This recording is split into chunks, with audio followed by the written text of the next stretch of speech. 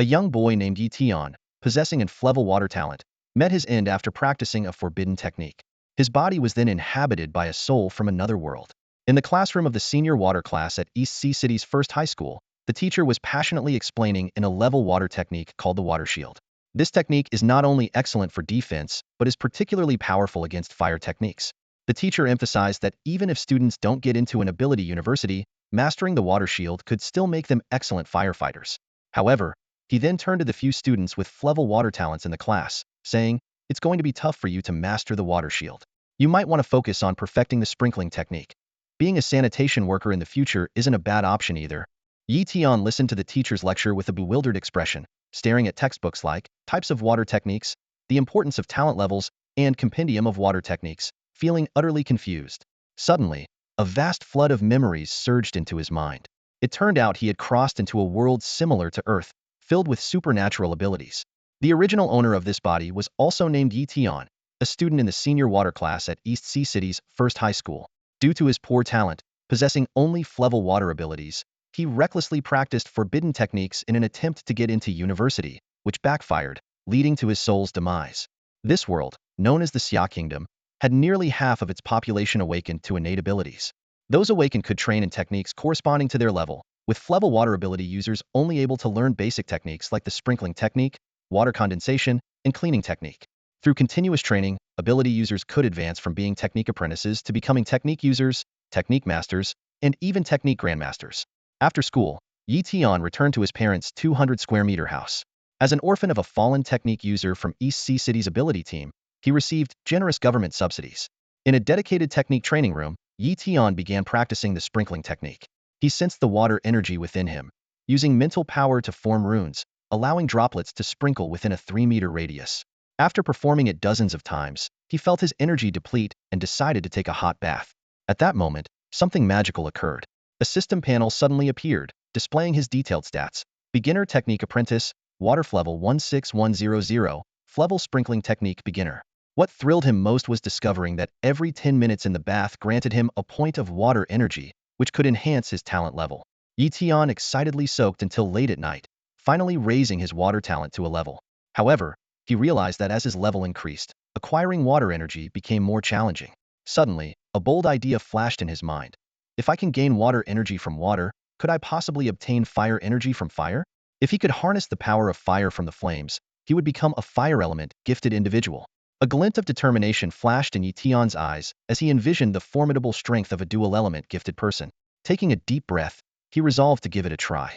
In the kitchen, the gas stove ignited with a whoosh, and blue flames danced. Carefully, Yi Tian reached his hand toward the fire, feeling the searing heat instantly. He endured the pain for several seconds before pulling back, shaking his reddened palm. Fire Power 1. Seeing this result, Yi Tian was thrilled. He quickly opened the data panel to check. Host, Yi Tian. Realm, Beginner Elemental Apprentice. Gifted Elements.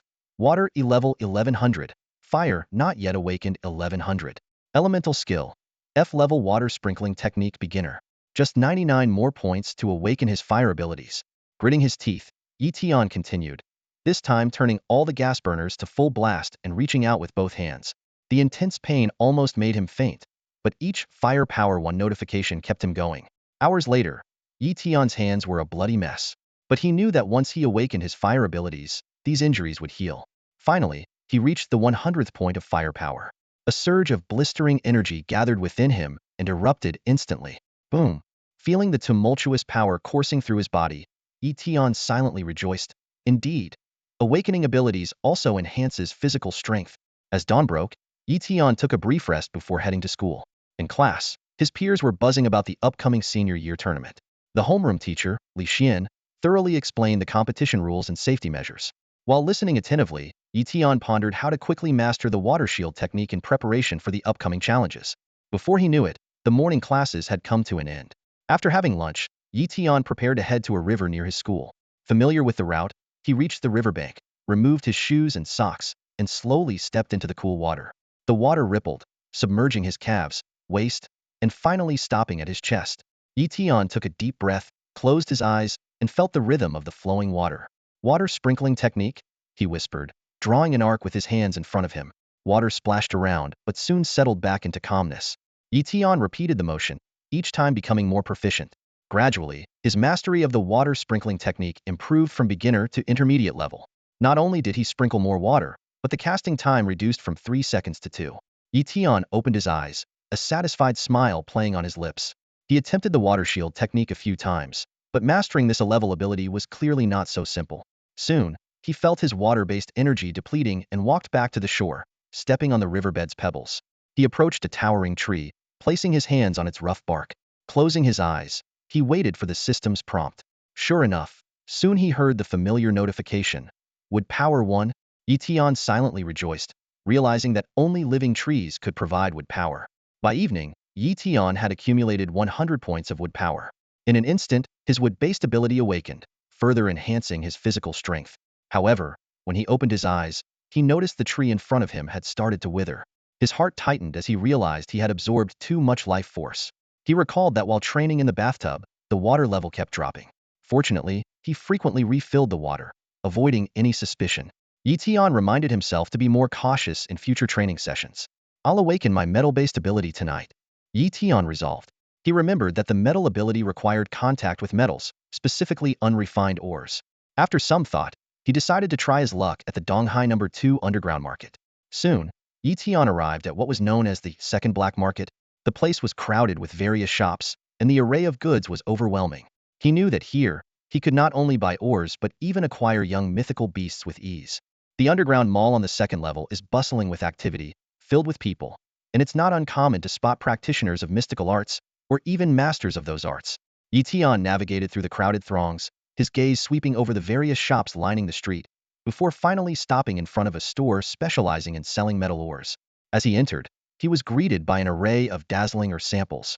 He headed straight to the iron ore section, picking up a sample to examine closely. As time passed, a subtle notification appeared, Metal Power 1. At that moment, Tian noticed a subtle change in the iron ore he was holding, as if it were degrading into scrap iron. He quickly put the sample down and left the store in haste. Soon, a massive blue iron ore caught his eye. 500,000, Tian exclaimed, calculating the inheritance he had received. He gently stroked the blue iron ore, and notifications of metal power flashed repeatedly. The shop assistant paid no attention to this, which allowed Tian to breathe a sigh of relief. After making the payment, Tian hurried home with his newly acquired ore. As night fell, he eagerly began to touch the blue iron ore. With the accumulation of metal power, a booming sound marked the awakening of his metal-based ability. His physical strength enhanced, Tian felt a surge of unprecedented power. In the days that followed, Tian focused on practicing the water shield technique and the golden needle technique. Each day, he would take time to bury himself in the soil by the riverbank, absorbing earth power. Time flew by, and soon there was only one day left until the league competition at First High School. Tian murmured to himself, gold, wood, water, fire, earth, the 5 common elemental abilities.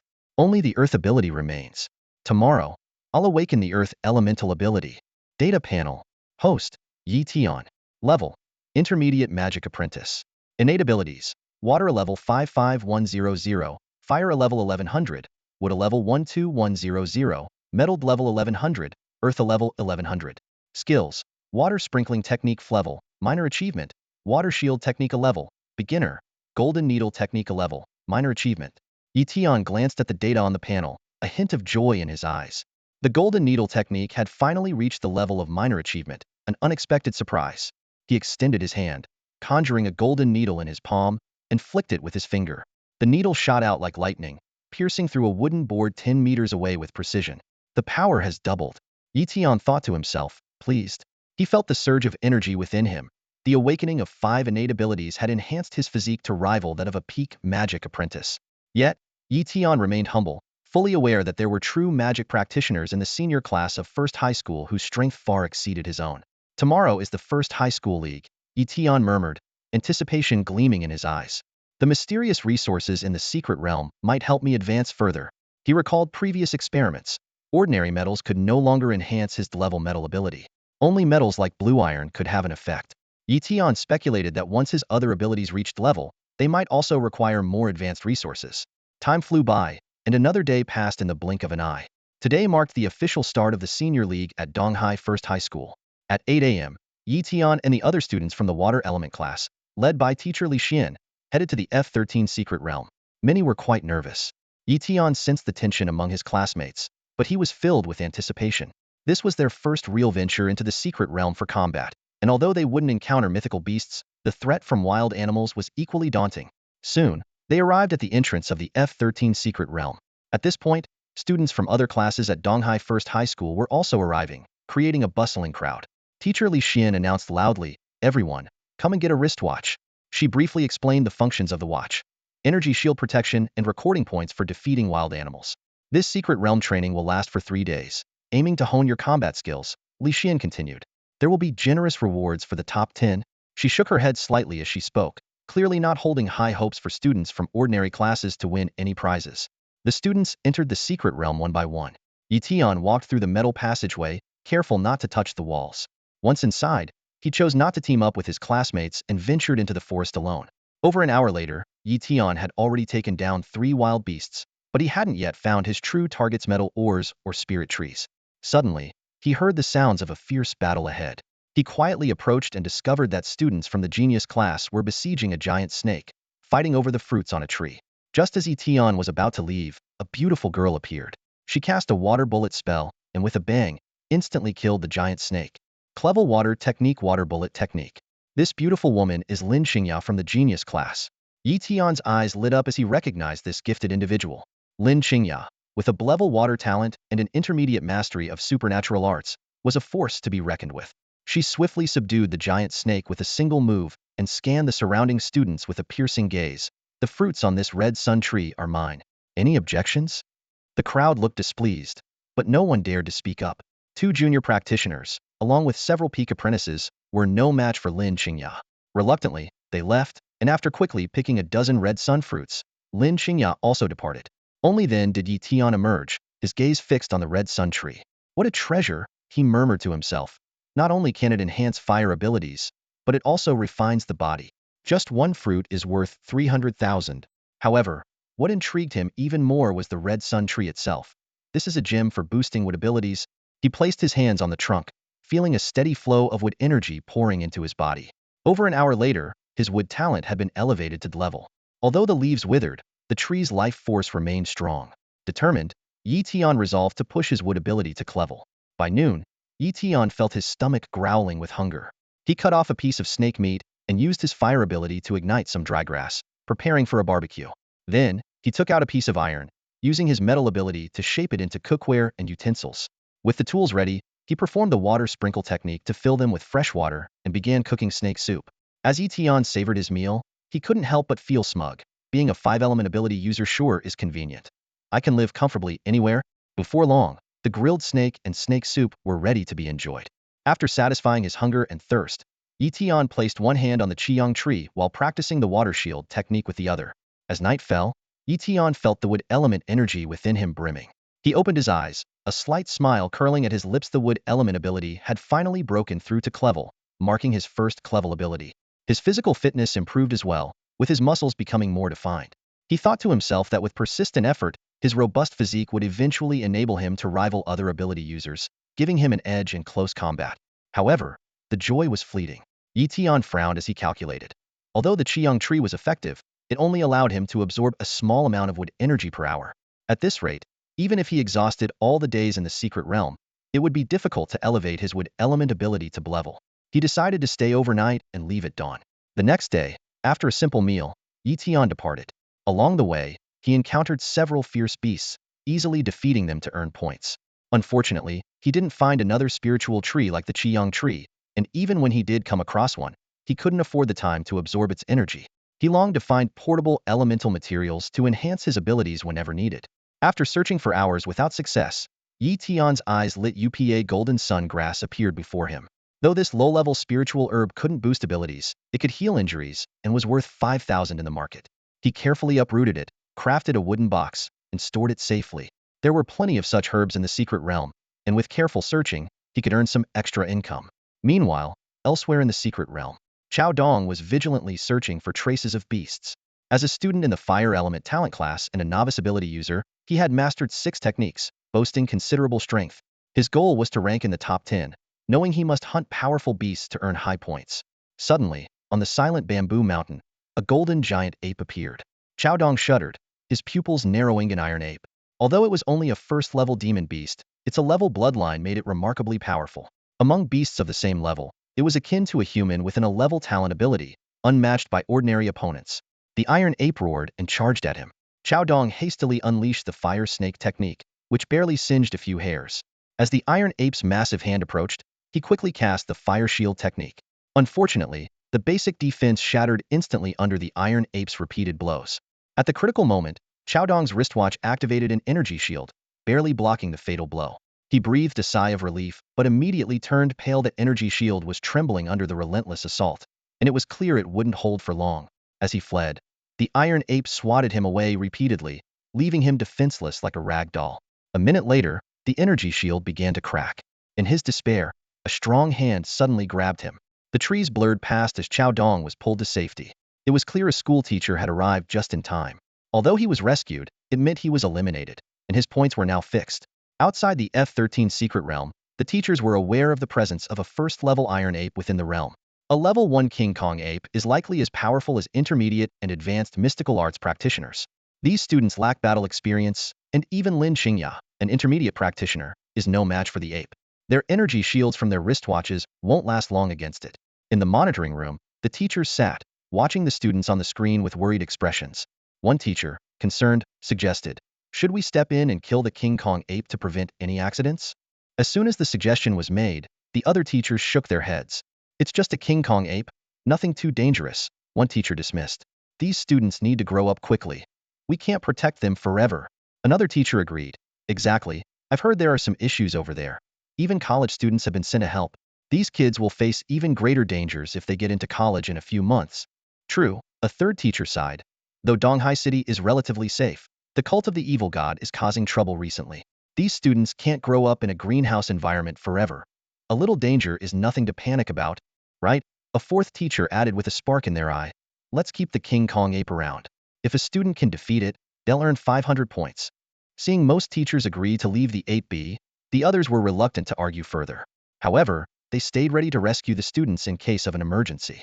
Soon, the students in the secret realm learned about the King Kong ape. Some mystical arts students were eager to team up and take it down.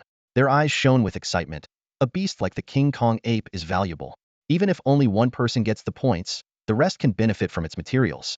And who knows, maybe I'll be the one to defeat it. Before long, some students found the King Kong ape. However, they underestimated its strength. With a single punch, the ape shattered their energy shields, eliminating them from the challenge. The teachers arrived to take these students away, but they did manage to inflict some damage on the ape. Time passed quietly, bringing them to the third day. In a deep valley, the King Kong ape was surrounded by 7 mystical arts practitioners. These were the talents from the elite class, each possessing level innate abilities and having mastered 1 or even 2 clever mystical arts. They were all at the intermediate level. Lin Qingya, Zhang Xiao, Li Xiaohe, Gao Weiwei, and the others had a brief discussion and decided to attack the King Kong ape together. "Let's take down the ape first, and then decide who gets the points," Lin Qingya suggested. "The one who gets the points can compensate the others with something else." Agreed. The 6 others responded in unison. Boom. The 7 engaged in a fierce battle with the King Kong ape, driving it back. However, the ape's body was incredibly tough, with strong defenses that withstood their clever mystical arts attacks. Its counterattacks were powerful, each blow comparable to a clever mystical art. As time went on, the ape's injuries worsened, and its strength waned. Just as the 7 thought victory was near, the ape suddenly unleashed a terrifying power. Boom! A golden aura erupted from the ape, and with a sudden charge, it knocked Lin Qingya and the others back, injuring them seriously. Innate mystical art King Kong strike. Lin Qingya and the others were shocked. They knew that beasts could use mystical arts, but these usually came from their bloodline, not training. It was rare to see a beast perform such arts, especially a level 1 beast like the King Kong ape using the King Kong strike, the art most suited to its kind. Although King Kong strike wasn't the most powerful innate art, when executed by a King Kong ape, it rivaled the perfected clever mystical arts. Just when Lin Qingya and her group thought they were in trouble, the King Kong ape turned and fled. Only then did they realize the ape had forcibly used its innate art and would suffer from bloodline backlash, leaving it gravely wounded. "Chase it!" the 7 shouted as they gave pursuit. However, they were injured too, slowing them down significantly. In contrast, the King Kong ape was naturally fast, and with the bloodline backlash not yet fully affecting it, it quickly disappeared from their sight.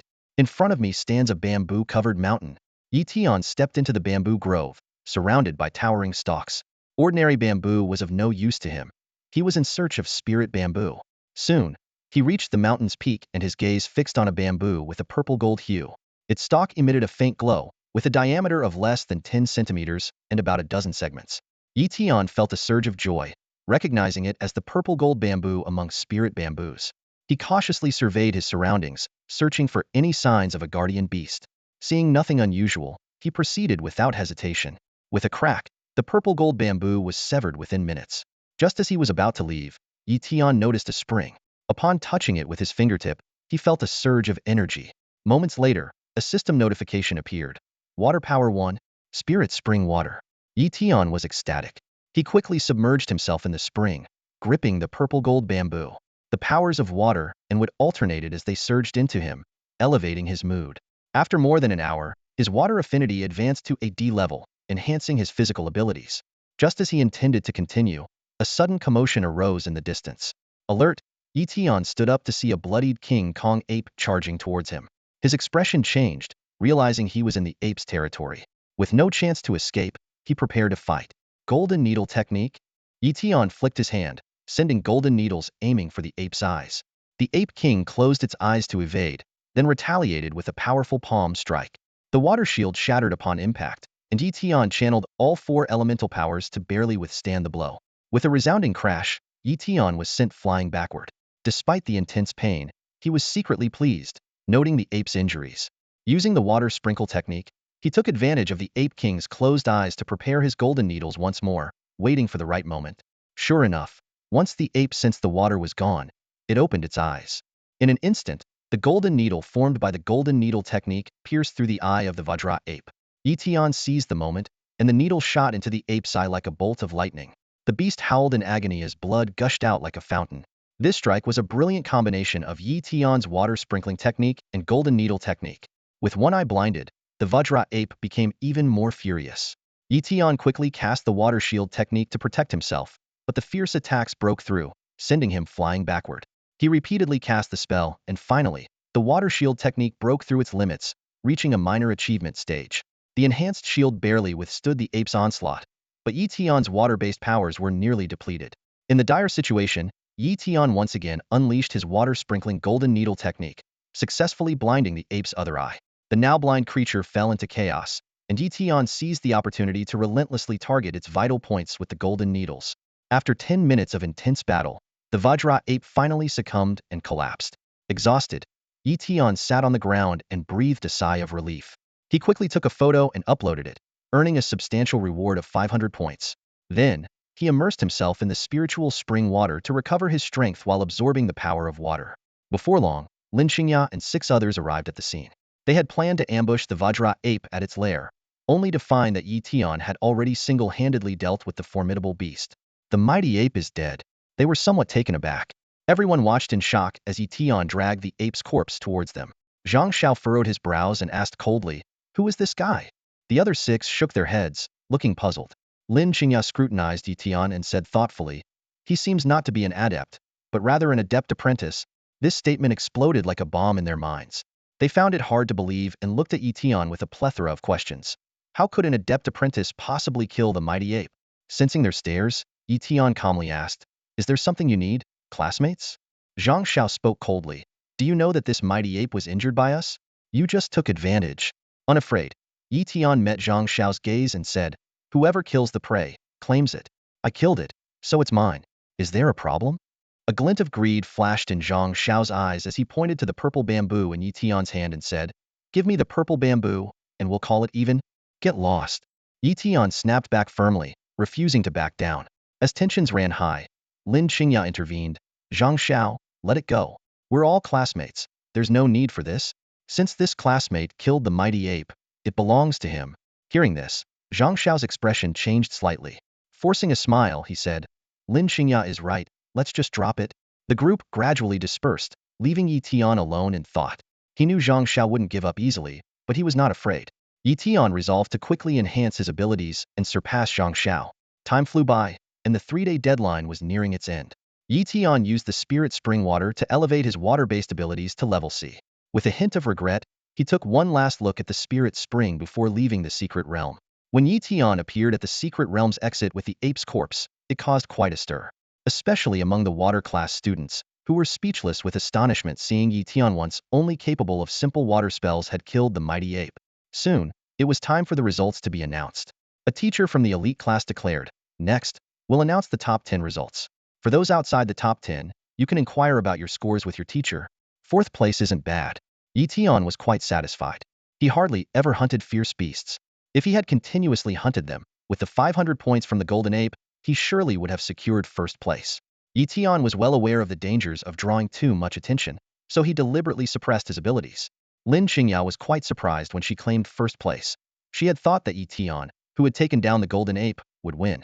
Zhang Xiao grumbled in discontent, saying that if not for the lucky 500 points, Yi Tian's actual score would have been only 76, which showed his true abilities. The award ceremony began promptly. The first place winner received a level special skill and a prize of 500,000, which was quite valuable. Those ranking from 2nd to 5th received level special skills and progressively decreasing cash prizes. Yi Tian placed 4th, earning a level special skill and 300,000.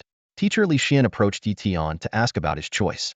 After a moment of thought, Yi Tian decided on the water therapy skill. He explained that he had obtained a treasure in the secret realm that enhanced his water attribute talent to a level. Li Xian, surprised, used a water talent stone to confirm Yi Tian's talent level.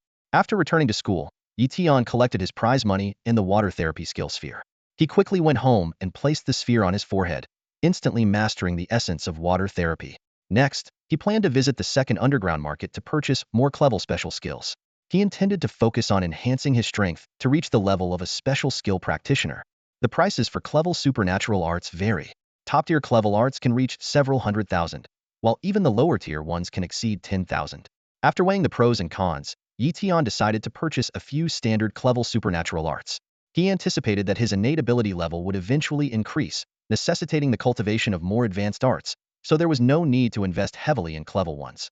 At a small supernatural arts shop in the second underground mall, Yi Tian carefully selected and eventually settled on 4 level supernatural arts: Sword Shadow Technique, Wood Vine Technique, Burst Technique, and Earth Armor Technique.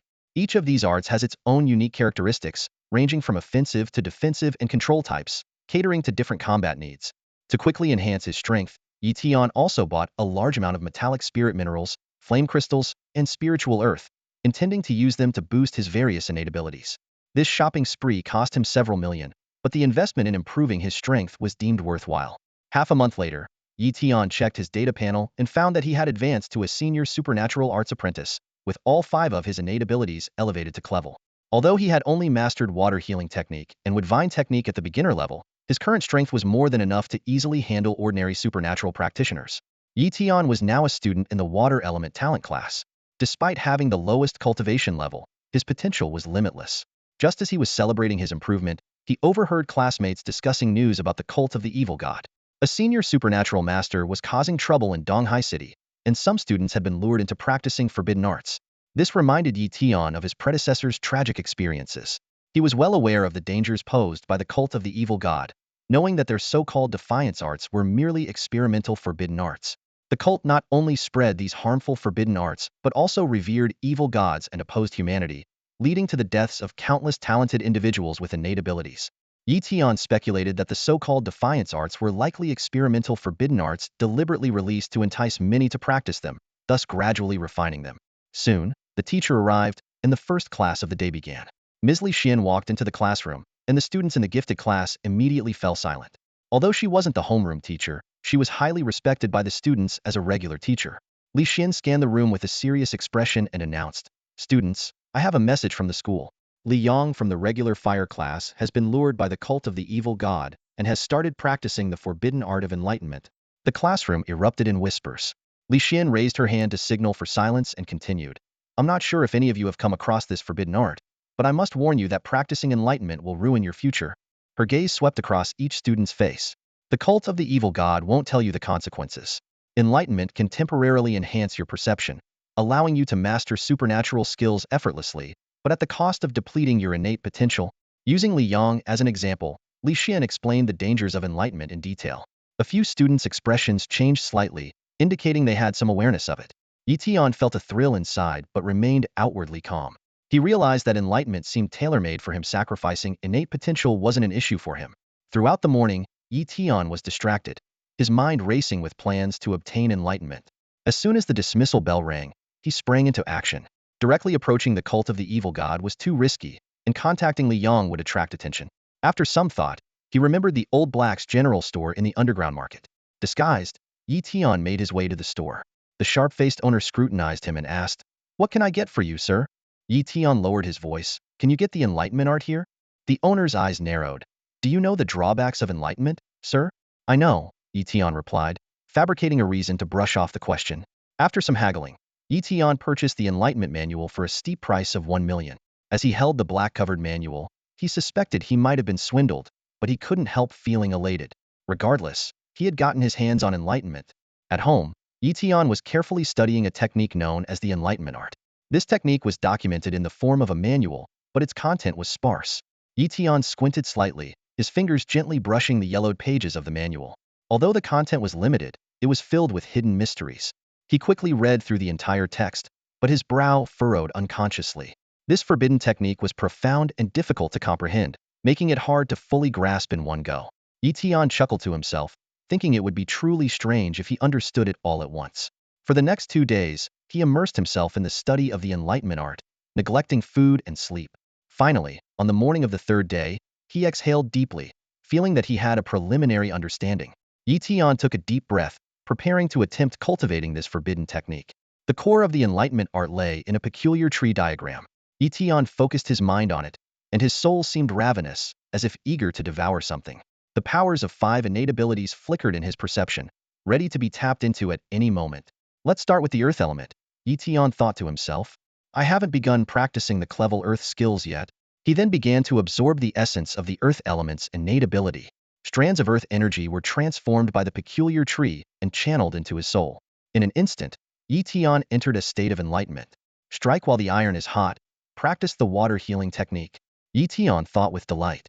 What was once a beginner-level water healing technique now seemed exceptionally simple, and inspiration flowed like a fountain. He felt completely at ease and quickly exhausted the water element's energy. Next, he moved on to wood vine technique, then the golden needle technique, and finally even attempted the clever sword shadow technique. Yi Tian was absorbed in the thrill of rapidly advancing his skills until he realized that the essence of the earth element's innate ability was about to collapse. This realization jolted him back to his senses, and he quickly stopped to check his status panel. Shocked, Yi Tian also realized the cost of this forbidden technique. The earth element's innate ability had dropped from clevel to flevel, a blow equivalent to losing all power for an ordinary ability user. However, for Yi Tian, who could enhance his innate abilities, this was an unparalleled method. As night fell, Yi Tian resumed practicing the enlightenment art, this time choosing the fire element's innate ability. As energy surged into him, his insight once again skyrocketed, and he began to frantically train in various abilities. Boom! His insight soared once more as he continued to train in one technique after another. This time, he managed to master all his water-based techniques and brought his metal-based sword shadow technique to an advanced level, which finally reduced his fire-based talent potential to an F grade. Feeling the surge of power within him, Yi Tian couldn't help but smile. His cultivation had reached the peak of the adept level, just a step away from becoming a practitioner. He suddenly realized an intriguing phenomenon. Every time he enhanced his talent potential, his overall qualities improved as well. Although each enhancement was minor, cumulatively, it was akin to honing his skills through relentless practice. This isn't exactly a bug, Yi Tian mused to himself. After all, others can't repeatedly deplete and restore their talent potential like I can. Glancing at his dwindling finances, he resolved to invest everything into purchasing elemental materials. To grow faster, I can't hold on to this money. Once I'm stronger, ways to earn money will naturally come. The next morning, Yi Tian headed to the second underground market again, purchasing various elemental materials. Once back at his place, he immediately began cultivating with his insight technique, using the materials to restore his talent potential. A day flew by. Yi Tian's various techniques reached mastery, except for the earth armor technique and the explosive technique, which he hadn't yet trained. Looking at his hands, he muttered, "My earth and fire talents haven't recovered to C grade yet, so I can't train these C grade techniques. I'll wait until they're restored." As his techniques reached perfection, Yi Tian felt his cultivation level rapidly increasing with each practice session. These techniques were like superior skills, propelling his strength forward. Soon, he reached the limits of a peak adept. It's time. Yi Tian took a deep breath, a determined glint in his eyes. Without further delay, he began his breakthrough to the practitioner level. To advance from a mystical arts apprentice to a junior practitioner, One must harness the energy of heaven and earth. Tian sat cross-legged, closing his eyes and focusing his mind, immersing himself entirely in sensing the spiritual energy around him.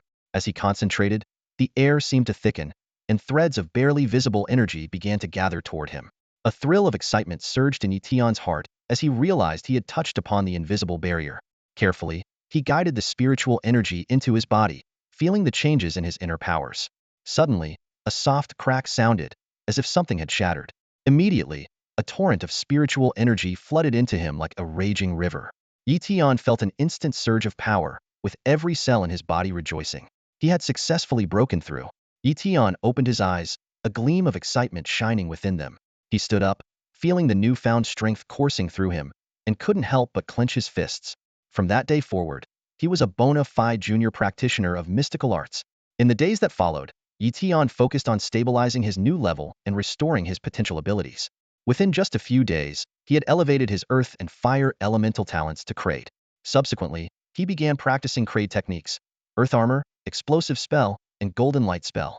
With the aid of his enlightenment technique, Tian's progress was astonishing. In merely 3 to 4 days, he mastered all 3 Crade mystical arts to perfection. Each day, he could feel a noticeable increase in his mystical power. However, Tian was not content with just that. With only 2 to 3 months left before the college entrance exams, his goal was to reach the advanced or even peak practitioner level within that time. To accelerate his improvement, he decided to take a leave of absence from school and venture out to hunt beasts. After careful consideration, Tian chose the Maple Leaf Mountain Range to the west of Donghai City as his destination. The area was teeming with beasts, mostly of the first level, and even if he encountered a second-level beast, his current strength would allow him to handle it with ease. Having made his decision, Tian began preparing for his hunting expedition, off to the Maple Leaf Mountain Range to hunt beasts. Before heading there, he needed to make some preparations. The most important thing is the storage pouch. Tian stood in the first underground mall of the East Sea Base Market, his eyes locked on the Donghai Pavilion store not far away. This shop was renowned for high-end goods, especially dominating the market with its storage pouches. Taking a deep breath, he stepped inside. A uniformed female employee approached with a smile and asked, "May I help you with anything?" "I want to buy a storage pouch," Tian said straightforwardly.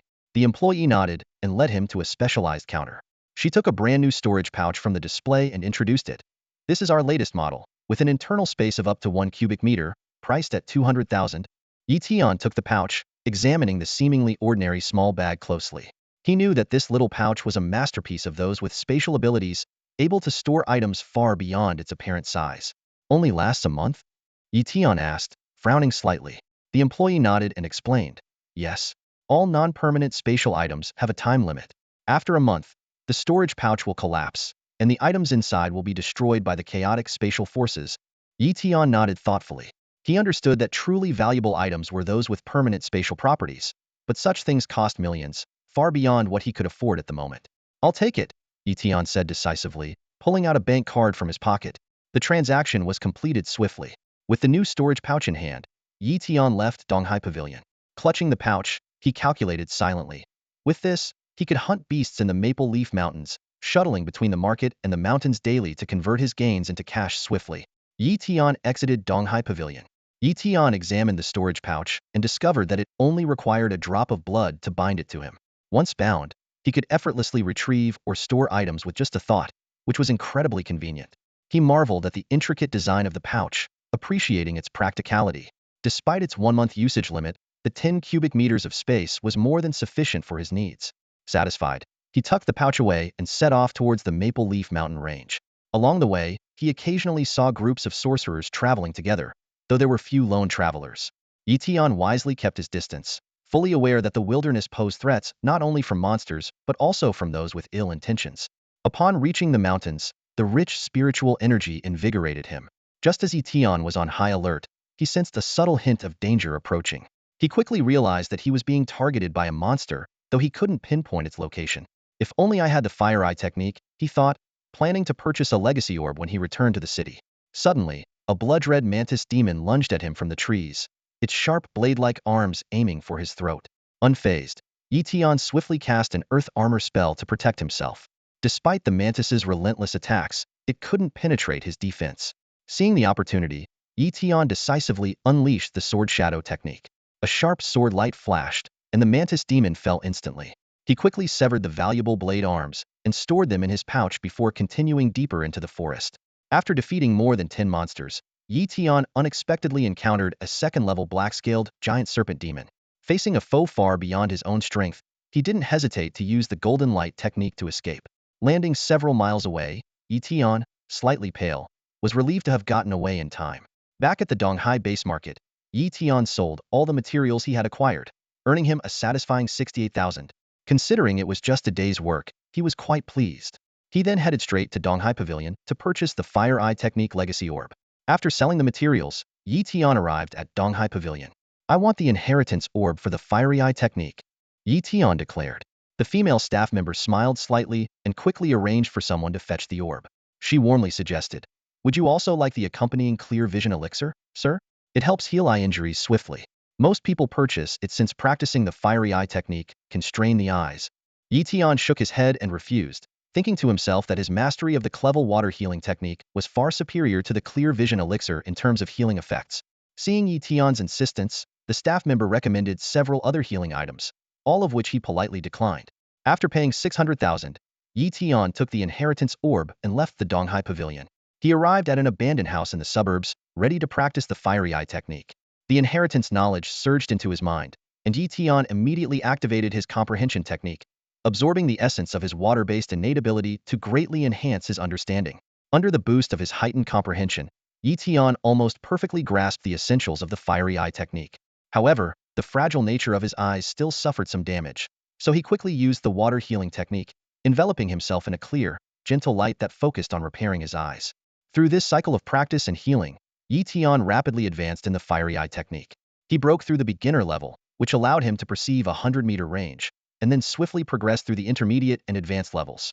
By late night, he had reached the complete mastery stage, expanding his perception range to 500 meters, with the ability to sense 30 meters underground.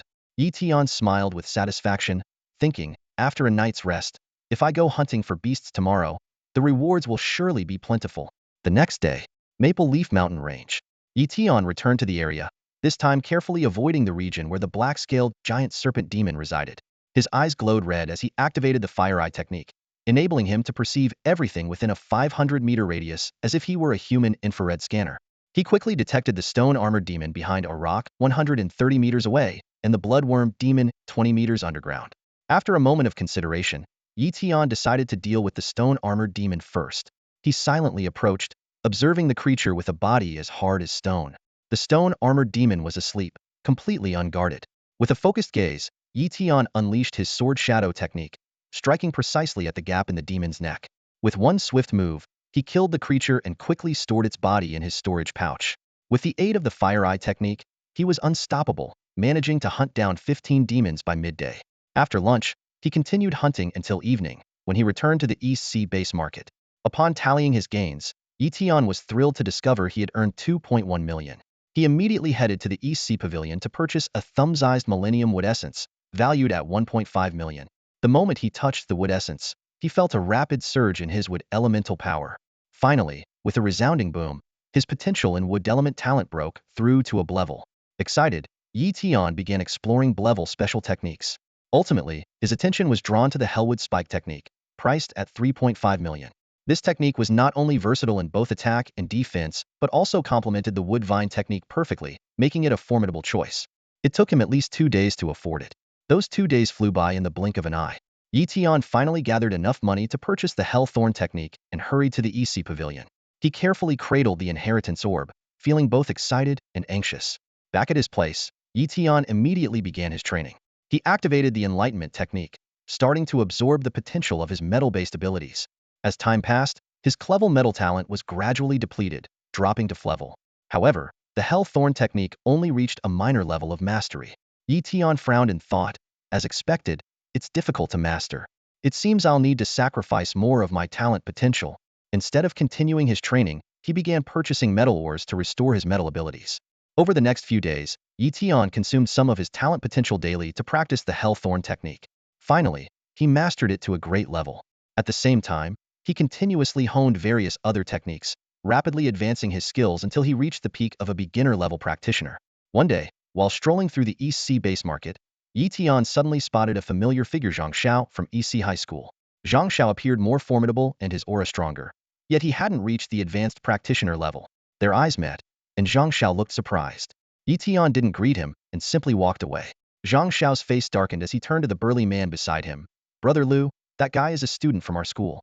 He was a nobody, but he got lucky in a secret realm and joined the gifted class. Lu Feng smirked. So, he's just a nobody who relied on treasures to advance. Such people have limited potential compared to your level talent. Zhang Xiao lowered his voice. Brother Lu, I've got issues with him.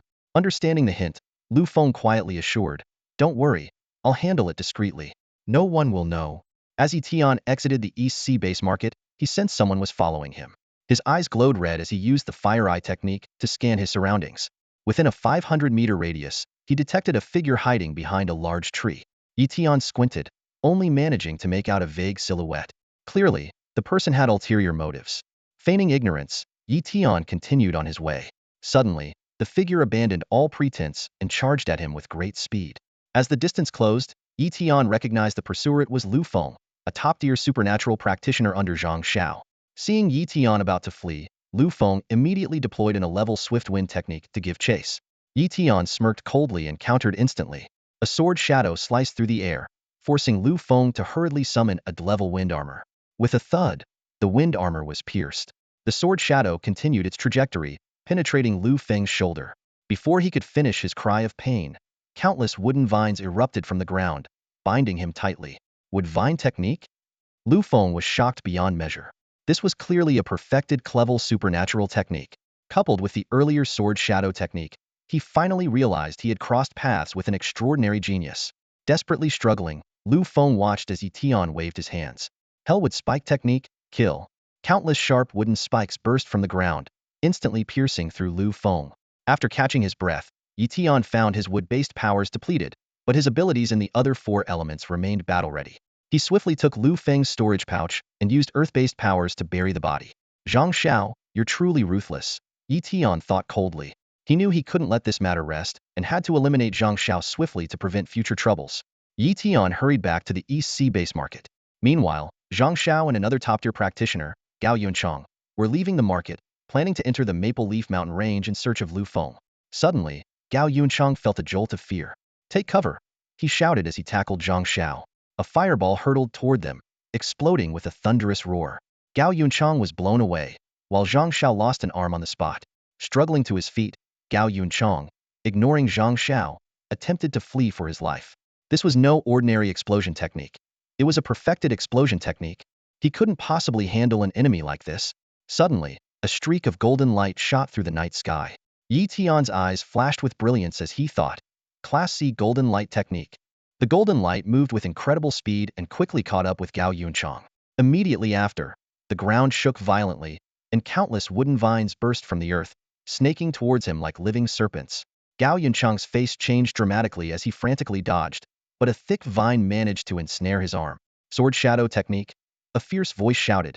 As countless sword lights came whistling in, Gao Yunchang gritted his teeth, and his arms suddenly turned golden, resembling real golden arms. This was the class gold-based technique. He was using all his strength to perform golden arm technique.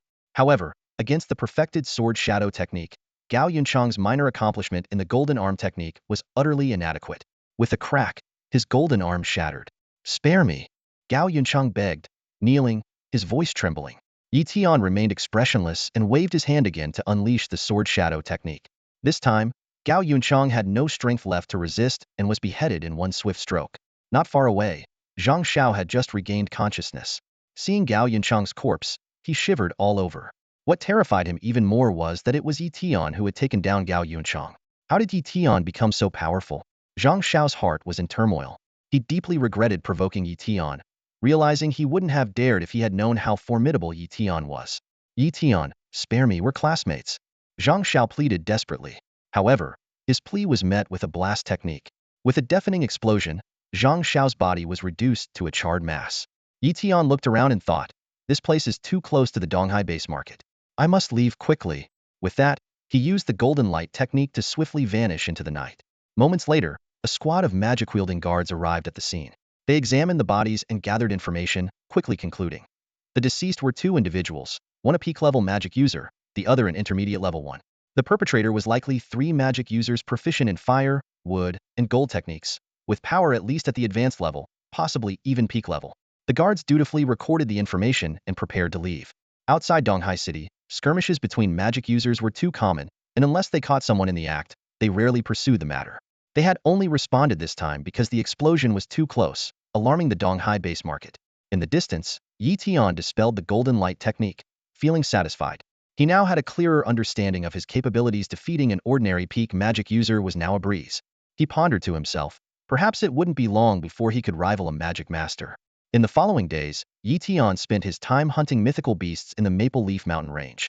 A few days passed, and the mystics dispatched by the Dongshu group stayed for only half a day before leaving. Tian secretly breathed a sigh of relief, knowing his identity remained undiscovered.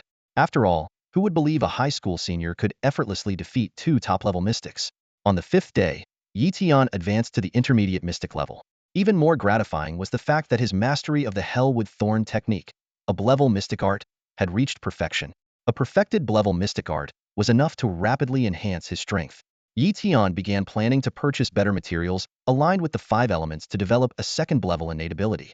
He estimated that 3 million would suffice for basic materials, but to accelerate his progress, he needed at least 10 million for top-tier materials. A few days later, Tian arrived at the East Sea Pavilion with the hard-earned 10 million.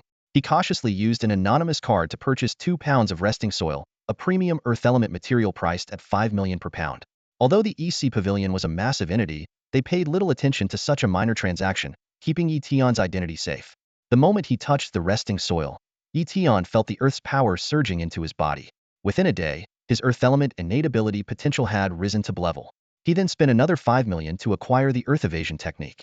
Tian proceeded to cultivate the comprehension technique, which allowed him to absorb the potential of a B-level wood element innate ability. His significantly heightened comprehension made mastering the earth evasion technique much more efficient. In just 10 days, he perfected the technique, enabling him to move swiftly underground at a depth of 100 meters. Following this, Tian spent over 6 million on the top-tier water element material, Azure Crystal. A day and a half later, his water element potential successfully reached B-level. Without hesitation, he chose the water clone technique he had long set his sights on. Tian understood that once the water clone technique reached perfection, it could create duplicates almost indistinguishable from the real person, capable of merging with water, providing the most discreet method of concealment. If Tian couldn't swim, he could still have his water clone envelop him, allowing him to move freely through the water with ease. Tian focused his mind, forming a seal with his hands. In an instant, a stream of water gathered before him, taking shape as a water clone identical to himself. With a thought, Tian transformed the appearance of the water clone, first into Zhang Xiao, and then into Lin Qingya. Looking at the lifelike water clone in the form of Lin Qingya, Tian couldn't help but feel his heart race. He suppressed his excitement, carefully examining the perfect replica. A water clone at the perfect level not only looked exactly like a real person, but also felt astonishingly realistic to the touch. Tian gently touched the water clone, feeling its smooth texture like flowing water. He shook his head, quickly regaining his composure, and returned the water clone to his own likeness before dispelling the technique. Reflecting on the wonders of the water clone, Tian couldn't help but marvel at its power. It allowed him not only to move freely underwater, but also to change appearances and even handle tasks in his place. Such a mysterious technique, no wonder it was priced at 4 million. Tian felt fortunate for having purchased and mastered this technique in time. He knew that the water clone would prove invaluable in the upcoming college entrance exams. With this in mind, Tian became even more determined to improve his abilities. Time flew by, and half a month had passed. Now, with only a month and a half left until the exams, Tian had been diligently practicing various techniques and had successfully advanced to the level of a high-level adept today. In just half a month, Tian managed to upgrade one of his innate abilities from a clevel to a B-level. He also mastered a B-level metal-based technique known as the steel ground technique, which is specifically designed to counteract the earth escape technique. This advancement significantly boosted his combat capabilities. To earn resources by hunting beasts, Tian frequently ventured to the Donglan River. This large river, which flows into the sea, was teeming with beasts. While most ability users were reluctant to provoke aquatic beasts, Tian found it exhilarating. He would use his water clone technique to silently and stealthily search for prey underwater. One day, as usual, Tian arrived at the riverbank and deployed his water clone. Unexpectedly, he discovered a powerful water-based ability user aggressively hunting beasts. What was peculiar was that this person even collected the corpses of the lowest-grade beasts. Sensing something amiss, Yi Tian decided to follow them discreetly. When the person went ashore and entered the dense forest, Yi Tian used his earth escape technique to pursue them. With his fire eye technique, he detected a group of over a dozen ability users gathered in the forest, one of whom had an especially intimidating presence. Yi Tian carefully hid a meter underground, listening intently to their conversation. Master Bloodclaw, these are the water beast corpses I have acquired. Excellent, place them on the altar. We need to continue hunting more beasts in the coming days to offer them to the great evil god. Yi Tian was shocked to realize that they were members of the evil god cult. They were planning to sacrifice the beasts to gain power from the evil god, helping Master Bloodclaw break through to the Grandmaster level of abilities. This could not be allowed to happen. Knowing he couldn't confront them alone, Yi Tian decided to report the situation to the Ability Association. To ensure his safety, he chose to use his water clone, disguised to alter his appearance, to make the report. He controlled the water clone to approach the Ability Association building, disguised as a mysterious figure. To ensure his message was taken seriously, the water clone boldly entered a restricted area meant only for internal members. As soon as Yi Tian was about to step into the restricted area, several sorcerers from the Ability Association blocked his way. One of them shouted sternly, "You are not allowed to enter here." Unfazed, Yi Tian replied calmly, "I've discovered traces of the Bloodclaw from the cult of the evil god." His words made the sorcerers exchange uncertain glances. Given Bloodclaw's significance in the cult, any related information couldn't be ignored. They hesitated to let him pass, yet they couldn't outright dismiss his claim. After a brief moment of indecision, one of the sorcerers hurriedly contacted their superior. Within 10 seconds, a graceful figure appeared before them. The newcomer, dressed in a form-fitting battle suit, had a youthful appearance but exuded an undeniable aura of authority. The sorcerers greeted her respectfully. "Master Lu Xian." Lu Xian nodded slightly, then fixed her sharp gaze on Yi Tian. "You, a water element sorcerer, claim to have tracked Bloodclaw?" Yi Tian, maintaining his composure, stated directly, "Bloodclaw is setting up an altar in the wilderness, using the corpses of water element beasts as offerings. His intention is to summon the evil god through a sacrificial ritual, hoping to harness a fraction of the evil god's power to break through to the sorcerer Grandmaster realm." Lu Xian's expression changed dramatically upon hearing this. She was well aware of the terrifying nature of such a ritual. The corpses of water element beasts alone were far from sufficient. It would also require the sacrifice of a sorcerer's lifespan and rare natural treasures. "Where is it?" Lu Xian pressed, her tone now laced with a hint of belief. Yi Tian provided the location of the altar, then turned to leave. Lu Xian commanded sharply, "Stop, you can't leave yet." She reached out to grab him, only to see Yi Tian's figure dissolve into a mist, leaving only a few pieces of clothing fluttering to the ground. "A water clone!" they all exclaimed. Even Lu Xian couldn't see through this perfected water clone. She was inwardly startled. A level sorcerer's water clone, cultivated to perfection, could transform into countless forms, male or female, making it nearly impossible for even a Grandmaster to easily detect the true body. Now that Yi Tian's real whereabouts were unknown, they realized they had been thoroughly outwitted. The perfected water clone could change into any appearance, male or female, leaving them completely clueless about the true body's location. In the city of Donghai, at the top floor of the headquarters of the Ability Users Association, Lu Xian arrived to meet with Taisher, the vice president of the association. Lu Xian entered the spacious office, where Taisher stood gazing out over the city from the floor-to-ceiling window. She respectfully saluted and reported, "Vice President, a practitioner just reported the whereabouts of the Bloodclaw from the cult of the evil god, even providing a specific location. I tried to detain him, but it turned out to be a water clone." Taisher turned around, frowning slightly. "A water clone? Could it be someone at the perfected level?" "Exactly," Lu Xian nodded.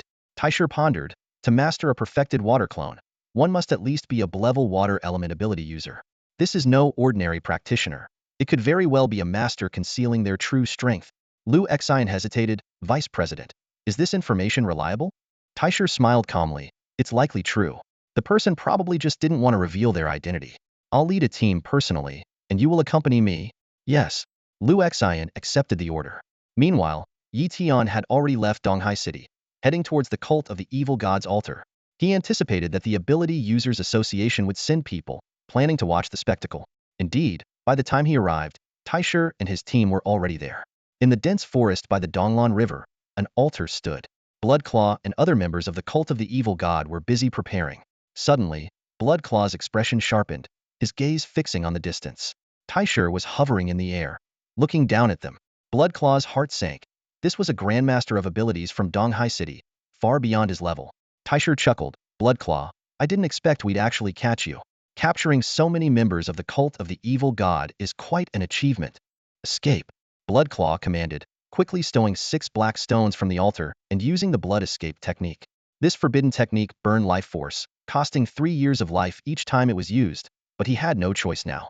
In a flash of blood-red light, Bloodclaw's speed surged. Taisher remained unimpressed. Too bad your blood escape is only at the minor level. If it were perfected, you might have actually escaped. With that, he used the golden light technique to pursue. A streak of blood-red light and a streak of golden light chased each other through the forest sky. Though Taisher's golden light technique was not perfected, it was at the major level. Combined with his Grandmaster prowess, he quickly caught up to Bloodclaw. Iron prison. Taisher clasped his hands, encasing Bloodclaw in a golden cage that began to contract. Knowing he was in trouble, Bloodclaw took out a blood-red claw, merging it into his hand, and tore the prison apart. But before he could catch his breath, Taisher unleashed a level gold element ability severing technique. Golden light sliced through, severing Bloodclaw's blood-red claw. Bloodclaw cried out, stumbling back. He had retreated to the brink of the Donglan River, just a step away from the water. Taisher realized the danger. If this water element master reached the river, capturing him would be difficult. Acting decisively, he used a level ability Thousand Blades. A silver-white line pierced Bloodclaw's chest, his heart punctured, and he fell into the river. Taisher quickly formed a golden hand to retrieve the body. However, upon inspection, his brow furrowed. The storage ring was missing. Taisher dove into the river, attempting to locate the crucial storage ring. However, after searching thoroughly, he found no trace at all.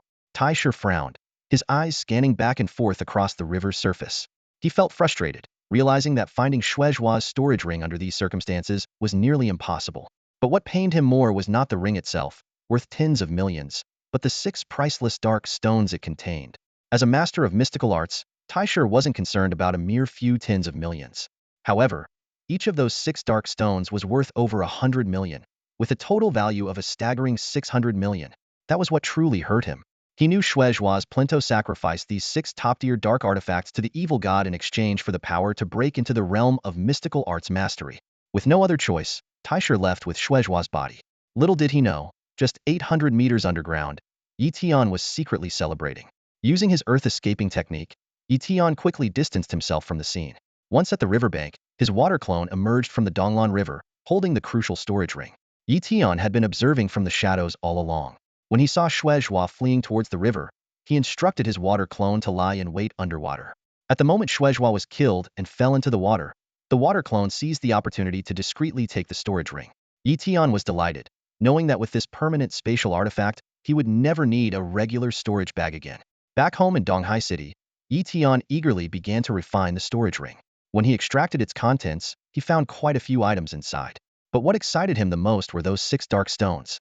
As soon as he touched a dark stone, a powerful surge of dark energy flowed into his body. Within minutes, Tian awakened and level dark ability, quickly advancing to a level. Half an hour later, he reached level, and after just over 3 hours, he broke through to level. At this rate, he estimated it would take no more than 10 hours to elevate his dark ability to level, with the potential to reach a level. What shocked Tian even more was that despite absorbing so much energy, the dark stone was barely depleted. He realized that these 6 dark stones would last him a very long time. After researching online, Tian finally understood the value of the treasure in his possession. Each dark stone was worth 100 million, and he had a total of 6. Subsequently, he searched online for information on dark materials and discovered the origin of the stone. Dark stone. According to online descriptions, a single dark stone was valued at approximately 100 million, and he had as many as 6. Aside from the dark stone, Bloodclaw's storage ring contained quite a few valuable items, though some were malevolent in nature. These dark artifacts could neither be kept nor sold. Tian furrowed his brow, pondering for a moment before deciding to use his earth escape technique to bury these evil items 100 meters underground. As he gently touched the storage ring, his gaze fell upon a book with a black cover, and a smile crept onto his face. It was a rare dark arts manual, containing an level dark canopy technique and a level dark spear technique. Tian calculated that these 2 techniques were quite valuable. The level dark canopy, in particular, was worth at least tens of millions on the market and was usually available only in the form of a legacy orb, strictly forbidden from being spread. But this manual was an unexpected find, which he could either keep for himself or sell at a high price. In the following days, Tian focused on his training. He first elevated his dark affinity to a level, and then used his comprehension technique to master the dark spear. In just over a day, he achieved perfection with the dark spear. Immediately after, he dedicated himself to the dark canopy. Time flew by, and with only half a month left until the college entrance exams, Tian's abilities reached the pinnacle of the arcane practitioner realm, and he had brought the dark canopy to an advanced stage. He calculated that achieving perfection before the exams was within reach. For one last hunt, Tian decided to venture to the Maple Leaf Mountains in search of the black-scaled giant serpent demon. Using his fire eye technique, he meticulously searched for traces in the area. After an hour, he finally discovered a concealed entrance to an underground cave. Approaching silently, Tian was aware that the black-scaled giant serpent demon had already sensed him. Just as it prepared to attack, Tian swiftly unleashed the dark spear. The pitch-black spear pierced through the serpent's defenses like lightning, striking directly through its heart. The serpent collapsed with a thud, its life force rapidly fading. After clearing the site, Tian returned with a bounty. At the East Sea base market, he gradually sold off his prey and the items from Bloodclaw's storage ring, amassing over 20 million in wealth. However, materials to enhance other innate abilities to a level were elusive, and even a-level arcane techniques were nowhere to be found. Back home, Tian realized a critical issue.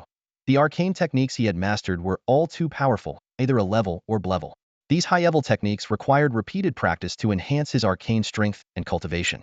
As he contemplated the process, Tian realized it would undoubtedly cause destruction and disturbance. Tian frowned in thought.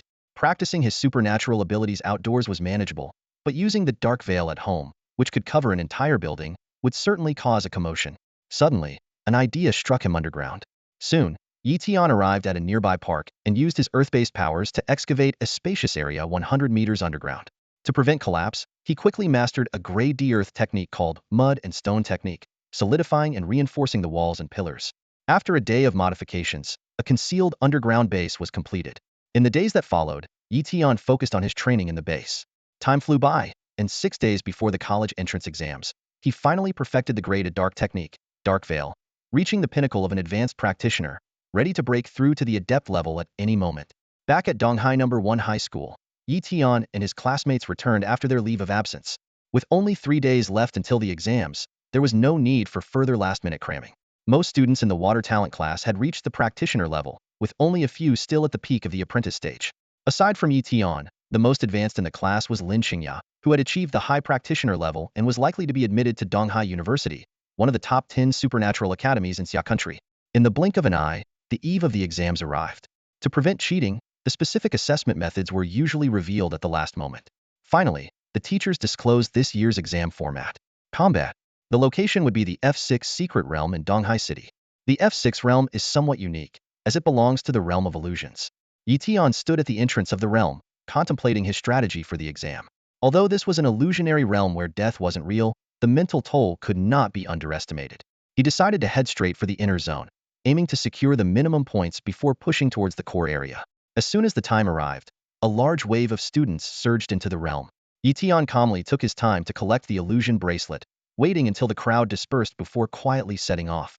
He employed the golden light technique, swiftly moving like a streak of light through the outer zone, soon feeling the resistance of a barrier. "I'm here," Tian muttered to himself, cautiously surveying his surroundings. In no time, a blood wolf came charging towards him, its fangs bared. With quick reflexes, Tian cast the golden needle technique, and with a puff sound, the blood wolf fell to the ground, dissipating into mist. The number 10 appeared on his bracelet, and Tian smiled slightly. Over the next hour, he moved effortlessly as if in a deserted land, vanquishing various beasts with ease. His fire eye technique made it even easier to spot his targets. Once his points surpassed the 1,000 mark, Tian felt confident. With the minimum points secured, it's time to head to the core area, he thought to himself. Taking a deep breath, he once again used the golden light technique to advance deeper. Soon, a massive gray bear came into view. Tian's eyes narrowed, knowing a real challenge had arrived. Without hesitation, he used the wood vine technique, and thick vines quickly ensnared the bear. Then, forming a seal with his hands, he shouted, "Hellwood thorn technique." The grizzly bear was swiftly pierced through and died almost instantly, adding 200 points to his score, signifying that killing a mid-level second-tier beast earns 200 points. After effortlessly taking down the grizzly, Tian continued his search for second-tier beasts in the core area. As time went by, one beast after another fell to his unique abilities, and his score kept climbing. 6 hours later, he had amassed 8,000 points and reached the deepest part of the core area. Suddenly, an earth armor dragon appeared before him. This beast, at the pinnacle of the second tier, boasted a formidable grade bloodline and incredible defense, along with mastery over various earth element abilities. Tian felt a slight sense of pressure but decided to give it a try. The earth armor dragon suddenly vanished, using its earth burrow technique. Tian quickly activated his fire eye technique to lock onto its position, then employed the ground to steel technique. The soil beneath instantly transformed into steel, compressing the earth armor dragon. However, the dragon's strength was astonishing, and it easily broke through the steel and emerged above ground, covering itself with its earth armor technique. Unwilling to back down, Tian conjured a dark spear to attack. Unfortunately, it only shattered one of the dragon's scales, having little effect. The earth armor dragon counterattacked with its great stone spear technique, sending a barrage of stone spears toward Tian. Realizing that evasion was futile against this swift and widespread attack, Tian immediately unleashed a grade dark element ability, the Dark Canopy. The Dark Canopy unfurled with a hum. In an instant, the earth armor dragon was plunged into utter darkness. Tian's figure vanished, and countless black threads entwined the dragon, continuously suppressing its power. The creature struggled frantically but couldn't break free from the constraints of the perfected level dark magic. Seizing the opportunity, Tian swiftly unleashed a level wood-based spell, the Hellwood Spike technique. Numerous wooden spikes erupted from the ground, targeting the dragon's vulnerable belly. Although the spikes didn't pierce its skin, Tian cleverly manipulated one to penetrate through the dragon's rear. A piercing howl echoed all around as the earth armor dragon went berserk, its attack power surging. Yet, under the suppressive dark canopy, it couldn't sense Tian's position and could only wreak havoc on the surrounding ground. Meanwhile, Tian persistently attacked its weak points with various spells, draining its life force. Anticipating the dragon's attempt to escape with a burrowing technique, Tian was ready. He immediately used the ground to steel technique, transforming the earth into a solid steel surface, effectively sealing off the dragon's escape route. Under Tian's relentless assault, the earth armor dragon, at the pinnacle of a second-level beast, eventually lost its last breath and dissipated into mist. Tian was secretly pleased, gaining a clearer understanding of his own capabilities. He realized that if the dragon had been more intelligent, it might have been a more challenging opponent against a spellcaster of the same level. Defeating the earth armor dragon earned Tian 1,000 points, bringing his total to 9,000. He then continued to hunt several more second-level beasts, raising his score to the maximum of 10,000. With his score capped, Tian shifted his focus to gathering resources. Soon, he discovered an exceptionally pure white Stonia Phantom Stone. Its touch was cool and comforting, and the system indicated a 1 increase in spiritual power. Tian recognized it as a valuable material for spiritual magic and decided to collect as much as possible in the remaining time. In the underground core area, Tian unexpectedly found a basketball-sized mid-grade phantom stone and immediately stored it away. With the awakening of his spiritual abilities, he was now capable of cultivating spiritual spells. As the exam period ended, his score was finalized. Tian quickly returned to the Secret Realms exit, handed over his illusion bracelet, and emerged from the F6 Secret Realm. All the student scores are compiled and reported, with the results being announced a few days later. After the exams, the campus was filled with a mix of tension and anticipation. Students gathered in small groups, whispering about how they did. A few curious classmates surrounded Tian, eager to know his score. Tian simply smiled, a mischievous glint in his eyes, and shook his head mysteriously. "I scored 10,000 points, Tian said, half-jokingly. The students around him burst into laughter, clearly not believing his joke. Tian shrugged and said no more. After all, once the results were announced, everything would be clear. As the bell rang, students gradually left the exam hall. Tian, with his backpack slung over his shoulder, walked out of the school gates at a leisurely pace, a faint confidence on his face. 2 days later, the atmosphere in the meeting room of Donghai First High School was tense. Li Xian and several teachers were already present, and even Principal Guahai, a master of the mystical arts, attended. Once everyone was seated, Guahai cleared his throat, a rare smile appearing on his face. "Teachers, our school's performance this year is quite impressive." Hearing this, the teachers breathed a sigh of relief. If the results were poor, they would undoubtedly face criticism. Guahai continued, "This year, the top scorer in Donghai City's college entrance exam is from our school, and the provincial top scorer is also our student." The news hit the meeting room like a bombshell, causing a stir. Teachers exchanged incredulous glances. In past years, even with good results, it was unlikely for their school to produce a provincial top scorer. After all, achieving a perfect score of 10,000 points seemed possible only for a mystical arts practitioner, and there were no such graduates this year. "Who is it?" someone asked eagerly. Guahai's gaze swept over the teachers, finally resting on Li Xian. It's Yi Tian from the water talent class. Li Xian stood up abruptly, disbelief written all over her face. She was well acquainted with Yi Tian once, just an level water ability user, who managed to barely rise to level through a stroke of luck, which allowed him to join the talent class. Although he placed in the top 10 in the school league, that was merely because he took advantage of defeating beasts already heavily injured by others. After that, Yi Tian took a leave of absence for training, and she had no idea how much his abilities had improved. But how could a mere level ability user possibly become the provincial top scorer? Principal, are you serious? Li Xian's eyes flashed with disbelief. Principal Guohai nodded solemnly. I'm not joking. The results just came in, and I was informed immediately. This year, 23 students from our school have met the admissions line for Donghai University, 2 more than last year. He paused before adding, of course, not everyone will choose Donghai University. Some will apply to other universities of a similar caliber because each institution specializing in supernatural abilities has its own focus. For instance, Donghai University excels in water-based abilities, whereas Kyoto University focuses on fire, wind, and lightning abilities. Guohai continued to explain, for rarer talents like spatial and dark abilities, some schools don't even have the appropriate faculty. Donghai University, for example, has no spatial ability instructors, so naturally, no students with spatial talents will apply there. He emphasized, we only offer suggestions. The final choice is up to the students. Turning to the matter of publicity, Guohai stated, our school has produced the top scorer in the college entrance exams, which is a great honor. We must promote this achievement extensively. With that, the entire school launched an enthusiastic promotional campaign. The news spread like wildfire throughout Donghai City. Lin Qingyao was stunned. Yi Tian is the top scorer? How is that possible? She recalled that Yi Tian was just an ordinary student before suddenly acquiring rare resources that barely got him into the water talent class. There must be some significant secret behind him, Lin Qingyao pondered. Suddenly, Yi Tian became the center of everyone's attention. Universities extended their offers, but Yi Tian, wanting to stay close to home, firmly chose Donghai University. The next day, Yi Tian arrived at Donghai High School to register. As soon as he entered the water talent class, his classmates surrounded him. Yi Tian, how did you become the top scorer? 10,000 points. I only got a bit over 300. I did even worse, just over 200, and got taken out by a powerful monster. Faced with the barrage of questions, Yi Tian smiled calmly, just lucky. Clearly, no one bought his dismissive response. Just as Yi Tian was about to fill out his college application, teacher Li Xian hurried in. Yi Tian, the principal wants to see you. Principal Guohai scrutinized Yi Tian closely and nodded with satisfaction. Impressive.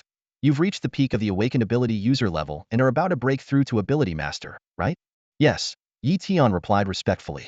Which university are you planning to apply to? Guohai asked. Donghai University, for the water program, Yi Tian answered without hesitation.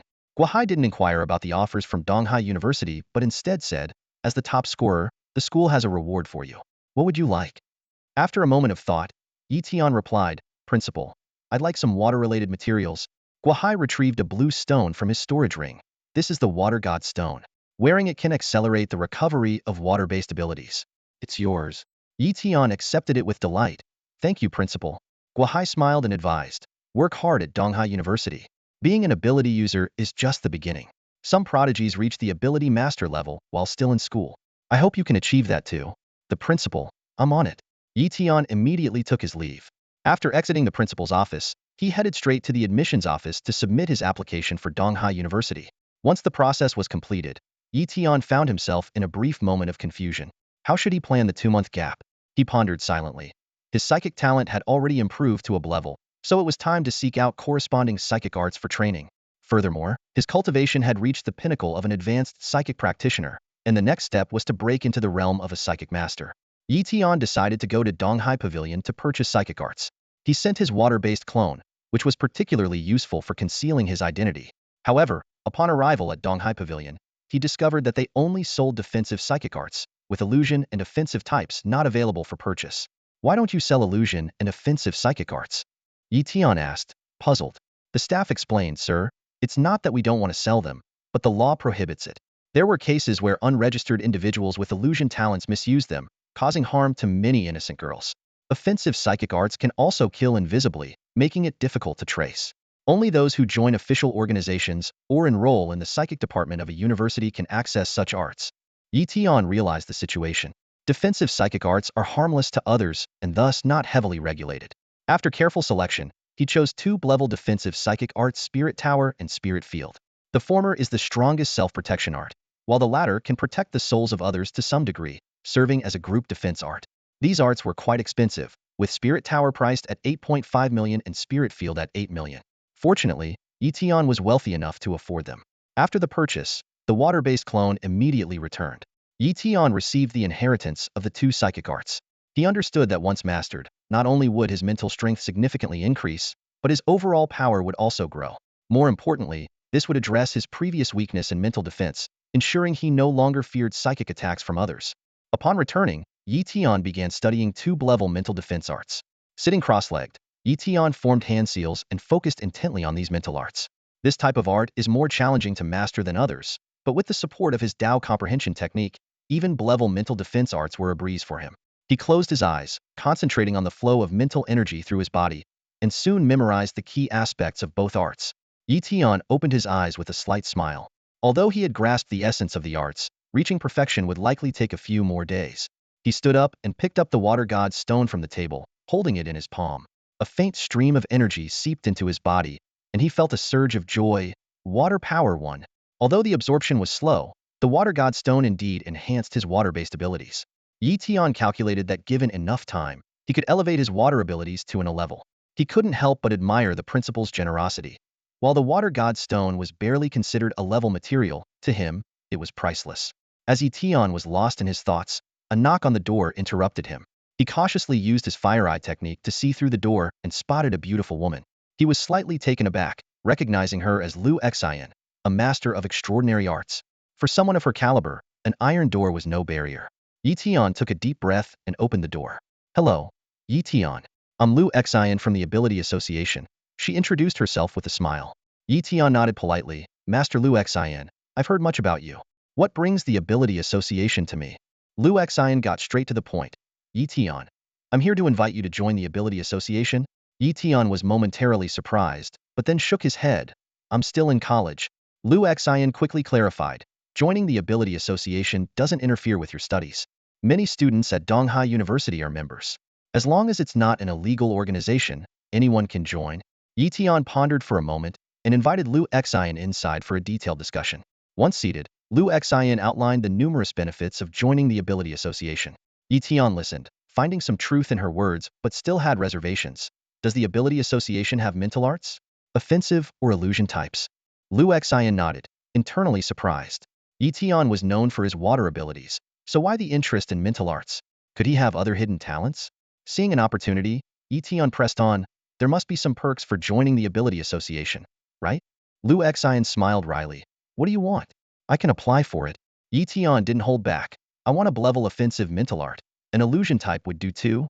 Lin Su was taken aback and immediately refused. That's impossible. Level mental arts are extremely rare. The association wouldn't agree.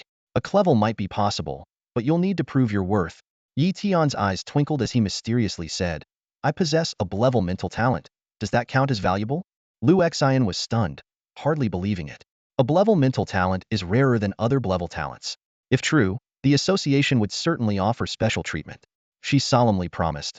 If that's the case, you could at least get a level offensive mental art. Hearing this, Tian readily agreed to join the Ability Association. Subsequently, Lin Su took Tian to the headquarters of the Ability Association in Donghai City. Upon arrival, Lin Su led Tian to test his potential in mental abilities. It turned out to be a level psychic talent potential. A gleam of excitement flashed in Lin Su's eyes. Such a genius is comparable to an A-level psychic talent. Not only did Tian achieve the top score, but he also possesses this kind of potential, making him naturally eligible for special rewards. She promptly applied to Vice President Taisher for a level psychic art, and the request was swiftly approved. Tian, you can choose one level psychic art, Lin Su said, handing a list of arts and their descriptions to Tian. After carefully browsing through the options, Tian decisively chose Soul Needle Technique. This art allows one to concentrate psychic energy into needles that pierce the soul of others, potentially causing fatal harm to ordinary people. Tian thought to himself that with the Soul Needle Technique, his power would surely increase significantly. Soon, the Soul Needle Technique Inheritance Orb was in his hand. Lin Su then led Tian to the task area of the Psychic Association. Various tasks are posted here, and upon completion, you can earn points to exchange for resources, weapons, and psychic arts, Lin Su briefly explained before leaving to attend to other matters. Tian carefully reviewed the task list. Extinguish forest fire, Water element psychic, 20 points. Search for missing persons. Water element preferred, 15 points. Collect 100-year cold iron, 1 pound for 500 points. Clear East City of Demon Rats, level 1 10 points, level 2 50 points. After weighing his options, Tian decided to take on the task of clearing the demon rats in East City. Although it was somewhat dangerous, the points were substantial enough to buy a level offensive psychic art. In the eastern part of the city, the Supernatural Abilities Association mentioned that the demon rats are frequently appearing in this underground area, seemingly impossible to eradicate. Tian murmured to himself. He frowned slightly, recalling the association's mission briefing. These demon rats were not only numerous, but also formidable beasts. Despite their small size, their claws were as tough as steel, and they excelled at burrowing underground. Once they infiltrated residential areas, ordinary people were defenseless, and even apprentices of supernatural arts struggled to survive. Tian smirked, unfazed. With his fire eye technique and earth escape technique, he was perfectly equipped to hunt demon rats. This task is too easy for me, he thought to himself, a perfect opportunity to quickly accumulate points. Before he finished his thought, Tian had already used the earth escape technique to dive underground. Simultaneously, he activated his fire eye technique to keenly sense his surroundings. It wasn't long before he detected the presence of a level 1 demon rat. He swiftly approached and delivered a precise strike with his golden needle technique, hitting its vital spot, and the demon rat fell instantly. Efficiently collecting the corpse, Tian continued his search for the next target. As time passed, the number of demon rats he killed grew. Suddenly, a powerful presence caught his attention, a level 2 demon rat. For an ordinary supernatural artist, facing such an opponent would spell disaster. However, Tian was confident. He first used his earth-based abilities to separate the surrounding soil, then unleashed the level dark technique, Spear of Darkness. Attack, he shouted softly, and the Spear of Darkness pierced through the demon rat's body in an instant. Tian carefully wiped away the dark aura from the wound before collecting the corpse. In this manner, Tian moved as if he were in an uninhabited land, eliminating all demon rats in his path. Only when he could find no more targets did he return to the headquarters of the Supernatural Abilities Association, feeling somewhat unsatisfied. When he submitted the substantial number of demon rat corpses, the staff responsible for missions were stunned. 6 level 2 demon rats and 36 level 1 demon rats, totaling 660 points. Although there was still a significant gap to exchange for a level mental technique, Tian was in no rush.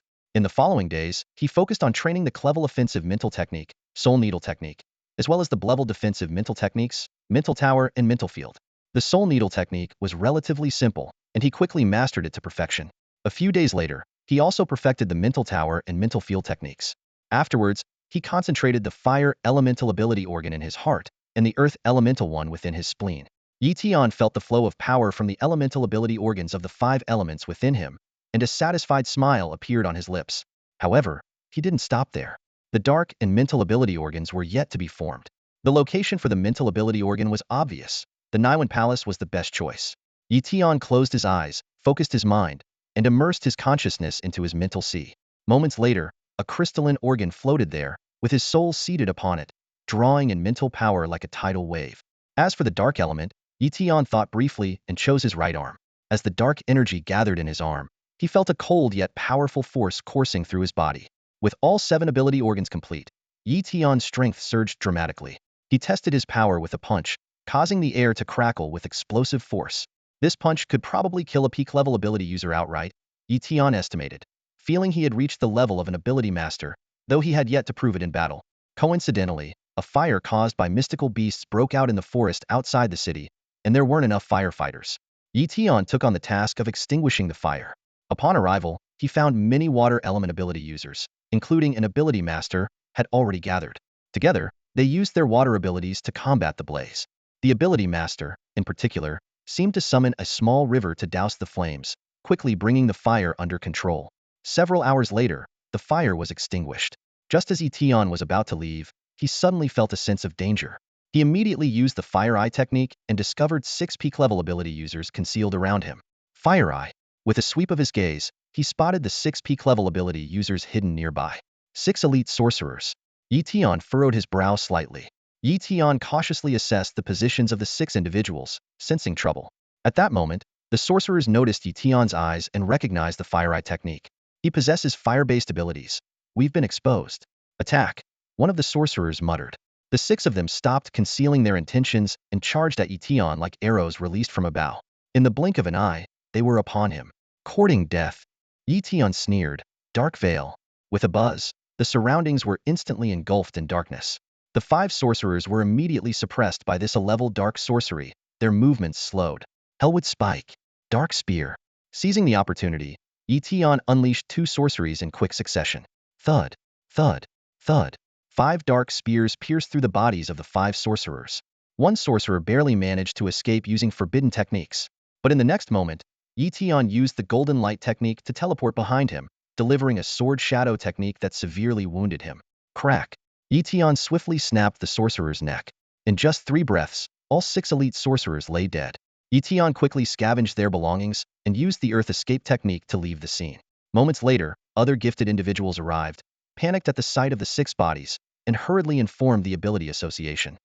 At the headquarters of the Ability Association, Yi Tian completed his mission and began sorting through the belongings of the 6 sorcerers. Nothing special, just a storage pouch, not even a permanent storage ring, Yi Tian muttered to himself. But that's normal. Permanent spatial items are incredibly rare. He kept the 6 anonymous cards, planning to check their balances later.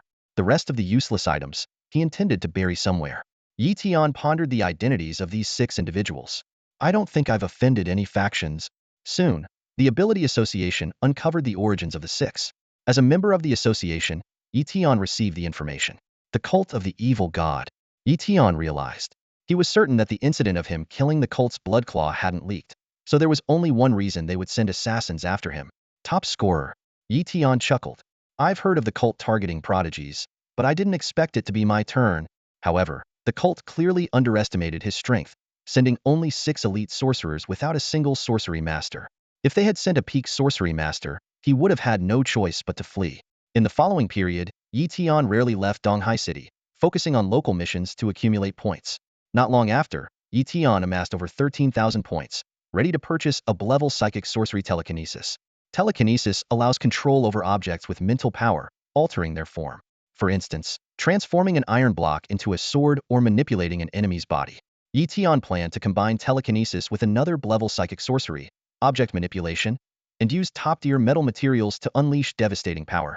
He could even merge the 2 sorceries into a sword-riding technique, allowing him to soar through the skies on a flying sword. Soon, Yi Tian mastered telekinesis completely, reaching its perfect state. His mental strength improved as well. In the following 2 weeks, he gathered enough points to exchange for the object manipulation technique. This combination would significantly boost his power. I need to purchase the hardest materials, Yi Tian mused. Unfortunately, the Ability Association only sold level metals, not A-level materials. Otherwise, he would have exchanged for various A-level metals to elevate his metal affinity to a level. I'll go with blood copper gold, Yi Tian decided. At Donghai Pavilion, Yi Tian's water clone spent 3 million to buy a pound of blood copper gold. It was sufficient for him, allowing the creation of a small, flying sword with considerable lethality using telekinesis. In an underground base, Yi Tian began testing the combined power of telekinesis and object manipulation. Buzz. The blood copper gold hovered, stretching into a flying sword under the influence of telekinesis. The precision control of the sword's direction and force, combined with object manipulation, was formidable. Attack! Yi Tian commanded, and the flying sword struck the stone wall at supersonic speed. Thud! The wall was instantly pierced, its speed surpassing that of a bullet.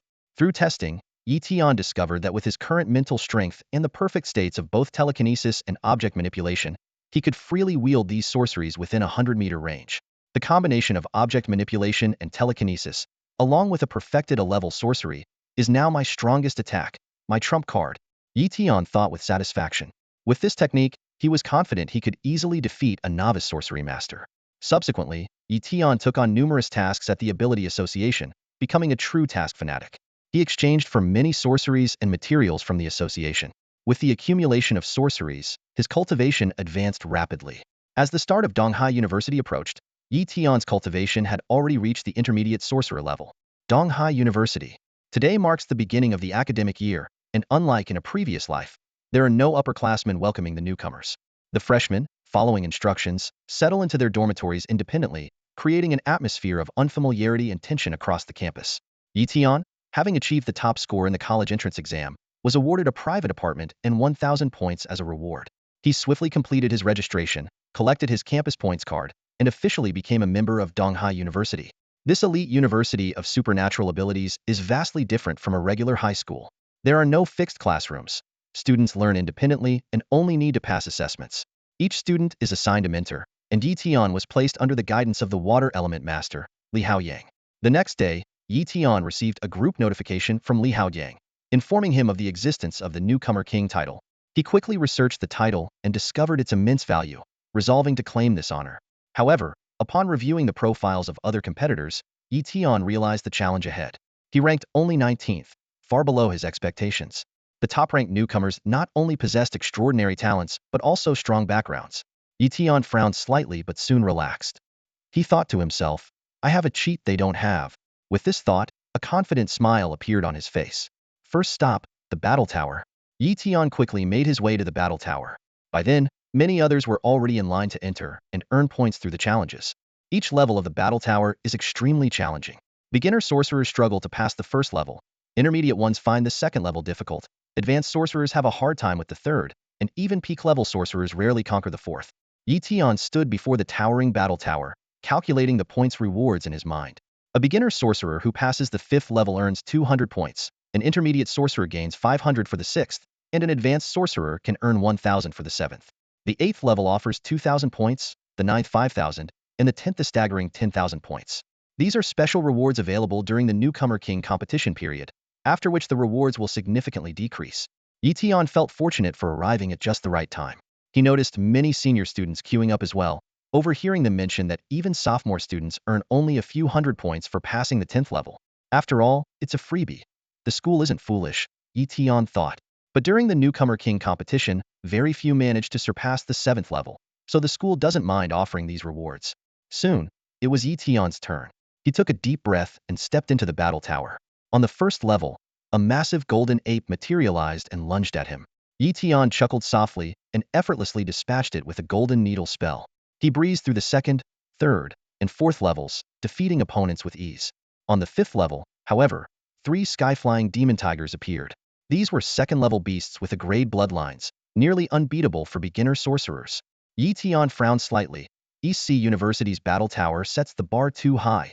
Before he finished speaking, he unleashed the Hellwood Spike technique, and the 3 sky-flying demon tigers fell instantly. Using the Hellwood Spike technique, Yi Tian swiftly defeated the 3 sky-flying demon tigers and cleared the 5th level. The difficulty of the 5th level of the battle tower is such that even intermediate mystics find it challenging to pass through. Only the most talented among them can make it to the other side. Yet, Yi Tian effortlessly defeated the beasts on the 5th level and advanced to the 6th. Here, 10 top-tier mid-level beasts gathered, posing a threat even to peak mystics. With a wave of his hand, Yi Tian conjured a blade shining with golden light, his movements swift as lightning, and the blade's arc was like a rainbow. In quick succession, the beasts were slain, their bodies falling apart. I'm quite strong in close combat too, Yi Tian thought to himself, deciding to master body-enhancing mystic arts in the future to unleash his potential. On the 7th level, 20 latest-stage level 2 beasts swarmed in, their bloodline power surging fiercely.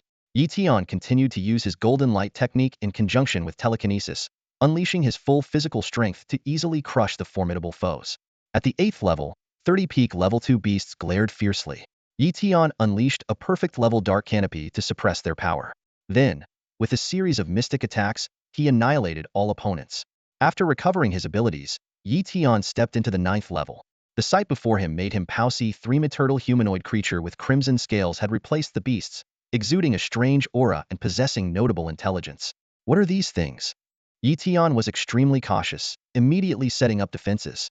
These creatures were as powerful as master mystics, with bizarre techniques emerging one after another, working in perfect harmony. Yi Tian dared not be careless, enveloping the area in the dark canopy while deploying defensive arts like the earth armor. With the blood copper sword enhanced by telekinesis and object manipulation, it transformed into a supersonic blade, instantly piercing through the head of one humanoid creature. The rest charged forward, but as Yi Tian tried to evade using the golden light technique, he was ensnared by a black web. A crimson ray pierced through the web, prompting Yi Tian to escape underground. One creature emitted a piercing sound wave, cracking the ground. Yi Tian was forced to surface, once again wielding the blood copper sword to slay another foe. The battle intensified, with Yi Tian suffering severe injuries and his abilities nearly depleted. Water healing techniques barely sustained him, yet they couldn't fully heal him. A powerful mental attack struck, but fortunately, Yi Tian's mental fortress remained unshaken. As time ticked by, Yi Tian's injuries worsened, and his abilities were almost exhausted. Finally, all these humanoid creatures were slain by him. Tian swept through the 9th level, his entire body surging with energy. He stood at the top of the battle tower, looking down, but he had no intention of challenging the 10th level. The 9th level was already so brutal. The 10th would undoubtedly be even more difficult. He wasn't willing to take that risk just yet. As Tian exited the battle tower, the surrounding students were abuzz with conversation, complaining about the tower's excessive difficulty. I'm a peak-level special ability user, and I couldn't even get past the 4th level. Don't even mention it, I couldn't get through the 3rd. I heard even some junior special ability users couldn't clear the 5th level. It's said to get crazier the higher you go. Even senior-level junior special ability masters are stuck at the 8th level. The 8th level is meant for peak special ability users. If even masters can't get through, the 9th level must be terrifying. The discussion soon shifted to the performance of the freshmen. How far do you think our batch can go? A mid-level special ability user should be able to pass the 6th level. Maybe a few prodigies can reach the 7th. The 8th level? No way. Just then, Tian saw Lin Qingya emerging from the battle tower. Their eyes met, and Lin Qingya approached him willingly. Tian, have you advanced to a junior special ability user? She asked with a hint of envy. Over the past 2 months, she had trained relentlessly and, with her parents' support, barely reached the peak level. Yet, compared to Tian, the gap was vast. Tian nodded slightly, though in truth, he was already a mid-level special ability user, but he didn't elaborate. Curious, Lin Qingya asked, which level did you clear? Tian didn't answer directly and instead asked, what about you? Lin Qingya sighed and shook her head. I only managed to clear the 3rd level. The beasts on the 4th level are too strong. Skillfully changing the subject, Tian led the conversation away, and Lin Qingya gradually forgot her initial question. It wasn't until Tian left that she remembered he hadn't answered. She speculated to herself, he must have cleared the 5th level, maybe even the 6th. After all, he was the top scorer in the entrance exams. Fighting above his level shouldn't be a problem. Meanwhile, on the 7th level of the battle tower, a mid-level special ability user was fiercely battling beasts. He was Qinyu, the freshman most favored to become the new king. The A-level skill, Thunderous Might, unleashed a deafening roar as bolts of lightning struck the surrounding beasts. However, it struggled to annihilate them completely. Qinyu furrowed his brows, his clothes drenched in sweat. Despite being an A-level skill, his mastery of Thunderous Might was only at the beginner level, unable to unleash its full power. He had spent considerable time and effort, even consuming rare treasures to enhance his comprehension, just to barely achieve this level of proficiency. Suddenly, a skill attack came his way. Qinyu's lightning armor flickered, barely withstanding the assault. Yet he was still injured. He was frustrated, realizing that the defense of his level lightning armor, at its minor completion stage, was insufficient. The battle raged on, and Qinyu eventually fell on the 8th floor. One more step, and he would have cleared the level. Other first-year intermediate skill users also took on the challenge, but the results were yet to be announced. The next morning at 8, the battle tower's data was updated. A list of first-year students' results was compiled, and Tian's name stood out, 9th floor of the battle tower. This achievement left everyone in shock. Lin Qingya muttered to herself, no wonder he didn't answer me yesterday.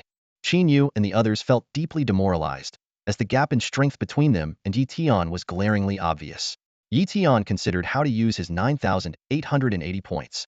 He discovered that EC University only allowed exchanges for up-to-level materials, so he sought guidance from his mentor, Li Haoyang. Li Haoyang replied that A-level materials were rare and could only be obtained by reaching the level of an art master, but he offered 2 alternatives, winning the Newcomer King title or searching on the street east of the school. Tian immediately headed to the eastern street. Most of the stalls offered level and clevel materials, with no sign of A-level items. Just as he was about to give up, he spotted a material that, despite being only a level, was exactly what he needed. It was the stall of a chubby vendor, featuring a gray stone that he recognized at a glance. Tian's eyes lit up as he quickly walked over to the stall. That unassuming gray stone was none other than the legendary space stone. Suppressing his excitement, he casually asked, is this a space stone? The vendor, a round-faced chubby man, brightened up and eagerly began to explain, that's right, this is a genuine space stone. It's a top-tier material for crafting storage rings. You can't find space-related treasures like this anywhere else. Since we're classmates, I'll give you a deal-only 3,000 points. Tian was delighted. Although 3,000 points was a considerable amount, it was still within his budget. Just as he was about to make the purchase, a tall, slender senior nearby spoke up, be careful, freshman, this is indeed a space stone, but it has internal cracks and isn't suitable for crafting. Li the Fat has used special techniques to cover up the surface. You can detect it with your spiritual power. Li the Fat was immediately infuriated and glared at the senior. Feng, mind your own business. Yi Tian quickly changed his tune. Senior, I still want the space stone. But how about 1,000 points? Li the Fat narrowed his eyes and grinned even wider. Sure, you're the one who said it. He carefully placed the space stone into a box and handed it to Yi Tian. After the transaction was complete, Yi Tian thanked Feng. Thanks for the warning, senior. You saved me 2,000 points. Feng sighed. Too bad the stone isn't of much use now. Yi Tian gave a mysterious smile. Don't worry, senior. I have my own plans for it. After bidding farewell to the two, Yi Tian wandered around the street for a while before hurrying back to his place. He eagerly took out the space stone and began absorbing the spatial energy contained within it. Yi Tian felt the gradual accumulation of spatial power within him, and a smile spread across his face. To others, this broken spatial stone might be worthless, but to him, it was a priceless treasure. Spending 1,000 points for such a gain was truly worthwhile. As night fell, Yi Tian had absorbed 100 units of spatial power. He could clearly sense that his spatial ability was awakening. Suddenly, a peculiar force flowed through him, a clear sign of his spatial talent coming to life. With this, Yi Tian now possessed talents in the 5 elements: darkness, spirit, and space, showcasing incredible potential. He glanced at the spatial stone in his hand, feeling secretly pleased. This stone had not been heavily depleted and should suffice to elevate his spatial talent to a level. Armed with his spatial abilities, Yi Tian decided to purchase corresponding skills. He headed to the Donghai Pavilion in the second underground market, using his water clone to select 2 A-level spatial skills: object storage technique and blink technique. Although these skills were costly, they were essential for him. Back at his dorm, Yi Tian immediately began to learn these skills. Within a few days, his spatial potential had reached a level, and the spatial stone had turned to ash. Without hesitation, Yi Tian activated his enlightenment technique, absorbing the essence of his dark talent to boost his comprehension. With his remarkable insight, Yi Tian quickly mastered the blink technique and object storage technique to perfection. He had his water clone attack him, and at the critical moment, he activated blink technique, instantly shifting 5 meters to evade the attack. Yi Tian marveled. If an A-level skill was this powerful, how terrifying would a B-level teleportation skill be? Next, Yi Tian planned to try the object storage technique. He decided to create a small storage space of 50 cubic units within the bone of his left finger, enough to store a large number of items with great concealment. Yi Tian felt that his 1,000 points were well spent. He focused his spatial abilities, channeling them continuously into the finger bone, transforming it into something akin to a spatial material, although not truly one. Yi Tian concentrated deeply, infusing the finger bone with spatial energy. As the energy accumulated, a miniature space began to form within the bone. A sudden sharp pain made him wince, but it quickly subsided. After about 10 minutes, the small space finally stabilized. Yi Tian sensed it carefully and was pleasantly surprised to find the space was as large as 50 cubic meters.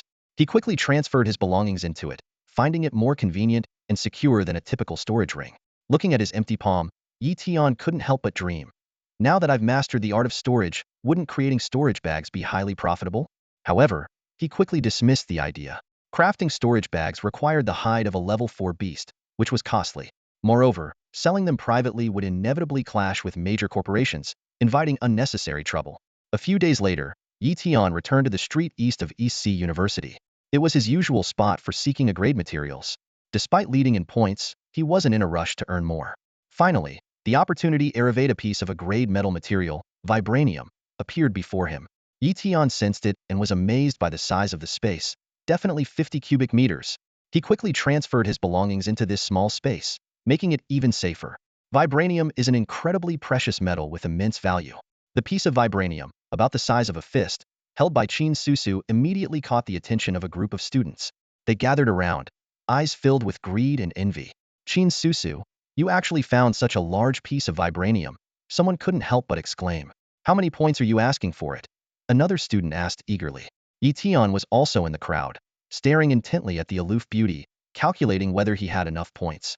However, Lin Su glanced coldly at everyone and spoke calmly. I don't want points. I will trade it for either an A-level resurrection technique or an A-level heavenly treasure sacred heart fruit. Choose one. Her words brought an immediate hush over the crowd. Someone couldn't help but voice their opinion.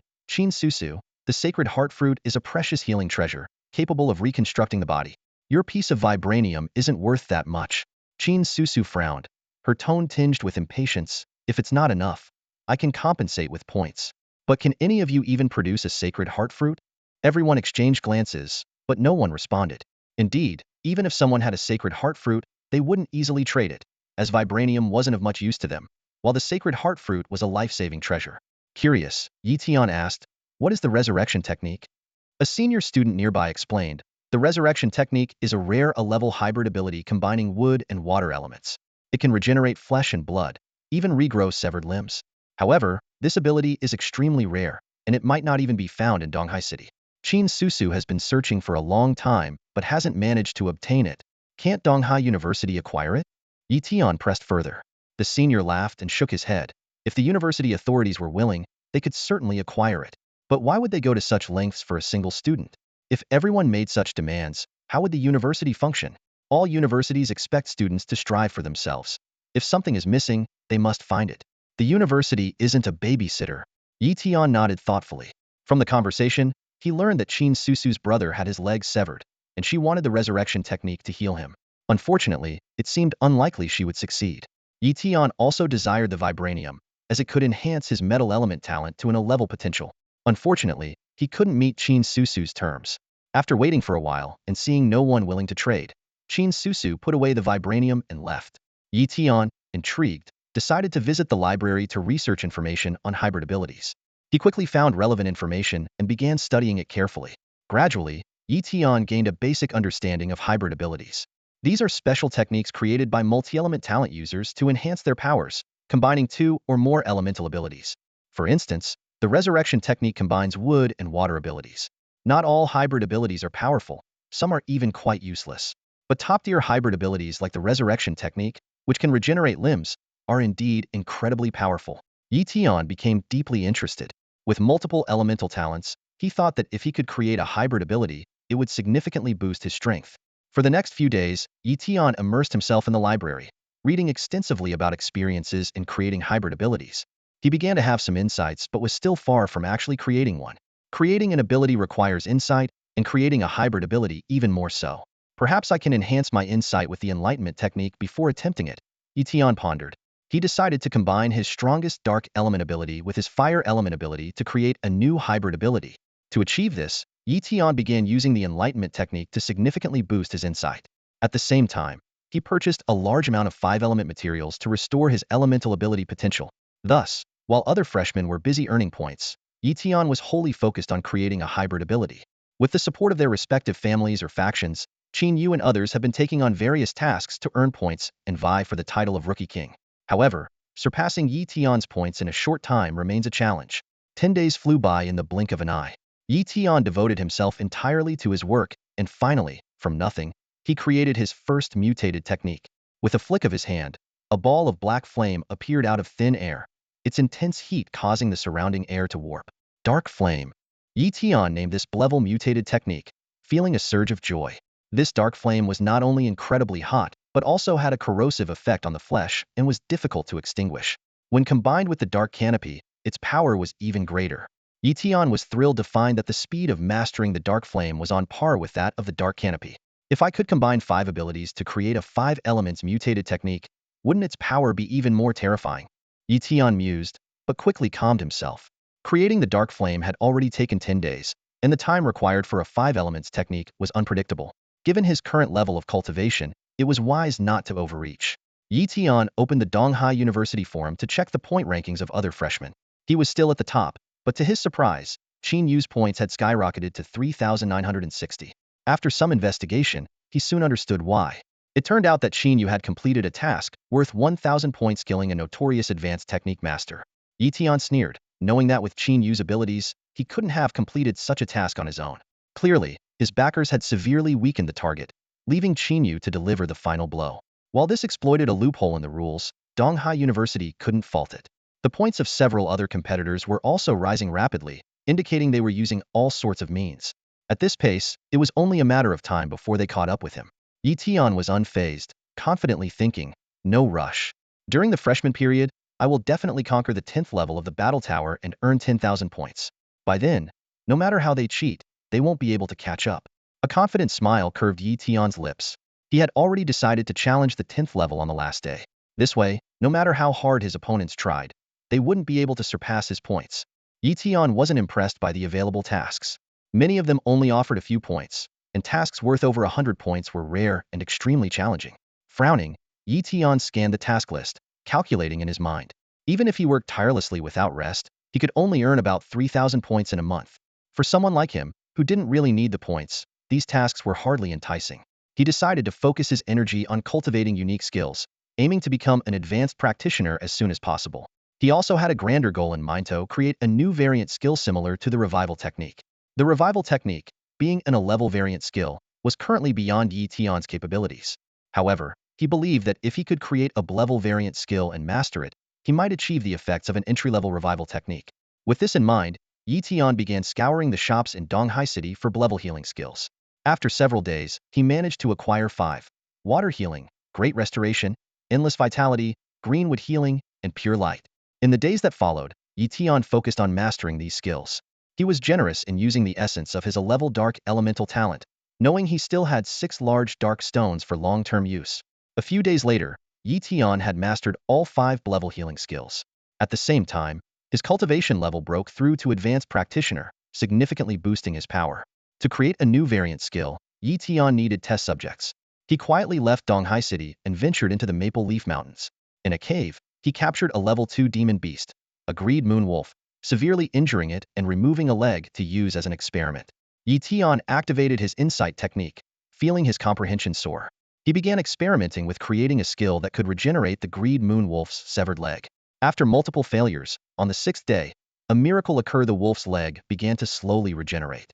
Excited, Yi Tian discovered that although the new skill was effective, it had severe side effects. The wolf's cultivation level dropped from early level 2 to late level 1, and its lifespan was reduced by about 3 years. To gain a more comprehensive understanding of the skill's effects, Yi Tian experimented on various demon beasts and ordinary animals. He eventually confirmed that the skill could achieve limb regeneration, but at the cost of 3 years of lifespan and a significant drop in cultivation level. With this discovery, Yi Tian returned to Donghai University and found Lin Su on a street in Donghai, who was searching for a healing method. "Hello, senior. I have a way to heal your brother. Do you have time to talk?" Yi Tian approached her. Lin Su asked excitedly, "Can you really heal my brother? Do you have the revival technique?" Yi Tian shook his head and explained, "No, I don't have the revival technique, but I have another variant skill that can regenerate limbs. However, there are some costs involved." "What kind of costs?" Lin Su inquired further. 3 years of lifespan, plus a significant drop in cultivation level. Yi Tian replied truthfully. Lin Su responded without hesitation, "That's nothing. If it can truly heal my brother's legs, a mere 3 years of lifespan and a drop in cultivation level are worth it. It's far better than being disabled for life." Of course, Lin Su wasn't entirely convinced by Yi Tian's words. With a slight furrow of her brows, Lin Su scrutinized the young man standing before her. Yi Tian's confidence made her waver a bit, but as a master of advanced mystical arts, she knew things were never that simple. "Whether my brother's legs can be healed remains to be seen after trying," Lin Su said slowly. "What do you need to heal my brother's legs?" A glint flashed in Yi Tian's eyes. "Vibranium. Just vibranium?" Lin Su probed, her tone carrying a hint of skepticism. Yi Tian's heart skipped a beat, and he quickly added, "I'd also like an A-level metal element mystical art." Lin Su was taken aback, silently regretting her additional question. She cleared her throat and said, "I don't have an A-level metal element mystical art right now, but I can find a way to gather one. It will take some time." "All right, just vibranium and an A-level metal element mystical art, and I will heal your brother," Yi Tian stated firmly. Lin Su hesitated for a moment and then asked, "Could you heal my brother first?" Yi Tian pondered briefly and nodded in agreement. "I can, but you must give me the vibranium first." "All right," Lin Su agreed without hesitation. She wasn't worried about Yi Tian deceiving her, given her prowess as a master of advanced mystical arts, which far surpassed Yi Tian's level.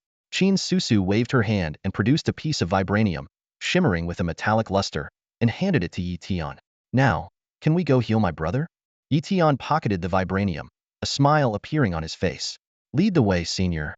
The two of them headed to the Binhai Mansion district in the center of Donghai City. Yi Tian was surprised to find that even the security guards and cleaners here were mystical practitioners and peak mystical artists. Inside the villa, the servants greeted Lin Su warmly. She nodded slightly and led Yi Tian to the first-floor hall. A young man in a wheelchair was watching TV. Upon seeing Lin Su return, he called out softly, "Sister." Lin Su introduced them. "Yi Tian, this is my brother Qin Yang." "Brother, this is Yi Tian. He can heal your legs." "Really?" Qin Yang was overwhelmed with excitement. Lin Su explained the cost of the healing to her brother. Qin Yang was unconcerned about the price. To him, walking again was worth any cost. Qin Yang rolled up his pant legs, revealing his severed limbs. Qin Susu turned to Yi Tian and said, "Let's begin." Yi Tian nodded and immediately performed his self-created limb regeneration art. A ball of red light merged into Qin Yang's legs, causing the bones and flesh to wriggle and grow. Qin Susu was secretly astonished, instantly recognizing it as a level variant mystical art combining water and wood elements, perfected to its highest level. She couldn't help but be impressed by Yi Tian's talent. Half an hour later, Qin Yang's legs were fully regenerated. Yi Tian exhaled in relief and reminded him, "You need to gradually strengthen your legs to ensure they coordinate with your body." Qin Yang stood up slowly, finally free from his disabled status. Though his mystical level had dropped to a beginner, he was confident he could quickly recover with resources. Qin Susu smiled, a rare sight, and said to Yi Tian, "I'll gather the 11 metal element mystical art for you as soon as possible." Yi Tian nodded. "All right, if there's nothing else, I'll take my leave." Back at his dormitory, Yi Tian immediately began absorbing the metallic energy from the vibranium. 2 days later, he successfully elevated his metal element innate ability to a level. 3 days later, Qin Susu contacted Yi Tian, saying she had obtained the 11 metal element mystical art. They met in the small forest at Donghai University, where Qin Susu handed Yi Tian a legacy orb. Yi Tian accepted the legacy, and a vast amount of knowledge surged into his mind. It was a mystical art called Golden Body Technique, which greatly enhanced defense and physical attributes. Yi Tian was thrilled. "This mystical art is perfect for me." Yi Tian possessed many innate abilities, and every time they advanced, his physical prowess would also improve. His physical strength far exceeded that of ordinary people, but without the right mystical techniques, this power was hard to harness. The Golden Body Technique perfectly complemented this gap, allowing his physical strength to manifest in a mystical form, causing devastating damage. A glint flashed in Yi Tian's eyes as he said to Qin Susu, "Sister Qin, I am very satisfied with this A-level mystical technique." Qin Susu breathed a sigh of relief and explained, "A-level techniques are indeed rare. I went through a lot of effort to get it." Yi Tian suddenly asked, "Sister Qin, where does vibranium come from?" "It comes from the Earth realm, which we usually call the cavern, because the entrances are mostly underground," Qin Susu replied, then added, "As a freshman, it's normal for you not to know. Unless you're a new king or have a master's endorsement, freshmen are typically not allowed to enter." Yi Tian curiously asked, "Is the cavern very dangerous?" Qin Susu's expression turned serious. "Extremely dangerous. The cavern is vast, and even the Xia Kingdom knows very little about it. There's an entrance near Donghai City, guarded by our university. Many instructors and the principal are stationed there year-round to prevent invasions by alien races." "I see," Yi Tian realized. This explained why instructor Li Haoyang was often unreachable and why Donghai City seemed indifferent to alien technique masters like Bloodclaw. "What do these alien races look like?" Yi Tian continued to ask. Qin Susu's face grew even more serious. "Alien races are terrifying. My brother once had his legs severed by one, and it was only due to timely rescue that his life was spared. Donghai City faces the scaled race, which is covered in tough scales with terrifying physical and mystical abilities." She warned, "Remember, don't share this information with other freshmen. The school is afraid of scaring them away, so they don't disclose this." Yi Tian nodded in understanding. They discussed many things about the cavern, including its rich resources and rare treasures. A few days later, Yi Tian was training alone in his dormitory. His entire body radiated golden light. His skin, bones, and blood all turned golden. This was the perfected state of the Golden Body Technique. Yi Tian marveled at the explosive power and invincible defense within him, amazed at the might of the 11 Golden Body Technique. However, he also realized that with his current cultivation level, he couldn't maintain this state for long. Once he reached the level of a mystical technique master, he would be able to wield the level techniques at will.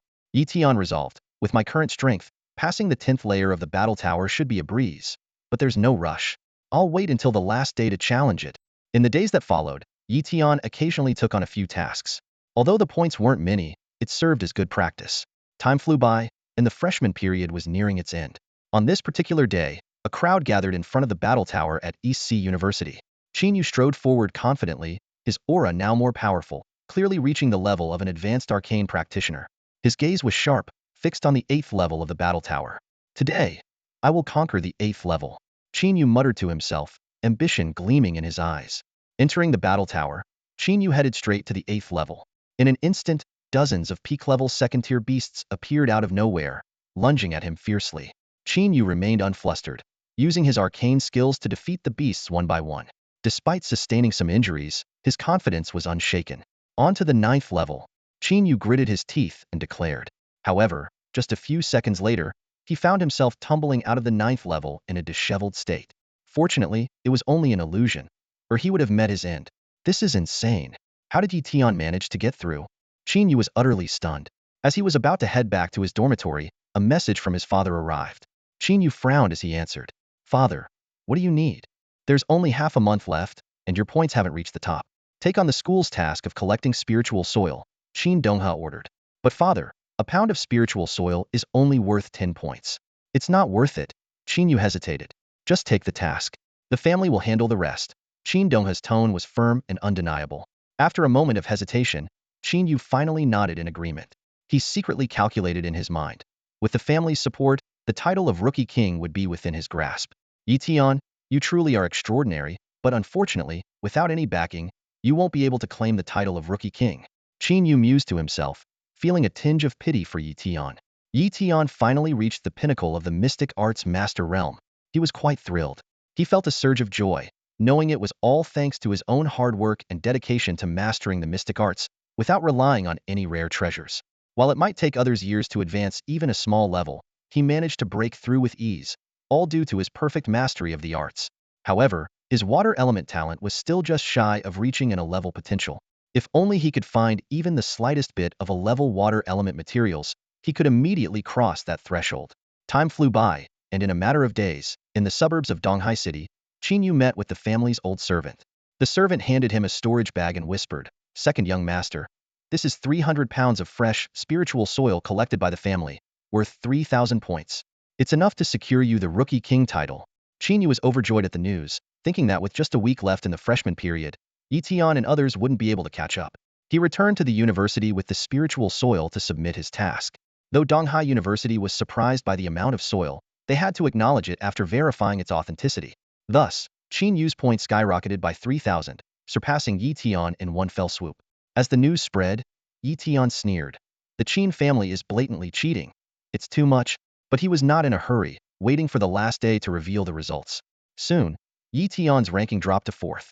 It was clear that Qin Yu wasn't the only one leveraging family influence to cheat. In no time, the last day of the freshman period arrived. The points ranking stood at Qin Yu 1st, Xiao Ziyan 2nd, Zhang He 3rd, and Yi Tian 4th. Xiao Ziyun was just 500 points behind Qin Yu, making the competition intense. At 10 a.m., Yi Tian arrived at the battle tower. Determined to win, he aimed to conquer the 10th floor, which would earn him 10,000 points and secure the Rookie King title. Hearing this, Qin Yu became uneasy and rushed to the battle tower to see what was happening. Inside the 10th floor of the battle tower, dozens of illusions of mid-level mystic arts masters from the otherworldly races materialized. Yi Tian knew these were illusions of the cavernous races, formidable foes that even high-level mystic artists struggled against. He realized that Donghai University set this difficult challenge to help students recognize their shortcomings and prepare for future battles in the caverns. Suddenly, the otherworldly beings launched their attacks, bombarding him with various mystic arts. Yi Tian decided to test the power of his golden body technique, his body glowing with a golden light like a small golden man. He relied solely on this level art to withstand the barrage. The attacks bounced off him, and he seemed to break through all obstacles with sheer force. He struck back, instantly destroying one of the beings. With his perfect mastery of the golden body technique and his formidable physique, Yi Tian quickly vanquished the otherworldly beings, easily passing the 10th floor. Since it was this easy, why not take on another level? Yi Tian stepped into the 11th floor, ready to continue the challenge. A group of formidable warriors from various races materialized, each possessing the advanced level of mystical arts mastery. Yi Tian felt the overwhelming pressure bearing down on him, causing his brow to furrow. This challenge had significantly increased in difficulty. He took a deep breath, mustering all his strength to prepare for an all-out effort. Dark Veil, Yi Tian called out, and an A-class dark art instantly enveloped the surroundings. The warriors felt the pressure intensify, but they quickly joined forces to counterattack, causing the dark veil to waver. Yi Tian dared not slacken, unleashing a series of mystical arts such as Hellwood Spike, Dark Spear, and Object Manipulation. In an instant, several warriors fell. However, the others responded swiftly, their illusions nearly flawless. Amidst the booming sounds, Yi Tian was hit by several attacks. His golden body technique barely held up, but the dark veil had been torn apart. At that moment, a drill-like mystical art came hurtling at supersonic speed. Yi Tian tried to evade, but suddenly felt his body grow heavy gravity art. Blink technique. In a split second, Yi Tian's figure flickered, narrowly avoiding the fatal strike. The battle raged on, rapidly depleting Yi Tian's energy. Whenever he was injured, he used Everlasting Life technique to heal. This B-class mystical art became his lifeline in the fight. Finally, the Dark Veil reformed. Yi Tian seized the opportunity to swiftly eliminate the remaining warriors, arduously passing the 11th level. After catching his breath, Yi Tian decided to probe the 12th level.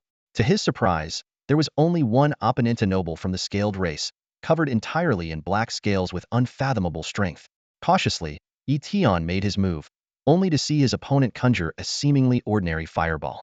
He underestimated it, only to be severely injured in the next moment. The fireball easily pierced his golden body technique, sending him flying out of the battle tower. Yi Tian was shaken, pondering. That was no simple fireball. It must have contained a terrifying power. The fireball had taken him out in an instant. It was utterly embarrassing. No, it was definitely not just a fireball. There was something terrifying within it. Yi Tian thought to himself. As Yi Tian stepped out of the battle tower, he saw Qin Yu and the others waiting anxiously outside. Qin Yu took a step forward, his voice trembling slightly. Yi Tian, did you make it through the 10th level of the battle tower? Yi Tian smiled calmly. I did. Those simple words struck Qin Yu like a heavy blow. His face turned pale, and his heart sank. If Yi Tian was telling the truth, his hopes of being crowned the Rookie King were dashed. Back in his dormitory, Yi Tian was still pondering the issue with the fireball technique. He decided to consult his mentor, Li Haoyang, believing he might know about the Black Scale clan member on the 12th level of the battle tower. Yi Tian immediately sent a message to Li Haoyang, detailing his concerns. Coincidentally, Li Haoyang was not in the underground caverns and responded quickly. Yi Tian, you reached the 12th level of the battle tower?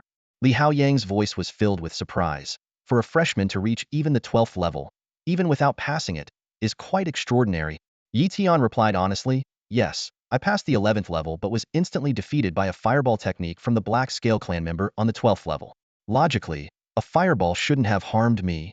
Li Haoyang explained, this isn't typically knowledge you should have at your stage, but since you reached the 12th level, I'll tell you. What you faced was indeed a fireball technique, but it was infused with the essence of fire. Essence of fire? It was the first time Yi Tian had heard this term. Li Haoyang continued, the essence is a power that every master of supernatural arts must grasp. Only by understanding the essence can one advance to the realm of a master. Many top-tier practitioners fail to advance because they haven't grasped this essence. Once understood, the essence can enhance the evolution of supernatural organs, allowing one to step into the master realm. The Black Scale clan member on the 12th level is a powerful figure who has mastered the essence of fire. Yi Tian eagerly asked, Mentor, how can one grasp the essence?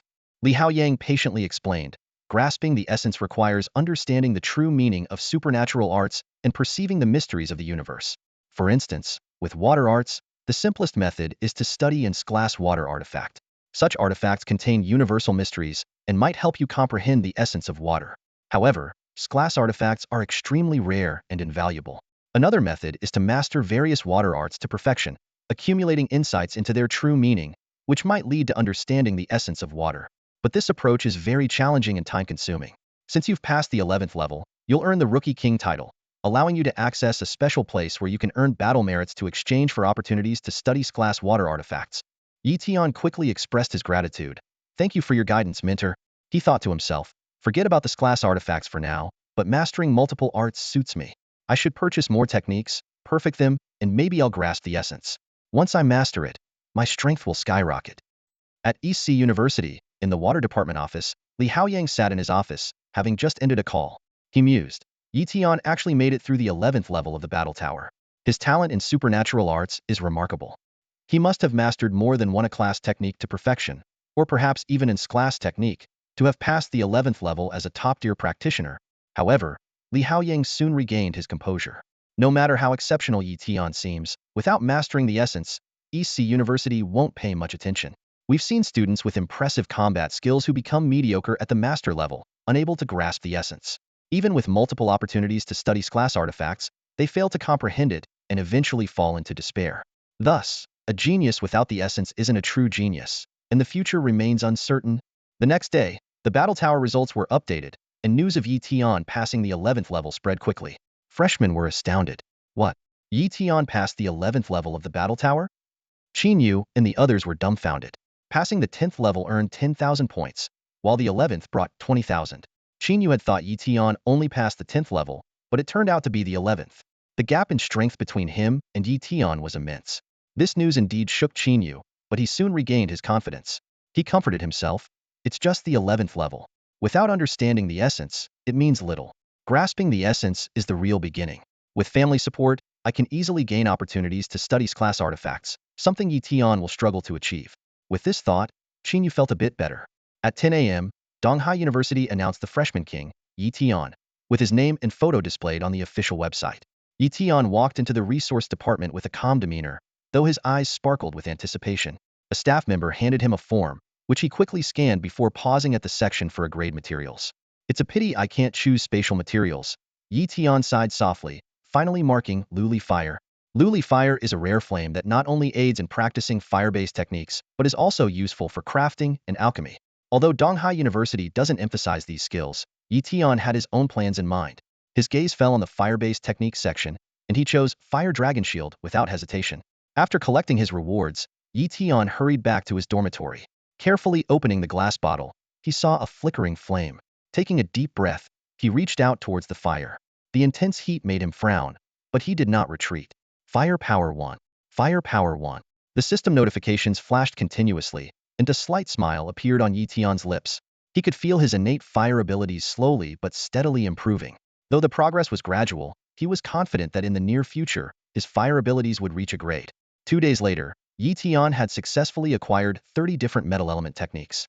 Staring at the heap of technique inheritance spheres before him, mostly of C and B grades, Yi Tian was determined to master them all to perfection, hoping to comprehend the essence of the metal element.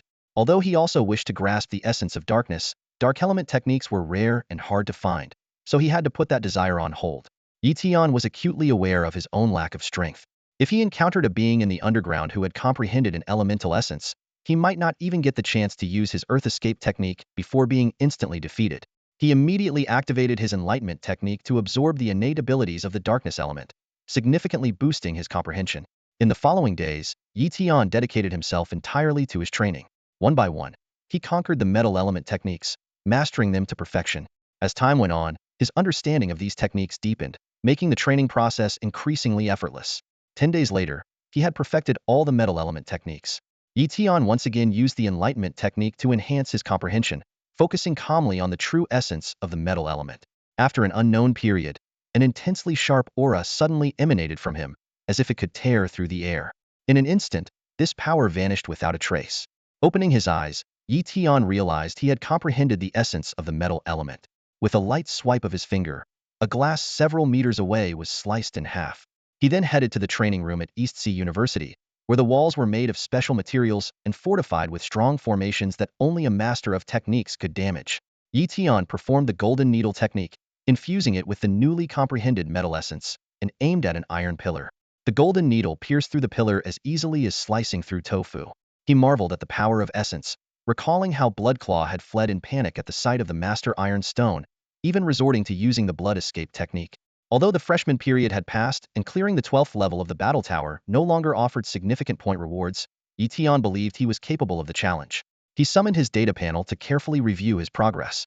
When he saw 9th sequence metal essence, he was puzzled. To avoid unnecessary suspicion, Yi Tian decided to consult his senior, Lin Su, a third-year student. When he called her, she explained, the 9th sequence essence is the key to breaking through to a technique master. Many masters comprehend the 9th sequence essence. It's said that once perfected, it can further evolve into the 8th sequence essence.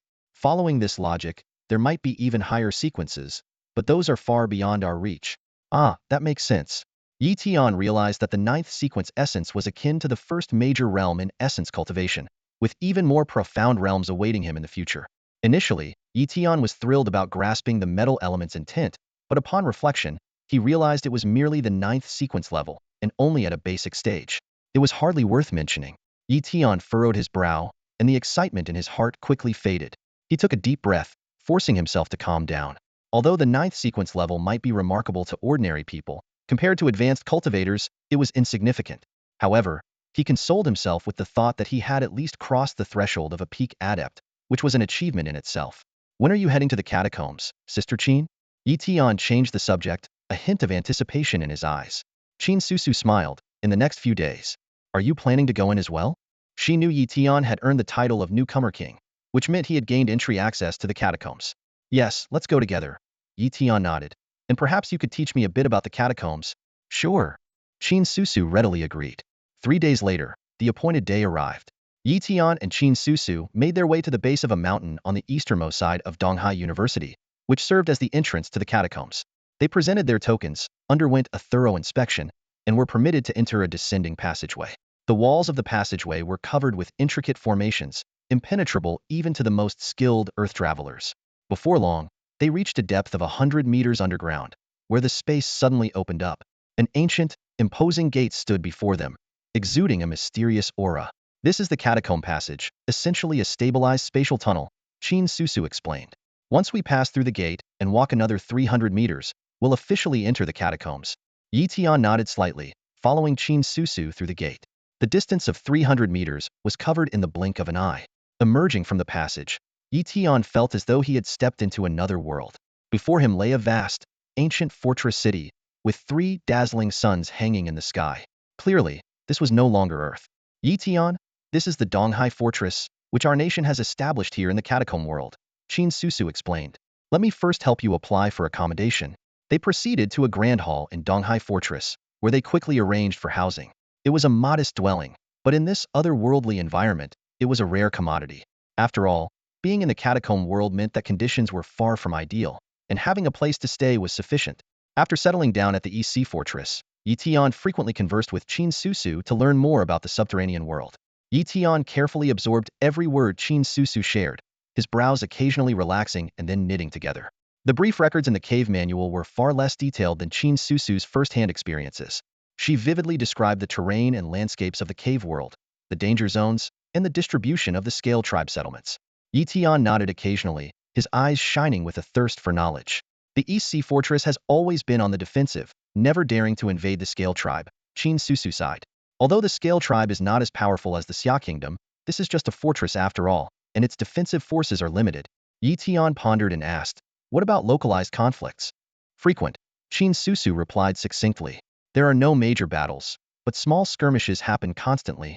During their conversation, Qin Susu mentioned a key term: battle merits. Yi Tian's eyes lit up, and he asked eagerly, what are battle merits used for? This is the main reason many gifted individuals come to the cave world, Qin Susu explained. Battle merits can be exchanged for upgrade materials and special abilities restricted by the government, but they're not easy to earn. You must defeat the scale tribe. Yi Tian looked down at the battle ring he had just applied for. This ring-shaped item was crucial in the cave world. It could not only be used for communication and distress calls, but also contained extensive information on natural treasures, and could even be used for transactions.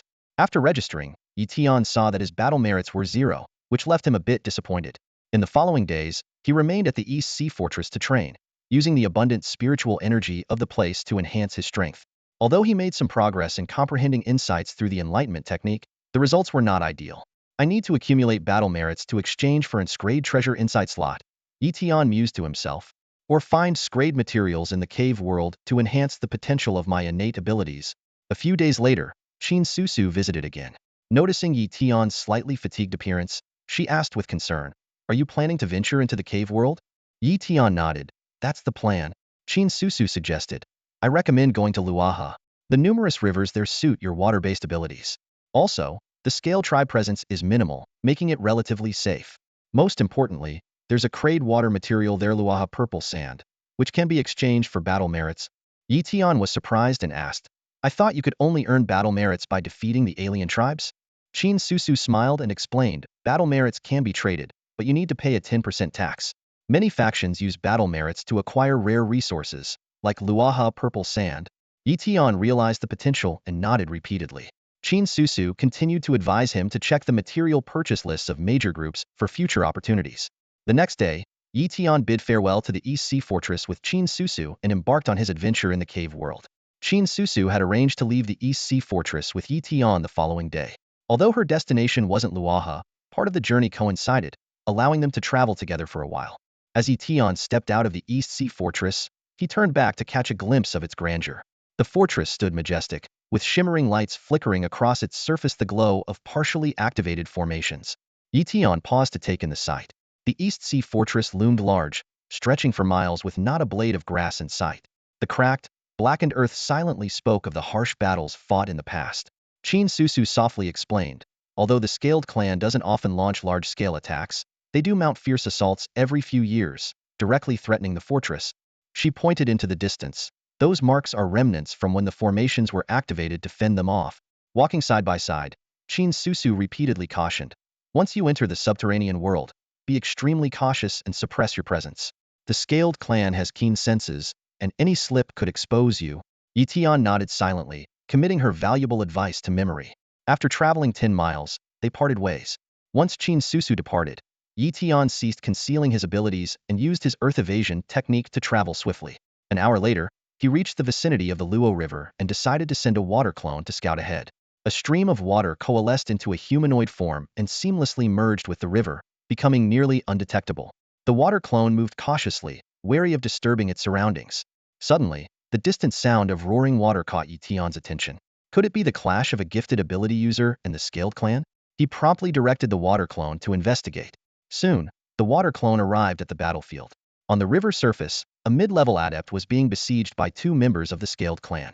One of them was also a mid-level adept, while the other was of lower rank, and the human adept was clearly at a disadvantage.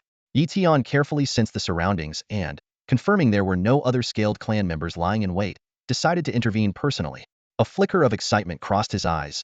This is the perfect opportunity to make a statement with these 2 Scaled clan members and earn my first victory in the subterranean world. In the distance, there was the rumble of water-based ability combat. Could it be a clash between a naturally gifted ability user and the Scaled clan? Tian instructed the water clone to go and see immediately.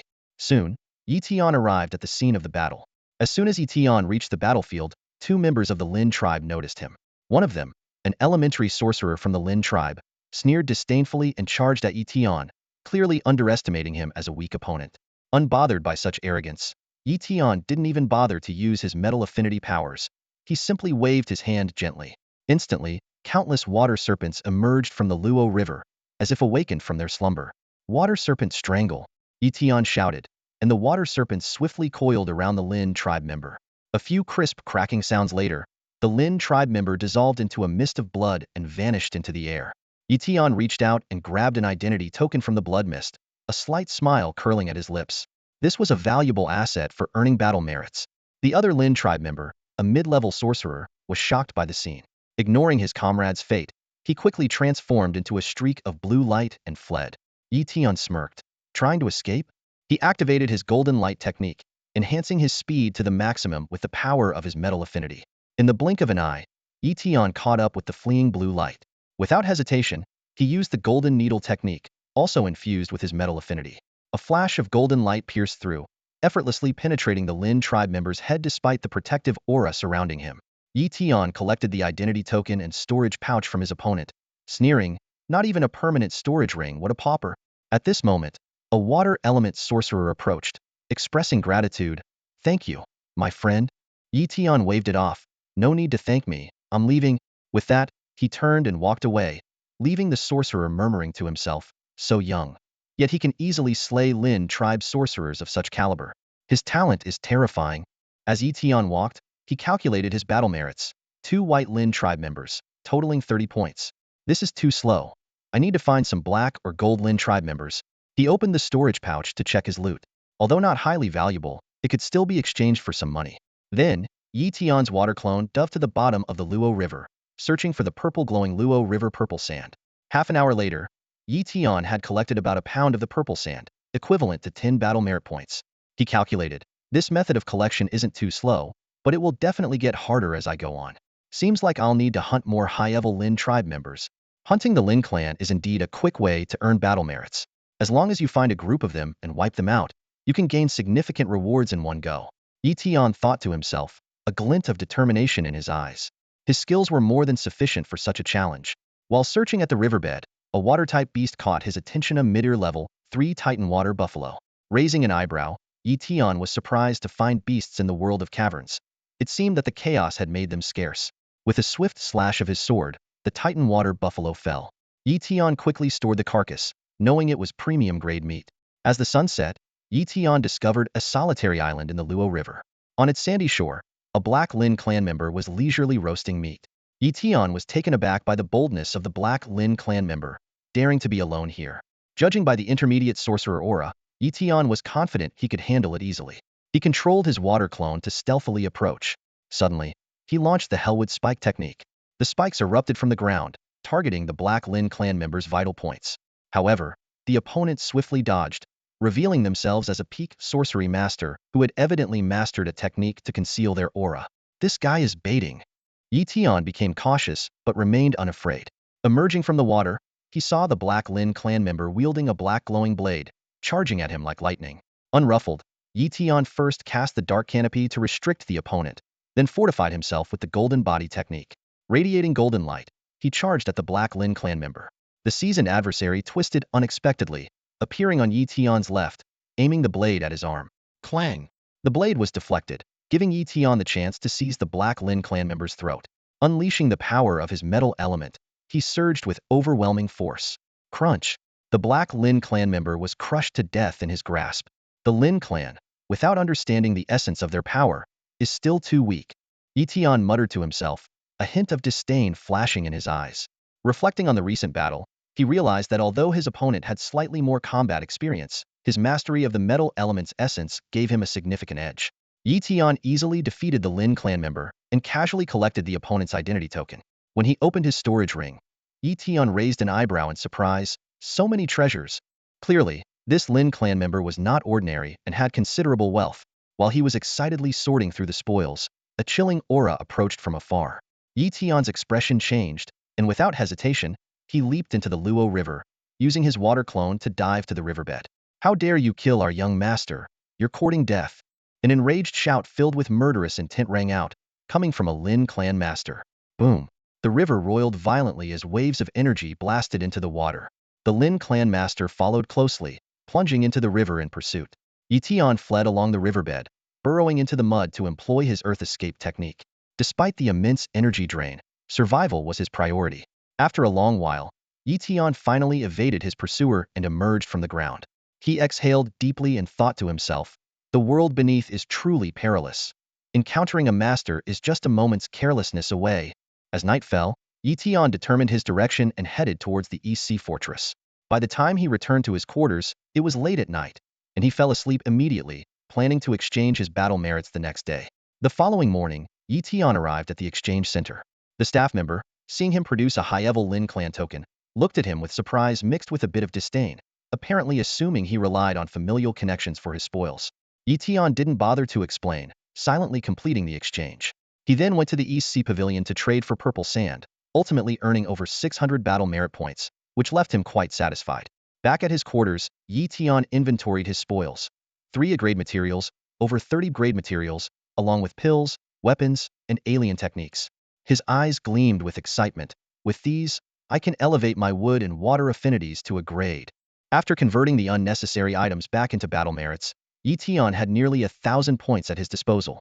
He decided to head to the Battle Merit Hall immediately to exchange for the resources he needed to further enhance his strength. There's so much good stuff. Tian stared at the items on the screen, wishing he could exchange for all of them, but unfortunately, he couldn't afford it. His eyes were drawn to a grade spatial item, the Space God Stone, priced at 30,000 battle merits. Tian gasped. The price was outrageous.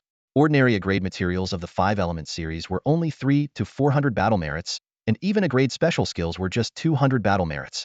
The opportunity to comprehend and scrade treasure was only around 3,000 battle merits. He calculated secretly. 30,000 battle merits could get him 10 chances to comprehend scrade treasures. With a sigh, Tian continued browsing. Many grade items were shockingly expensive. After some consideration, he finally selected 3 items. 1. A grade earth material Earth Soul Crystal, 230 battle merits. 2. A grade water special skill Great Water Escape Technique, 320 battle merits. 3. A grade wood special skill Myriad Wood Prison Technique, 330 battle merits. He considered buying a grade spatial material, but decided to save up enough battle merits to exchange for a higher grade item in one go. Tian carefully thought about the uses of these 3 items. The Earth Soul Crystal could elevate his Earth Elemental talent potential to a grade, which would bring all his 5 elements talent potentials to a grade. The Great Water Escape Technique would allow him to quickly escape in water, and the Myriad Wood Prison Technique could trap enemies, working even better with the Dark Canopy effect. Looking at his dwindling battle merits, Tian sighed helplessly. Battle merits really don't last long. For the next half-month, Yi Tian focused on training. He mastered the new special skills to perfection, and his 5 elements talent potentials were all elevated to a grade. Additionally, he advanced his metal element comprehension to the first level. Yi Tian could feel his ability organs undergoing a subtle transformation, signaling an imminent breakthrough in his cultivation. Once he stepped into the realm of a special skill master, his power would surely soar. The transformation of the supernatural organ doesn't happen quickly. It's a gradual process. 5 days later, Yi Tian's supernatural organ finally completed its transformation, and his cultivation advanced to the level of a junior magic master. Despite the surge of power within him, he frowned slightly. Too conspicuous. I need a way to hide it, he thought. Recalling the Black Scale tribe's concealment techniques, he immediately sought similar methods among humans. Soon, he learned about the A-level water technique, turtle breath technique, and the B-level breath concealment technique. After weighing his options, he chose the more powerful turtle breath technique. Spending 300 battle credits to exchange for it, Yi Tian quickly mastered it to perfection using his enlightenment technique. He attempted to activate the turtle breath technique and instantly felt the surging power within him recede like a tide, his aura becoming faint. Yi Tian nodded in satisfaction as he switched between different levels, ultimately concealing his cultivation at the peak magic practitioner level. It's time to earn some battle credits, Yi Tian decided as he left the East Sea Fortress and headed once more to Luaha. Over several days, he gathered a large amount of purple sand from Luaha and killed numerous white-scale tribe members, gaining substantial rewards. Upon returning to the East Sea Fortress, Yi Tian exchanged his spoils for battle credits. After an inventory check, the staff announced, "Mr. Yi Tian, you've earned a total of 2,100 battle credits this time."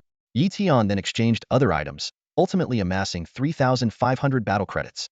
He immediately applied to comprehend its level treasure, and was granted access 2 days later to the 5th underground level. Passing through layers of security, Yi Tian entered a spacious secret chamber. In the center of the chamber, on a pedestal, lay a piece of silvery white metal emitting a strange glow. This is the immortal holy gold. Yi Tian gazed at the mysterious material glowing with a golden light before him, filled with desire. He attempted to reach out and touch it, but was blocked by a suddenly appearing formation. What a pity, he sighed inwardly, lamenting his inability to absorb a trace of the golden power. The opportunity to comprehend for 1 day, exchanged for 3,100 battle merits, made Yi Tian marvel at its high cost. However, once he activated the formation, he immediately understood why. The entire chamber transformed into a world of gold, revealing the profound mysteries of the gold element. So that's why. This method of comprehension undoubtedly consumes the energy of inscribed treasure, explaining its hefty price. Yi Tian dared not waste any time. He immediately employed the enlightenment technique to enhance his understanding, immersing himself fully in the comprehension process. As time went by, his grasp of the gold element's essence rapidly increased. 10%, 20%, 30%. His progress far exceeded that of normal circumstances. In the blink of an eye, the day passed, the formation ceased, and the chamber doors opened. Checking his data panel, Yi Tian found that his understanding of the gold element had reached a level of 51%, a significant improvement that thrilled him. He was well aware that with a few more days of comprehension, his power would undoubtedly rise to new heights. Nonetheless, Yi Tian also understood that as the level of mastery increased, so did the difficulty of improvement. Achieving perfection in the 9th sequence of the gold element would still require tremendous effort. After the surge in his gold element comprehension, Yi Tian went on to test his strength, noting a substantial increase. However, compared to a master of exotic arts, his strength still fell slightly short. In the following days, Yi Tian repeatedly ventured into Luo River, hunting for the rare purple sand and targeting the Lin tribe, accumulating increasing military achievements. Yi Tian's actions eventually drew the attention of the Lin tribe. A black-scaled Lin prodigy named Xian Feng, accompanied by a white-scaled Lin master of arcane arts, arrived at Luo River, intending to personally resolve this nuisance. Xian Feng disdainfully remarked that the slain Xian Qing was useless and expressed confidence in his ability to kill Yi Tian. As expected, Yi Tian soon appeared. He used the great water evasion technique to approach, but Xian Feng detected him. A fierce battle ensued, with Xian Feng employing illusions and the great condensation technique, while Yi Tian countered with the Tower of Spirit and Flash Step technique. Yi Tian fortified his body with the Golden Body technique and used the 10,000 wood prison technique to trap Xian Feng. Although Xian Feng had grasped the essence of water, slicing through the wooden prison with a single strike, Yi Tian still managed to close in. Yi Tian suppressed him with the dark canopy, smashing Xian Feng's water shield with a powerful punch, sending him flying. Xian Feng, unwilling to continue the fight, attempted to flee but was blocked by Yi Tian's water clone, ultimately succumbing to successive blows. Yi Tian then swiftly eliminated the stunned white-scaled Lin Master of Arcane Arts, quickly seizing Xian Feng's storage ring before making his escape. He realized that Xian Feng's status was significant and feared attracting more pursuers. Indeed, it wasn't long before Lin tribe grandmasters descended upon Luo River, and not just one, but the Eastern Sea Fortress also dispatched grandmasters to confront them. Yi Tian wasn't sure if there was any conflict between them. Reflecting on his encounter with the genius from the Black Scale tribe, Yi Tian realized his own weakness. He only had mastery over the metal element. When facing geniuses who had grasped multiple elements, his other abilities were significantly less effective. I must comprehend other elements. Yi Tian resolved firmly. Upon returning to the East Sea Fortress, he immediately headed to the East Sea Pavilion and purchased a vast array of 5 elements techniques. In the days that followed, Yi Tian devoted himself tirelessly to his training, perfecting these techniques. Simultaneously, he delved into the essence of the fire, wood, earth, and water elements, striving to understand their respective principles. Outside of training, Yi Tian didn't neglect his mission to hunt the Scale tribe. He selected relatively safe locations and cautiously hunted them, accumulating battle merits. Although he had enough merits to apply for the comprehension of its level treasure, the waiting time was lengthy, and he had to be patient. A month flew by. Yi Tian gradually grasped the principles of water, fire, wood, and earth, even if only at a basic level, finally completing his mastery of the 5 elements. The frequent practice of these techniques caused his innate abilities to fluctuate, and his body underwent repeated tempering, seemingly on the brink of a significant breakthrough. On that particular day, when Yi Tian's potential in the dark element talent surged back to a level, he sensed a peculiar transformation beginning within his body. Could it be that my body is about to transcend? Yi Tian wondered in astonishment. After reaching the level of an extraordinary master, a peak practitioner undergoes a transformation into a transcendent being, significantly extending their lifespan. Yi Tian felt the surging power within him and was secretly delighted. Advancing from a peak practitioner to an extraordinary master not only drastically increased his strength, but also doubled his lifespan.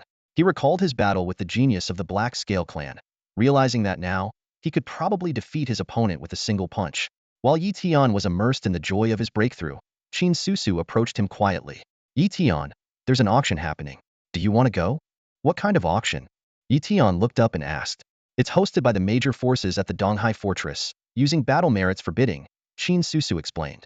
Even if you don't participate, it would be good to take a look. I have an extra spot. Would you like to join me? Yi Tian's eyes lit up. Thank you, Senior Qin. He was quite interested in such auctions, hoping to find something he needed. The next day, the auction took place as scheduled. Yi Tian and Qin Susu entered the venue and unexpectedly ran into some acquaintances. Yi Tian, you're here too? Qin Yu greeted him, a hint of probing in his tone. Yi Tian smiled slightly. Just here to broaden my horizons. After a brief exchange, Qin Yu left. Watching Qin Yu's departing figure, Yi Tian was thoughtful. As a first-year student, Qin Yu's ability to attend such an auction clearly depended on his family's influence. With such a background, even if his skills were average, he could easily access abundant resources. Is he from the Qin family? Qin Susu asked softly. Yi Tian turned to her. Senior Qin, are you from the same family? Qin Susu shook her head and smiled wryly. No, we are just a small family. While Qin Yu is from the real Qin family of Donghai. Their family is filled with powerful individuals, with over a dozen extraordinary masters. If I were from that Qin family, I wouldn't need to trade with you. I'd just have my family find the revival technique for me. Yi Tian was secretly amazed, not expecting Donghai City to have such hidden talents. Inside the auction house, Yi Tian and Qin Susu found adjacent seats in the hall. Soon, all 500 seats were filled. At 10 o'clock sharp, a stunning auctioneer gracefully took the stage. She was Jiang Xian, the exclusive auctioneer of Donghai Pavilion. After a brief introduction, Jiang Xian announced the start of the auction. The first item up for bid is a 2-star blood-forged weapon from the cavern world, the Star Garment. Jiang Xian explained in a soft voice. It offers formidable defense and fits perfectly to the body, feeling as light as air. The starting bid is 100 battle merits. Yi Tian turned to Qin Susu, curious. What is a blood-forged weapon? Qin Susu explained that blood-forged weapons are crafted using a special forging method. Humans are not skilled in weapon forging. So many weapons are actually seized from the alien races of the cavern world. Weapons forged through blood refinement can be bonded by a drop of blood. It's said that those of the 7th grade and above can even merge with the body. Yi Tian nodded thoughtfully. Blood-refined weapons are indeed powerful in the underground world, but for human practitioners who primarily rely on mystical arts, they aren't the best choice. Except for anomalies like him with extraordinary physical attributes, ordinary people, even with powerful weapons, struggle to unleash their true potential. Only those who reach the level of a mystical arts master possessing a superhuman physique, can perfectly integrate their physical prowess with specific mystical arts to unleash astonishing combat power. This results in lower-grade offensive blood-refined weapons being hard to sell for a good price in the human world. The weapons Tian captured from the Lin tribe, though blood-refined, aren't worth much. In contrast, defensive blood-refined weapons are highly sought after due to their rarity in complete form. Tian noted to himself to avoid damaging such armor when dealing with the Lin tribe in the future. At the auction, as the charming auctioneer announced the starting bid, bids came in rapid succession. 120 battle credits, 150 battle credits, 220 battle credits. Ultimately, this piece of blood-refined armor sold for 230 battle credits. Although the price was steep, considering the relatively high frequency of such items appearing at the East Sea Fortress, and the fact that human-made battlesuits combined with defensive mystical arts can achieve decent results, this price was the limit. The following half-hour saw various blood-refined weapons and rare treasures taking the stage. The atmosphere suddenly heated up when a heavyweight item appeared. Next up for auction is the rare treasure, Fire Flame Grass. It can potentially grant a gifted individual a fire-based ability, making them a dual ability wielder. The higher the practitioner's level, the lower the chance of awakening. It is ineffective for mystical arts masters. The starting bid for Fire Flame Grass is 500 battle credits. As soon as the auctioneer finished speaking, the crowd was abuzz with excitement. The auction featured rare treasures capable of awakening a second innate ability. Tian was surprised to see such items available at the auction. Lin Su's eyes flickered with desire, but soon dimmed. Unfortunately, I'm a dual-element innate ability user, and the flame grass can't help me develop a third ability. Otherwise, I'd consider borrowing battle credits from the family elders to compete for it. Tian pondered, Senior, are there many dual-element ability users among the second-year students and above? There aren't many, but there are some, Lin Su explained. Most of them awaken through the use of rare treasures. Three-element users are even rarer. However, across the entire Xia Kingdom, there are indeed those with five-element abilities. Tian nodded slightly, feeling relieved. It seemed that revealing multiple abilities in the future wouldn't cause too much of a stir. The auction officially began, and the flame grass sparked a fierce bidding war. However, due to its low success rate, it sold for only 980 battle credits. As the auction continued, the quality of the items improved, and so did the prices. Next up is the A-grade treasure, the Sacred Heart Fruit, which can regenerate missing body parts. The starting bid is 600 battle credits. Tian glanced at Lin Su, recalling her previous unsuccessful attempt to acquire the Sacred Heart Fruit. This treasure far surpassed his limb regeneration technique, with no side effects. Unfortunately, it was so rare that few were willing to sell it. Indeed, the Sacred Heart Fruit incited intense competition, finally selling for 1,600 battle credits. It's too expensive, Lin Su lamented. I once dreamed of trading vibranium for it. What was I thinking? The auction continued, and Tian watched with great interest, though he refrained from bidding unless something truly irresistible appeared. This is a fragment of the Five Elements Wheel, crafted by Grandmaster Li Fengxing, the beautiful auctioneer announced. Li Fengxing was a five-element ability user, unmatched at the Grandmaster level, but he perished deep within the cavern world. The Five Elements Wheel was his unfinished mutated technique, and this fragment contains extensive creation experience and theory. The starting bid is 1,500 battle credits. Many attendees shook their heads. If it were the complete Five Elements Wheel, it might be worth it, but as a mere fragment, its value was limited. After all, even Li Fengxing hadn't succeeded in completing it, illustrating its difficulty. I remember this item when unsold at the Magic City Fortress auction, an ability master remarked. The auctioneer gave an awkward smile but said nothing more. Tian's eyes lit up. This was exactly the treasure he had been dreaming of. If he could obtain the fragment, he might be able to develop a complete mutated Five Elements Wheel technique. I bid 1,510 battle credits. Tian declared decisively. Lin Su was surprised. Do you have that many battle credits? Tian replied with a smile. I've been lucky and found quite a bit of Luaha purple sand. Lin Su looked envious. She risked her life in the cavern world and might not earn 200 battle credits in a month, while Tian had accumulated at least 1,510 in a short time. 1,510 battle credits, going once, going twice. Sold. Congratulations to this distinguished guest for winning the Five Elements Wheel fragment. Tian was inwardly delighted. Acquiring such a treasure at such a low price was a steal. The auction continued, and soon another item caused a sensation: the longevity fruit. Hailing from the depths of the cavern world, it can extend life by 50 years and is effective for anyone below the Grandmaster level. The starting bid is 3,000 battle credits. A group of aging ability masters was immediately intrigued. An additional 50 years might give them the chance to break through to the Grandmaster level. Bidding quickly soared to 6,000 battle credits, and continued climbing. Eventually, an ability master won the longevity fruit for a staggering 10,200 battle credits. After the auction of the immortality fruit, several other valuable items were presented. Before anyone realized it, the final showcase item made its appearance. The auctioneer, a beautiful woman, unveiled a simple tree branch, drawing the audience's attention. She announced loudly, "Next, we have a glasswood element materiala branch from the undying tree, starting at 20,000 battle merits." The crowd immediately erupted, with representatives from various factions eagerly placing their bids. Among them, Tian stood, his eyes reflecting a hint of envy. Once the auction concluded, Tian collected the fragment of the 5 elements wheel that he had successfully bid on. Lin Su advised him to save his battle merits for contemplating class treasures, but Tian responded simply, "This is useful to me." Back at his residence, Tian immersed himself in study. The fragment of the 5 elements will contain many insights from Grandmaster Li Fengxing on the arcane arts of the 5 elements, yet converting theory into practice proved challenging. Tian activated his enlightenment technique, drawing upon the essence of his dark attribute innate ability, which significantly boosted his comprehension. Gradually, he not only understood the content of the fragment, but also identified its flaws and shortcomings. After half a month, Tian finally perfected the 5 elements wheel, creating a complete variant arcane art. Eager to test it, he summoned a 5-colored wheel that formed an impenetrable defense around him. He directed his blood copper flying sword at himself, only to see it deflected effortlessly. Elated, he continued to practice diligently for another 2 weeks, elevating the 5 elements wheel to a state of mastery. However, at this peak moment, an awkward situation arose. He had exhausted all his resources. With his resources exhausted, Tian found himself completely broke. He sighed inwardly, his brow furrowed.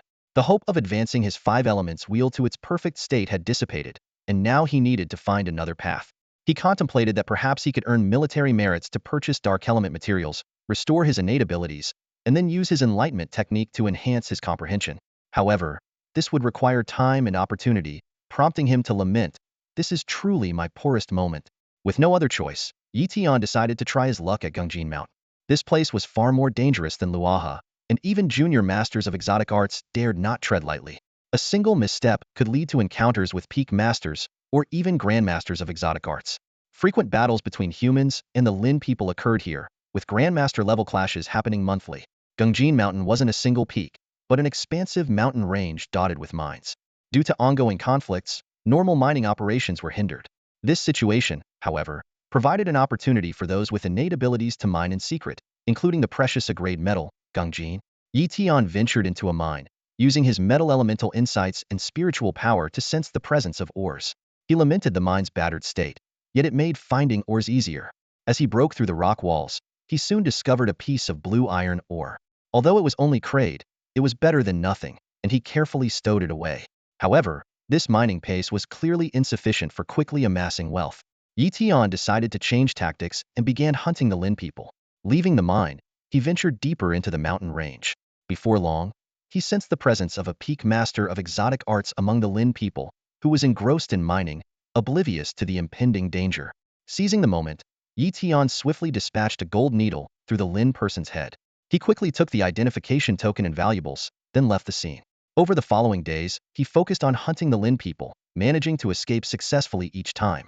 When encountering a Lin grandmaster, he knew when to back off and avoided reckless risks. As time passed, Tian's gains grew increasingly substantial, and his accumulation of military merits and wealth steadily increased. He knew that only by continuously enhancing his strength could he one day confront the Lin grandmaster's Hedon. Meanwhile, on the other side of Gongjin Mountain, 5 female students from Donghai University were mining in a deeply secluded cave. They formed a well-coordinated team, which included Lin Su. This newly discovered vein, though remote, offered a high level of safety, with a guaranteed monthly income of at least 500 military merits. The strongest among them was Xiaoya, an advanced master of exotic arts who had grasped the earth elemental insights. The other 3, while not having attained insights, were all peak masters of exotic arts. Although Lin Su had the lowest cultivation level, her innate abilities in wood and water elements made her adept at recovery arts, making her an indispensable support within the team. As they focused on their excavation, a glimmer of light suddenly shone through the rubble. Their eyes were immediately drawn to it, recognizing it as a top-grade Gongjin or meeting this grade standard. Excitement was evident on their faces, aware that it could be worth tens of thousands in military merits. Lin Su promptly reminded them, "Quickly dig it out, then let's get out of here and head back to Donghai Fortress where it's safe." Qin Susu and her 4 companions carefully excavated the surrounding stones, revealing the true form of the mineral. As the final piece of rock was cleared away, a massive, high-quality gungjin ore appeared before them. Their eyes lit up with excitement as they roughly estimated its value, gasping in a white was worth at least 200,000 battle merits. Such a treasure would be fiercely contested, even by masters of exotic arts. Qin Susu murmured, her voice barely containing her excitement.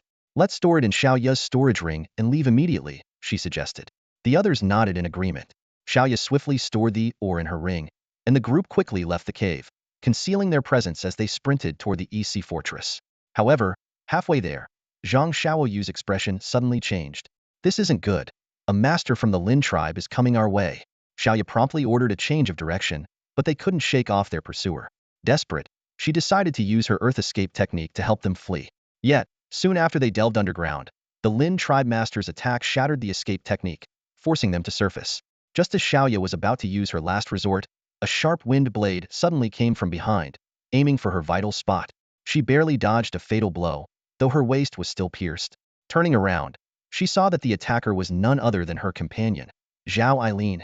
Zhao Eileen, what are you doing? The other 3 shouted angrily.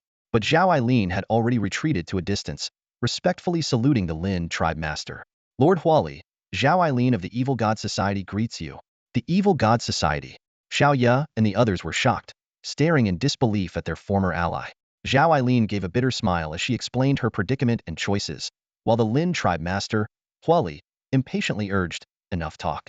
I must kill them and get you out of here quickly. Before he finished speaking, a massive flame blade slashed toward Xiaoya and the others. Seeing no way to defend against it, Qin Susu felt a sense of despair. At the critical moment, a yellow earthen shield suddenly appeared in front of them, blocking the deadly strike. Boom! The shockwave swept across, tearing up the ground around it. Xiaoya spat out a mouthful of blood, her face as pale as paper. Her earth element powers were nearly exhausted, yet the round shield remained unyielding. Hua Li's eyes shone with excitement as he stared at the miraculous shield. A rare artifact, he exclaimed. Even he had longed for such a treasure. These artifacts, born from the caverns of the world, could not only merge into one's body and conceal themselves, but also enhance one's cultivation speed. Xiaoya's earth element artifact clearly helped her grasp the essence of earth. Zhao Eileen was taken aback. No wonder Xiaoya, with her average talent, could comprehend such depth. She couldn't help but feel a tinge of regret, knowing such a treasure was beyond her reach. Hua Li sneered. Though the earth element artifact is strong, your skills are shallow. How many more strikes can you withstand? With that, he unleashed another slash. Boom. Xiaoya was forced to one knee, the ground beneath her cracking. Despite Qin Suzi's continuous healing abilities, the damage was too severe for her to bear. Just as Hua Li prepared to strike again, he dodged a golden needle. He coldly demanded, "Who's there?" The ground twisted as a figure emerged. Yi Tian. Qin Suzi shouted, "Yi Tian, run! He's a master of the Lin clan." Yi Tian gestured for everyone to relax, his gaze piercing towards Hua Li. A mere beginner in elemental arts was nothing to fear. Hua Li scoffed. A peak elemental artist dares to challenge me? Yi Tian released his breath-holding technique, his power surging to the peak of an advanced elemental master. Hua Li dismissed him with a wave, launching a fireball. To his surprise, Yi Tian used the golden body technique, snuffing out the fireball with a single hand. He then summoned the Blevel mutated art, Dark Flame, infusing it with the power of fire element essence. Hua Li, now more cautious, summoned a fire serpent to counter. Yet the Dark Flame's power was overwhelming, shattering the serpent into pieces. Enraged, Hua Li unleashed his bloodline skill, Fire God's Wrath. Instantly, he transformed into a 10-meter-tall giant of flames, his aura multiplying in strength. Yi Tian warned the others to retreat and summoned the 5 elements wheel for protection. Hua Li's massive flaming sword struck fiercely but was effortlessly blocked by the wheel. Qin Suzi and the others were astounded this wasn't a fragment. It was the complete 5 elements mutated art. Even more incredible, Yi Tian had mastered the essence of gold, wood, water, fire, and earth. Xiaoya murmured. Who is this guy? And how is he so extraordinary? Qin Suzi whispered. He's a freshman at our school. Also the new champion. Everyone was even more shocked. He'd a mere freshman. How could he be so formidable? Was he perhaps the offspring of a supreme master? Despite Hua Li's relentless attacks, he couldn't penetrate the 5 elements wheel's defense. With a thought, Yi Tian transformed the wheel into a simplified domain, trapping Hua Li within. He then unleashed a barrage of elemental arts upon him. Before long, Hua Li was battered and bruised. He roared in fury, burning his bloodline as he charged at Tian. Now that the five elements wheel had transformed into a domain, Tian's personal defenses would be weakened, presenting a prime opportunity to strike. I'll fight you to the end. Huali, burning his bloodline, charged at Tian. Tian stared at Huali, whose bloodline was igniting, charging towards him. Instead of dodging, he advanced directly. With his extraordinary physique bolstered by the golden body technique, he concentrated 50% of his metal element intent into his fist and struck with a force that seemed capable of tearing the sky apart. Boom! As his fist met the blade's light, a thunderous explosion erupted. Protected by the five elements wheel and fortified by the golden body technique, Tian only took a single step back, emerging unscathed. In contrast, Huali was sent flying by the punch, his body riddled with cracks. Huali was utterly shocked. How could a mere human possess such power? Seizing the advantage, Tian unleashed the myriad wood prison. The wood element intent ensnared Huali, who struggled desperately but was struck critically by the metal element technique. Under the relentless assault, the Black Scale Clan master Huali finally succumbed, collapsing as a battered corpse. Tian breathed a sigh of relief, acknowledging that without the aid of the five elements wheel, victory would have been elusive. Not far away, Zhao Ailin was stunned, unable to believe her eyes, repeatedly confirming that this wasn't an illusion. Xiao Ya and the others approached to express their gratitude, and Tian gestured for them to handle Zhao Ailin. Just as Xiao Ya was about to capture her, Zhao Ailin decisively attempted to take her own life. With a cold smirk, Tian swiftly intervened. Employing the limb regeneration technique, augmented by wood and water element intents, he restored Zhao Ailin's heart in an instant. As Zhao Ailin tried to end her life again, Tian tapped her forehead. The 9 abysses of illusion technique took effect, leaving Zhao Ailin's eyes vacant and her mind utterly ensnared. Tian picked up Zhao Ailin and urged everyone to withdraw quickly. The group successfully returned and handed Zhao Ailin over to the Association of Supernatural Abilities for them to handle. At the East Sea Stronghold, Tian and Xiao Ya had returned. They promptly delivered Zhao Ailin to the Association of Supernatural Abilities, leaving her fate in their hands. As expected, Zhao Ailin was unlikely to be released. Once any value was extracted from her, she would probably be disposed of. Tian was pondering Zhao Ailin's fate when there was a soft knock at the door. Qin Susu entered, holding a box with a serious expression. "Senior Qin, is there something you need?" Tian asked, raising an eyebrow. Qin Susu silently opened the box, revealing a metallic gleam. "This is a top-grade Gungjin or glass material. Originally, it was meant to be divided among 5 people, but with Zhao Ailin..." She paused. "Now, we're giving you 1/5 of it." Tian's eyes lit up as he accepted it without hesitation. This class Gungjin or could elevate his metal-based ability to class potential, an opportunity too good to pass up. After Qin Susu left, Tian didn't immediately touch the ore. He planned to first interact with the grade metals to boost his metal ability potential to 99,100 before absorbing the top-grade Gungjin ore. This way, he could maximize the use of this precious resource. He then turned his attention to the storage ring of the Lin Clan Master. After refining it, his consciousness entered the ring, revealing a vast array of materials, resources, elixirs, and weapons. A lustrous white crystal caught his eye. "Spirit stones," Tian exclaimed. On Earth, the low density of spiritual energy prevented the formation of spirit stones, but in the long-existing world of the caverns, such treasures naturally emerged. He carefully counted them 7 spirit stones in total, valued at 7,000 battle merits. Combined with other rare materials, the wealth within this storage ring was worth around 30 to 40,000 battle merits. Masters truly are wealthy, Tian mused. Donghai Pavilion was a place where Tian could exchange items for battle merits, and many of his transactions ended up there. Tian carefully selected only the items that would truly benefit him. After a series of exchanges, he accumulated a total of 15,000 battle merits. With this considerable amount, he could finally achieve an important goal: exchanging for level spatial materials. Previously, due to insufficient battle merits, Tian had to overlook ordinary spatial materials. But now, with 15,000 battle merits, he could obtain a level spatial material, which would elevate his spatial talent potential to level. This advancement would allow him to train in powerful level spatial techniques. Tian went to the Battle Merits Hall and without hesitation, applied to exchange 12,000 battle merits for a level spatial material called Shinkong Stone. Soon, a palm-sized piece of Shinkong Stone was in his hand. With the Shinkong Stone in hand, Tian returned to his residence. Along the way, he continuously touched the stone, greedily absorbing its spatial power. His original A-level spatial talent potential quickly rose to D-level. Over the next few days, Tian focused on absorbing spatial and metallic power. Eventually, Tian's spatial talent potential reached level. With this foundation, he decided to exchange for a level spatial technique. Considering the importance of survival skills, Tian chose the teleportation technique, which cost 1,000 battle merits, a reasonable price for him. Back at his residence, Tian immediately began practicing the teleportation technique. With the aid of the comprehension technique to enhance his understanding, and building on his previous training in the flicker technique, he quickly reached the beginner level of the teleportation technique. To practice it, Tian went to a secluded area outside the Donghai fortress. With a single step, Tian appeared 100 meters away. He continued to train diligently, and his mastery of the teleportation technique steadily improved. In just 3 days, he perfected the technique, allowing him to teleport within a kilometer at will. Meanwhile, Tian's metallic talent potential was also on the brink of a breakthrough. He took out a top-grade Gungjin ore and successfully absorbed the final bit of metallic power. With a resounding boom, Tian's body transformed, and his metallic talent potential surged to S-level. This was Tian's first S-level talent potential, granting him the eligibility to train in S-level metallic techniques. However, the Donghai fortress had a rule that only technique masters could exchange for S-level techniques.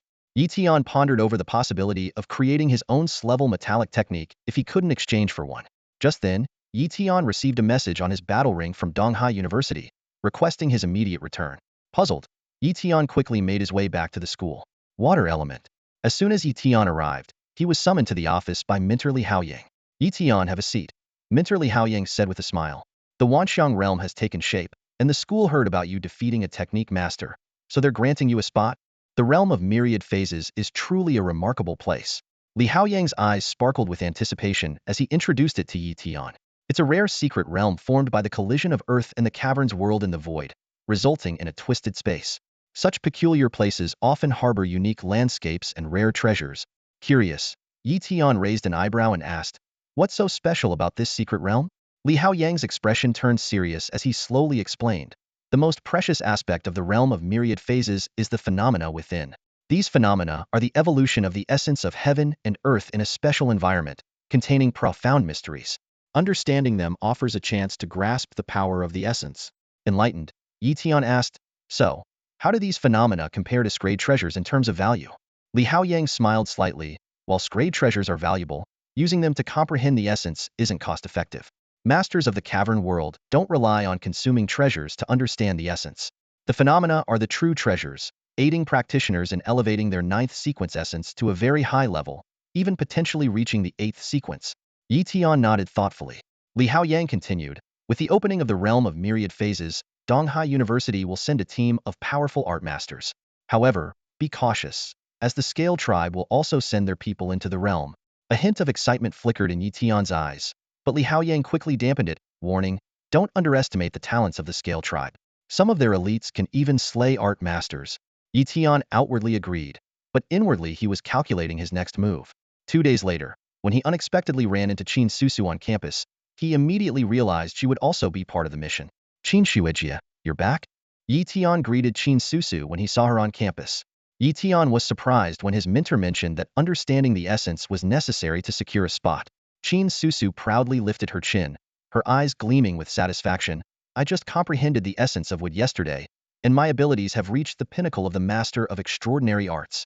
That's how I earned this spot." Tian quickly congratulated her, but internally he speculated that Qin Susu likely exchanged top-grade Gungjin ore for battle merits, which granted her the opportunity to study and level wood treasure, leading to her sudden comprehension of the wood essence. From Qin Susu, Tian also learned that Xiaoyu was among those selected. This time, over 300 people were entering the Myriad Aspects realm, including just over 30 students from Donghai University, with the rest being extraordinary arts masters from Donghai City and surrounding family clans. Tian suddenly realized how many people had comprehended the essence. Upon reflection, it seemed like almost half of Jiang Province's extraordinary arts masters had done so, making it a gathering of elites. 2 days passed swiftly. Before departure, Mentor Li Haoyang solemnly advised, "Tian, be extra cautious once you enter the Myriad Aspects realm. Not only should you guard against the Scaled Tribe, but also other human extraordinary arts masters." Tian frowned. "Is it the Evil God Society?" Li Haoyang nodded. "Exactly. The Evil God Society is deeply rooted in major cities across the Xia Kingdom, infiltrating many families. Though I detest them, I must admit some of their forbidden techniques can indeed help people break through. Despite the heavy cost, there are many old folks who, facing imminent death, are willing to take desperate risks for a breakthrough and extended lifespan." Tian agreed wholeheartedly. He thought of his own cultivation with the enlightenment technique. Without this forbidden art, his growth would not have been so rapid. Li Haoyang further instructed, if you encounter other students from Donghai University in danger, please do your best to assist. Yi Tian earnestly promised, rest assured, mentor, I will do my utmost. Then, Li Haoyang led Yi Tian and the other extraordinary arts masters who had comprehended the essence to the secret entrance of the myriad aspects realm. Upon arrival, they found a large gathering of extraordinary arts masters and grandmasters. These grandmasters were there to see them off, as they themselves could not enter. Yi Tian looked around and noticed many extraordinary arts masters were already beyond middle age. However, as long as they had comprehended the essence and had some connections, they could secure a spot. A grandmaster with a commanding presence gave the order, let them in. With a thunderous roar, the entrance to the secret realm slowly opened. Swish, swish, swish. The extraordinary arts masters swiftly entered, with Yi Tian, Qin Susu, Xiaoya, and the others following closely behind. Stepping into this mysterious and unpredictable world, the realm of myriad phenomena. Yi Tian stepped into this peculiar space, which resembled an underground world with its mountains, rivers, and lush greenery, yet it was unmistakably extraordinary. He keenly sensed that the beasts and spiritual herbs here had just come into existence and held limited value. The true opportunity lay in the phenomena brimming with the mysteries of the universe. Proceeding cautiously, Yi Tian suddenly noticed a fiery glow emanating from a valley ahead. He teleported closer and saw flames raging within a 100-meter radius, with a golden lotus blooming amidst the fire. Reaching out to touch it, his hand grasped only air. He quickly realized this was the legendary golden lotus in fire phenomenon, embodying the essence of both fire and metal elements. Yi Tian sat cross-legged and began to meditate using his enlightenment technique.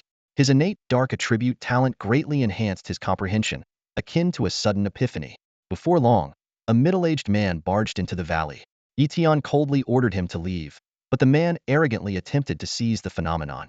Unwilling to waste time, Yi Tian casually unleashed a blast of dark fire, sending the intruder flying. Yi Tian continued his focused meditation, rapidly advancing his understanding of the metal and fire elements. Over an hour later, 3 formidable members of the scaled tribe appeared in the distance, their presence menacing. Yi Tian grew vigilant, preparing for a more challenging battle. More intruders. This time, they weren't human, they were from the scaled tribe. In the distance, 3 scaled tribe members emerged, each at the pinnacle of their unique art mastery, exuding immensely powerful auras. Soon, they witnessed the miraculous sight of a golden lotus amidst the flames, with Yi Tian sitting at its center. Yi Tian was deeply engrossed in comprehending the phenomenon when 3 members of the Black Scale tribe stealthily approached. One of them sneered, "It's a human, not very strong. Let's kill him." Before the words even faded, the 3 shadows shot towards Yi Tian like arrows. Yi Tian's lips curled into a slight smile, a hint of disdain flashing in his eyes. 5 elements wheel, suppress, he commanded in a low voice. Instantly, a burst of 5-colored light erupted, and the Black Scale trio felt as if they were trapped in a quagmire, their speed drastically reduced. Seizing the opportunity, Yi Tian unleashed a mental technique, an invisible force striking directly at their spirits. The Black Scale members became dazed and briefly disoriented. Not missing a beat, a flash of golden light swept through, and 3 heads fell to the ground. With the threat dealt with, Yi Tian quickly collected their identity tokens and storage rings. He understood the value of time and immediately resumed his contemplation of the golden lotus phenomenon. Such rare opportunities were fleeting, and he needed to focus entirely. As time passed, the vision gradually faded. Yi Tian sighed softly, then smiled with satisfaction. His insights had grown significantly. His mastery of metal-based concepts reached 70%, and fire-based concepts rose to 50%. I must continue seeking out more phenomena. If I find several more, my power will become unimaginably formidable. Yi Tian murmured, determination gleaming in his eyes. Leaving the valley, Yi Tian cautiously explored the area. Along the way, he discovered the corpse of a human master of mystical arts, a spear piercing through the chest, clearly the work of the Scale tribe. This discovery only strengthened his resolve to find more phenomena. Before long, Yi Tian arrived by a river. Following it upstream, he soon encountered another extraordinary sight. Above the river, an ephemeral gate appeared, with a carp repeatedly attempting to leap over it. It was the legendary vision of the carp leaping over the dragon gate. The phenomenon of fish leaping over the dragon gate is considered a lower-tier phenomenon. However, if the fish successfully leaps over the gate, it transforms into a dragon transformation phenomenon, which is a genuine mid-tier phenomenon. Yi Tian lightly tapped the water's surface, causing ripples to form beneath his feet. He closed his eyes and focused, beginning to comprehend the essence of the water element. This time, he was fortunate no one disturbed him. As time passed, the fish leaping over the Dragon Gate phenomenon gradually faded, but Tian managed to grasp the water element essence to a level of 62, gaining substantial insight. He didn't pause to rest, continuing his search for new phenomena. The phenomena in the realm of myriad phenomena are not eternal. As more people seek to comprehend them, they become increasingly rare. Tian understood the value of time and didn't hesitate to frequently teleport, all in a bid to quickly elevate the essences of various elements to the ninth sequence at full mastery. Along the way, yet another member of the Black Scale tribe recklessly attacked him, only to become another ghost under Tian's command. This was the seventh one. Tian chuckled to himself, blaming his deceptively modest level of cultivation. But those who secure a spot in this realm are hardly weaklings.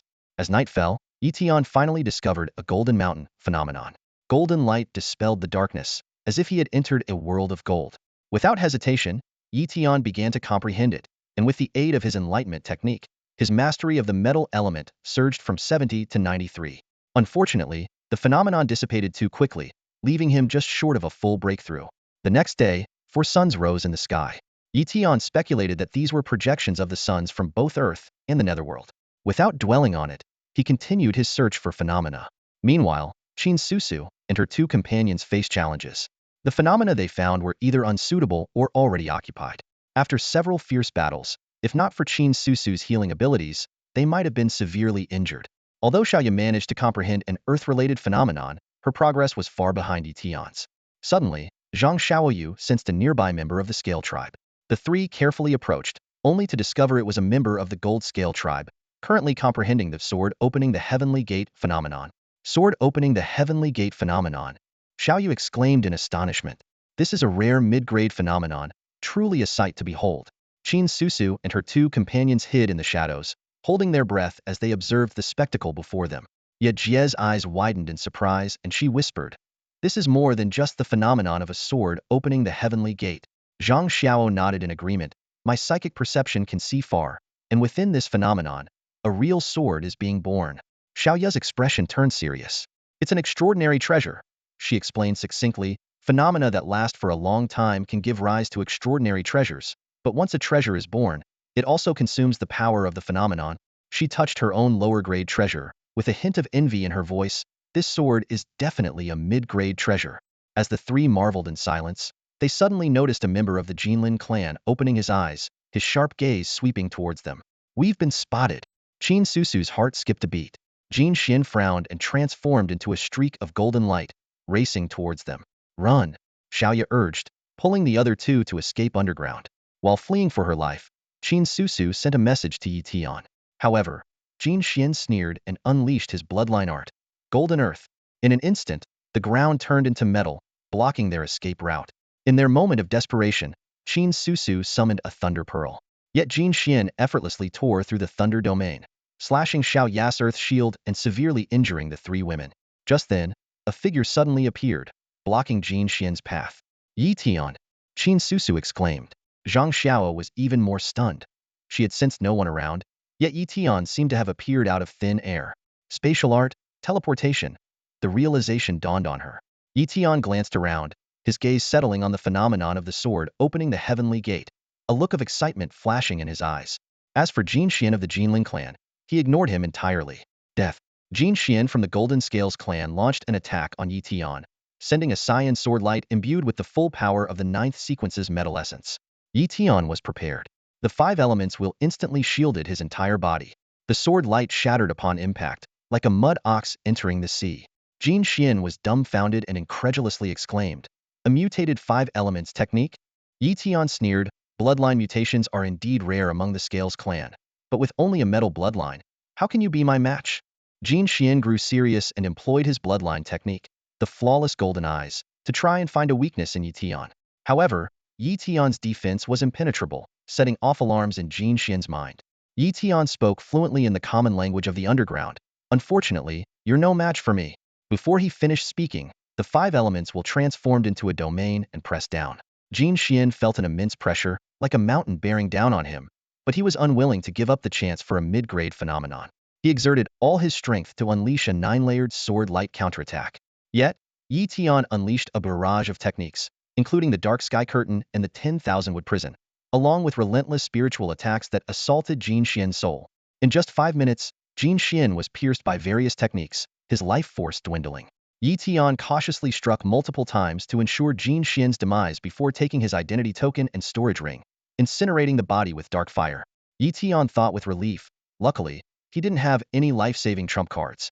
If he had comprehended the sword opening the heavenly gate phenomenon, I might not have been able to kill him. Subsequently, Yi Tian approached the sword opening the heavenly gate phenomenon to comprehend the metal essence. With the aid of the enlightenment technique, his comprehension was astounding, and his mastery of the metal essence advanced rapidly. He soon reached full mastery and began to break through the 8th sequence. At one moment, with a thunderous roar, a terrifying power of metal essence erupted from Yi Tian, tearing the air apart. The 8th sequence of metal essence was achieved. Yi Tian thought to himself, the 8th sequence of metal essence is incredibly powerful, far beyond the 9th sequence. If I were to face Jin Xian again, I could defeat him in a few moves. After mastering the 8th sequence of the metal intent, Yi Tian continued to delve into its mysteries. As the sword opening the heavenly gate phenomenon gradually faded, Yi Tian seized the last opportunity to fully concentrate on comprehending the profound essence of the metal intent. Half an hour later, the phenomenon completely vanished, and a sword emitting a faint golden glow slowly descended. With quick reflexes, Yi Tian caught this mid-grade mystical treasure, his excitement palpable. Congratulations, Yi Tian, on obtaining a mid-grade mystical treasure. Qin Susu and the others approached, offering their sincere congratulations. After a long period of recuperation, the trio's injuries had healed, though their abilities had not fully recovered. Yi Tian replied with a smile, I couldn't have acquired this treasure without your help. This time, he didn't plan to share it with the others. Xiaoya curiously asked, Yi Tian, did you just comprehend the 8th sequence of the metal intent? Yi Tian nodded in acknowledgement, as such a significant phenomenon couldn't escape their notice. I'm so envious. Xiaoya's eyes sparkled with longing. I wish I could comprehend the 8th sequence too. Once you do, there's hope to break through and become a Grandmaster of the mystical arts. Yi Tian raised an eyebrow and asked curiously, a Grandmaster of the mystical arts? Is it related to the 8th sequence? Xiaoya explained, that's right. Comprehending the 8th sequence is one of the conditions to advance to a Grandmaster of the mystical arts. Of course, comprehension doesn't guarantee a breakthrough, but without it, becoming a Grandmaster is impossible. Just like with the 9th sequence, where there is hope to become a master of the mystical arts. However, many peak mystical art masters, even if they comprehend it, need other opportunities and repeated attempts to break through. Yi Tian nodded thoughtfully. True, for some older peak mystical art masters, even if they comprehend the intent, they can't break through because their bodies just won't allow it. Yi Tian has now comprehended the 8th sequence of the metal elemental intent, which signifies his potential to become a Grandmaster in supernatural arts. A flicker of joy appeared in Yi Tian's eyes, as he understood the implications. Not only would his lifespan be significantly extended, but his status would also elevate to a level few could reach. Even Donghai University had only a handful of Grandmasters in residence. Xiaoya, with a serious expression, said, Junior Yi Tian, we have to leave. The phenomena of the Wanxiang realm are fleeting, and we must seize the moment to search. Yi Tian nodded. Take care and stay safe. After watching Xiaoya and the others depart, Yi Tian immediately began refining a mid-grade supernatural artifact. He carefully let a drop of blood fall onto it, watching as it was swiftly absorbed. Then, he closed his eyes and focused his mental energy to deepen the refinement. Suddenly, a torrent of information surged into his soul. Mid-grade supernatural artifact, the Tianmin sword. Yi Tian murmured. It even contains a gifted supernatural technique called heaven-slicing sword technique. He thoughtfully examined the long sword in his hand. This technique possessed tremendous power but also required a significant physical toll and could only be wielded with the 8th sequence metal elemental intent. Yi Tian realized this could become a powerful asset for him. However, possessing the artifact alone was insufficient. Yi Tian contemplated that to unlock the true potential of the Tianmin sword, he needed to enhance his weapon skills. He decided to study close combat techniques. Once they exited the Wanxiang realm, Yi Tian then opened the storage ring of Jin Xian from the Golden Scale clan and meticulously took inventory. Besides 6 spirit stones and 23 A-grade materials, there were various elixirs and weapons. To his delight, he found a branch emitting a unique aura. Scrade material, Yi Tian exclaimed excitedly. Just by touching it, he could feel an endless flow of wood energy entering his body. He planned to use it to elevate his A-grade wood elemental talent to Scrade once he returned. After organizing the spoils, Yi Tian continued to delve deeper into the realm in search of more opportunities. Half a day later, atop a mountain peak in the Wanxiang realm, 3 members of the Golden Scale clan sat waiting for their kin to gather. Prince Jin He, Prince Jin Yu, Prince Jin Shan, the clan members have assembled. A member of the Black Scale clan reported respectfully. Jin He frowned and asked, "Still no word from Jin Xian?" The Black Scale clan member shook his head. "We still can't reach him." Jin Yu chuckled dismissively. "His strength rivals that of a master. Who could possibly trouble him? He's probably found something valuable and doesn't want to share. The clan will deal with it. Let's proceed with our plan." Jin He nodded in agreement. "Bring those 6 from the cult of the evil god over. It's time to discuss our plan." Soon, 6 peak human supernatural masters arrived. They were hidden experts from the cult of the evil god, willing to reveal themselves for this mission. Bison asked, "Jin He, is everything ready?" "Bison, we are prepared. You need to set up a formation at the exit of the secret realm in Donghai City to block it, preventing those human supernatural masters from escaping. Then, let's start wiping out the sorcerers here, aiming to eliminate all humans within the myriad phases realm."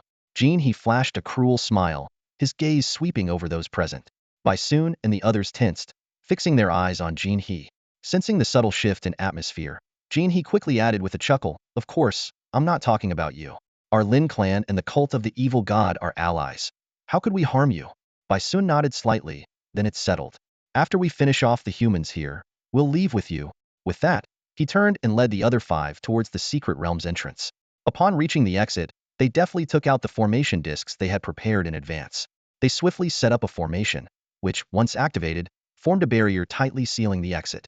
These formation discs from the subterranean world, powered by a large number of spirit stones, were robust enough to withstand a full day's assault from a novice sorcerer master without breaking. Bison used a special communicator to send a message to Jin He. "The exit at Donghai City is sealed. You can begin your operation." Elsewhere, Jin He received the message and smirked. He took out a mid-grade mystical treasure, the earthly nether mirror, and murmured, "With this treasure, no human within a 5-mile radius can escape. Wiping out these sorcerers who have grasped the essence will surely cause humans great distress. This generation in Jiang province might see a decline, with fewer sorcerer masters emerging, which will ease the pressure on our Lin clan." Jin Yu impatiently urged, "Jin He, get started already." Jin He nodded and activated the earthly nether mirror. Immediately, over 100 Black Lin clan members, led by 3 Golden Lin clan members, began scouring the area for traces of human sorcerers. Buzz. With the earthly nether mirror in motion, the Black Lin clan members, under the guidance of the Golden Lin clan leaders, commenced their search for the human sorcerers. The phenomenon of ghostly flames. By comprehending this spectacle, I should be able to elevate my fire element mastery from 90 to 100. Zhang Sun, the pinnacle of arcane arts masters, exclaimed with excitement. Zhang Sun's eyes sparkled and his breath quickened. He silently gazed at the flickering ghostly fire before him, fully engrossed in unraveling its mysteries. As time passed, he felt his mastery of the fire element gradually improving, akin to water slowly wearing away stone, inching closer to the bottleneck of complete mastery. Suddenly, a distant rumble echoed. Zhang Sun turned to look and was instantly chilled to the bone. Hundreds of the Black Scale clan surged forward like a tidal wave, led by 3 members of the Gold Scale clan radiating dazzling brilliance. He was terrified. Such a force could sweep away everything. In a panic, Zhang Sun sent out a distress signal and fled. But he was too slow, and in the blink of an eye, they caught up with him. A flash of cold light, and his head fell, blood gushing forth. The human arcane arts masters scattered in all directions, but against such a multitude of elite Scale clan warriors, they stood no chance. Soon, screams filled the air, and bodies lay strewn everywhere. The survivors fled desperately, sending out signals for assistance. Upon receiving the message, Tian immediately realized the dire situation. He quickly contacted Qin Susu and others, confirmed their safety, and decided to continue comprehending the phenomenon to enhance his strength. Time was of the essence. He needed to break through quickly to confront the Scale clan army. Tian approached the phenomenon of the fire serpent, fully dedicating himself to understanding the fire element. As time passed, his mastery of the fire element gradually neared the peak of 90. Meanwhile, the exit of the myriad phenomena realm had been sealed by formations, leaving many arcane arts masters unable to break through, forcing them to scatter and flee. The next day, Tian finally sensed a qualitative leap in his fire element mastery. He opened his eyes and glanced at his data panel, noticing significant changes compared to before. The host, Tian, assessed his powers.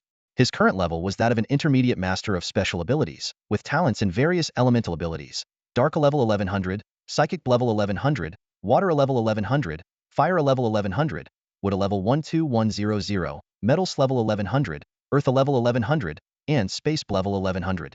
His special techniques included the mastery of the level Dark Canopy, a level Fire Dragon Shield, a level Golden Body Technique, and level Dark Spear.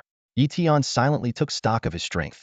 Despite the limited time, he hadn't yet elevated all his insights to the 9th series, achieving full mastery. However, the power of the 5 elements will had significantly increased. Furthermore, the potency of his other abilities had also improved substantially. A cold glint flashed in Tian's eyes as he thought, Scalefolk, I'm coming to kill you. In a cave within the Wanxiang Abyss, 3 women, including Lin Su, hid with serious expressions. They had received messages from other students at EC University, reporting that some had lost contact. These young prodigies had fallen before they could even grow. Zhang Xiaoyu's voice trembled. Are we going to die? Xiaoyu shook her head, frowning. I don't know. But if we encounter the Scalefolk, it's certain death. They knew that even though top-level special ability masters had joined forces, they were fewer than 100 and couldn't match the Scalefolk. Suddenly, Zhang Xiaoyu spoke cautiously. Someone's coming. It's me. Tian's voice came, and the 3 women breathed a sigh of relief. Tian explained briefly. Let's go. I'll take you to the exit. Lin Su asked worriedly. What if we run into the Scalefolk? Tian replied confidently. Even better. I'll kill them all. Lin Su quickly tried to dissuade him. Tian, although you've grasped the 8th series, you're just getting started. The Scalefolk number over 100. They could exhaust your powers. Tian's eyes showed determination. Don't worry, I'm much stronger now than before. Besides, hiding isn't a solution. If we wait until everyone else is killed, we'll have to face the Scalefolk alone. Under Tian's repeated urging, Lin Su and the others decided to follow him towards the exit of the Wanxiang Abyss, intending to eliminate anyone blocking their path. The exit of the Myriad Realms was in sight as Tian led Lin Su and the other 2 women to the location. Tian stared intently at the formation before him, his brow furrowed. After a few seconds, he let out a resigned chuckle. I can't make sense of it. But no matter, with enough power, any formation can be broken. With that, he used his golden body technique to enhance his physical form and tentatively punched the protective barrier of the formation. Boom! His fist collided with the barrier, causing only a ripple. Tian understood. No wonder those masters of arcane arts didn't launch a direct assault. This formation is indeed tricky. Taking a deep breath, he activated the 5 elements wheel, transforming it into a domain to suppress the formation. Boom! The clash between the domain and the formation resounded with a loud noise. Inside the formation, Sun and his companions' expressions changed drastically. The spirit stones are depleting 10 times faster. Who's out there? Sun was filled with doubt and unease. Tian didn't hesitate any longer. Wielding the Tianmin sword, he immersed himself in the 8th sequence's state of mind and launched a full-scale attack. With his extraordinary physique, perfected golden body technique, the 8th sequence's state, and a mid-grade exotic treasure, each strike was terrifying. Boom, boom, boom. Under the relentless assault, the formation trembled continuously. The consumption of spirit stones skyrocketed, and cracks began to appear on some of the formation plates. Sun and his group panicked and hurriedly contacted Jinhe for assistance. Upon hearing the news, Jinhe was furious. Incompetence. He then led over 100 Black Scale Clan members in their direction. Time ticked by. At the 9th minute, the formation plate shattered, and the barrier was breached. Sun and his 5 companions coughed up blood, their faces ashen. Run! They scattered, trying to flee into the Myriad Realms. Tian sneered. Trying to escape? He deployed the Dark Canopy and the 5 elements wheel domain to trap the 6. A fireball dispersed some of the darkness, followed by the Hellwood Spike technique, Dark Fire, and the Tianmin sword.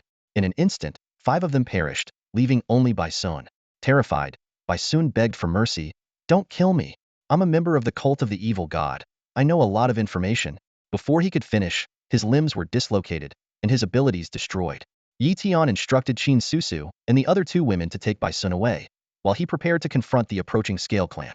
He teleported to a nearby mountain peak, using the Fire Eye technique to scout the distance. Jinhe and the Scale Clan were rushing forward when they noticed an arcane master approaching on the Earth underworld mirror. They grew wary, only to see the light spot suddenly vanish. In the next moment, Tian had teleported into the midst of the Scale Clan. Without hesitation, he activated the 5 elements wheel for defense and unleashed the Hellwood Spike technique, Dark Fire, and other arcane arts. In an instant, several Black Scale Clan members were killed. Jinhe and the 3 Golden Scale Clan members quickly responded, ordering all Scale Clan members to use their bloodline arcane arts to counterattack. Boom, boom, boom. A barrage of attacks rained down on Tian. He fully activated the five elements wheel and golden body technique, forcibly withstanding the assault. His blood surged, but he remained uninjured. The entire Scale clan was dumbfounded. Even a mid-level arcane master couldn't withstand such a combined attack from so many Scale clan members. I thought you might break through my five elements will defense, Tian sneered. He quietly activated his healing abilities, ready to deal with any potential injuries. The five elements will spun in front of him, neutralizing the attacks from the Lin tribe. A hint of disdain flashed in Tian's eyes as he launched another attack. His powers poured down like a torrential rain, causing the Lin tribe members to fall one after another. Spread out, he shouted. Attack from a distance and exhaust this human. The Lin tribe scattered, significantly reducing the power of Tian's abilities. He frowned slightly, his gaze locking onto He, the one giving commands. So, you're the one in charge. I'll take you down first. Tian charged towards He. In a panic, He summoned a defensive artifact. Tian, wielding the Tianmin sword, struck down with the force of metal. He narrowly dodged and retaliated with a slash. Tian didn't flinch, a hint of admiration in his eyes. This Lin tribe warrior has some decent combat skills. In the next moment, a dark shroud enveloped the area, unleashing a wave of mental attacks. He was momentarily thrown into chaos, his movements slowed. Tian seized the opportunity and struck him, sending him flying. However, He's defensive artifact was so formidable that he only suffered a minor injury. Tian then turned his attention to the other Black Lin tribe members. The five elements will continue to drain his strength, and combined with the attacks he was enduring, Tian felt his powers rapidly depleting. I need to retreat, he thought, and with a flicker of intent, he vanished using his teleportation technique. He took out the Earth Underworld mirror and spotted Tian a kilometer away. Pursue him, he ordered. However, they quickly lost track of Tian. Finding a safe place, Tian began to restore his powers. He took out the pills he had acquired and consumed them one by one. With the aid of his powers, his abilities rapidly recovered. An hour later, Tian teleported once more.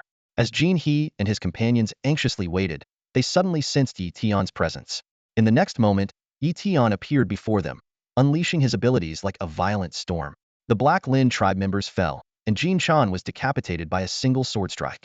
He and Yu stood together, with He activating a mid-grade defensive artifact that even enveloped Yu, fearing that Tian might swiftly eliminate Yu as well.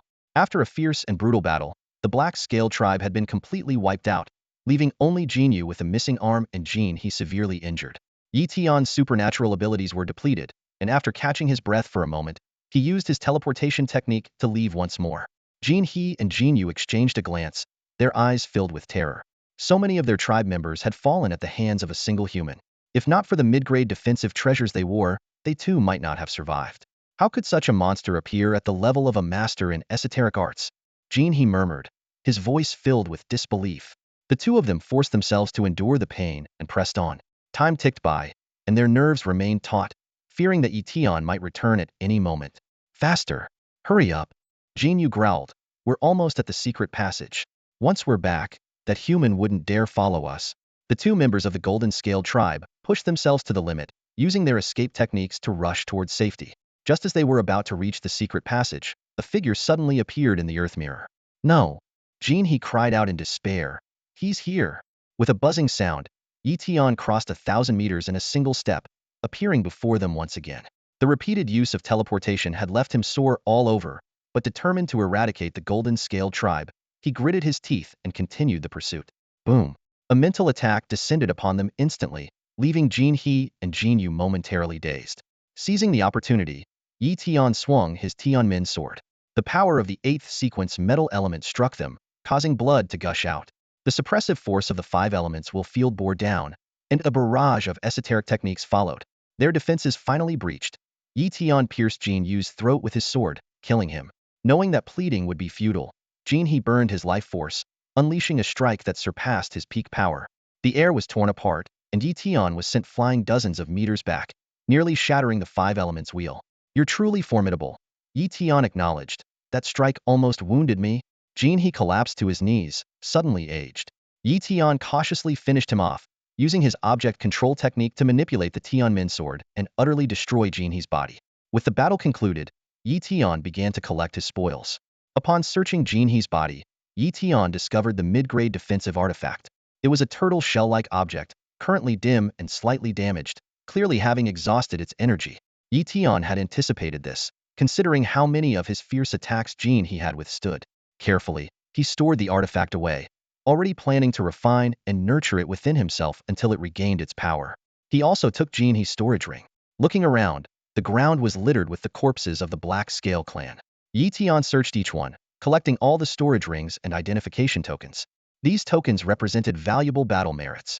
He felt a surge of relief that Jin He and his companions had fled in such haste, leaving these behind. Otherwise, retrieving them would have been a hassle. In no time, Yi Tian gathered all the spoils. Holding the impressive number of storage rings, he felt wealthy for the first time. However, he remained grounded, aware that these resources could only be exchanged for money, not truly precious treasures. Yi Tian understood that for Grandmasters, slaying beasts in a region could easily earn billions, yet such wealth couldn't purchase scrayed treasures. Truly valuable resources often required battle merits for exchange.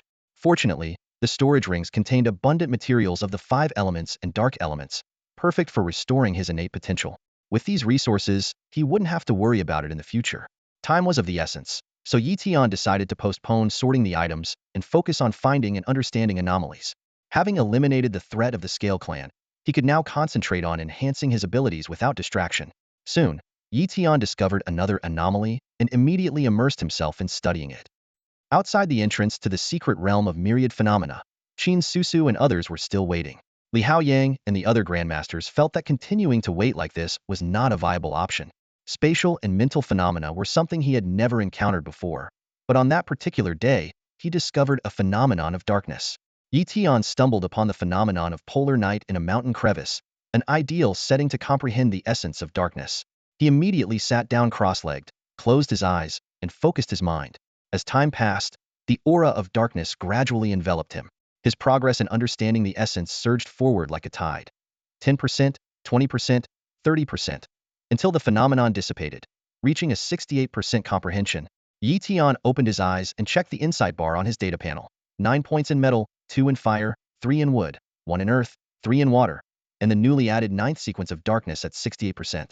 Observing these achievements, a satisfied smile involuntarily appeared on his lips.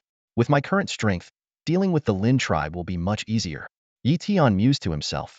Another day passed without encountering new phenomena, so he decided to return. With a flicker of his teleportation technique, Yi Tian arrived at the exit of the Wanxiang mystic realm. Once outside, he was surprised to find that the masters from various factions had departed, and even his mentor, Li Haoyang, was nowhere to be seen. Only the garrison from Donghai City remained guarding the entrance. Back at Donghai University, Yi Tian first reported his return to the school, then contacted Lin Su. After a brief conversation, they parted ways. Yi Tian returned to his dormitory for a good sleep before seeking out his mentor, Li Haoyang, to inquire about the art of weaponry. This journey to the Wanxiang mystic realm made him acutely aware of his inadequacies in close combat and weapon mastery. Without relying on the 8th sequence metal essence and the suppression of the 5 elements wheel, even dealing with Jin He would have been challenging. Especially unforgettable was Jin He's final, stunning strike. Thus, he was eager to improve his skills in close combat and weaponry.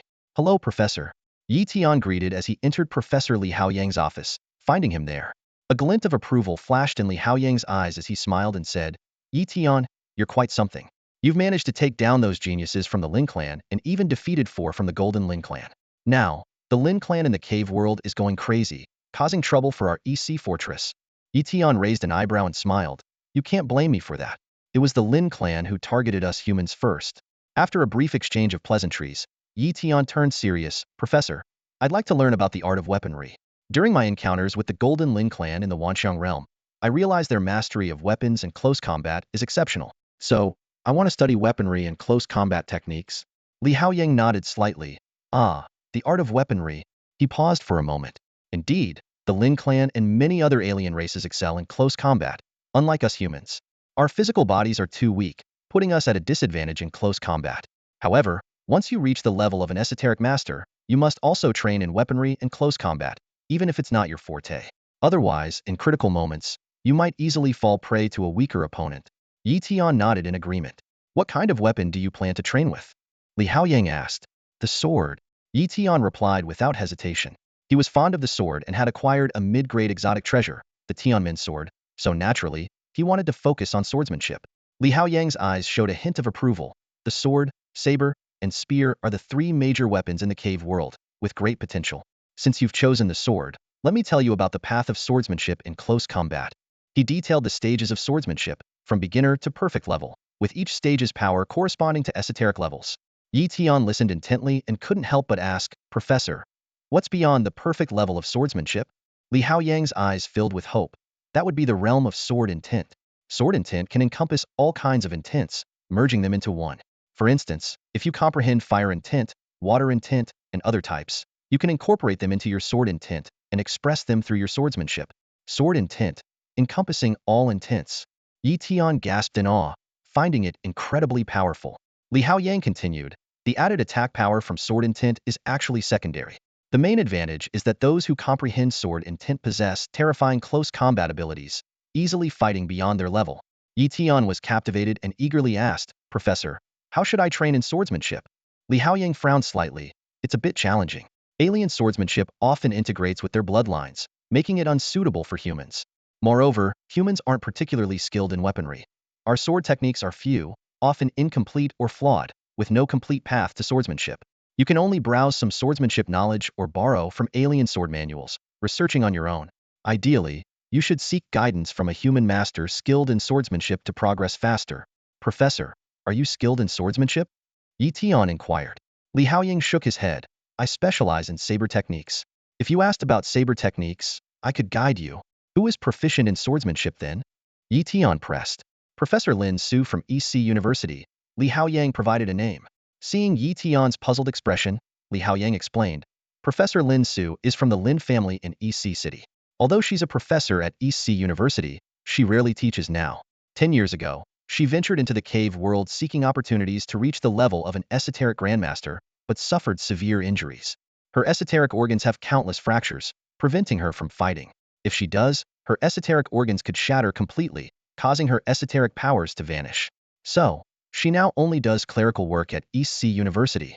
Is there no way to repair the damaged esoteric organs? Yi Tian asked, frowning. Li Haoyang sighed. They can be repaired, but it comes at a great cost. Only within Sklash treasure specifically for repairing esoteric organs, but such treasures are exceedingly rare. Even if some forces possess them, they wouldn't offer them to Professor Lin Su.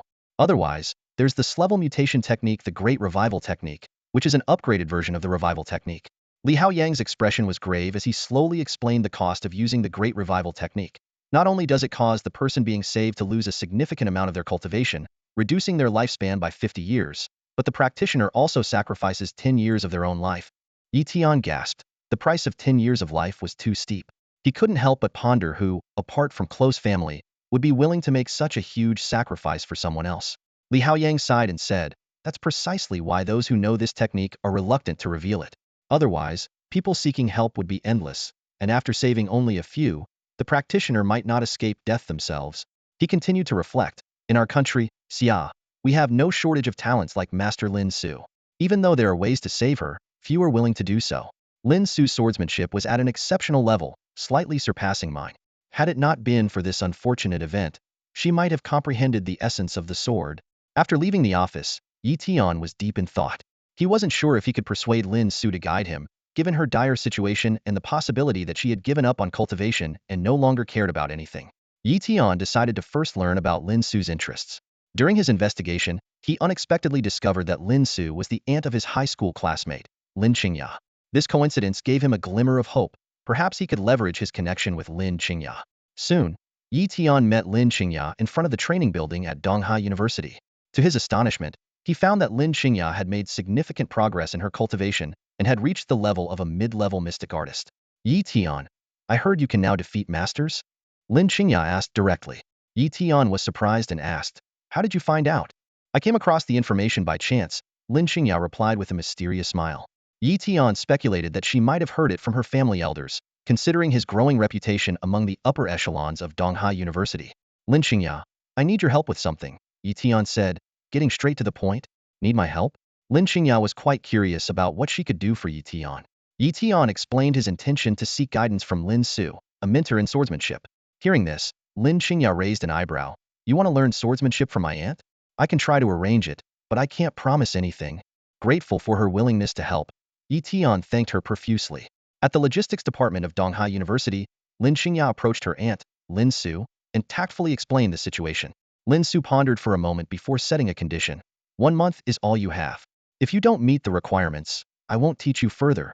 Although Lin Qingya thought the time was short, she understood it was her aunt's final offer and agreed. Lin Qingya relayed the terms to Yi Tian. He was unfazed, content just to get started. With Lin Qingya's arrangement, Yi Tian met with Lin Su. She was straightforward. Swordsmanship is not like other skills. Even those with exceptional talent may not excel with weapons. Yi Tian explained his background, and Lin Su asked him to attempt an attack. Hesitant, Yi Tian was reassured by Lin Su's smile. Don't worry, you can't hurt me. Only then did Yi Tian make his move, but Lin Su effortlessly repelled him with a single finger. Surprised by Yi Tian's extraordinary physique, Lin Su then explained the principles of force application. Yi Tian realized he had underestimated Lin Su. Lin Su scheduled a month of focused sword training for Yi Tian, teaching him the basics and giving him 3 days to master them. Leveraging his comprehension technique, Yi Tian perfected the basics in just 5 minutes. Yet he waited over an hour before seeking out Lin Su. Excitedly, Yi Tian exclaimed, Mentor Lin Su, I've mastered the basic sword techniques. What? You've mastered it already?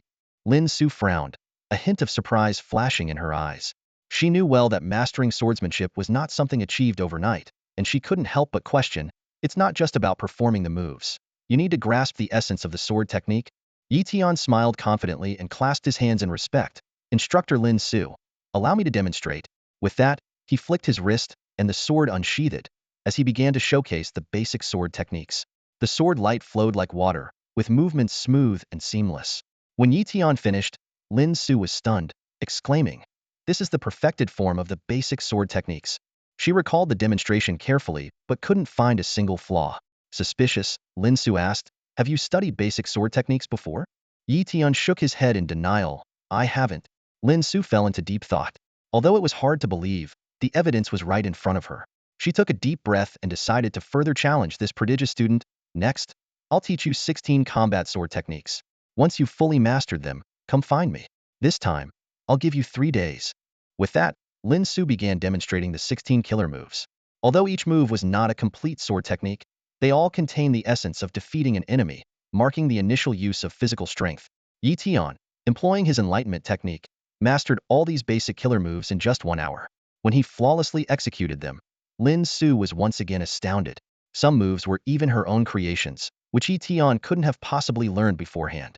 At this moment, Lin Su had to admit, Yi Tian, you truly are extraordinary.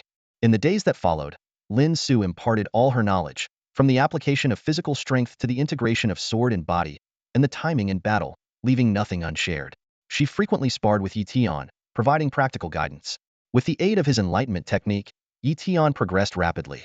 In 10 days, he had achieved minor success in swordsmanship, and after 20 days, he reached a significant level of mastery. Looking at her now accomplished disciple, Lin Su waved her hand and said, Yi Tian, you can leave now. Yi Tian quickly responded, Instructor Lin Su, didn't you say a month? It hasn't been that long yet. Lin Su shook her head with a wry smile. You've already achieved a high level of swordsmanship. What more can I teach you?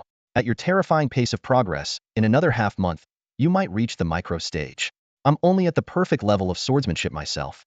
You've graduated, and now you just need to keep practicing, gain experience battling other races, and perhaps one day understand the concept of sword intent.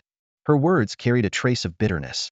If she had Yi Tian's talent, she would have grasped sword intent long ago, and wouldn't have been injured by other races in her special ability organs. Yi Tian bowed respectfully. Thank you, Instructor Lin Su, for your guidance. As he bid farewell, he resolved to help Lin Su repair her special ability organs if he ever got the chance. Afterward, Yi Tian left EC University and headed straight for the entrance to the underground world, entering the EC fortress. He arrived at the Hall of Merits, ready to exchange the identity token he had obtained in the Myriad Aspects dimension. A master of the Black Scale tribe at the pinnacle of their unique skills is worth 500 battle merits. Yi Tian took out a stack of identity tokens from his pocket and placed them one by one on the counter, much to the amazement of the staff at the Battle Merits Hall. The tokens from the Black Scale tribe piled up like a mountain, and the shimmering tokens from the Gold Scale tribe were even more eye-catching. This, so many?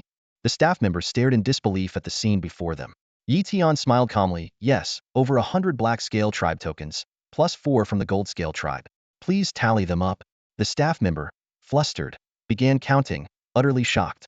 The Black Scale tribe tokens alone were worth over 80,000 battle merits, and with each Gold Scale tribe token valued at 3,000 battle merits, the total reached an astounding 96,500 battle merits. We? We need to get a supervisor to verify this, the staff member said, trembling as they hurried away from the counter. Moments later, a stern-faced middle-aged man approached quickly and began to meticulously inspect each token. As the inspection continued, his expression shifted from skepticism to shock, and finally to genuine admiration. They're all authentic, the supervisor announced solemnly. Congratulations, you've earned 96,500 battle merits. Tian nodded slightly, though inside he was unfazed. Compared to the rare treasures he had acquired, these battle merits seemed insignificant. I want to exchange for a space god stone, Tian stated. Soon, a crystalline stone was delivered into Tian's hand. He grasped the space god stone, feeling the surge of spatial power within him, and a hint of anticipation flickered in his eyes. Also, exchange for the immobilization technique and spaceblade, Tian continued. Although these two A-level spatial techniques were quite valuable, to Tian at this point, they were merely a drop in the ocean. After obtaining the technique scrolls, Tian immediately returned to his residence to focus on his cultivation. The difficulty of A-level spatial techniques was far beyond imagination, and even with the aid of the enlightenment technique, it took Tian 10 full days to master both techniques to perfection. In the days that followed, Tian frequently ventured in and out of the East Sea Fortress, hunting down the Scale tribe in the subterranean world to hone his swordsmanship. Combat was the best teacher, and with the support of the enlightenment technique, Tian's progress was astonishing. In just 3 days, Tian elevated his swordsmanship to the subtlety realm. In the Dark Sun Forest, he easily handled a pinnacle master of unique skills from the Black Scale tribe, as if every move of his opponent was clearly visible to him. So this is subtlety, Tian murmured, recalling the Gold Scale tribe expert he had encountered before. If it weren't for his invincible defense with the 5 elements wheel, he might have fallen to that opponent. Despite reaching the subtlety realm, Tian was not complacent. He knew there was a long way to go to reach the perfect level, or even the level of sword intent. I must keep striving, Tian encouraged himself. A few more days passed, bringing a piece of good news. Tian's abilities have advanced rapidly, elevating him from an intermediate to an advanced master of the arcane arts in a short period. Such a remarkable pace is enough to leave many in awe. It's important to note that most junior and senior students at Donghai University are typically at the intermediate or advanced level. Yet, Tian, who is only a freshman, has already reached this level. At this rate, by the end of his freshman year, he is likely to reach the pinnacle of arcane mastery, and by his sophomore year, he might even become an arcane grandmaster. Meanwhile, in the president's office at Donghai University, Li Haoyang entered with a serious expression. President, he respectfully greeted. Jiang Dongshu gestured for him to sit and got straight to the point. Have you grasped 30% of the 8th sequence of the fire elemental concept? Li Haoyang shook his head with a wry smile. Not quite there yet. Jiang Dongshu sighed. You insisted on cultivating the water-fire dragon body. Otherwise, you should have broken through to the arcane grandmaster level 10 years ago. By now, you might have even reached the intermediate or advanced arcane grandmaster level. Li Haoyang explained, President, I am only a B-level dual element water and fire talent wielder, without the potential of an A-level. Even with the best treasures, I would struggle to comprehend the 7th sequence concept in the future. For nearly all B-level talent wielders, the pinnacle is the arcane grandmaster. To become an ultimate grandmaster, I must cultivate the dual element concept to 30% of the 8th sequence and master the water-fire dragon body. Only by achieving this special constitution can I perfectly break through to the arcane grandmaster level and awaken my innate divine abilities. Jiang Dongshu nodded thoughtfully. Perhaps your choice is the right one. I didn't have the courage back then and reached the arcane grandmaster level too early. Now I'm stuck at the peak, with little hope of becoming an ultimate grandmaster. Suddenly, he changed the subject. By the way, I called you here for some good news. With that, he handed a document to Li Haoyang. Li Haoyang took it and was surprised. Sky Network. So they really managed to pull it off in Kyoto. Li Haoyang was aware that the authorities in Kyoto had been working on the Skynet project for quite some time. The former president of Donghai University had gone to Kyoto to research this endeavor, but it had already been 10 years since the research began. Li Haoyang frowned slightly, recalling events from a decade ago. Back then, the old president of Donghai University had led a team of elites to Kyoto, determined to tackle the challenge of virtual networks. Unexpectedly, 10 years later, the Skynet had indeed come into existence. Jiang Dongshu noticed Li Haoyang's confusion and explained, the Skynet is indeed operational, but it's not yet perfect. It's a virtual network developed based on the rare treasure known as the Sky Stone. But once our consciousness enters it, we can't perform any arcane arts. Can't perform arcane arts? Li Haoyang frowned. Isn't that worse than an illusion array? At least in an illusion array, we can use arcane arts. Jiang Dongshu shook his head with a smile. You can't compare the two. An illusion array has a limited range, and setting one up to cover an entire city would deplete the university's treasury. Plus, Maintaining it would be incredibly costly, making it impractical. Moreover, a master can easily disrupt an illusion array. Unlike the stability of the Skynet, Li Haoyang suddenly understood. I see. Principal, you mentioned there was good news. It's not just about the Skynet being completed, is it? A hint of amusement flickered in Jiang Dongshu's eyes. Of course not. Kyoto plans to host a combat competition within the Skynet, divided into two divisions, Arcane Skill Masters and Arcane Skill Grandmasters. The top 10 in the Grandmaster division will receive the Dao Fruit, and the top 100 will get the Dao Leaf. The Dao Fruit and Dao Leaf. Li Haoyang stood up excitedly. These are treasures even the Donghai Fortress doesn't have. With them, he was confident he could elevate his fire intent to the 3rd tier of the 8th sequence, laying a foundation for cultivating the water-fire dragon body. Is Kyoto being so generous this time? Li Haoyang was a bit surprised. Despite Xia country's strength, each province and city operates independently. Donghai City rarely receives support from above and is often resource-poor. In contrast, Kyoto is resource-rich, and a single strong individual from there could easily dominate Donghai City. Jiang Dongshu chuckled and explained, Kyoto isn't being generous. Think about it, how many forces are there in Kyoto? Most of the spots will still be taken by Kyoto in the Magic City. It's not easy for local grandmasters to break into the top 100. Li Haoyang suddenly realized this and nodded in agreement. Jiang Dongshu continued, Haoyang, your close combat skills are notable, and you have a chance to rank in the top 100 in Xia country. Donghai University has 3 direct entry spots, and I'm giving you 1. The other 2 go to Lin Su and instructor Qingwu. What about the Arcane Skill Masters? Li Haoyang inquired. The Master Division isn't as emphasized by Kyoto. Only the top 10 will receive a Dao Leaf. Anyone can apply for the spots, but Donghai City needs to select the top 10 to participate in the main event, Jiang Dongshu explained. Li Haoyang nodded thoughtfully. Meanwhile, at the logistics department of Donghai University, Lin Su also learned about the Skynet. She clenched her fists, with a glimmer of hope in her eyes. If she could obtain the Dao Fruit, she might be able to exchange it for a chance to heal her injuries. The hope was slim, but it was her opportunity. The news quickly spread among various factions. A few days later, Tian returned from Donghai Fortress and was summoned by Li Haoyang for a discussion. The instructor wants to see me? Tian asked curiously. Li Haoyang explained the details of the Skynet to him. Tian was shocked. As a transmigrator, he was familiar with the concept of a virtual world but didn't expect this world to realize it first. Instructor, do you want me to participate? Tian asked. Li Haoyang nodded. You've trained in close combat with Lin Su, which is rare among arcane skill masters. Competing can hone your close combat skills, and by the end of it, your abilities will have improved significantly. Tian understood and was intrigued by the competition. He sensed that with the emergence of the Skynet, Xia country would likely place more emphasis on close combat. The combination of close combat and arcane arts might enable humans to overpower the scaled clan. When does the competition start? Tian asked. We need to wait a few more days. The Skynet helmets haven't been mass-produced yet, and without them, we can't access the Skynet, Li Haoyang explained. Tian nodded in understanding. Before long, 5 days had passed. On this day, a batch of Skynet helmets arrived at Donghai University, and Tian was notified that he could now enter the Skynet. Tian, this is a temporary helmet from the Tianqiong network. Once you put it on, it will capture a trace of your soul's essence, which will be recorded and recognized by the Tianqiong network.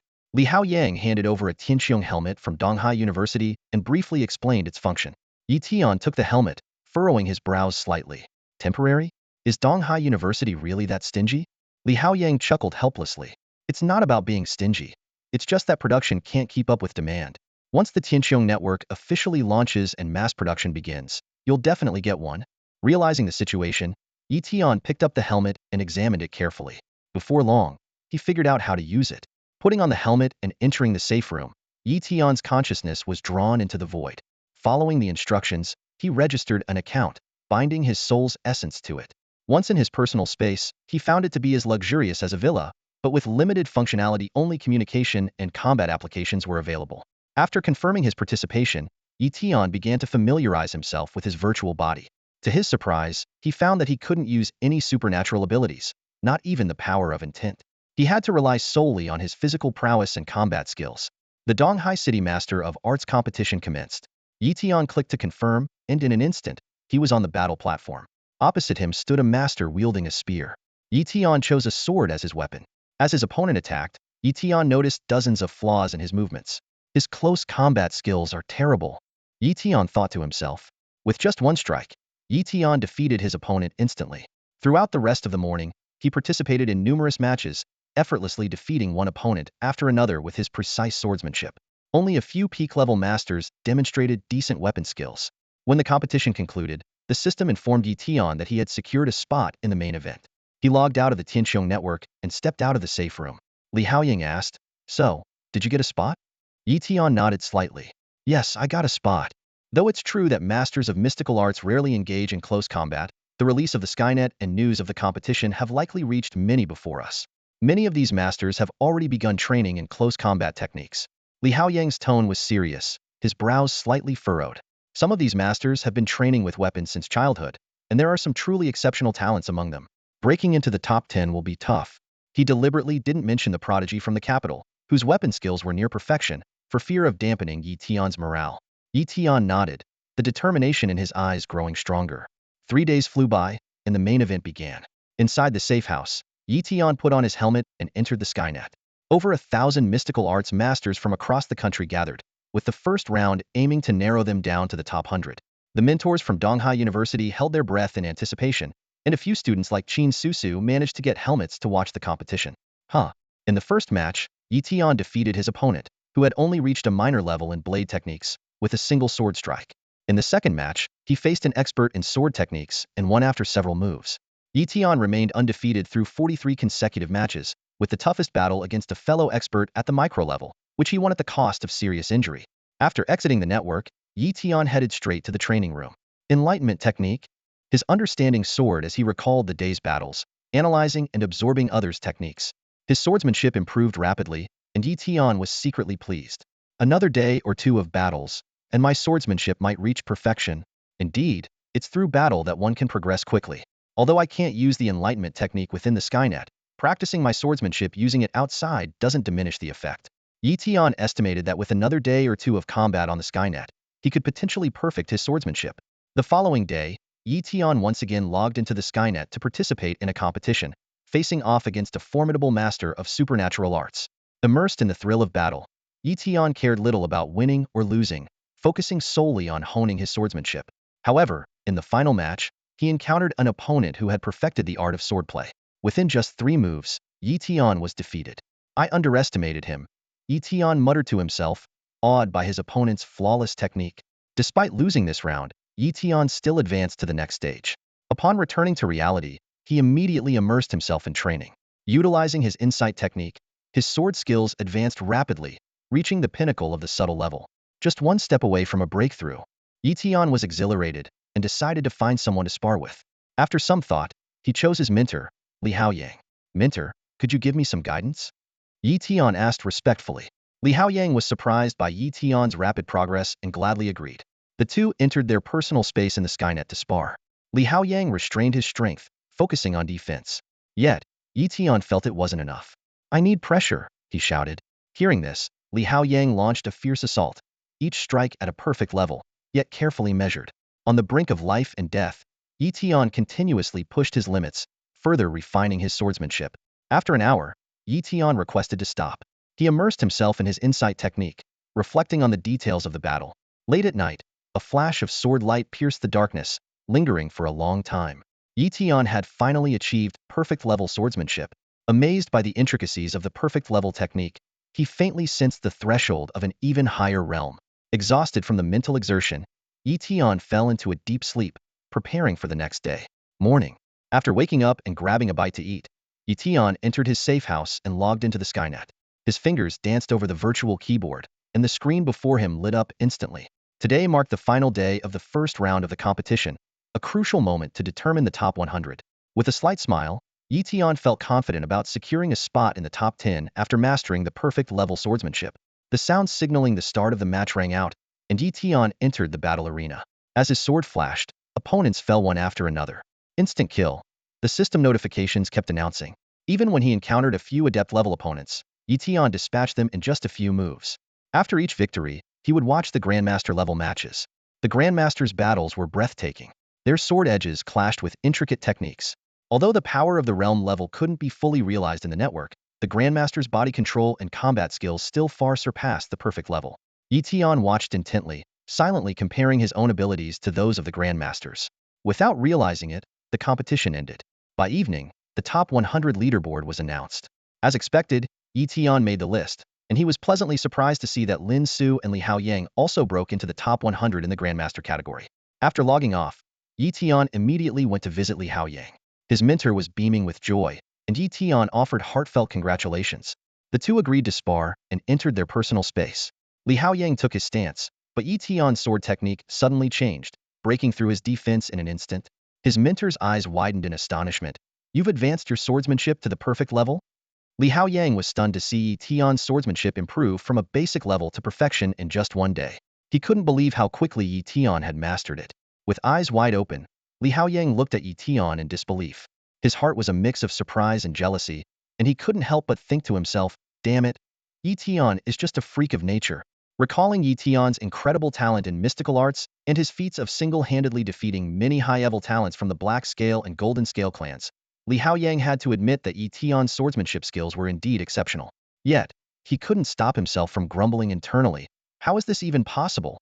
Jealousy burned within Li Haoyang, but he quickly adjusted his mindset and decided to spar with Tian. Boom! Their swords clashed fiercely in a heated battle. In terms of swordsmanship, Tian was still not on par with Li Haoyang. However, without using his master-level physical abilities, Li Haoyang found it challenging to defeat Tian. It took dozens of moves before Tian was finally beaten by Li Haoyang. For over an hour, the two continued to fight and hone their skills against each other. By the time they logged off, Tian's progress was visibly noticeable. With only 5 days left until the second round of the competition, Tian focused on sharpening his swordsmanship. He frequently sparred with Li Haoyang and even sought guidance from his mentor, Lin Su. Every day after logging off, he would use meditation techniques to reflect and improve, steadily enhancing his sword skills. 5 days later, the second round of the competition began. Tian advanced through the rounds effortlessly until he faced a strong opponent in the sixth match. This opponent was a master of mystical arts with perfect weapon mastery.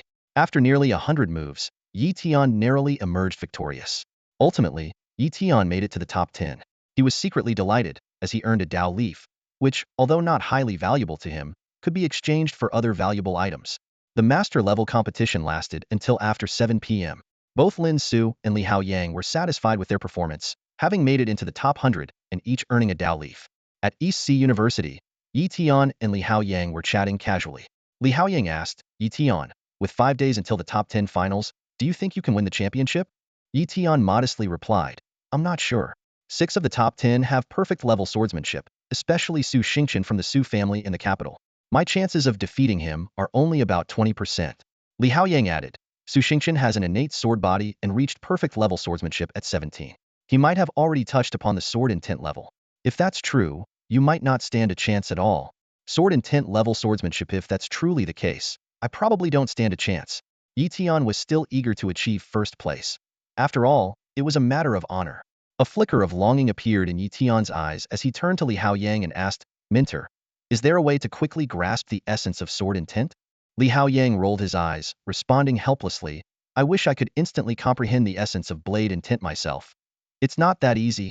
Before he finished speaking, his eyes lit up, and he added, "However, creating a top-tier sword technique might align with the way of the sword, which could help you understand sword intent."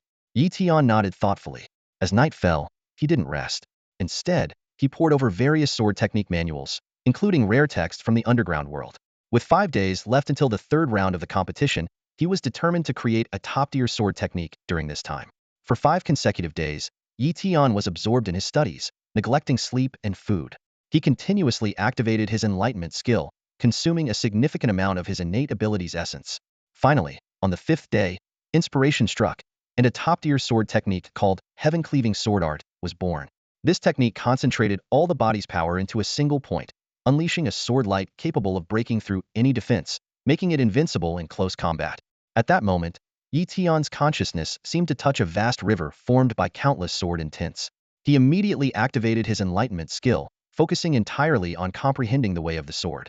In an instant, a surge of sword intent emanated from within him. He succeeded. Standing with his sword in hand, Tian sensed the changes in the surrounding world and realized his control over his body had reached a new level. He integrated the concepts of metal, wood, water, fire, earth, and darkness into his sword intent, releasing a terrifying power. Tian felt a surge of joy but was also acutely aware that the more concepts he integrated, the greater the energy consumption. With his current cultivation level, he couldn't frequently use such attacks. He continued to practice his sword technique, delving deeper into the mysteries of sword intent. With a thought, his data panel appeared. Tian carefully examined his attributes and discovered that sword intent was categorized into different sequences and realms. He took out the mid-grade treasure, the Tianmin sword, and found that it enhanced his comprehension of sword intent. Gripping the Tianmin sword tightly, a confident gleam appeared in Tian's eyes. He believed that with this powerful weapon, reaching the 8th sequence of sword intent was within his grasp. First place, he was determined to claim it. Finals day. Tian logged into the Skynet early, drawing the attention of many mentors from Donghai University, including the president. Standing on the virtual battle platform, Tian's gaze was intense. The stands were filled with mentors and the president from Donghai University, their eyes a mix of anticipation and concern. The air was thick with tension as the match was about to begin. Tian took a deep breath, his fingers trembling slightly as he prepared to unleash his sword intent. His opponent, equally serious, understood the significance of this match. As the system's prompt sounded, both moved simultaneously. Sword light flickered and waves of energy surged. Each of Tian's strikes contained infinite variations, leaving his skilled opponent struggling to keep up. After hundreds of exchanges, Tian seized a fleeting opening, delivering a decisive strike to secure the first victory. In subsequent matches, Tian grew increasingly formidable. Against a variety of opponents, he adeptly identified weaknesses and defeated each one. The mentors in the audience were stunned, whispering to each other about Tian's astonishing performance. Finally, with an unbeaten streak of 8 victories, Tian stood on the stage for the final battle. His opponent was Su Xingqian, a genius from the capital. Their eyes met across the arena, sparks seemingly flying between them. As the countdown ended, they moved in unison, their sword lights merging into a silver sea. In the stands, President Jiang Dongshu and several mentors were engaged in animated discussion. Li Haoyang exclaimed, "Wow, this kid Tian really has grasped sword intent." Jiang Dongshu was also secretly amazed, raising his estimation of Tian once more. On the battlefield, Tian and Su Xingqian exchanged blows, their swordplay exquisitely refined. Their sword intents clashed, creating ripples of energy. A hint of surprise flickered in Su Xingqian's eyes. He hadn't expected Tian to have mastered sword intent as well. Realizing the challenge, Su Xingqian no longer held back, revealing his full prowess in swordsmanship. Unlike Tian, he has reached the 4th level of the 9th sequence in sword intent mastery. Even though he cannot fully unleash his sword intent, his swordsmanship is far beyond that of someone who is just beginning to grasp sword intent. Su Xingqian's sword strikes were swift and fierce, each movement carrying a sharp intent to kill. Initially, Tian found himself on the defensive, but he remained composed, his eyes glinting with calm determination. He strategically retreated while probing for weaknesses in his opponent's defense. As time ticked by, the relentless clashing of swords echoed through the arena. The spectators watched with bated breath, many convinced that Tian was on the verge of defeat. However, a subtle smile appeared on Tian's lips, and a sharp gleam flashed in his eyes. Now is the time, Tian thought to himself, and with a swift motion, drew his sword. Sky-splitting sword technique. A brilliant flash of sword light streaked across the sky, moving with lightning speed past Su Xingqian. The two figures passed each other, then froze in place. The crowd held their breath, not daring to make a sound. Suddenly, Su Xingqian trembled slightly and dissolved into specks of light, vanishing into the air. The audience erupted in astonishment. Li Haoyang exclaimed, "This is a top-tier sword technique, and it's self-created. Its power is astounding." He recalled how Tian had recently consulted him about creating his own sword technique and couldn't help but marvel at Tian's extraordinary talent. Qin Susu and others were left speechless, stunned by Tian's ability to develop such a formidable sword art in such a short time. They realized that the title of the nation's #1 was truly deserved, signifying that Tian had ascended to the pinnacle among his peers. In his personal space, Tian sat on the sofa, exhaling a sigh of relief. He had secured first place, but he wondered if there were any rewards beyond the honor of being the enlightened Yi. Tian also attended the finals of the top 10 Grandmasters. The match was still ongoing. Standing in the audience, Tian watched the arena intently. The clash of the 10 Grandmaster-level fighters was mesmerizing, with each move carrying profound meaning. Tian couldn't help but marvel. They're all at the level of wielding weapons with deep insight. He began to compare himself with the competitors on stage. If he were to face them, he feared he wouldn't be able to hold his ground. Some of the top contenders had reached the 8th sequence level of weapon mastery, capable of defeating him with a single move even without relying on their deep insights. These masters have been honing their skills for years. It's only natural that I'm not their match right now, Tian thought to himself, though his eyes glimmered with a mix of unwillingness and ambition. 3 days later, at East Sea University, Yi Tian received his reward from the mastery tournament, a piece of enlightenment leaf and a peculiar token. Curious, he asked his mentor, Li Haoyang, "What is this token?" Li Haoyang's eyes showed a hint of envy. "This is the Sword Realm token, a coveted treasure. It comes from the Sword Clan in the Cavern World, and every year, they only grant 30 to our Xia Kingdom." Sword Clan? Cavern World? Yi Tian inquired further. Li Haoyang patiently explained, "The Cavern World is far larger than you might imagine. The Sword Clan is one of its races. 60 years ago, they faced a crisis, and our Xia Kingdom helped them, forming an alliance. The Sword Realm token allows entry into the Sword Realm, where there are sword spirits and the innate sword steel, which can greatly enhance one's swordsmanship," Li Haoyang added. "However, only those under 30 can enter, and each entry lasts 10 days. Yi Tian nodded thoughtfully, then took out the enlightenment leaf. "Mentor, I want to trade this for some level treasures and skills. Do you have any connections?" Li Haoyang's eyes widened. "I have some right here. Let's make a deal." After some negotiation, they agreed to exchange the enlightenment leaf for 9 level treasures and 6 level skills. Both felt they had made a good deal and were quite satisfied. Back in his dormitory, Yi Tian looked at the level treasures and skills with a smile on his face. These scrade treasures were enough to enhance his elemental abilities and potential in all 5 elements to scrade, including a wind attribute material called the Wind Essence Crystal. Yi Tian was secretly delighted. These treasures came at just the right time. He meticulously planned his advancement. First, he would acquire some ordinary wind materials to gradually awaken his wind attribute abilities, then use the Wind Essence Crystal to elevate them to scrade. The other 4 elements would also be enhanced step by step. His attention was then captured by the 6 grade techniques: Earth Light Technique, Wood Realm Technique, Great Sun True Fire, Grand Earth Escape Technique, Water Substitute Technique, and Wind Feather Technique. Yi Tian marveled at the wealth of his mentor, Li Haoyang. Mastering these techniques would undoubtedly propel his strength and cultivation speed to new heights. He quickly absorbed the knowledge of these techniques, committing their essentials to memory. Over the next few days, Yi Tian dedicated himself fully to cultivation, raising his elemental abilities to scrade in preparation for practicing the scrade techniques. In his spare moments, he also contemplated sword intent to elevate his realm. Meanwhile, at EC University, Li Haoyang was using the enlightenment leaf to break through to the 3rd level of the fire elements realm in the 8th sequence. After 10 hours, a powerful fire element realm erupted from within him. Success! Li Haoyang was thrilled, as both the water and fire realms had reached the threshold required for cultivating the water-fire dragon body. Without hesitation, he took out a second enlightenment leaf, ready to continue his efforts to master the water-fire dragon body. After absorbing the leaf's special aura to enhance his comprehension, Li Haoyang focused intently on his insights. The fire and water realms transformed into 2 dragons that circled around him before entering his body to transform it. The intense pain was overwhelming, something an ordinary person couldn't endure, but Li Haoyang gritted his teeth and persevered. After an entire night, as dawn broke, a resounding dragon roar echoed across East Sea University. The phenomenon of 2 dragons spiraling in the sky briefly appeared. In the principal's office, Jiang Dongshu displayed a look of satisfaction and envy. Haoyang had succeeded, mastering the water-fire dragon body. With this achievement, his future was boundless. The logistics department of Donghai University. Lin Su glanced in the direction of Li Haoyang, a hint of envy in her eyes. Once, she had been one of the brightest prodigies at Donghai University, while Li Haoyang was just an ordinary student. Who would have thought that today, Li Haoyang had grown into a pinnacle master of extraordinary arts and even cultivated the unique water-fire dragon physique? He's really lucky, Lin Su murmured to herself. In a few years, he'll be 50. If he misses this chance, his body will solidify, and he'll never be able to cultivate a special physique again.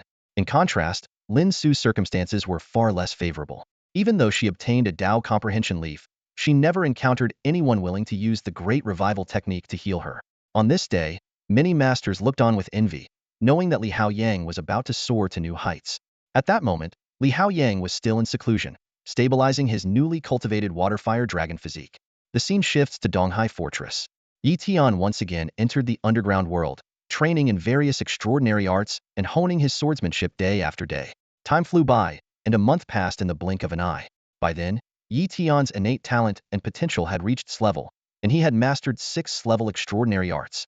Even more astonishing, he had comprehended the sword intent to the 7th stage of the 9th sequence, thanks to his continuous use of the Dao comprehension technique and the assistance of the Heavenly Gate sword treasure. The scene shifts again to the Lizard Clan's imperial city. In a grand hall, the towering, 3-meter-tall Grandmaster of the Golden Lizard Clan, Jean Ball, sat on a throne. Suddenly, a shadow slowly condensed from a small black taking on a human form. Ghost Shadow Messenger, one of the 9 evil envoys of the Evil God Society. What a rare guest. What brings you to project yourself into the Lizard Clan? Jinbal said with a smile, a hint of caution in his tone. Jinbal, what? Not happy to see me? The Ghost Shadow Messenger replied coldly. Not at all. You are an extreme Grandmaster, and I am merely a peak Grandmaster. Jinbal responded with feigned respect. The two exchanged words, discussing the talented prodigy the Lizard Clan lost last time. Eventually, the Ghost Shadow Messenger revealed the purpose of his visit to kill Yi Tian of Donghai City. Despite his reservations, Jinbal agreed to the task, pressured by the Evil God Society. Fine. I'll send a peak Grandmaster to assassinate Yi Tian, Jinbal said, but you'll need to provide intelligence on Donghai Fortress. No. The Ghost Shadow Messenger immediately refused. A peak Grandmaster isn't enough. You must send a Grandmaster to ensure Yi Tian is killed with absolute certainty. Although Jinbal felt it was an overreaction to send a Grandmaster to kill an extraordinary arts master, he agreed nonetheless. After the Ghost Shadow Messenger's projection dissipated, Jinbal cursed, calling him a sneaky fellow, and promptly summoned a Grandmaster from the Black Lizard Clan. Boom! A heavily muscled Grandmaster entered the room. He was none other than Orton, the primary Grandmaster of the Lin clan. Chieftain. Orton bowed respectfully. Jinbal nodded slightly, a glint in his eye. Orton, I have an important mission for you, he said, pausing briefly. Assassinate a human master of arcane arts. Orton was taken aback and uncertainly asked, Chieftain, did you mean a Grandmaster, perhaps?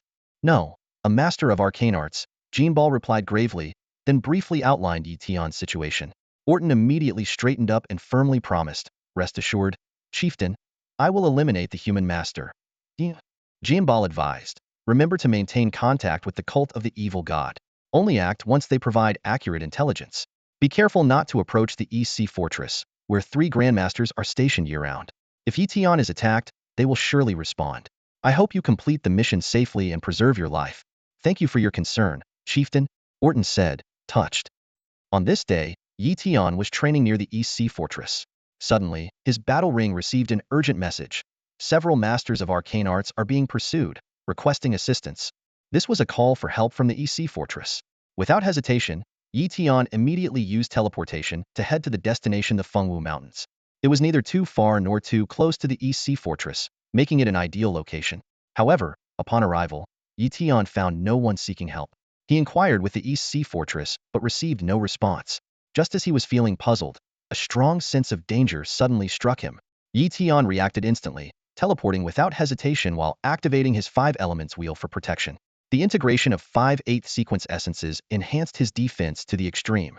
The speed of teleportation is incredibly fast, and under normal circumstances, it's nearly impossible to intercept. Yi Tian's reflexes are quick, but they can't surpass those of a Grandmaster. When attacked by one, even using teleportation, it's hard for him to completely evade the strike. 1,000 meters away, spatial ripples appeared, and Yi Tian emerged. His mutated arcane technique, the 5 elements wheel, was covered in cracks, and he was injured. The Grandmaster's attack nearly shattered the wheel, which was bolstered by the 8th level sequence of the 5 elements concept. With a crack, the wheel completely dissipated. Knowing that 1,000 meters was not a safe distance, Yi Tian immediately used the S-class arcane technique, the earth-soaring golden light, transforming into a beam of light to continue his escape. In just a breath, the Grandmaster of the Scale Clan, Aoduan, had already closed the 1,000-meter gap in pursuit. Aoduan was astonished by Yi Tian's power. This human not only survived my attack, but has also mastered teleportation. His 5 elements concept has reached the 8th sequence, and his mutated arcane technique is at a perfect state. What a monstrous talent! He finally understood why the clan leader had sent him to kill Yi Tian. Such a genius, with an astonishing growth rate, could see his strength transform dramatically every month. He must be eliminated quickly. Aoduan pursued with all his might, nearly catching up to Yi Tian. As he prepared to launch a long-range arcane attack, Yi Tian once again teleported away. Yi Tian was on high alert, definitely a Grandmaster. Such terrifying speed can only be achieved by a Scale Clan Grandmaster. It seems the rescue mission at the East Sea Fortress was a trap, likely set by the cult of the evil god. As he fled for his life, he thought to himself, fortunately, I've already called for help. The East Sea Fortress should send a Grandmaster to save me. If I had comprehended spatial concepts, my teleportation range would be far beyond 1,000 meters. I should have focused more on mastering spatial concepts. Yi Tian teleported again, crossing another 1,000 meters. But Aoduan was right behind him, even burning his bloodline to double his speed. Just as he was about to catch Yi Tian, The teleportation was still on cooldown.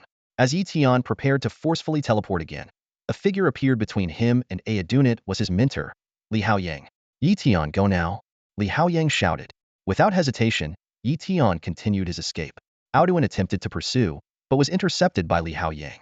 You are not qualified to kill my student.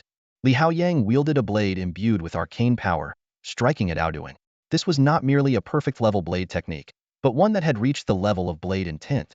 Infused with the water and fire concepts of the 8th sequence, the blade strike caused even Aoduan's expression to change drastically. With a thunderous sound, Li Haoyang's strike broke through Aoduan's arcane armor.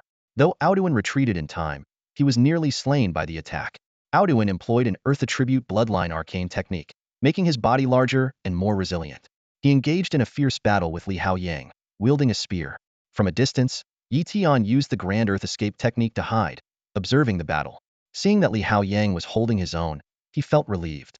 Several minutes later, Aoduan realized that if he didn't leave soon, he wouldn't get another chance, so he prepared to retreat. Human, next time I will kill you. Aoduan spat his threat. There won't be a next time, because you won't have a next time. Li Haoyang closed in again, striking at Aoduan with his palm. Aoduan's body trembled, as if confronted with a terrifying scene. Waterfire Dragon Slayer. A blue and a red beam, like dragons, pierced through Aoduan's body. Innate arcane power. Despair filled Aoduan's eyes as his body began to crumble. The innate divine ability is indeed powerful. As soon as I awakened it, I managed to instantly defeat a Grandmaster of the Lin clan. Li Haoyang was visibly excited. Clenching his fists, he recalled the thrilling moment. Without the innate divine ability, he might have only been able to fight the Lin clan Grandmaster to a draw. But this time, he struck decisively, taking his opponent down. Of course, this was also due to the opponent's carelessness. If the Lin clan Grandmaster had been more cautious and tried to evade, his ability might not have been so effective. Li Haoyang crouched down to inspect the enemy's body, a look of delight on his face. The Grandmaster of the Lin clan had been carrying a surprising number of rare treasures, including a mid-tier one. He carefully collected the spoils, feeling quite pleased. Just then, a figure appeared. Yi Tian exclaimed with excitement, "Mentor, you're amazing. You actually killed a Grandmaster of the Lin clan." Li Haoyang waved it off modestly. It was just a junior Grandmaster. Curious, Yi Tian asked Mentor, "What technique did you use?" It didn't seem like a typical skill. In a good mood, Li Haoyang patiently explained, "What I used was an innate divine ability, a level above ordinary skills. The strongest skills only reach S level, while innate divine abilities surpass that. Mine is called Water and Fire Dragon Slayer, which uses the power of water and fire to destroy the enemy." Yi Tian's eyes lit up. Innate divine ability. Mentor, how can one master it? Li Haoyang chuckled. Innate divine abilities aren't mastered. They're awakened. You must first cultivate a special physique, and then break through to the Grandmaster realm to have a chance of awakening one. My Water and Fire Dragon Slayer was awakened after I cultivated the Water and Fire Dragon physique. Yi Tian looked a bit deflated. So I have no chance until I become a Grandmaster? That's right. Li Haoyang nodded. But don't be discouraged. While innate divine abilities are powerful, they consume a lot of energy. I can only use mine up to 3 times before reaching my limit. Normally, I still rely on regular skills. Moreover, if you cultivate a special physique, you might be able to convert corresponding skills into innate divine abilities. For example, your golden body technique, if you achieve the Vajra physique, might awaken into a golden body divine ability." Yi Tian nodded thoughtfully. Li Haoyang patted him on the shoulder. "Let's head back." The two of them started walking toward the EC fortress. On the way, Yi Tian brought up the issue of a false mission report. Li Haoyang frowned. "It seems there are members of the cult of the evil god infiltrating the fortress. I'll have it thoroughly investigated." Upon returning to the fortress, Li Haoyang immediately ordered a lockdown to investigate the person who sent the message. Within half an hour, a master of skills who had worked there for 10 years was identified. Unfortunately, this person was not a core member of the cult and knew little, so they had to be executed. In the Lin clan's royal city, Jean Ball wore a grim expression. Upon learning of Orton's death and Yi Tian's narrow escape from assassination, he had no choice but to send a message to the Ghost Shadow Messenger to temporarily abandon the mission. The Lin clan had already lost a Grandmaster and didn't want to take further risks. In a hidden location, the Ghost Shadow Messenger looked at the intelligence in his hand, a sinister smile appearing. This kid managed to escape from the hands of a Lin clan Grandmaster. Quite impressive. Could he possess a life-saving treasure? He pondered silently, deciding to wait for the right moment to strike again. After the assassination attempt, Yi Tian indeed kept a low profile for a while. He trains within a 5-kilometer radius of the EC fortress at most, and won't venture too far. Yi Tian practices diligently every day, and his cultivation progresses rapidly. He also focuses on comprehending the concept of space, but without its-level spatial treasure or spatial arts, it's difficult to make any headway. It's like a brilliant student with no books to study from. No matter how high their aptitude, it's hard to apply it.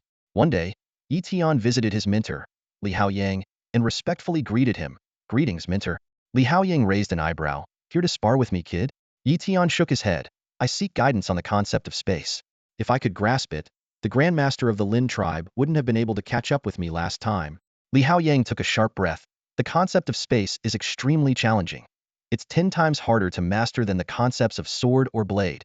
Tian earnestly replied, "Precisely because it's difficult. I'm here to seek your guidance, mentor." Li Haoyang pondered for a long time before slowly speaking. "Your aptitude is extraordinary. You might have a sliver of hope by directly observing a spatial rift." "A spatial rift? Where can I find one?" Tian asked curiously. Li Haoyang explained, "Not a man-made spatial passage, but a naturally occurring, ever-changing rift that contains the mysteries of space." Tian suddenly understood. "Where on Earth can I find one?" "The Bermuda Triangle."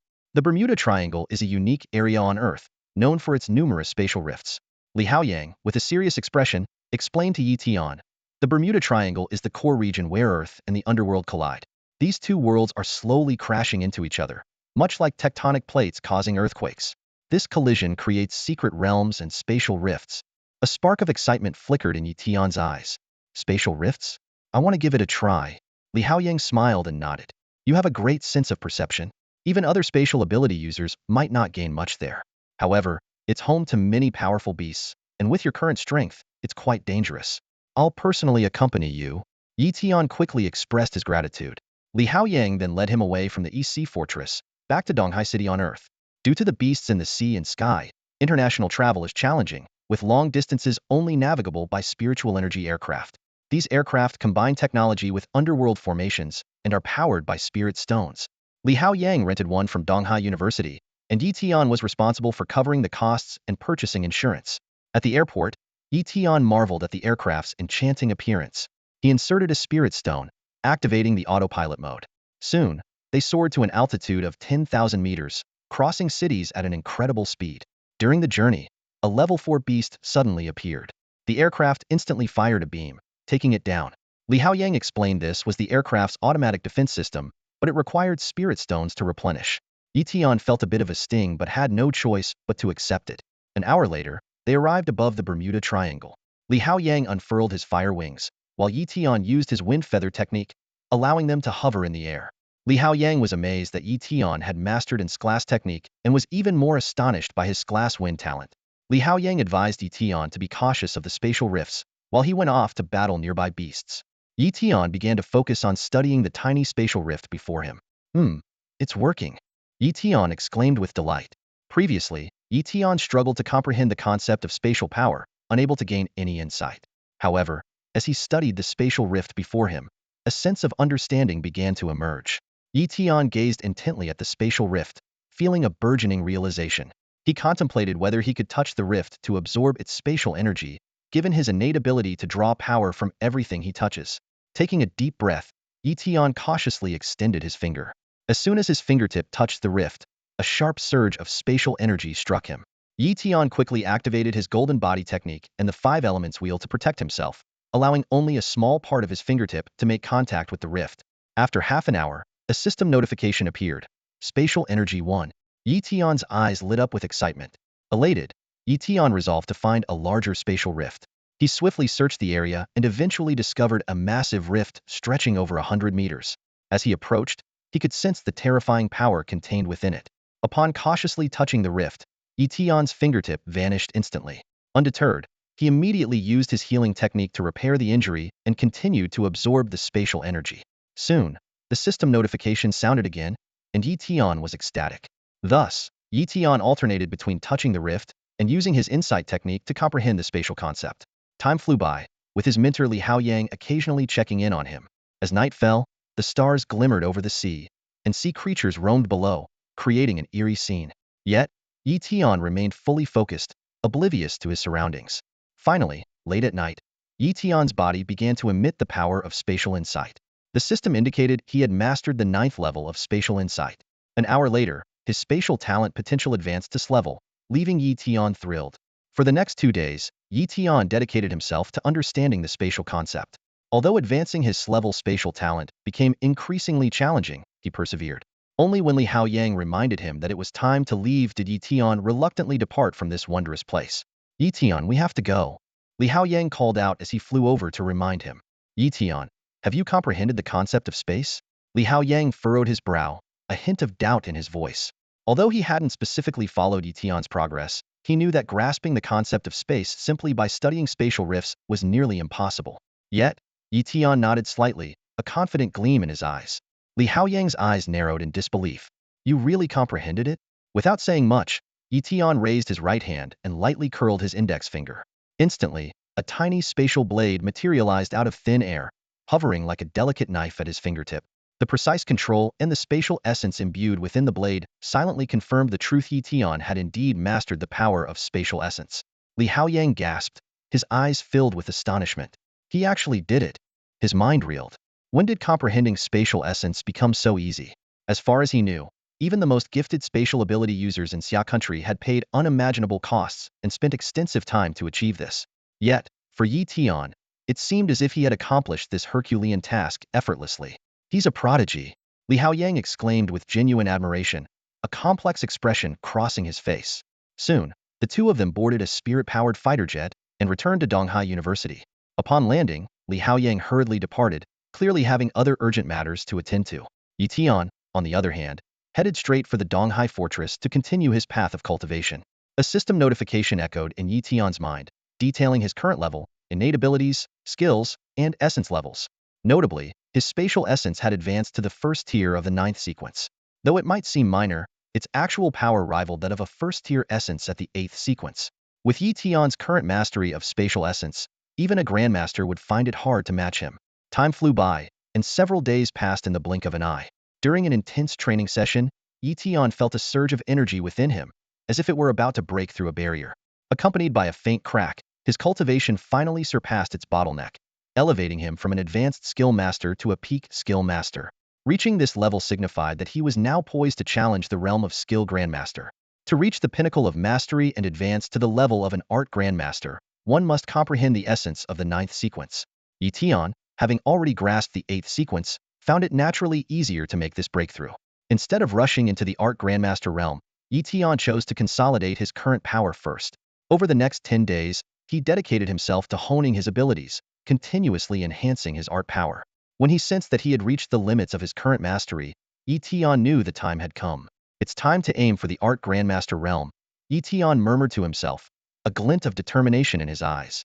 Returning to his quarters at the East Sea Fortress, he sat cross-legged, took a deep breath, and began channeling the metallic essence of the 8th sequence, stimulating his art organs. Under the impact of this essence, his metallic art organ gradually transformed, drawing in the surrounding spiritual energy. After a long period, Yi Tian felt a qualitative change in his abilities, marking his breakthrough to the initial level of art Grandmaster. Yet, Yi Tian did not stop there. He continued to stimulate his other art organs with the 8th sequence essences of wood, water, fire, earth, space, and darkness, allowing each organ to transform in turn. With each transformation, his extraordinary physique grew stronger. Once all his art organs had completed their metamorphosis, Yi Tian slowly opened his eyes, feeling the surge of power within him. Clenching his fist, he felt as though he could destroy worlds with a single punch. Although he was not yet a match for his mentor Li Haoyang, he was confident he could hold his own against formidable foes like the Grandmaster of the Scaled Clan, Orton. Yi Tian went to the Ability Association to register his new status, then headed straight to the Battle Merit Hall. As a newly minted Grandmaster, he finally had the qualifications to exchange for S-level arts. He got straight to the point. I'd like to see the S-level space arts. The staff brought up the list, and Yi Tian found there were only 3 S-level space arts available, priced between 30,000 to 60,000 battle merits. Thanks to his previous victories over numerous black scale and golden scale geniuses, Yi Tian had enough battle merits to make an exchange. Ultimately, Yi Tian chose the most expensive S-level space art spacewalk. This art allowed the user to hide within spatial layers, combining escape, assassination, and stealth capabilities into one, making it a nightmare for enemies. Exchange for the spacewalk space art, Yi Tian declared decisively. The staff, surprised by Yi Tian's choice and resources, swiftly completed the exchange process. With the inheritance orb in hand, Yi Tian eagerly returned to his quarters to begin his training. Next, I'll focus on mastering spacewalk, aiming to perfect it within a few days. Tian said with urgency. The art of spatial walk, a space-related mystical technique, is notoriously difficult to master, requiring several times, if not tenfold, the effort needed for other class mystical arts. Relying on his comprehension of spatial concepts and his enhanced understanding through the insight technique, Tian dedicated himself to mastering spatial walk. In just 5 days, he progressed from a novice to achieving a state of perfection. Each advancement filled Tian with exhilaration and significantly boosted his capabilities. Achieving mastery in spatial walk greatly boosted Tian's confidence.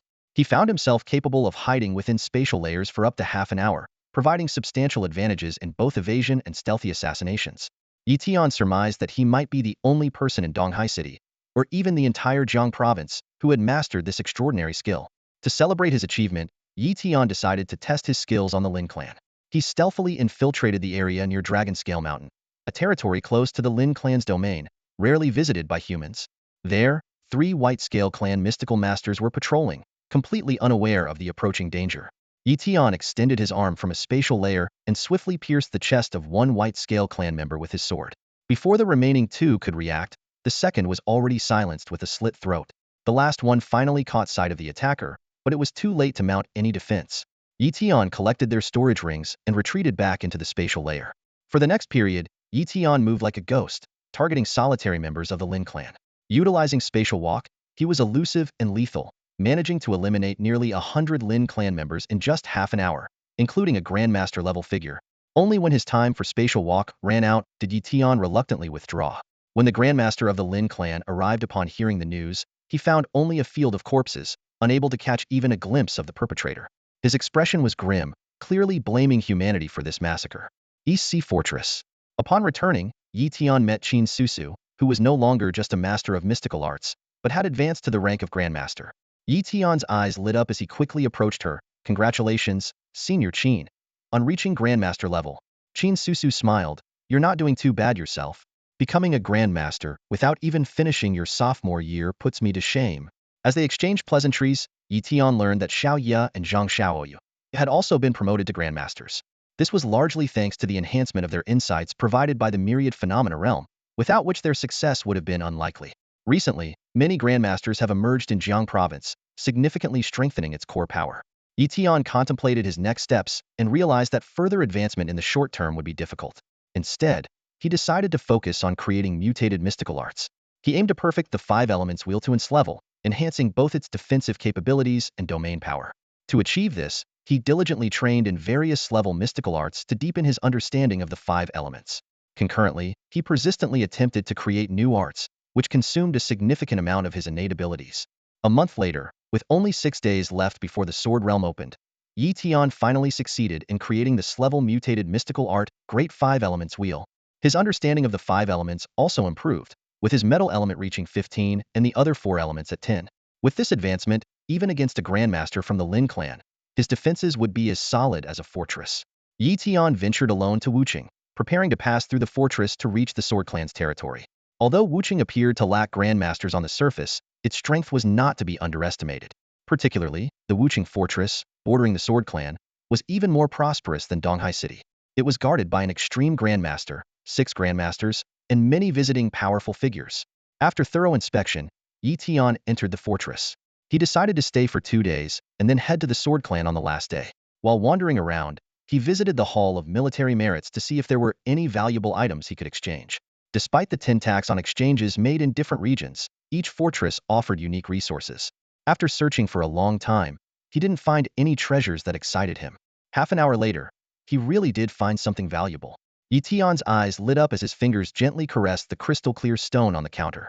It was an A-grade psychic material spirit crystal, valued at 3,000 battle credits. At the East Sea Fortress, he had rarely seen such high-grade psychic materials, with the highest being only grade. No wonder his psychic abilities had been stagnant. I'll take this spirit crystal, Tian said without hesitation, his eyes sparkling with excitement.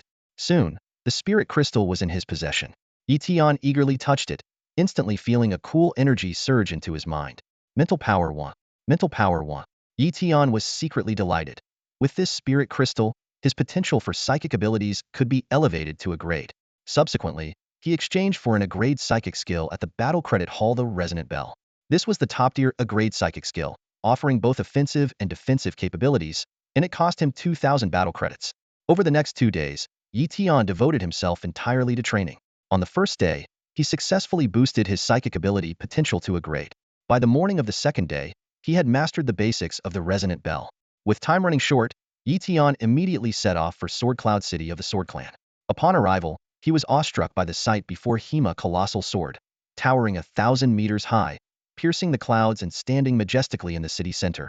Squinting his eyes, Tian murmured to himself, "This must be the Sword Clan's superior treasure, the Heavenly Cloud Sword." Though the Sword Clan is not exceptionally powerful, it is far from weak. Within the walls of Jianyun City, many powerful members of the Sword Clan reside, ensuring that even a high-grade exotic treasure placed here remains unchallenged. Jianyun City stands tall and majestic, with the Tianyun sword suspended within, serving as its iconic landmark. Holding his identification token, Tian underwent a strict inspection before being granted entry. The skin of the Sword Clan members in the city is covered with fine vertical lines resembling sword marks, appearing beautiful from afar but intimidating up close. Inside the Sword Cloud Hall, Tian met with Lin, the Grandmaster of the Sword Clan, and presented the Sword Realm Order. After examining it, Lin nodded and reminded him, "Gather at the entrance of the Sword Cloud Hall at 8 a.m. tomorrow. Do not be late." Tian thanked her and left. While wandering around, Tian encountered Su Xingchen. They discussed matters concerning the Sword Realm, and Su Xingchen advised, first defeat the sword spirits to gain insights, then study the effects of the innate sword monument for better results. Be wary of the Sword Clan geniuses, but do not fear them. Tian took note of this advice. The next day at 8 a.m., 30 humans gathered, among whom 6 young Grandmasters stood out. Lin led the group to the entrance of the Sword Realm, where hundreds of Sword Clan prodigies were already waiting. With a mighty roar, the Sword Realm opened, and everyone entered in an orderly manner, holding their tokens. As soon as Tian entered, he felt his supernatural abilities sealed. Su Xingchen explained, "In the Sword Realm, only physical strength and swordsmanship can be used." With that, Su Xingchen quickly departed in search of sword spirits. Tian soon encountered his first sword spirit, a white light figure formed of sword energy. He unleashed his sword intent and defeated it with a single strike, gaining insights into swordsmanship. He continued his search for the next target, sprinting swiftly through the Sword Realm. Unfortunately, he couldn't use spatial techniques. Otherwise, he could have easily located sword spirits with teleportation. Nevertheless, Tian soon found another sword spirit. This one was slightly stronger, but still insignificant to him. With a swift strike, he dispatched his opponent once again. As the white light merged with his soul, Tian felt a surge of insights into the way of the sword, as if they were stored deep within his soul, waiting for him to unravel them slowly. Just as he was about to seek out a third sword spirit, a cold voice suddenly interrupted him. "Human, this sword spirit is mine. Go elsewhere." Tian looked up to see a sword master from the Sword Clan standing proudly, eyes full of disdain. Judging by the aura emanating from him, he was clearly a peak master. Tian understood. The Sword Realm was originally the domain of the Sword Clan, and having to share it with humans naturally bred resentment among the Sword Clan members. "Leave," Tian commanded dismissively, not bothering with further words. The Sword Clan master was furious. In a flash, his figure moved, and his sword light blazed like a rainbow, aiming straight for Tian's throat. His sword intent was fierce, reaching the 3rd level of the 9th sequence. However, he had grossly underestimated Tian's power. "Courting death," Tian shouted coldly as his long sword sliced through the air. With a sharp clang, the Sword Clan master's sword was sent flying. Before he could react, Tian's sword had already pierced his arm. "Leave," Tian commanded again, his voice icy. The Sword Clan master was terrified, having never expected a human novice sorcerer to possess such strength, with sword intent reaching the 7th level of the 9th sequence. He dared not linger and fled immediately, fearing Tian would strike again. After the opponent left, Tian dispatched the sword spirit, gaining further insights into the sword path. The number of sword spirits has significantly decreased. "It's not easy to encounter them anymore," Tian murmured to himself. He had already defeated 11 sword spirits and gained considerable insights into the way of the sword, yet he still felt it wasn't enough. As he pondered, a thunderous crash echoed from afar, prompting Tian to follow the sound. Before long, he spotted a colossal sword spirit, emanating an intense sword aura, clearly of Grandmaster level. 10 Sword Clan Grandmasters were besieging it, locked in a fierce battle. Tian noted to himself that this sword spirit's sword intent had reached the 8th sequence, marking it as a formidable opponent. Suddenly, one of the Sword Clan Grandmasters was struck and sent flying, severely injured and forced to retreat. As time passed, More Sword Clan Grandmasters withdrew due to injuries. Although the Sword Spirit was also battered, it continued to fight fiercely. With only 3 Sword Clan Grandmasters remaining, the Sword Spirit suddenly broke through and fled in Yi Tian's direction. Yi Tian's eyes lit up, seeing a perfect opportunity. He readied himself and, as the Sword Spirit approached, unleashed his top-tier sword technique sky-splitting sword drawl. A brilliant sword light tore through the void, shattering the already damaged Sword Spirit. A massive white light merged into Yi Tian's soul, flooding him with insights far surpassing his previous experiences.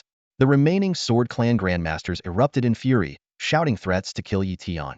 However, Yi Tian was quick and agile, vanishing without a trace in moments. They pursued him for a while but eventually lost him. Yi Tian breathed a sigh of relief, thinking to himself that he'd really hit the jackpot this time.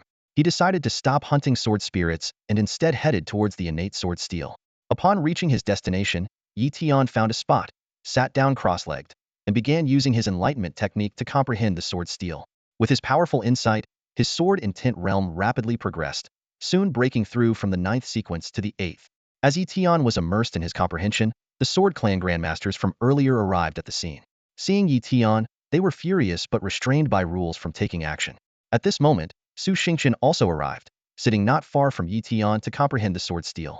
A special sword aura suddenly appeared around her, converging at her forehead. One of the Sword Clan Grandmasters exclaimed, "There's actually someone among humans with the innate sword body." Even within the Sword Clan, a genius with an innate sword body is a rare occurrence, perhaps appearing once in a decade. This rarity sparked a wave of envy among them. Yi Tian's arrival was like a brilliant meteor, illuminating the sky of the Sword Clan and piercing the eyes of many.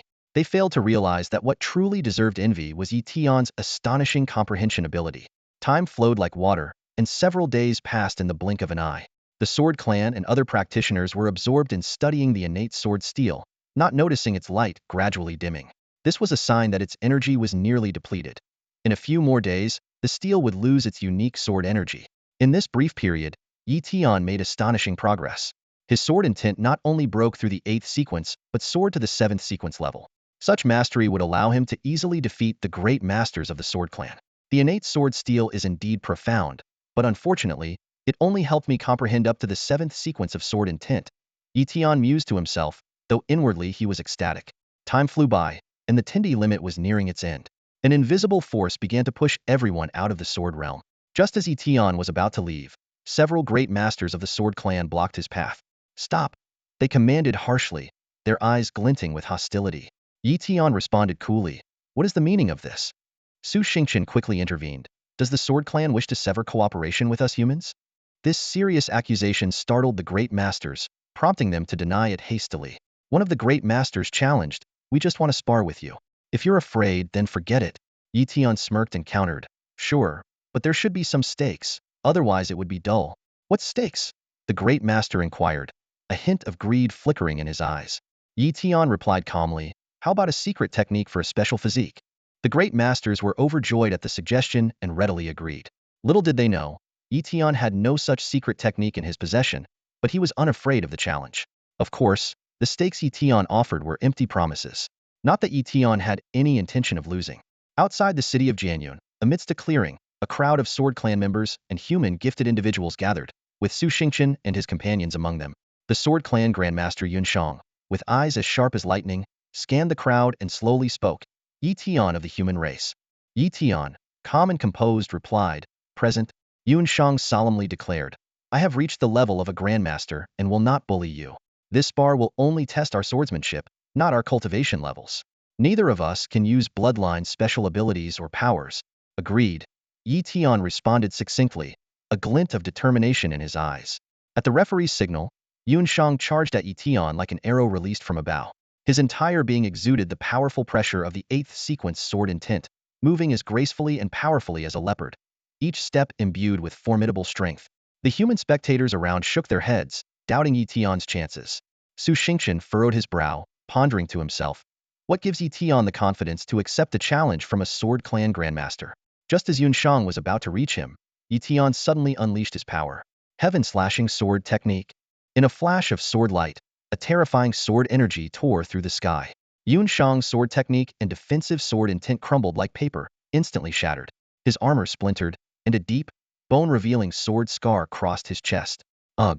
Yun Shang spat out a mouthful of blood, staggering backward and trembling all over. He exclaimed in shock. How? How is this possible? You've comprehended such an advanced 8th sequence sword intent? Yi Tian calmly asked.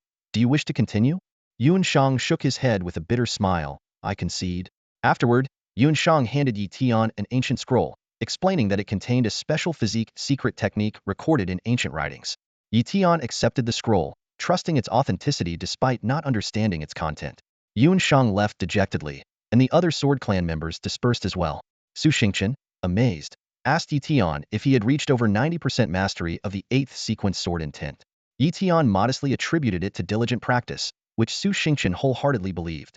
Yi Tian stayed at the Wuqing fortress to translate the special physique secret technique. After studying it, he discovered it was a top-tier secret technique called the Eternal Yin-Yang Body, far more powerful than his mentor's Water-Fire Dragon Body. To master the Eternal Yin-Yang Body, the difficulty was immense. It required the comprehension of 4 intents: water, fire, light, and darkness. Water and fire, light, and darkness, they complement and counteract each other, creating the force of yin and yang to forge the Eternal Yin-Yang Body. Additionally, all 4 intents needed to be elevated to at least 70% of the 8th sequence. No wonder the Sword Clan Grandmaster gave me this top-tier secret technique. He likely couldn't master it, and the Sword Clan is not suited for it. They are a foreign race, who possesses 4 bloodlines. Even if bloodlines can be forged with heavenly treasures, comprehending all 4 intents and elevating them to over 70% of the 8th sequence might take a lifetime. Moreover, it is impossible to cultivate a special physique after the age of 50. But Yi Tian was delighted. Others might not succeed, but he could. Although he currently lacked a light affinity, he could awaken it soon, so it wasn't a major issue. No matter what kind of special constitution it is, it seems there are no specific cultivation requirements. I'm currently an advanced supernatural master, so it looks like I can train as well. Yi Tian calculated in his mind, a glint of determination flashing in his eyes. With numerous innate abilities, wouldn't focusing on just one special constitution be a waste of his full potential?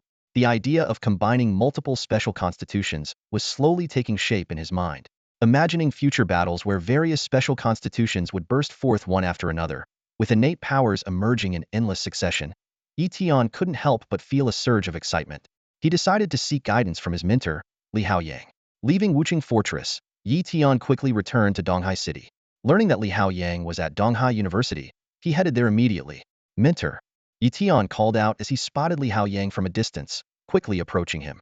Li Haoyang turned around with a smile and said, Yi Tian, you're back from the sword realm? How has your sword intent progressed? Have you reached over 70% of the 9th sequence? Yes. Yi Tian nodded, a sly look in his eyes. Sensing something, Li Haoyang asked, to what extent have you progressed? Yi Tian hesitated for a moment before countering, do you want the truth, or a lie? Li Haoyang immediately understood and exclaimed, could it be that your sword intent has surpassed my expectations? Yes, it has, Yi Tian admitted with a nod. Li Haoyang quickly waved his hand. Then don't tell me. I don't want to disrupt my mood for breaking through to Grandmaster level. Seeing this, Yi Tian changed the subject. Mentor, I've come to ask if it's possible for a person to cultivate multiple special constitutions? Of course, it's possible, Li Haoyang explained. If someone is exceptional enough and their body can handle it, they can cultivate 2 or more special constitutions. However, they must be careful not to choose constitutions from the same category.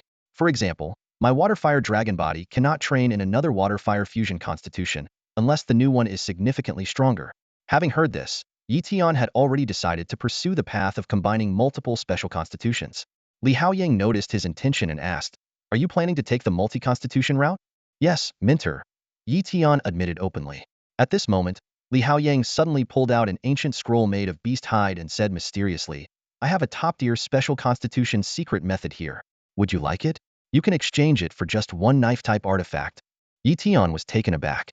Mentor, are you eyeing the unique blade treasure in my possession? Yi Tian asked suspiciously. Li Haoyang looked a bit embarrassed and waved his hand, saying, how can you say that? Besides, you're a swordsman. You wouldn't need it. A glint of desire flashed in his eyes as he explained, bladed treasures are quite rare. My current one has been through many battles and is a bit damaged, so naturally, I'd like to have an extra one for protection. Yi Tian nodded thoughtfully, recalling that one of the 4 members of the Jinlin tribe he defeated in the mysterious realm did indeed carry a unique blade treasure. He nonchalantly asked, mentor, the special physique technique you want to trade with me isn't the Water-Fire Dragon physique, is it? Of course not. Li Haoyang quickly shook his head. That technique is from the Ability Association and is forbidden from private distribution. What I'm offering comes from the underground world and isn't owned by anyone, so it's free to trade. Yi Tian's eyes lit up with interest. What technique is it? I'm very intrigued. Li Haoyang retrieved a stone tablet densely inscribed with text from his storage ring and introduced it. This is the Dark Longevity Physique. It requires dark and wood elemental abilities, along with the comprehension of the 8th sequence's intent. It's not for combat, but for health and longevity, with exceptional recovery abilities. Can it extend one's lifespan? Yi Tian asked, excitement flashing in his eyes. Indeed, Li Haoyang smiled.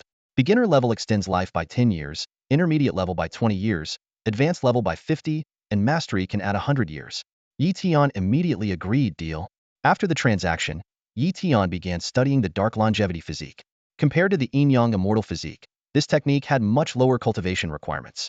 He decided to cultivate it first while enhancing his dark and wood elemental intents. 20 days later, Yi Tian successfully elevated both intents to the 3rd level of the 8th sequence. Although it cost him several splash treasures, it paved the way for cultivating the Dark Longevity Physique. Yi Tian devoted himself entirely to cultivation, merging the dark and wood elemental powers within him as the technique instructed, transforming each cell. A unique longevity aura spread throughout his body, and he felt his vitality rapidly increase. Boom! A surge of vibrant life force emerged, and Yi Tian joyfully sensed the extension of his lifespan. Moments later, the growth and vitality ceased. Yi Tian estimated that his lifespan had increased by about 10 years. As a master of multiple abilities, he already had 50 years more than an ordinary master. With this additional 10 years, his total lifespan now reached 360 years. This is just the beginner level, Yi Tian thought with anticipation. If I can cultivate it to mastery, my lifespan could increase significantly. Yi Tian took out the Tianmin sword and cut his skin. Thanks to the Dark Longevity Physique, the wound healed in just 2 seconds. A glimmer of excitement flashed in Yi Tian's eyes as he thought to himself. The recovery effect of the Dark Longevity Physique is indeed impressive. If I combine it with the Yin-Yang Immortal Physique in the future, the healing ability would be even more astonishing. He gently touched the healed skin, recalling the cultivation requirements for the Dark Longevity Physique. Entry-level mastery requires reaching 30% in both the 8th sequence of the Dark concept and the Wood concept. Minor success requires 70%, major success requires a full mastery, and perfection demands elevating both concepts to the 7th sequence. Yi Tian shook his head, deciding to temporarily set aside further advancement. Entry level is sufficient for now. Reaching minor success will take considerable time, he mused aloud. Although the Dark Longevity Physique wasn't known for combat, it did enhance his physical attributes by about 10%. While this improvement wasn't as significant as other special physiques, Yi Tian was quite satisfied. Just as Yi Tian was absorbed in contemplating his newfound abilities, an urgent message interrupted his thoughts. Li Haoyang informed him to head immediately to the East Sea Fortress. Yi Tian hurried to the designated residence, only to find a large gathering of people. Li Haoyang, several professors from East Sea University, and even Qin Susu were present. They were gathered around a bed, their expressions grave as they performed various recovery techniques. Yi Tian, quickly use your healing techniques to save tutor Lin Su. Li Haoyang called out anxiously as soon as he saw Yi Tian. Only then did Yi Tian notice that it was tutor Lin Su lying on the bed. Her body was severely cracked, and the healing techniques of numerous masters and grandmasters could barely stabilize her condition. As he inquired about the situation, Yi Tian swiftly employed a-level healing techniques from both the water and wood systems. With Yi Tian's aid, tutor Lin Su's condition gradually stabilized and began to improve. About half an hour later, Jiang Dongxiu, the president of East Sea University and a peak grandmaster, arrived. He performed the S-level wood technique revival of withered wood, thoroughly stabilizing Lin Su's external injuries, though her internal damage would still take time to heal.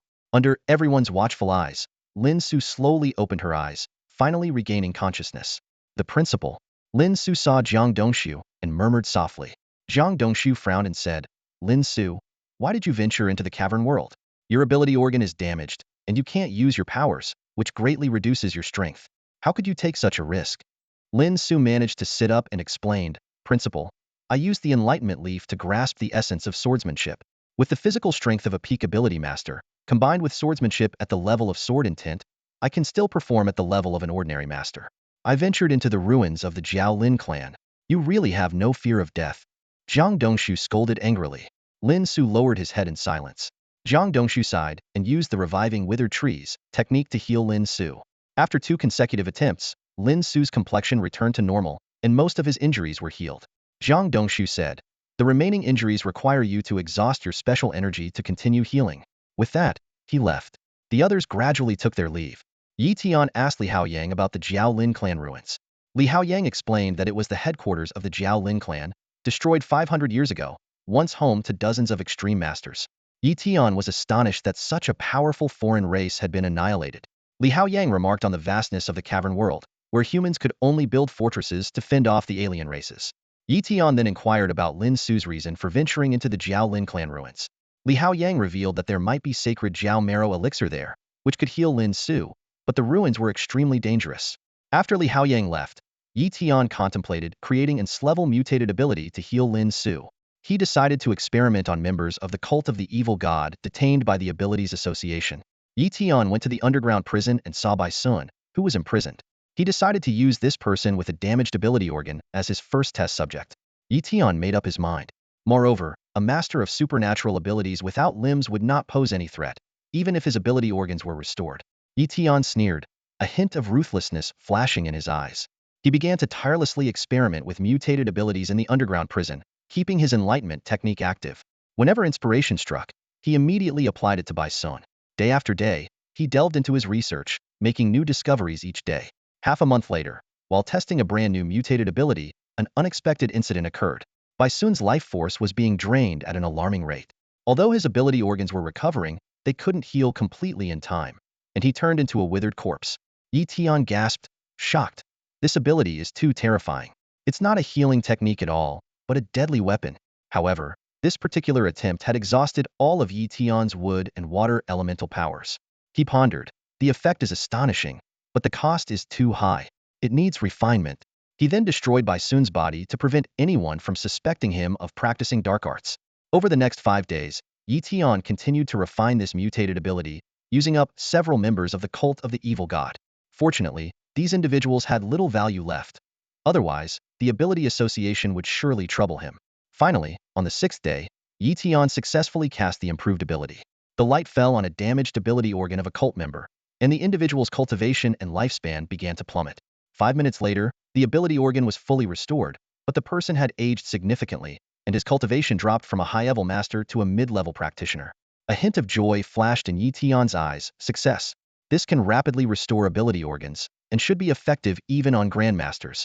He decided to pause further refinement and named the technique Great Hope Art. The cult member, seeing his restored ability organ, briefly showed a glimmer of hope. Yi Tian, however, mercilessly struck, unleashing sword intent to completely destroy the organ. You're welcome. Yi Tian tossed out these words and left. Donghai City. The Lin family. Lin Su had returned from the Donghai fortress to rest, and Yi Tian arrived at the Lin residence, just in time to see Lin Qingya. Lin Qingya was surprised to see Yi Tian appear suddenly and wondered about the purpose of his visit. Before she could ask, Yi Tian spoke first. Lin Qingya, I need to see your aunt. Lin Qingya nodded in agreement and led Yi Tian through the courtyard to Lin Su's living quarters. She called softly, Aunt. Yi Tian is here to see you. Before long, Lin Su emerged from the house. Although her complexion had improved, there was still a hint of despair in her eyes. It was clear that the recent setback had crushed her confidence, leaving her without hope for healing her abilities. Lin Su forced a faint smile. Yi Tian, you've come? Yi Tian got straight to the point. Mentor Lin Su. I'm here to help heal your ability organ. Lin Su was taken aback and asked incredulously, Yi Tian, you didn't learn the Great Revival technique, did you? Yi Tian shook his head and explained, don't worry, I've practiced a different mutated or the Great Hope technique. It won't have any side effects on me. It will only cost you some cultivation and lifespan, but not too much. Although Lin Su had never heard of the Great Hope technique, a glimmer of hope ignited within her. She decisively said, Yi Tian, go ahead and use the Great Hope technique. Yi Tian nodded and began to perform the Great Hope technique.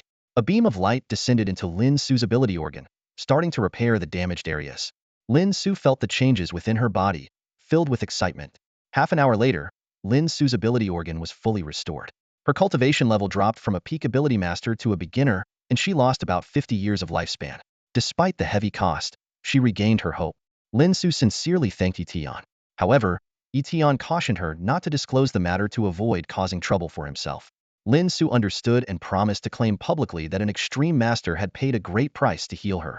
Afterward, Lin Su handed Yi Tian a blue scale and explained, this is the reverse scale of the Jiao Lin clan's royal family. It contains the essence of gold element power, and may also hold secrets of unique constitutions. Yi Tian accepted the reverse scale, feeling secretly delighted. Lin Su then went into seclusion to recover her cultivation as quickly as possible. Tian took his leave and returned to his dormitory at Donghai University. In the dormitory at Donghai University, Tian took out the reverse scale and began to study it. What a treasure! After using the enlightenment technique, he further explored the reverse scale, sensing the vast essence of gold element power, far more precious than any glass gold element treasure. However, he didn't sense any special physique or secret technique, likely because his mastery of the metal element was still insufficient. He needed to continue his comprehension, and perhaps he would eventually grasp that elusive secret technique. Tian gently stroked the reverse scale of the dragon in his hand, frowning slightly. The power contained within this scale far exceeded his expectations, but its mysteries were as impenetrable as a dense fog. He calmed his mind, utilizing his enlightenment technique, and focused all his attention on sensing the flow of metal element within the scale. Time flowed like water, and Tian's mastery of the metal element steadily advanced. From 20% to 30%, then to 40%, each breakthrough deepened his understanding of the metal path. Meanwhile, his proficiency in other elements also improved slowly, but none as significantly as the metal element. More than a month passed in the blink of an eye.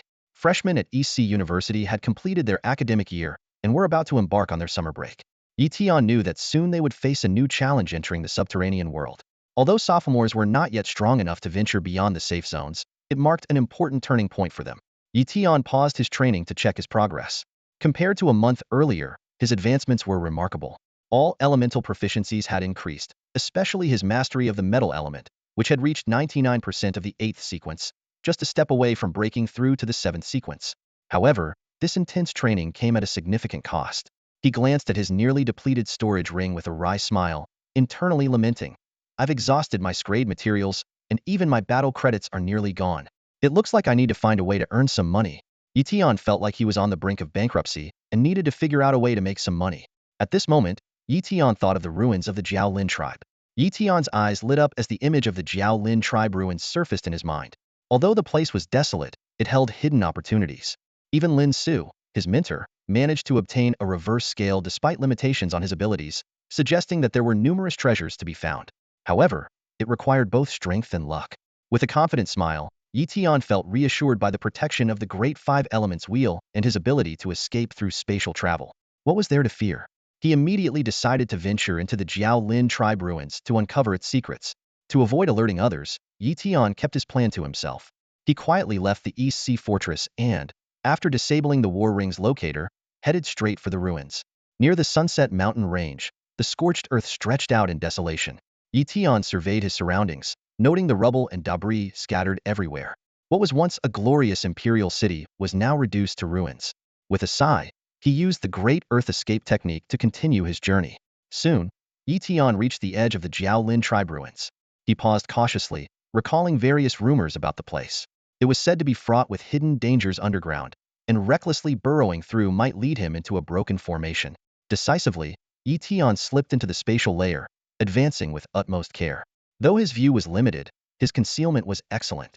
Before long, he found an entrance and ventured into the interior of the Sunset Mountain Range. Emerging from the spatial layer, Tian deployed a water clone disguised as a Jiao Lin tribeman to scout ahead. Along the way, dilapidated structures were everywhere, yet he found nothing of value. Suddenly, the water clone triggered a concealed killing formation and was instantly shattered. Alarmed, Tian took a detour. Shortly after, he discovered a metallic arm among the rubble, seemingly part of a puppet's remains. As soon as the water clone touched it, the puppet's eyes flashed, and its arm pierced the water clone's chest. Tian was secretly shocked. Even after 500 years, the puppet could still launch a deadly attack, highlighting the Jiao Lin tribe's technological prowess. An hour later, Tian stood before an intact grand formation. His full-force strike was repelled, sending him flying backward. Muttering to himself, he said, even the Jiao Lin tribe probably couldn't break this formation, or they wouldn't have left it standing for so long. This formation actually draws power from the earth itself. With just a small amount of spirit stones, it can leverage more and more of the earth's energy, allowing the formation to operate continuously. Tian carefully observed this astonishing formation, silently marveling at its complexity. Such advanced formation techniques were beyond the reach of ordinary alien races. Even the powerful Lin tribe had yet to uncover its secrets. What Tian didn't know was that this formation was set up by a master whose abilities surpassed even the extreme Dao masters. It could withstand a full-force attack from an extreme Dao master without budging. Only if an extreme Tao master was willing to spend several years attacking it continuously might there be a chance to break it. But this was highly unlikely, as the items hidden within the formation were not enough to drive an extreme Tao master to such lengths. With a thought, Tian decided to attempt spatial traversal. His figure flickered, and he instantly entered the spatial rift. However, the faint power of the formation extended even here, forming a weak barrier. Compared to the indestructible exterior, this barrier seemed much more fragile. Perhaps I can break it? Tian pondered. He summoned the Tianmin sword, infusing the 7th sequence sword intent into various states of mind, and executed the powerful and unmatched heaven-slashing sword technique. Whoosh! With a single strike, the barrier shattered like a blade slicing through thin paper, effortlessly. Tian's figure flickered as he passed through the breached barrier, entering the spatial rift within the formation. Suddenly, a flash of crimson caught his eye. Upon closer inspection, it was a spirit tree, entirely crimson. Could it be? Tian's pupils contracted, and a name surfaced in his mind: Jinyang fruit tree. This was a genuine grade A spirit tree, bearing 9 precious Jinyang fruits. Jinyang fruits are grade A celestial treasures. For alien races, they can enhance bloodlines, while for humans, they can boost the potential of innate abilities. Tian recalled from the records, a 10-year Jinyang fruit has a 1% chance to elevate a grade B innate ability to grade A. A 100-year fruit has a 10% chance, and these 9 Jinyang fruits before him were estimated to be 600 years old, with a success rate as high as 60%. For many whose potential in innate abilities is limited, this is an invaluable treasure. These 9 true sun fruits are mine. Tian exclaimed with a grin. Tian surveyed his surroundings, analyzing the situation at hand. The formation was clearly set up to protect the true sun tree. After hundreds of years of neglect, the tree had suffered, leaving only 9 fruits still intact. For the Jiaolin clan, such a precious tree was undoubtedly worth guarding with a formation. He cautiously extended himself from the spatial rift, about to pick the fruits when a sudden flash of cold light streaked by. A puppet wielding a spear attacked with lightning speed. Tian's pupils contracted as he hastily retreated back into the spatial rift. That was close. Tian thought to himself, both relieved and astonished by the puppet's power. It was evidently at the peak Grandmaster level, and even Principal Jiang Dongshu might struggle against it. After weighing his options, Tian decided to change his approach. He adjusted his position, extending only his arm to reach for the fruits. Although risky, it was far safer than exposing his entire body. Got it. Just as Tian grasped a fruit, the puppet's spear came slicing through the air. In a crucial moment, he employed the Grand 5 Elements wheel and water substitute technique, narrowly evading a deadly strike. Thus, using his exceptional spatial abilities and quick thinking, Tian collected the true sun fruits one by one. Once all 9 fruits were secured, he chose not to linger and promptly withdrew from the area. When my strength grows, I'll come back and subdue that puppet, Tian vowed to himself. In the core area of the Jiaolin clan ruins, where spatial rifts were rampant, 6 clan masters meticulously searched for something, unaware that Tian had quietly arrived. 6 Jiaolin clan masters. Tian's eyes lit up, and he immediately used spatial walking to slip into the rift. He carefully approached his targets, ready to strike at any moment. Suddenly, a rift appeared within the spatial layer, but Tian reacted swiftly, dodging it in time. The space here is too unstable. Thank goodness I've grasped the concept of spatial essence, Tian thought with relief. At that moment, one of the clan masters discovered a void stone. Greedily, he reached out to grab it, only for a spatial rift to appear suddenly, severing his arm in an instant. His scream echoed, but the other clan masters remained indifferent, secretly pleased instead. Inghe endured the pain and prepared to retrieve the empty god stone. However, a sword light flashed like lightning, instantly slashing his throat. His eyes widened in disbelief as he fell, life quickly slipping away. The other 5 masters, witnessing this, mistakenly believed it was caused by a spatial rift. They cautiously approached, ready to loot Ying's belongings. Suddenly, a figure appeared out of thin air. It was Tian. Without using any supernatural powers, he swung his sword, instantly teleporting in front of them. With a thud, a master of the Scale clan, who had just activated his defensive bloodline technique, was killed with a single strike. Tian's strength was overwhelming, slaughtering these masters as if they were mere chickens. In the blink of an eye, the remaining 4 also met their end by his sword. Tian collected their storage rings and casually examined them, scoffing, a bunch of paupers.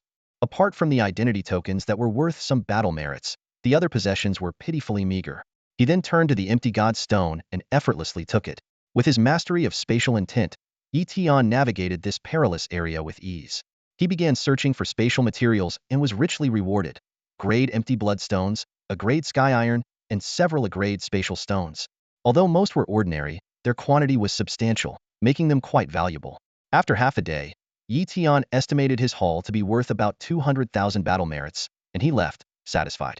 He was quietly thankful for coming to the underground world, as it proved far more profitable than the East Sea Fortress.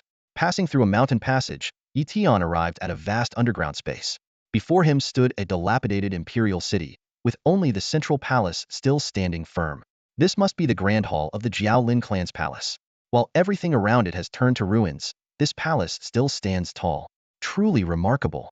Tian cautiously used spatial walking to slip into a crevice, quietly approaching the imposing palace.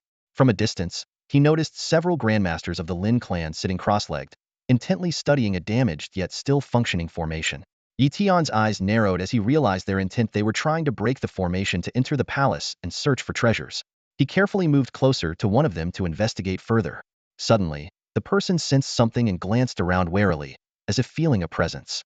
Jin Xian, what's wrong? Asked a nearby companion. Jin Xian frowned and replied, I feel like someone is watching us. They extended their spiritual senses but found nothing. Let's continue our research. Breaking this formation is crucial for the Lin clan, reminded one of them. When the Jiaolin clan fell, this hall remained unbreached. There must be treasures inside. 500 years have passed, and the formation has weakened. We're not far from success. Tian silently admired the keen awareness of these formation masters and retreated quietly. He attempted to penetrate the formation using spatial walking but was repelled. It seemed there was a lethal array inside. No, this formation is too advanced, even enveloping the spatial layers. Unless I can enter a deeper spatial level, there's no way through. Tian decisively abandoned the attempt and left. He continued searching through the ruins and found some valuable items. He then returned to the East Sea Fortress, exchanged the unnecessary items for battle merits, and redeemed materials needed for cultivation. He also converted all the precious spatial materials into battle merits. Tian had a true young fruit left to deal with. He contacted his mentor, Li Haoyang, who rushed back upon hearing the news. Tian, where's the true young fruit? Li Haoyang asked eagerly. Tian produced the 600-year-old true young fruit, and a look of delight flashed in Li Haoyang's eyes. After some negotiation, Li Haoyang took out a box and carefully opened it, revealing a small piece of golden metal. This is divine metal, a material beyond scrade, Li Haoyang explained. This small amount is equivalent to 23 scrade materials, and it's rare for anyone to trade it. Tian was thrilled and quickly asked, Mentor, if there are divine-grade materials, is there such a thing as divine-grade innate abilities? No, Li Haoyang affirmed. Humans indeed do not possess the potential for divine-grade innate abilities, but in the world of the abyss, some alien races do have divine-grade bloodline talents. Tian was taken aback by the mention of divine-level bloodline talents in the cavern world. Li Haoyang smiled and explained, don't be too surprised. Just because humans don't have divine-level talents now doesn't mean we won't have them in the future. Frowning, Tian asked, why would that change in the future? Li Haoyang elaborated. Do you know what conditions are necessary for the emergence of divine-level talent potential? Tian shook his head, indicating his lack of knowledge. Li Haoyang continued, every talent's potential requires certain conditions to manifest. Haven't you noticed that those from prominent families often have impressive talents? When the cavern world first collided with Earth and humans began encountering supernatural abilities and talents, S-level talents were nearly non-existent, with even A and B levels being rare. C-level was considered the pinnacle. He paused before continuing, over time. As powerful individuals emerged, their descendants began to show higher potential for talents. Gradually, human talent potential increased, eventually leading to the emergence of S-level talents. Studies show that individuals with S-level potential invariably have ancestors who were Grandmasters or even Extreme Masters, providing a glimmer of hope. Intrigued, Tian asked, what about divine-level bloodline talents? Li Haoyang explained, in the cavern world, species with divine-level bloodline talents invariably have ancestors who were true gods. In other words, they are descendants of true gods. This revelation enlightened Tian. He recalled how in high school, having a clever talent was considered being a prodigy, and B-level talents were almost exclusively found in prominent families. At Donghai University, B, A, and even S-level talents were more common, but they often had significant backgrounds. Contemplating, Tian asked, Professor, does this mean that because Earth has no true gods, we can't have divine-level talent bearers? Li Haoyang nodded in agreement, exactly. However, there's no need to worry about true gods entering Earth. They are too powerful, and the cavern world has a higher dimensional status.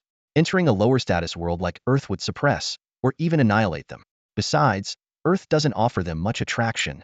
Yi Tian felt a surge of excitement at the thought of using the divine metal to develop a divine-level metal talent, possibly surpassing all humans. Yet, he quickly regained his composure and said, "Professor, the divine metal is extremely valuable. I don't want to take advantage of you." With that, he produced a true young fruit from his storage ring. Li Haoyang's eyes lit up. 2 true young fruits perfectly met his needs. After completing their transaction, he gifted Yi Tian an S-level metal material. Returning to his quarters, Yi Tian pondered how to utilize these materials. He decided to first use the S-level metal material to push his talent potential to its limit before utilizing the divine metal. From then on, Yi Tian focused on interacting with the S-level metal material, avoiding any depletion of his metal talent potential, allowing his S-level metal talent to continually improve. However, his absorption of S-grade metal power was somewhat slow, managing to absorb only 10 points per day. It would take him another 10 days to reach a level of 99.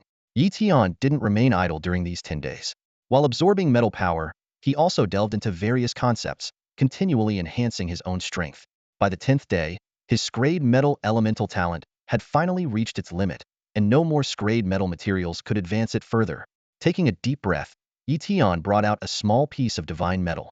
"Whether I can elevate to a god-level metal elemental talent depends on you," he murmured, cautiously touching the divine metal and awaiting any changes. Before long, a system notification sounded. "Metal power 1, boom." Yi Tian felt a surge within him as his metal elemental talent began to transform. The leap from S-grade to god level significantly enhanced his physical attributes, with an indescribable aura infusing his body and fundamentally altering his foundation. Half an hour later, the transformation was complete.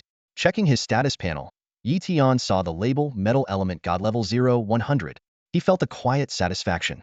Though God level could be further improved, he was content for now. After all, advancing a god-level talent to its peak required a substantial amount of divine materials, which were beyond his current reach. With a god-level metal elemental talent, I should be able to comprehend metal concepts more swiftly, Yi Tian thought, deciding to give it a try. His 8th sequence metal concept had reached full mastery and was on the verge of breaking through to the 7th sequence. He took out the inverse scale, and upon beginning his contemplation, he immediately noticed a difference. Insights flashed continuously, not quite as effective as his Dao comprehension technique, yet far surpassing his previous experiences. Yi Tian's eyes lit up. Let's see how it combines with the Dao comprehension technique. As he activated the Dao comprehension technique, his insight skyrocketed. The results of contemplating the metal concept were astonishing, although it remained limited to the metal aspect, with other concepts staying at their usual levels. Suddenly, a faint crack was heard, as if an invisible barrier had been shattered. Yi Tian sensed the metal concept beginning to evolve towards the 7th sequence. Even more surprising was the change occurring in the inverse scale he held. Whoosh! A beam of golden light shot from the inverse scale, merging with Yi Tian's soul and transforming into countless pieces of legacy information. To his delight, Yi Tian discovered it was a secret method for a special physique. The unique physique of the true Jiao Dragon. Yi Tian quickly became immersed in the power of the true Jiao Dragon's form. Yi Tian carefully savored the profound mysteries of the true Jiao Dragon's form, his eyes gleaming with excitement. This special physique is considered an advanced version of the water and fire Jiao Dragon form, and its strength is in no way inferior to the yin-yang indestructible form. Although the cultivation conditions are slightly less demanding in terms of comprehension, they require mastery of the 7th level of the metal element, significantly increasing the difficulty. Yi Tian pondered his cultivation plan, frowning slightly.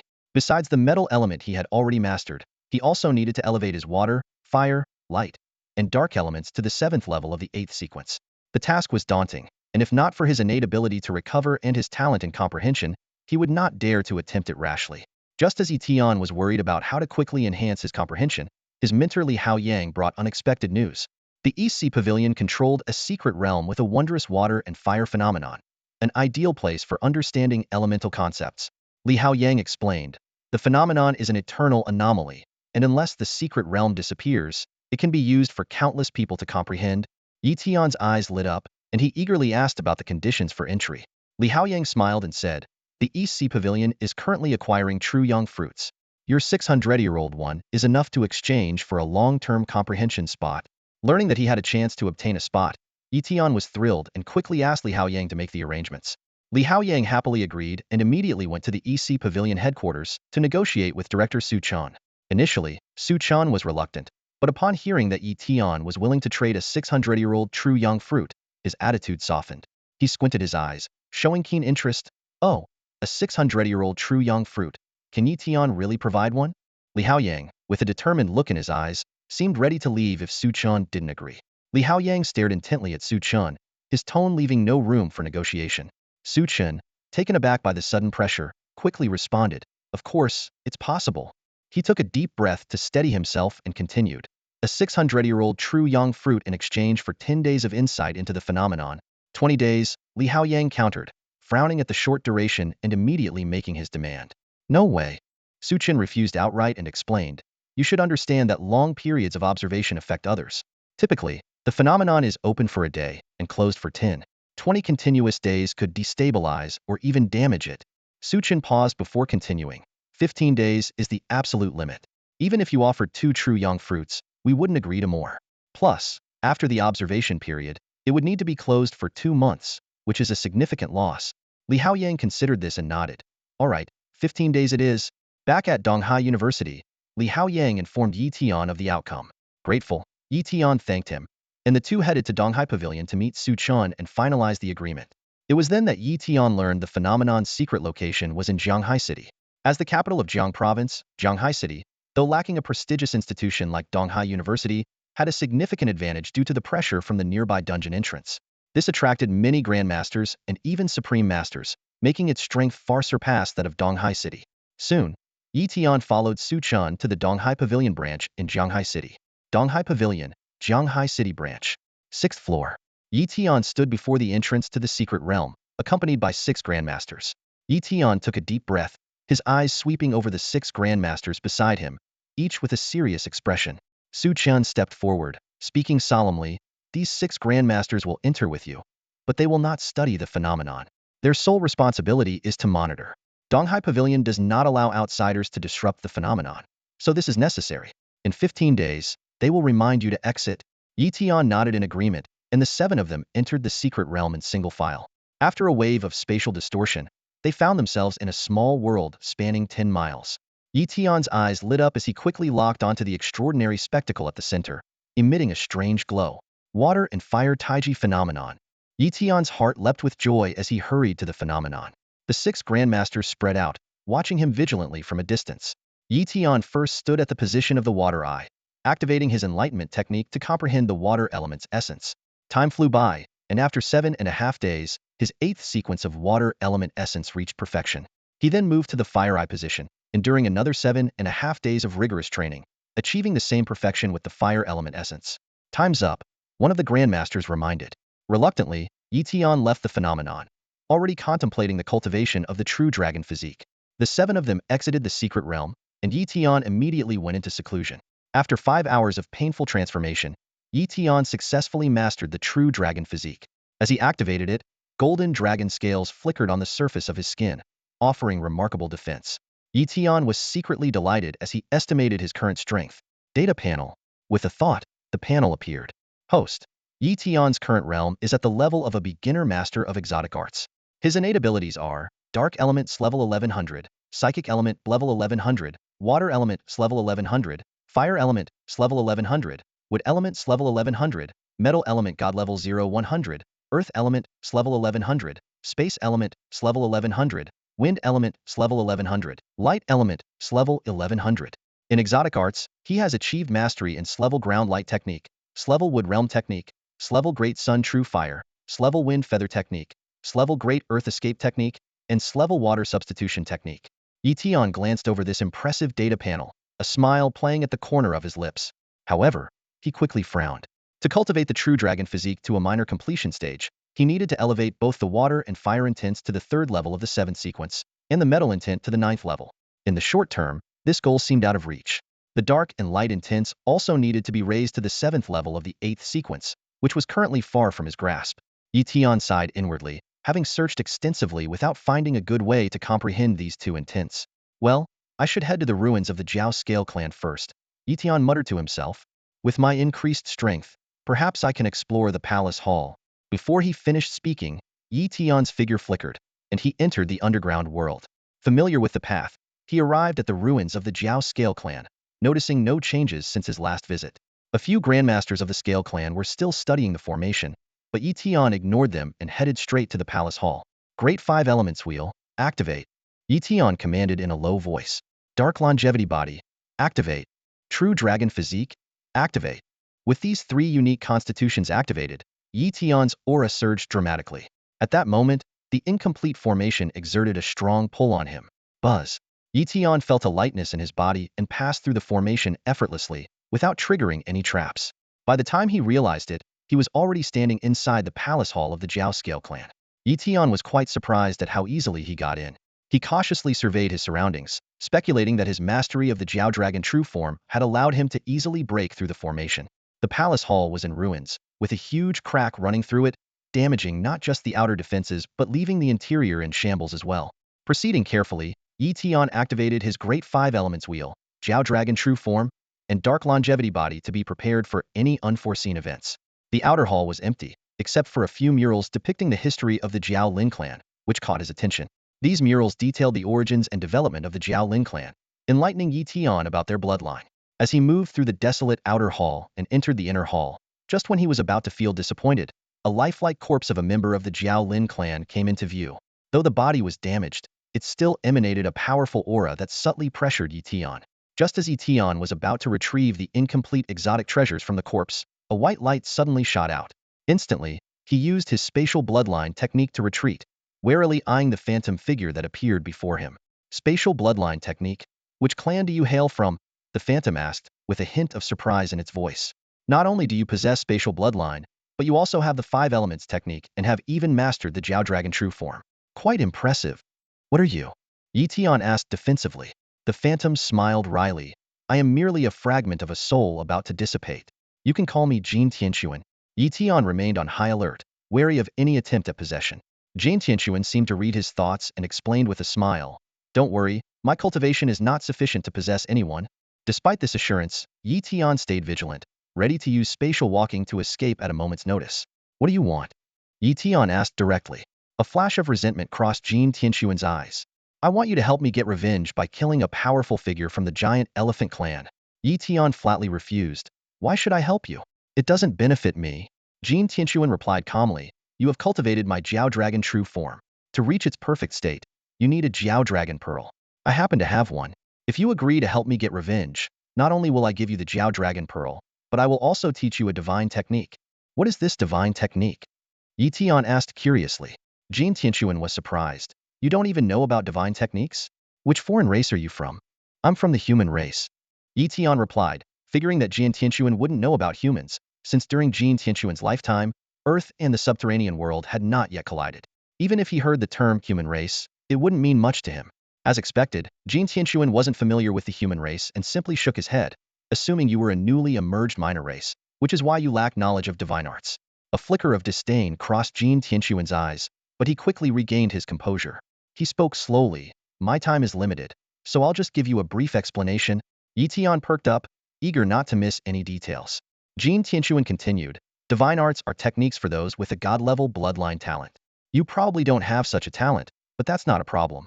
A divine art inheritance, if traded, could earn you immense wealth, accelerating your growth. Yi Tian's eyes lit up with delight as he quickly grasped Jin Tianquan's point. The so-called divine arts are essentially god-level techniques. Although humans can't directly practice the techniques of other races, they can be modified. The techniques humans practice today are all adaptations of those from other races. With his understanding, perhaps he could modify the divine arts into something humans could practice. What attribute is the divine art? Yi Tian asked, unable to hide his anticipation. Metal attribute. Jin Tianquan answered succinctly. Yi Tian felt a surge of joy, as the metal attribute divine art was exactly what he could practice. The Jiaolong Pearl and the divine art inheritance were both incredibly valuable, and agreeing to Jin Tianquan's request seemed harmless. After all, Jin Tianquan's enemy was a member of the subterranean world's other races, and eliminating them wouldn't be a burden. Taking a deep breath, Yi Tian nodded. All right, I agree. But I will wait until my strength surpasses theirs before I act. Also, if they happen to die, does that count as my task being completed? Jin Tianquan nodded slightly. My enemy should still be alive, but their power has certainly increased significantly over the last 500 years. The giant elephant clan is quite renowned in the underworld. You just need to inquire about a person named Xiang Ming from the giant elephant clan, and you might find out about their situation. All right. Yi Tian nodded in agreement. Swear an oath, Jin Tianquan demanded, his tone leaving no room for negotiation. Yi Tian thought it over briefly, realizing he had no choice but to comply. Since there was no time constraint, He could wait until he was overwhelmingly powerful before acting, so the oath wasn't too restrictive. Soon, the oath was made. Jin Tianquan kept his word immediately, revealing the location of the Jiaolong Pearl and the Divine Art Inheritance. The Jiaolong Pearl and the Divine Art Inheritance are buried 100 meters beneath this grand hall. However, the area is shrouded by a barrier, making it impossible to pass through the ground. There's a hidden mechanism over there. Activating it will allow you to descend. Jin Tianquan pointed towards a discreet corner of the hall. Following his gaze, Yi Tian spotted an inconspicuous protrusion. He quickly approached it and pressed it gently with his finger. With a click, the ground slowly cracked open, revealing a deep passageway. As Yi Tian prepared to go down, Jin Tianquan added, "The Jiaolong Pearl and the Divine Art Inheritance are contained in a box made of soul-sealing stone, which can't be sensed with spiritual power. You'll need to feel around a bit to find it." Yi Tian nodded in thanks and asked if there was anything else he should be aware of. Jin Tianquan's expression darkened as he replied, "In a little while, I will fade away. If you have any more questions, now's the time to ask." Seizing the opportunity, Yi Tian inquired, "I want to know where I can quickly enhance my understanding of the light and dark concepts, especially those beneficial for the 8th sequence concept." Although Jin Tianquan was an alien from 500 years ago, his knowledge was undoubtedly vast and could offer valuable insights. After a brief pause, Jin Tianquan slowly explained, "For the light concept, you can fly to an altitude of 10,000 meters above the Earth, passing through the wind layer. Every morning, just as the sun rises, there is a 10-minute aurora phenomenon you can study, which will yield significant insights. However, the wind layer is extremely dangerous. Without Grandmaster-level defenses, you can't pass through, as the fierce winds would be fatal. But I believe your defenses are sufficient." Yi Tian was astonished, not expecting the light concept to be so straightforward to grasp. Though only 10 minutes, those with lesser insight might not gain much. Yet this phenomenon could be studied over time, greatly aiding the 8th sequence light concept. Jin Tianquan continued, "As for the dark concept, about 1,000 miles from here, there's a dark abyss with a mysterious realm. Within it lies the Black Sea Wonder. However, it's been 500 years, and I can't be sure if the Black Sea Wonder still exists, but you can give it a try." Yi Tian nodded repeatedly and pressed on. "It's said that at the Grandmaster level, one can continuously merge special constitutions, but this demands a strong physical body. There's reportedly a limit to how many special constitutions one can merge. Is it possible to increase this limit?" A hint of admiration flickered in Jin Tianquan's eyes. "You wish to pursue the path of merging special constitutions? That's bold. This path requires unimaginable time, effort, and resources. To truly follow it, you must elevate your life level. Merging special constitutions requires a powerful physique. Yet the physical enhancement they provide isn't the body's inherent strength. To enhance the body's intrinsic strength, one must elevate their life level." Contemplating this, Yi Tian asked, "How does one elevate their life level?" Jin Tianquan replied, "As far as I know, consuming certain treasures that enhance life force, like divine blood or the longevity fruit, can elevate life levels. Alternatively, some legendary special bloodline arts might also increase life level, but these are extremely difficult to obtain. I advise against practicing those special bloodline arts due to severe side effects." Yi Tian realized that these few simple words were akin to a great opportunity. Just as he was about to ask more, Jin Tianquan's fading spirit dimmed further and finally dissipated into nothingness. Yi Tian sensed carefully, confirming Jin Tianquan had completely perished. He stepped forward and collected Jin Tianquan's body. The corpse of a being surpassing the Grandmaster level would be quite valuable if exchanged for battle merits. Unfortunately, there was no storage ring on him, likely on the missing arm. Shaking his head, Yi Tian decided to retrieve the Jiaolong Pearl and the Divine Art Inheritance as Jin Tianquan had mentioned. He located the mechanism, activated it, and descended through the opening, passing through the barrier's coverage. Time to go. Yi Tian employed spatial travel, slipping into the spatial layer, and activated the true Jiaolong form, leaving the area unimpeded by the barrier with ease. The Eastern Sea Fortress. Yi Tian has returned. Yi Tian returned to the Eastern Sea Fortress, his heart brimming with excitement. This venture had been incredibly rewarding.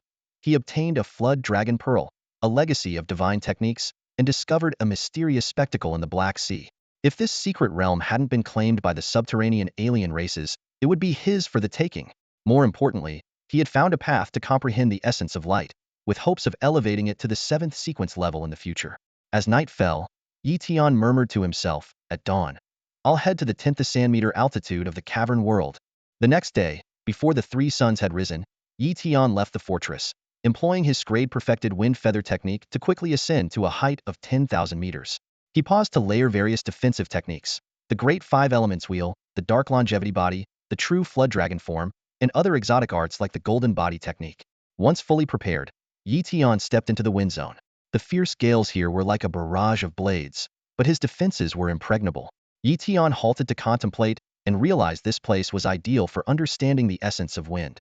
However, the constant assault drained his energy, making it difficult to focus on comprehension.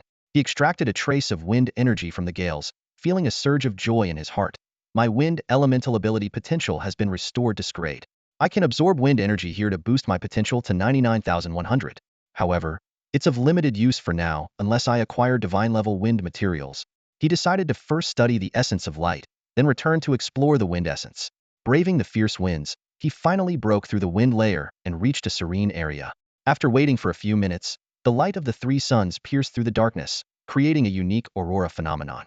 Yi Tian activated his enlightenment technique, absorbing the essence of other innate abilities to enhance his perception, and focused entirely on comprehending the essence of light. 10 minutes later, the aurora phenomenon faded. Although brief, the results were significant. Yi Tian estimated that within half a month, he could cultivate the light essence to 70% of the 8th sequence level. Subsequently, he descended back into the wind layer to study the wind essence. After several hours, Yi Tian ceased his contemplation and left the wind layer. He decided to head to the dark abyss to locate the mysterious Black Sea spectacle.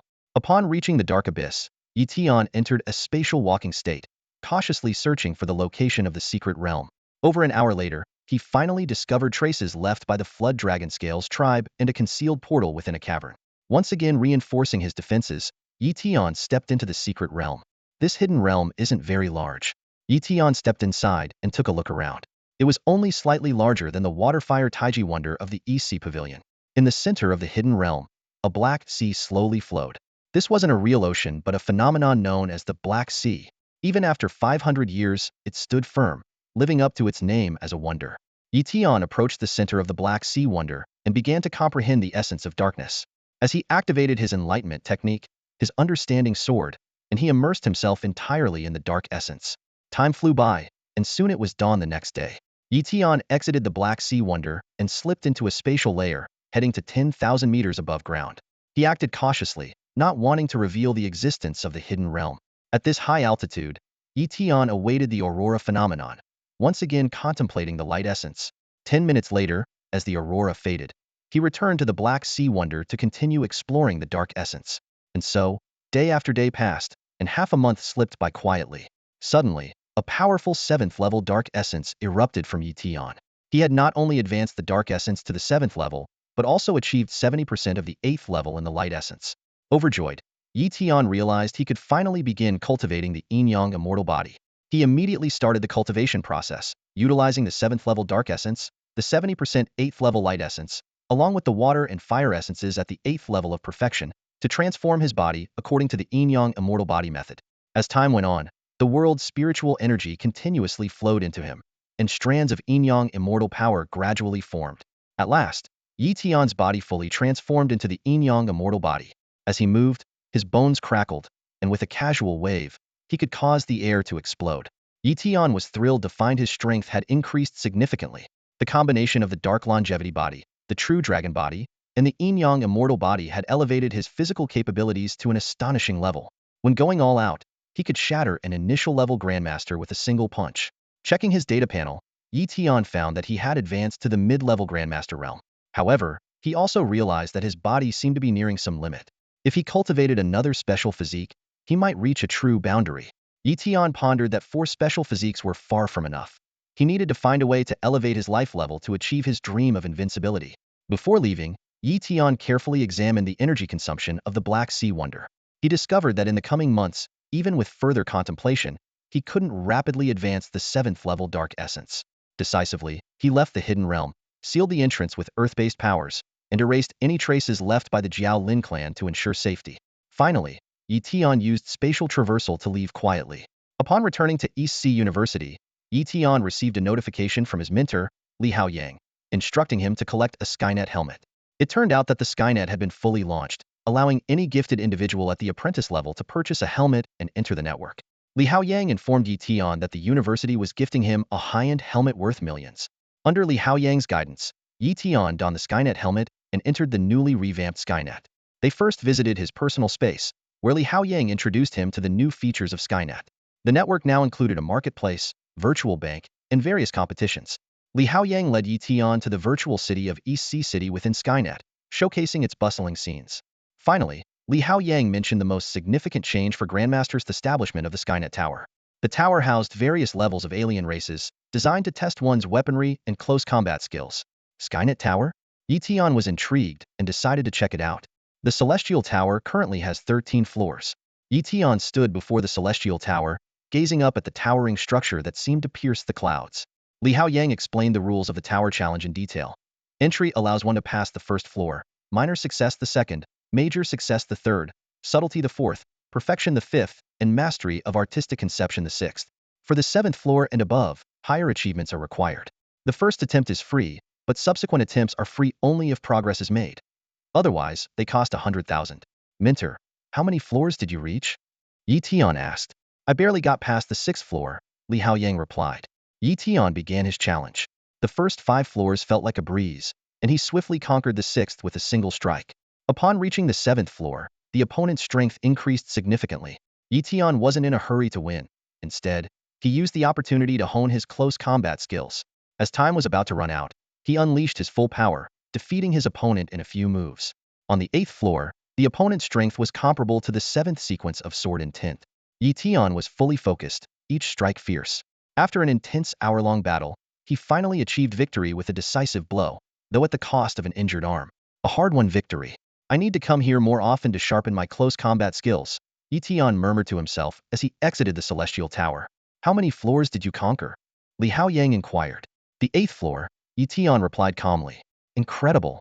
You've comprehended the 7th sequence of Sword Intent. Li Haoyang exclaimed in amazement. After leaving the Celestial Network, Yi Tian asked about ways to elevate his life level. Li Haoyang mentioned the rare longevity fruit and the forbidden longevity technique of the cult of the evil god. He warned Yi Tian against attempting it, as it would deplete one's innate potential. Yi Tian was secretly thrilled. The longevity technique was exactly what he needed. He resolved to find members of the cult of the evil god to obtain this forbidden technique. The longevity technique, I must find a way to get it. Yi Tian pondered silently. Donghai City, Paranormal Ability Association. Yi Tian arrived to visit Taisher, the vice chairman of the association. As Yi Tian stepped into the Paranormal Ability Association building, he recalled the awe he once felt towards Taisher.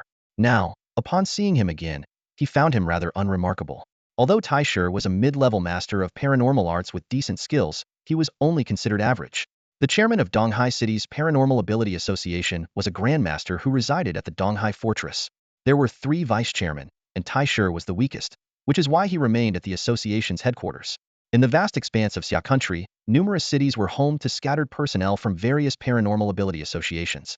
Due to their responsibilities in managing individuals with innate abilities within the city, they had little time to explore the underground world and were unable to sustain themselves independently, thus relying on higher authorities for support. Consequently, many powerful individuals were reluctant to join. Yi Tian himself was persuaded to join initially. Nevertheless, the overall strength and foundation of the Paranormal Ability Association remained unmatched by any other force. Yi Tian, what a rare visitor, Taisher remarked with a smile, observing Yi Tian. Vice Chairman, I've come to inquire about something, Yi Tian stated directly. Information regarding the cult of the evil gods, such as where its members might be located? Taisher raised an eyebrow, got up, and walked to a filing cabinet. There is indeed a related investigation, though not in Donghai City. He retrieved a document. This is a report from Stone City. Recently, a Grandmaster from the cult of the evil gods was suspected to have appeared there. However, Stone City only has one Grandmaster who cannot leave at will.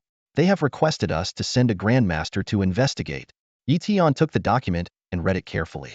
Taisher continued, this task is really just a preliminary investigation. If no traces are found, it's not a big deal, as nothing significant has occurred yet. Members of the cult of the evil gods are extremely well hidden. Unless they reveal themselves, it's not worth expending too much effort to search for them. Vice Chairman, leave this matter to me, Yi Tian responded decisively. Taisher was overjoyed to hear this. Excellent, he thought to himself. Even though Yi Tian had joined the Paranormal Ability Association, he was essentially an external operative without formal contractual obligations. As vice chairman, Taisher couldn't compel him to act. If Yi Tian had refused, finding a suitable candidate would have been challenging. Stone City. Yi Tian arrived quietly, concealing his identity as he searched for traces of the cult of the evil gods. He was well prepared, employing the Thousand Eyes technique, his eyes glowing with a blue light, allowing him to perceive everything within a 5-mile radius. This level psychic art, a branch of ocular techniques, had been mastered by Tian to perfection. By observing with the thousand eyes technique, if any ability user's actions seem suspicious, they are likely members of the cult of the evil gods, Tian thought to himself. As time passed, Tian spotted a suspicious paranormal arts master. He discreetly followed, only to see the individual enter a guest house and meet with a woman in a private room. Seeing this, Tian quickly withdrew. Over the next 2 days, he tracked several suspicious ability users, but none were connected to the cult of the evil gods. On the 3rd day, he finally discovered a peak-level paranormal artist hiding in the shadows. The individual moved stealthily, eventually leaving through an underground passage. This must be a member of the cult of the evil gods. Tian felt a surge of excitement and used his spatial abilities to follow closely.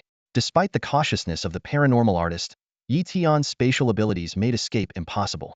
Soon, they arrived at an underground base. Inside, there were only a handful of ability users, around a dozen in total. The paranormal artist went straight to a hall to report to a Grandmaster.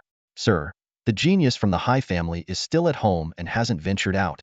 The Grandmaster frowned at the news. That genius from the High family is a coward.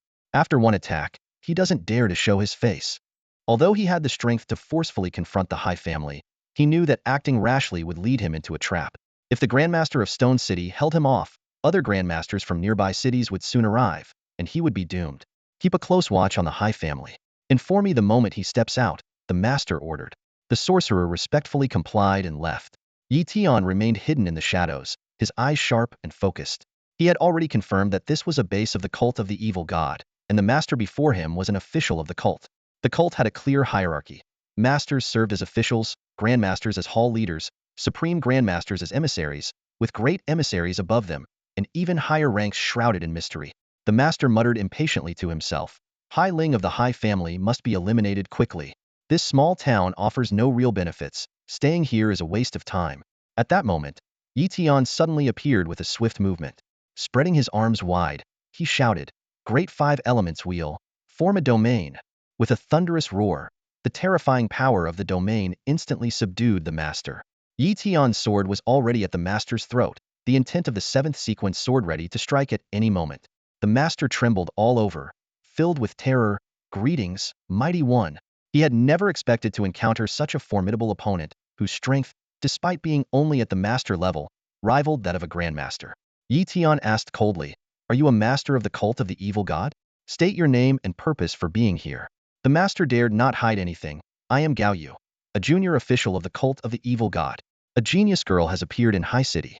Although she's just a high school senior, she has reached the level of an advanced sorcerer and possesses a unique ice body constitution. The cult originally planned to assassinate her, but the mission failed. So, I came personally to find an opportunity to kill this talented member of the High family." Tian's eyes narrowed. "Do you have the longevity technique?" Gao Yu was taken aback and quickly replied, "I don't, but an official can apply for it. If the mighty one spares my life, I will immediately apply for the longevity technique." Tian said coldly, "Apply for it now, and don't try any tricks, or you'll be dead." Gao Yu nodded repeatedly, trembling as he took out a communicator to request the longevity technique from the higher-ups in the cult. However, he was secretly calculating. The longevity technique is extremely valuable and must be delivered by a grandmaster. When any hall leader arrives, there's a chance they could rescue me and even eliminate this person. Time passed slowly. After a few hours, a grandmaster arrived at the underground base. Tian's lips curled into a meaningful smile as he fixed his gaze on Gao Yu. "It seems someone important from your cult of the evil god has arrived." Gao Yu's face turned pale, and cold sweat trickled down his forehead. Trying to remain calm, he stammered, I am not sure. We'll know once we check it out." Without a word, Tian grabbed Gao Yu's arm. In an instant, the space around them distorted, and they vanished from their spot. Gao Yu felt the world spin, and when he opened his eyes again, they were in a different place. Shocked, he realized in despair that this mysterious figure not only understood the concept of space, but also mastered the art of spatial travel. With a whoosh, Tian and Gao Yu appeared out of thin air before a man in a black robe. Gao Yu recognized him as Zhao Yang, a hall master of the cult of the evil god and a formidable initial stage grandmaster. Zhao Yang's eyes, sharp as lightning, swept over them. "Gao Yu, who is he?" Gao Yu opened his mouth but dared not speak. Zhao Yang quickly grasped the situation and attacked without hesitation. A fiery dragon formed out of nowhere, roaring as it lunged toward Tian. Tian remained calm, uttering softly, "Great 5 elements wheel." In an instant, a brilliant light of 5 colors shone, effortlessly blocking Zhao Yang's attack. The great 5 elements wheel then transformed into a domain, enveloping Zhao Yang. Yi Tian's figure flickered, and he appeared right in front of Zhao Yang. His sword unsheathed, the 7th sequence sword in tint merged with various concepts, unleashing the earth-shattering heaven-splitting sword technique. With a swift swish, Zhao Yang's head fell.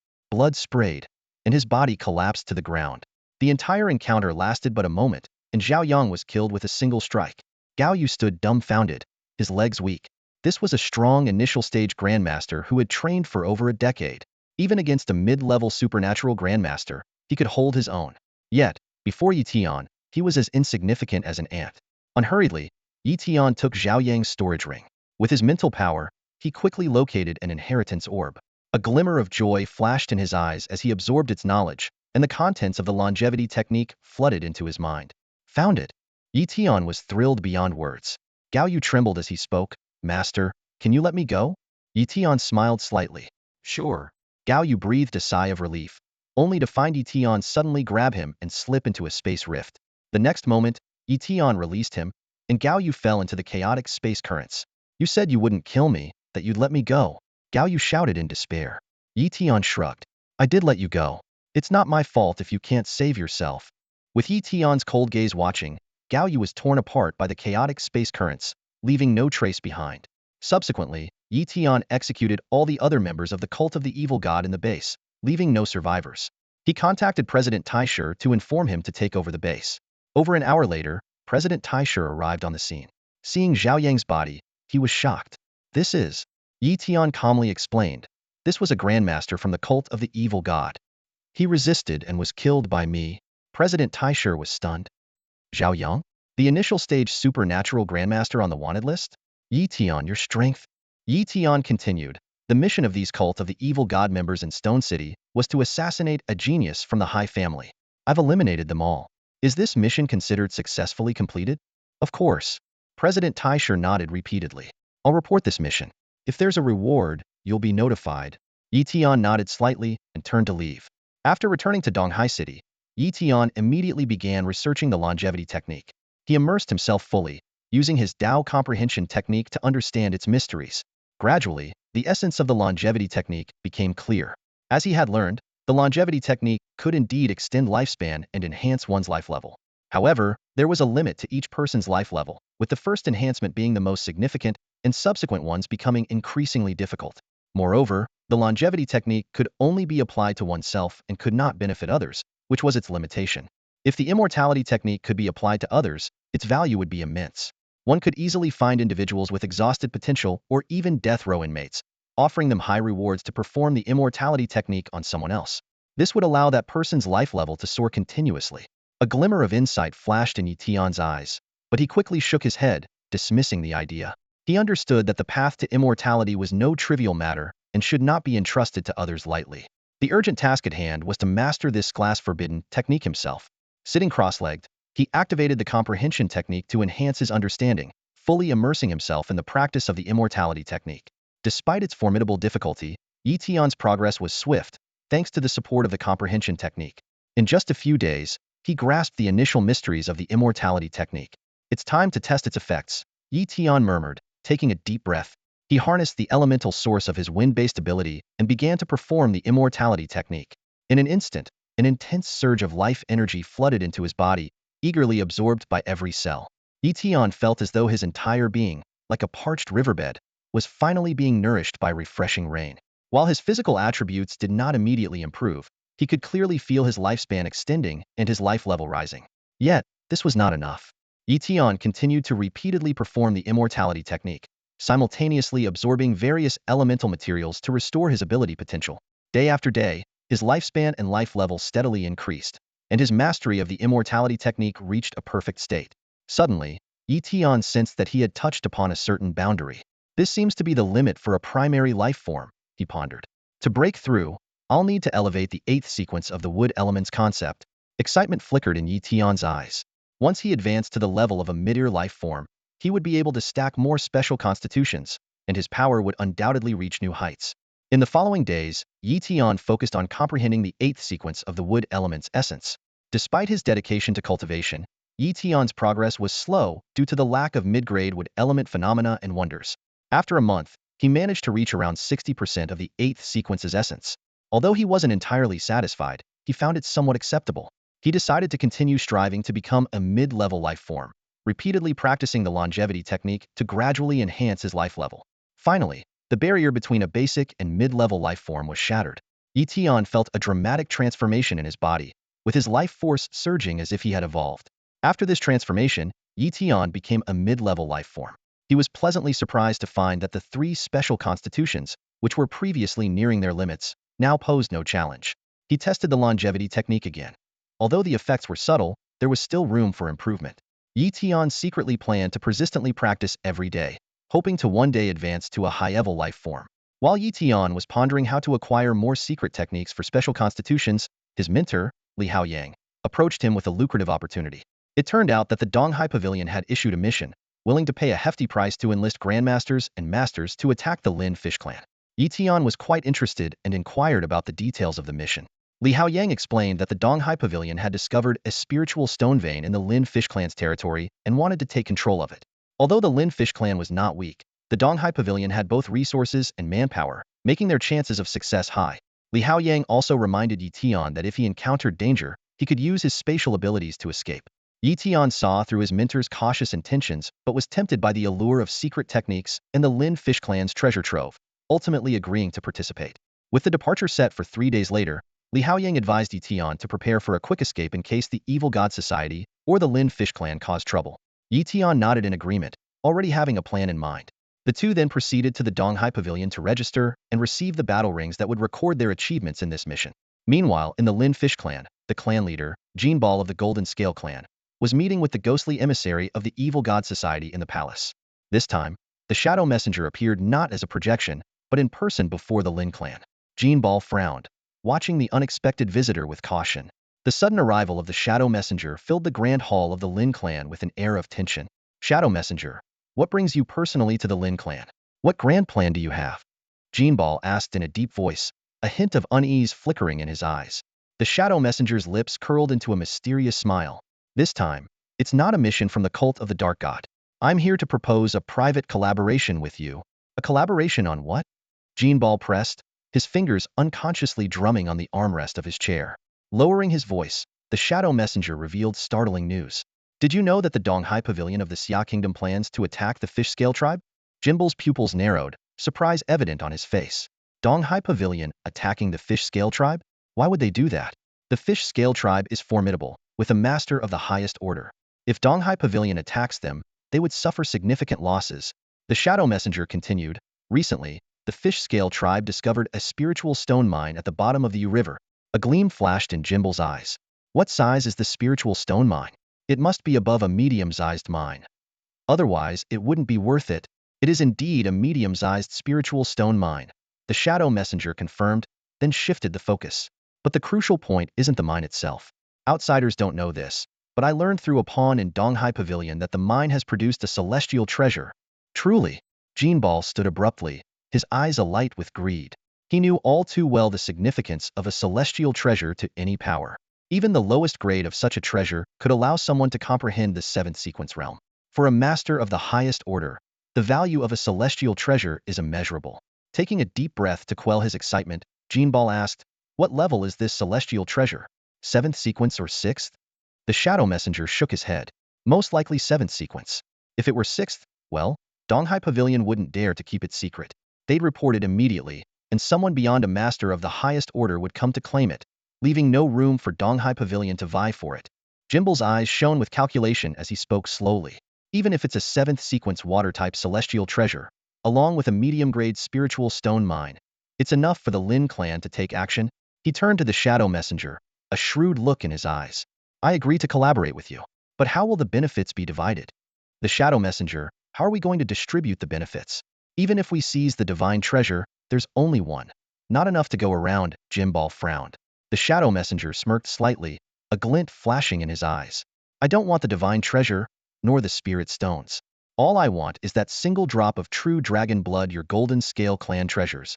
Jinbal's face changed dramatically, his brow furrowing. How do you even know about that? The true dragon blood was a closely guarded secret within the Scale clan, known only to a few. Alarm bells rang in his mind, suspecting a traitor within the clan working for the cult of the evil god. The shadow messenger responded with a question instead of an answer. Jimbal, never mind how I know. Just tell me if you'll agree or not. His tone was confident, as if he already had Jimbal cornered. After a moment of silence, weighing the pros and cons, Jimbal gritted his teeth. Fine, I agree. But only if we successfully seize the divine treasure. Then I'll give you the true dragon blood. Deal. The shadow messenger agreed readily. Subsequently, Jimbal discreetly mobilized the clan's grandmasters and masters, preparing them for the critical moment. 3 days later, at the East Sea Fortress, a multitude of grandmasters and masters gathered here, far exceeding the usual garrison. Leading them was Chang Ao, one of the consecrators of the East Sea Pavilion and an extreme grandmaster. Yi Tian and Li Haoyang were also among the crowd, with Yi Tian in disguise to prevent assassination attempts by the cult of the evil god. The group traveled through the night, arriving at Feather River at dawn. At Chang Ao's command, the army began invading the mines controlled by the Scale Fish clan. Attack! With the order, battle erupted instantly. Chang Ao unleashed and shrank arcane technique vortex burst. In a flash, the riverbed seemed to explode, and countless Scale Fish clan bodies floated to the surface. Yi Tian marveled at the extreme grandmaster's power, far beyond that of a regular grandmaster. Humans, you're courting death. An angry roar echoed as a Scale Fish clan extreme grandmaster appeared, wielding a trident artifact, charging at Chang Ao. The two extreme grandmasters clashed fiercely. Others also engaged in combat with their respective opponents. Li Haoyang advised Yi Tian to target weaker foes while he sought out a master-level adversary. Being cautious, Yi Tian activated all his defensive arcane techniques before making his move. With a single sword strike, Yi Tian dispatched a master, then used teleportation techniques to continue eliminating enemies. A Grandmaster-level Scale Fish clan member approached, only to be cut in half by Yi Tian's heaven-slaying sword draw. Such a weak Grandmaster dares to stand in my way? Yi Tian sneered. The battle gradually tilted in favor of the East Sea Pavilion, as they neared the Spirit Stone mines. Suddenly, a peak arcane Grandmaster from the East Sea Pavilion used a divine ability to breach the mine and rush inside. At that moment, a massive vine began to coil around them. It became clear to everyone that their true goal was the divine treasure. Protect me as I seize the divine treasure, and this Spirit Stone mine will be shared among you. The peak arcane Grandmaster shouted. Hearing this, everyone unhesitatingly moved to shield him as he attempted to capture the divine treasure. Reinforcements from the Scale Fish clan arrived just in time, and as the battle raged on, a roar suddenly erupted. Ha ha ha, who would have thought it would be a water-based divine treasure, the Mystic Water Vine? This divine treasure belongs to the Scale clan. Jimbal arrived with a substantial force of Scale clan grandmasters and masters, not the entire clan, but nearly half. The Lin clan. As expected, you've arrived. Chang Ao, the supreme master of the extreme Dao sect, remained unfazed, as if he had anticipated this. Suddenly, a cloud of black mist formed into a human shape, revealing the figure of the ghost shadow messenger, a supreme master of the evil god society. Li Haoyang quietly approached Yi Tian and whispered, "That's the ghost shadow messenger. His shadow transformation technique makes him virtually undetectable." Just as Yi Tian was about to use his teleportation technique to escape, Li Haoyang stopped him. "Wait, the one from the East Sea Pavilion seems confident. There might be a backup plan." Indeed, a seemingly ordinary master suddenly unleashed a powerful aura, revealing the strength of a supreme master.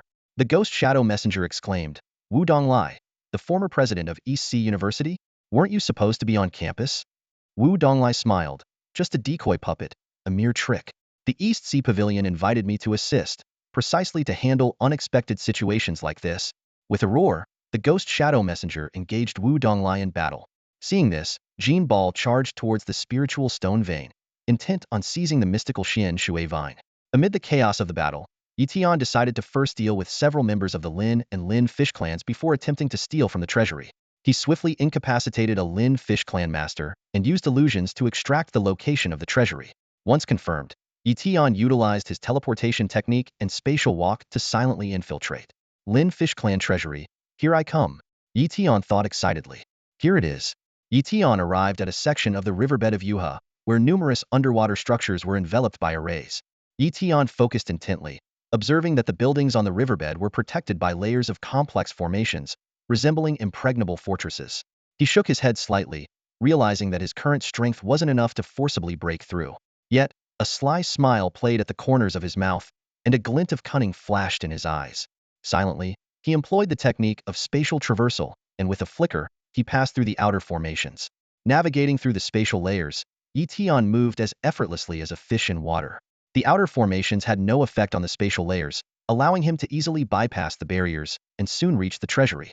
His gaze sharpened as he noted the formidable nature of the treasury's formations, which could even affect the spatial layers.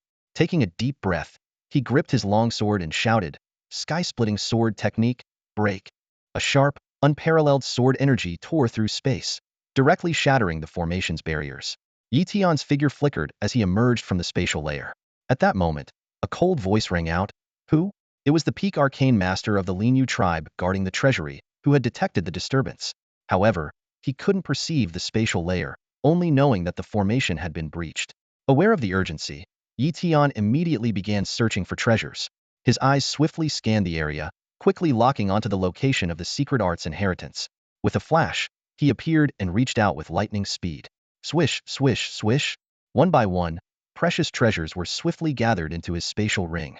Inheritance techniques, rare materials, valuable resources. Tian didn't have time to examine them closely, only focusing on grabbing as much as possible. Suddenly, a click was heard as the treasury's formation was activated.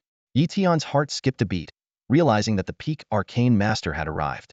Not daring to linger, he immediately retreated into the spatial layer. As Tian's figure vanished, a fierce attack swept past, hitting nothing but air. The Lin Su tribe's master roared in anger. Damned human! The entire territory of the Lin Su tribe activated their formations to seal the void, but these efforts only slightly affected the spatial layer, unable to stop Tian. He easily broke through the blockade and disappeared in an instant. On the battlefield, Tian rejoined the fight, targeting enemies from the Lin Su tribe and the Lin tribe. His gaze swept across the scene and spotted his mentor, Li Haoyang, in danger, besieged by 2 Lin tribe masters. Without hesitation, Tian flashed to his side. Binding spell, Tian shouted, momentarily immobilizing one of the Lin tribe masters. Seizing the opportunity, his sword flashed like lightning, severing the opponent's head. The other Lin tribe master was shocked and turned to flee, but Tian wouldn't let him escape. The Great Five Elements will expand it into a domain, enveloping the enemy. A spatial blade slashed through, carving a deep, bone-revealing wound. With a light step, Tian employed the ground lightning technique to pursue. His sword danced, unleashing a strike infused with multiple intents. The Lin tribe master's defensive arts were shredded like paper, his body cleaved in two by a single slash. Li Haoyang watched in awe, exclaiming, Tian, your strength has become so formidable. In the distance, a peak Lin tribe master, enraged by the scene, charged at Tian. However, Tian wasn't interested in prolonged combat. He flickered and vanished. He moved across the battlefield like the wind, targeting master-level enemies, quickly amassing a considerable number of victories. Meanwhile, the battle between the Ghost Shadow Messenger and the Supreme Master Wu Donglai was nearing its end. Wu Donglai's innate divine ability pierced through the Ghost Shadow Messenger's body. The Ghost Shadow Messenger grudgingly admitted, Wu Donglai, you're indeed one of Earth's first geniuses. It's a pity you once had hidden injuries, depleting your potential and shortening your lifespan. Otherwise, you would have surpassed the Supreme Master level long ago. This time, I concede defeat, but next time, I will surely defeat you. With that, the Ghost Shadow Messenger used a forbidden technique, dissolving into a shadow and disappearing. With the Ghost Shadow Messenger's escape, the Lin tribe was left in disarray. Wu Donglai continued to strike, slaying the Lin tribe's masters. Retreat. The Lin tribe began to crumble. Seeing Wu Donglai approaching to kill him, Jinbao quickly used an exotic treasure to transform into a light, fleeing at a speed even Wu Donglai couldn't match. Retreat. The Lin Su tribe's supreme master, sensing the unfavorable situation, also ordered a retreat. They abandoned the medium-sized spirit stone mine and the heavenly treasures. Principal Wu, thank you so much for this, said Chang Ao with gratitude. His voice carried a hint of exhaustion, but there was a greater sense of relief. Wu Donglai's eyes flashed with a sharp glint as he responded firmly, don't forget the 10 drops of life elixir we agreed on. I won't accept anything less. Wu Donglai explained slowly, I have a severe internal injury that even an S-class great revival technique can't heal. Only rare treasures can sustain my life, and the life elixir is one of them. Chang Ao, with a serious expression, promised solemnly, all right, I guarantee you won't be missing a single drop. Meanwhile, the people from the EC Pavilion began to methodically collect the Xian Shui vine. This mystical plant requires a special environment to survive, making transplantation quite challenging. However, the EC Pavilion was well prepared. Having brought Xian Shui liquid, the Xian Shui vine was gently drawn towards the Xian Shui liquid, quivering as if it were alive. In the blink of an eye, it was successfully stored in a spatial containment sphere, taking root in the Xian Shui liquid, temporarily safe and sound. The Grandmasters of the East Sea Pavilion started setting up a formation to take full control of the area. Their eyes gleamed with the prospect of future spirit stones. Tian and his group then embarked on their journey back to the East Sea Fortress. Upon arrival, they immediately headed to the East Sea Pavilion branch to submit their combat rings, settle their battle achievements, and redeem rewards. Tian earned 350,000 battle points, far surpassing Minter Li Haoyang's 90,000. Their eyes sparkled with excitement. Tian carefully perused the East Sea Pavilion's list of special constitution secret techniques. Although it lacked the 5 elements constitution technique he desired most, several others caught his interest. The boundless ocean constitution, primarily water-based with earth and wood as secondary elements, required 50,000 battle points. The wrathful Vajra constitution, combining metal, fire, and earth elements, demanded 60,000 battle points. The star battle constitution, integrating earth, metal, and light elements, was priced at 80,000 battle points. After careful consideration, Tian turned his attention to material resources. The S-class spiritual material, Tianpa crystal, caught his eye. Despite its high price of 50,000 battle points, it was worth the cost. In the end, Tian exchanged his battle points for several S-class arcane arts and various S-class materials, depleting his hard-earned battle points from this mission. After having his battle merits deducted and receiving his rewards, Tian left Donghai Pavilion and returned to his residence. Familiar with the path, Tian quickly reached his home and eagerly took out the treasures from the space within his finger bone. These were rare items he had seized from the Lin Su clan's treasury, and just the sight of them made his heart race. He first picked up a stack of ancient texts and began to leaf through them. Most contained unique bloodline techniques, which were of limited use to him but still offered some insights. Suddenly, something caught his eye: a collection of secret techniques for special constitutions. There were 18 in total. As expected of the Lin Su clan, their heritage is rich, Tian mused. Upon careful examination, he found that 15 of these techniques were fairly ordinary, but 3 were truly outstanding. The Shinlin body, the Water Lin giant god body, and the Shimbing true body. Not bad. By combining these secret techniques, I can make my body incredibly strong. Next, Tian began to inventory the other treasures. He found 38 pieces of scrade materials, 322 pieces of A-grade materials, and 66 natural treasures. These resources would sustain him for a long time. Suddenly, a sealed bottle caught his attention. Carefully breaking the seal, he extracted the liquid inside and immediately recognized it as a divine treasure: Tai divine water. My second divine grade innate ability is about to be born. Tian was thrilled. In addition, there were 6 other exotic treasures, one of which was a particularly precious mid-grade water-type treasure that could help him quickly comprehend the 8th sequence of water-type essence. Meanwhile, chaos erupted within the Lin Su clan. The clan's supreme master, Yun Fei, was furious, reprimanding the Grandmaster, Yu Du, for lack security. Yu Du helplessly explained that the human intruder had space manipulation abilities, making pursuit difficult. Yun Fei was seething but had no choice. With humanity's growing power, the Lin Su clan needed to find a way out. Perhaps we should seek refuge with the giant elephant clan? Yun Fei pondered. It's unfortunate that the Tai divine water and Xian Shui vine were stolen, or they could have been offered as gifts for protection. Time flew by as Tian focused on his cultivation. One day, he finally pushed the potential of his water-type innate ability to the limit of scrade. With a gentle touch of his fingertip on the Tai divine water, a thunderous sound erupted, and his water-type innate ability evolved into a divine-grade power. Water-type Divine 0-100. This was his second divine-grade innate ability potential. His comprehension of water-type essence accelerated dramatically, quickly reaching the 7th sequence level. As of now, his earth-type essence was somewhat lacking, requiring more time and effort to understand. First, Tian decided to gather the special physique techniques he obtained from the Lin Su tribe. Although these were considered ordinary special physique techniques, when accumulated, they could significantly boost his physical capabilities. With a glimmer in his eyes, Tian selected a special physique technique named Leech Body from the many he had. This physique not only enhanced body coordination but also accelerated blood recovery, which was particularly beneficial for performing blood-consuming forbidden techniques. The best part was that it required only 8th sequence proficiency in water and wood intense to master. Sitting cross-legged, he began to intertwine the water and wood intense within him, transforming his body. Soon, a faint water blue glow shimmered across his skin. The leech body was complete. This marked his 4th special physique. Without pause, Tian continued practicing other techniques.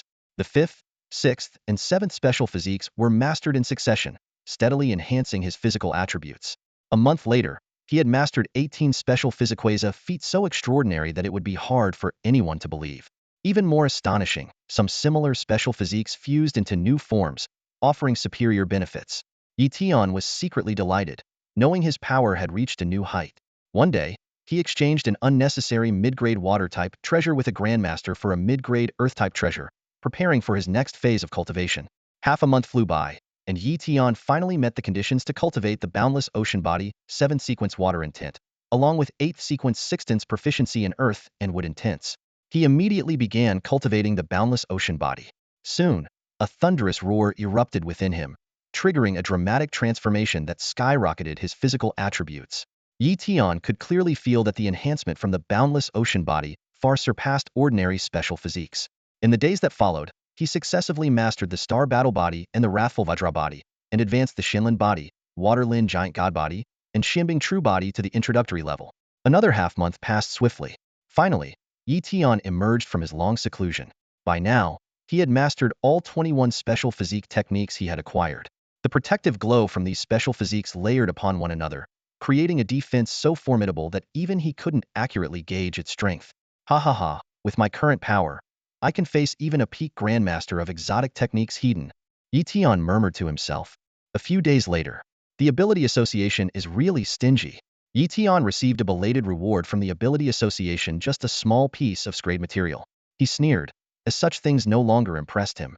If Taisher knew, he would probably be furious. On the streets of Donghai Fortress, Tian frowned. There were many more unfamiliar masters and grandmasters than usual, seemingly preparing for a long-term stay. He was on alert, suspecting that something significant might be happening.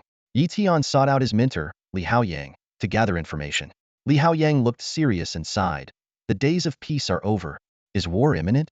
Tian asked in surprise. Li Haoyang nodded. It's not by choice, but out of necessity. A section of Donghai City is about to merge with a region of the cavern world. If we don't resist, Donghai City will disappear. Merge? What does that mean? Tian inquired further. Li Haoyang explained. The cavern world is consuming Earth, and soon 6 regions will merge. If Earth is completely devoured, humanity will be doomed. We must buy time, waiting for a true god to emerge on Earth. Do we have a way to fight back? Tian asked. We do, Li Haoyang replied, a glimmer of hope in his eyes. If we can repel the alien races, we might be able to reverse the process and consume that region instead. In half a month, Donghai City will border the cavern world, turning into a massive battlefield. Who are our main opponents? The giant elephant tribe, Li Haoyang said gravely. They have enormous bodies with human forms and elephant heads, standing over 3 meters tall. Their defense and strength are extremely formidable. Are the giant elephant tribe really that powerful? Tian asked for guidance. The giant elephant tribe boasts numerous supreme masters, and even some warriors beyond that level. Their overall strength is estimated to be about 1/3 of the entire Jiang province's power. Li Haoyang furrowed his brows and said gravely, the giant elephant tribe is the strongest overlord within a 1,000-mile radius, with even the scaled tribe as their subordinates. They won't just stand by and watch this region fall into the hands of Donghai City. He paused, his gaze serious. In fact, the giant elephant tribe might attack Donghai Fortress even before the 2 realms merge. That's why so many grandmasters and supreme masters have been arriving recently. There might be even stronger entities, but we're just not aware of them. Tian frowned and asked, so, should the ordinary people of Donghai City evacuate? Li Haoyang shook his head. It's unclear for now, but a decision will be made in the next couple of days.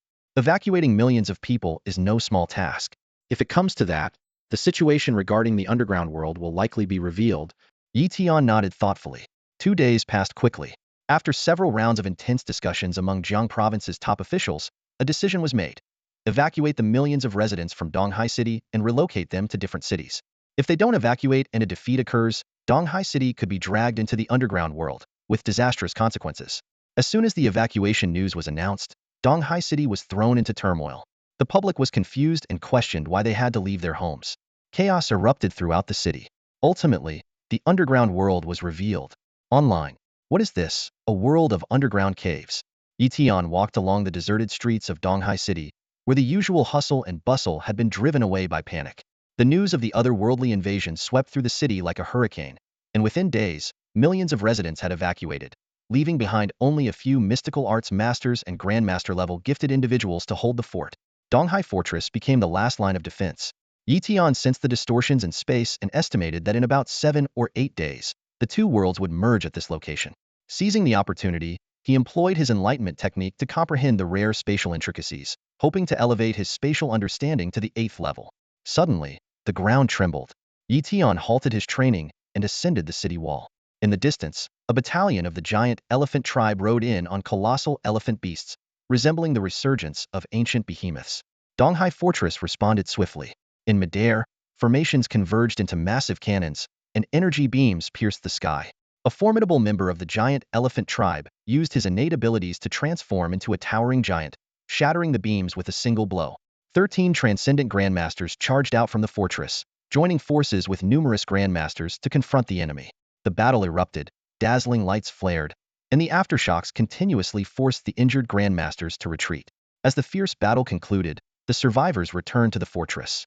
Yi Tian took stock of the numbers. 2 Grandmasters had fallen, and although none of the transcendent Grandmasters were killed, all were injured. Yi Tian sighed to himself. Those were 2 Grandmasters. The giant elephant clan has withdrawn. Yi Tian noticed it. With eyes like a hawk, Yi Tian scanned the distant battlefield.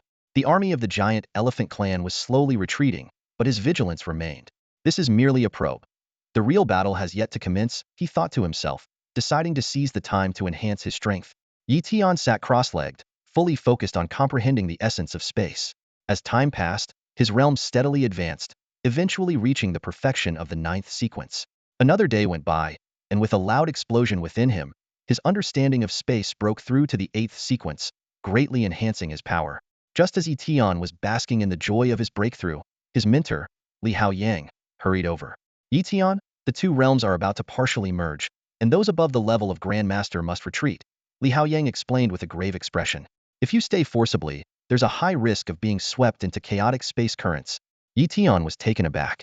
So, you mean only Grandmasters are allowed to remain here? Li Haoyang nodded in confirmation. Yi Tian breathed a sigh of relief. He was somewhat confident in dealing with Grandmasters. Even if he encountered an exceptional Grandmaster like those from the giant elephant clan, he believed he could escape unscathed. As time ticked by, Grandmasters and those stronger began to withdraw. The moment of the realm's fusion was fast approaching. Meanwhile, in the palace of the Lin clan, the reclusive Grandmaster Jin Luan emerged from seclusion. Jin Bar anxiously asked, "Elder Jin Luan, are you leaving?" Jin Luan showed a hint of helplessness. "Yes, with the realms merging, I have to leave. I had hoped to break through to the human king realm, but I overestimated myself." After a brief pause, he added, "I will take some of the clan with me. The rest is up to you." Jin Bar felt a wave of anxiety. "Can I leave too?" Jin Luan cast a cold glance at him. "No. The giant elephant clan sacrificed 2 Grandmasters for this. What is a mere Grandmaster like you? Soon, many Grandmasters from the giant elephant clan will arrive, and you won't be able to escape." Jin Bar lowered his head, not daring to speak further. Soon, the next day arrived. The fusion of the 2 regions within the realms began. Boom! The barrier between Donghai City and the underworld has dissipated, causing Donghai City to gradually vanish from the sight of outsiders, leaving behind only an endless mist. The monumental fusion of the 2 worlds swept through in an instant. Donghai City became shrouded in mysterious fog, completely isolated from the outside world. Yi Tian stood at the Donghai Fortress, his gaze sharp, fixated on the ever-changing spatial turbulence in the sky. He was fully focused, employing his enlightenment technique to catch the distortions, fractures, and tears in space with remarkable insight. In just a brief moment, Yi Tian's mastery of spatial concepts advanced rapidly, reaching the 8th sequence at 36. He smiled slightly, feeling a sense of satisfaction despite not progressing further. Subsequently, Yi Tian visited the Battle Merit Hall, where he discovered that the Xia Kingdom had released a vast array of rare rewards for exchange, including secret techniques for special constitutions and life-extending treasures. Meanwhile, the Lizard Clan's royal city welcomed a large contingent of giant Elephant Clan warriors. The Lizard Clan's leader, Jin Bal, personally greeted them, showing great respect to the Grandmasters like Xiang Yu. Xiang Yu, with an air of arrogance, commanded that the Lizard Clan's royal city be established as a strategic base for the giant Elephant Clan. Jin Bal had no choice but to acquiesce. Yi Tian then embarked on his hunting journey. Utilizing teleportation and spatial walking, he stealthily eliminated patrol teams of the Lizard Clan. Soon, he encountered an intermediate Grandmaster of the giant Elephant Clan. They clashed instantly, with Yi Tian activating his various special constitutions to form a formidable defense, withstanding the opponent's strike unscathed. What terrifying defense! The Grandmaster of the giant Elephant Clan was bewildered. Tian was also impressed by the Grandmaster's attack power, noting that the strength of the giant elephant clan far surpassed that of the lizard clan. He had also faced off against the Grandmasters of the scale fish clan, but their strength was nowhere near as formidable as that of the giant elephant clan. Tian sighed inwardly, acknowledging the incredible racial advantage of the giant elephant clan. However, he remained composed, a glint of determination flickering in his eyes. Immobilization spell, Tian shouted, pointing a finger in the air. The Grandmaster of the giant elephant clan immediately froze, unable to move. Wasting no time, Tian executed the heaven-slaying sword technique. The sword light arced beautifully through the air, and with a soft puff, the Grandmaster of the giant elephant clan fell to the ground, lifeless.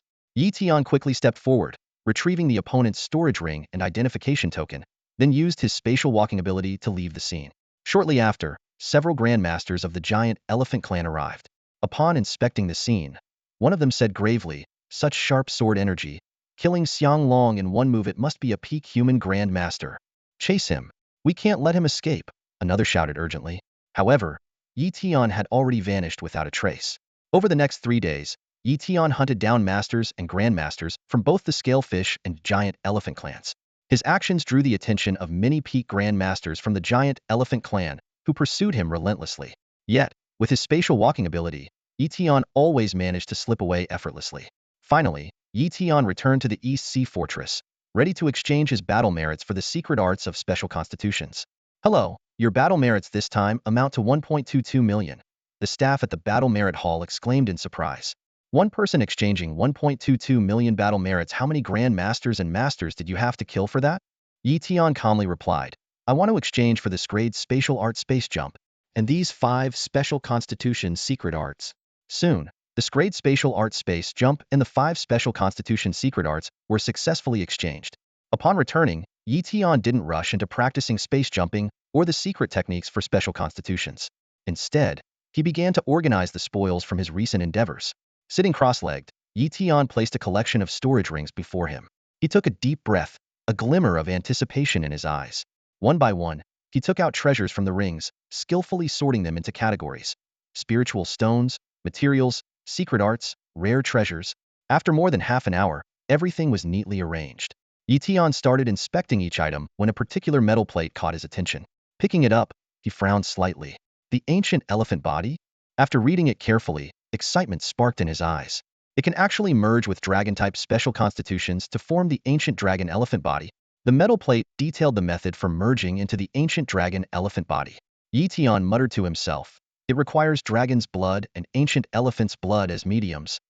He furrowed his brow, contemplating for a moment before deciding, "I'll master the ancient elephant body first and then seek the blood." 2 days later, Tian mastered space jumping and visited his mentor, Li Haoyang. Seeing the pale look on his mentor's face, Tian asked with concern, "Mentor, are you all right?" Li Haoyang smiled and shook his head. "It's nothing serious. I'll recover in a few hours." "What brings you here?" Tian explained his purpose and left a spatial coordinate mark on his mentor's arm. He then did the same with Lin Su. For the following half-month, Tian focused on his training, occasionally going out to hunt enemies. Meanwhile, the conflict between humans and the giant elephant tribe continued to escalate, with a large-scale war on the verge of breaking out. Therefore, even if the giant elephant tribe remains inactive, humans must launch a full-scale attack. Finally reaching the 7th sequence of the Earth element realm, Tian could now begin cultivating the ancient elephant form. Eager to start, Tian dove into his training. With the right conditions and his extraordinary comprehension skills enhanced by the enlightenment technique, he easily mastered this divine ability. With a resounding boom, the ancient elephant form took shape, and Tian immediately felt his physical prowess surge. He calculated that with the addition of dragon blood and ancient elephant blood, he could further enhance his form into the more powerful ancient dragon elephant form. Just as Tian was reveling in his progress, a message came through the battle ring. Humanity was preparing to launch a full-scale war against the giant elephant clan. Though he had anticipated this, Tian was still surprised by the swiftness of the impending conflict. The authorities in Jiang province had evidently recognized his spatial abilities and assigned him a special mission: infiltrate the lizard clan's royal city amidst the chaos and sabotage the foundation of their formation. Tian felt a surge of excitement. This was the perfect opportunity to showcase his skills. He resolved not only to complete his mission, but also to seize treasures from the lizard clan's treasury. The thought of the imminent rewards brought a gleam of greed to his eyes. Meanwhile, within the lizard clan's royal city, the giant elephant clan's leader, Xiang Yu, was issuing combat orders. Coldly, he commanded that all invading humans be annihilated. With this decree, Xiangyu led a massive force of giant elephant and lizard clan warriors out of the city to confront the enemy. As the city's defensive formations opened, Tian seized the moment to slip into the spatial crevice. He made his way into the city just as the Grand Army departed and the protective array was about to close. Tian felt a sense of relief.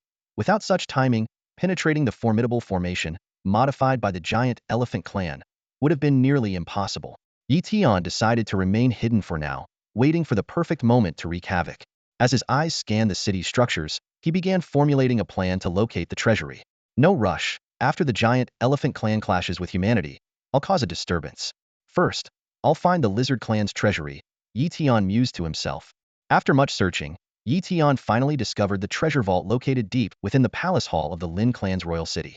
Tian held his breath and cautiously approached the legendary vault. However, the sight before him was shocking. The area around the vault was completely deserted, not a single guard in sight. Even more puzzling was the fact that the protective formations of the vault were quite underwhelming, offering no advantage compared to the vaults of the Lin clan. Is it really this easy? Well, I won't be polite then. Tian thought to himself with glee. He then used his spatial walking technique. With a swing of his long sword, the barrier of the formation shattered, allowing Tian to pass through effortlessly. However, the moment he stepped into the vault, Tian was completely bewildered. It was empty, not a single treasure in sight. He then realized why there were no guards. It was an empty vault. Tian couldn't help but smile wryly. He had expected to strike it rich, but it turned out to be a wild goose chase. Quickly regaining his composure, he thought, it seems the retreating Lin clan took the treasures with them. Perhaps some are still with their chief, Jean Bear. A glint flashed in Tian's eyes. Jean Bear, you truly are a walking treasure vault. In fact, Tian's guess was correct. Jean Bear had indeed taken some important treasures with him, fearing they might fall into the hands of the giant elephant clan. Time quietly slipped by, and Tian estimated that the giant elephant clan should have already engaged with the humans. Taking a deep breath, he prepared to take action. Tian silently arrived at one of the formation keystones in the Lin clan's royal city. Two Grandmasters were guarding it, one from the Lin clan and the other from the giant elephant clan. Suddenly, Tian appeared out of thin air. Human.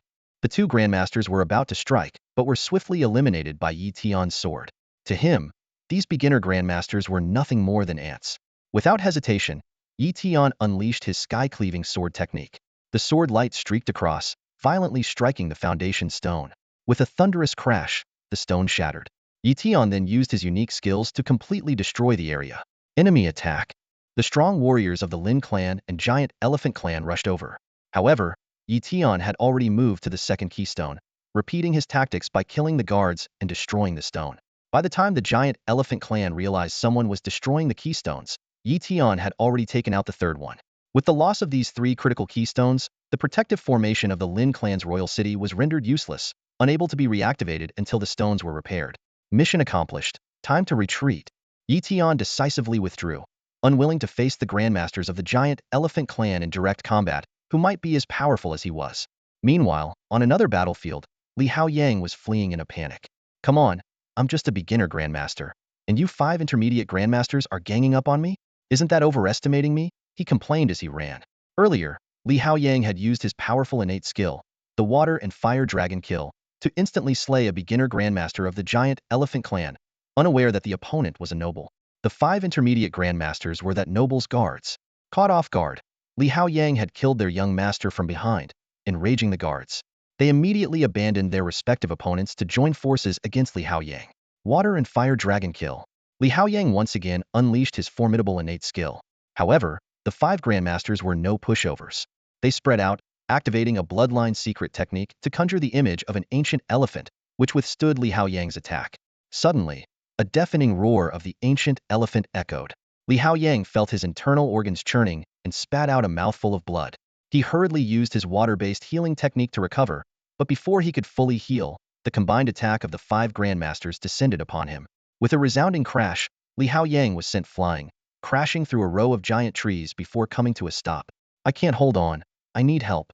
I hope Tian is nearby. Li Haoyang immediately sent a distress signal to Tian through his battle ring. At this moment, only Tian could save him from this dire situation. As soon as he sent the signal, the spatial coordinate mark on Li Haoyang's arm lit up. Seeing this, he knew help was on the way. Tian was using spatial jump to rush to his aid. Sure enough, with a soft buzz, Yi Tian appeared before Li Haoyang. Mentor, you look a bit worse for wear. Yi Tian couldn't help but tease. Li Haoyang smiled wryly and explained, I can't help it. These 5 intermediate grandmasters from the giant elephant clan, working together, are as formidable as a high-level grandmaster. I really can't handle them. Leave it to me.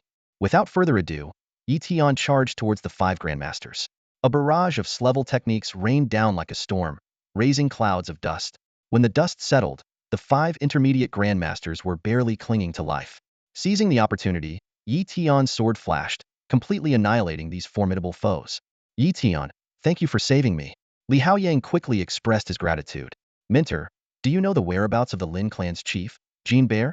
Yi Tian suddenly asked. Li Haoyang looked at Yi Tian in surprise. You want to kill Jin Bear? That guy isn't weak, you know? Just going to give it a try. Yi Tian smiled. It seems in that direction. I remember when we were fighting, Jinbal was leading a group of master-level scalefolk against us. If he hasn't left yet, he should still be in that location. Li Haoyang pointed toward the distance, a sharp glint in his eyes. Yi Tian nodded slightly, his gaze piercing. Instructor, please rest here. I'll be right back. Before he finished speaking, his figure had already vanished into the air. Jinbal, dragging his wounded body, leaned against a large rock, panting. The humans he once dismissed now had him fleeing in disarray. The extraordinary physique and 7th sequence fire element mastery of that human grandmaster, along with his terrifying scrade innate ability, left Jinbal deeply unsettled. Humans truly shouldn't be underestimated, Jinbal muttered to himself, a complex expression in his eyes. Just as he was about to find a safe place to hide, a familiar voice suddenly rang out. Jinbal, you really know how to hide. Jinbal's entire body tensed, instantly on high alert. It was a human voice. Before he could react, a flash of sword light sliced through the air.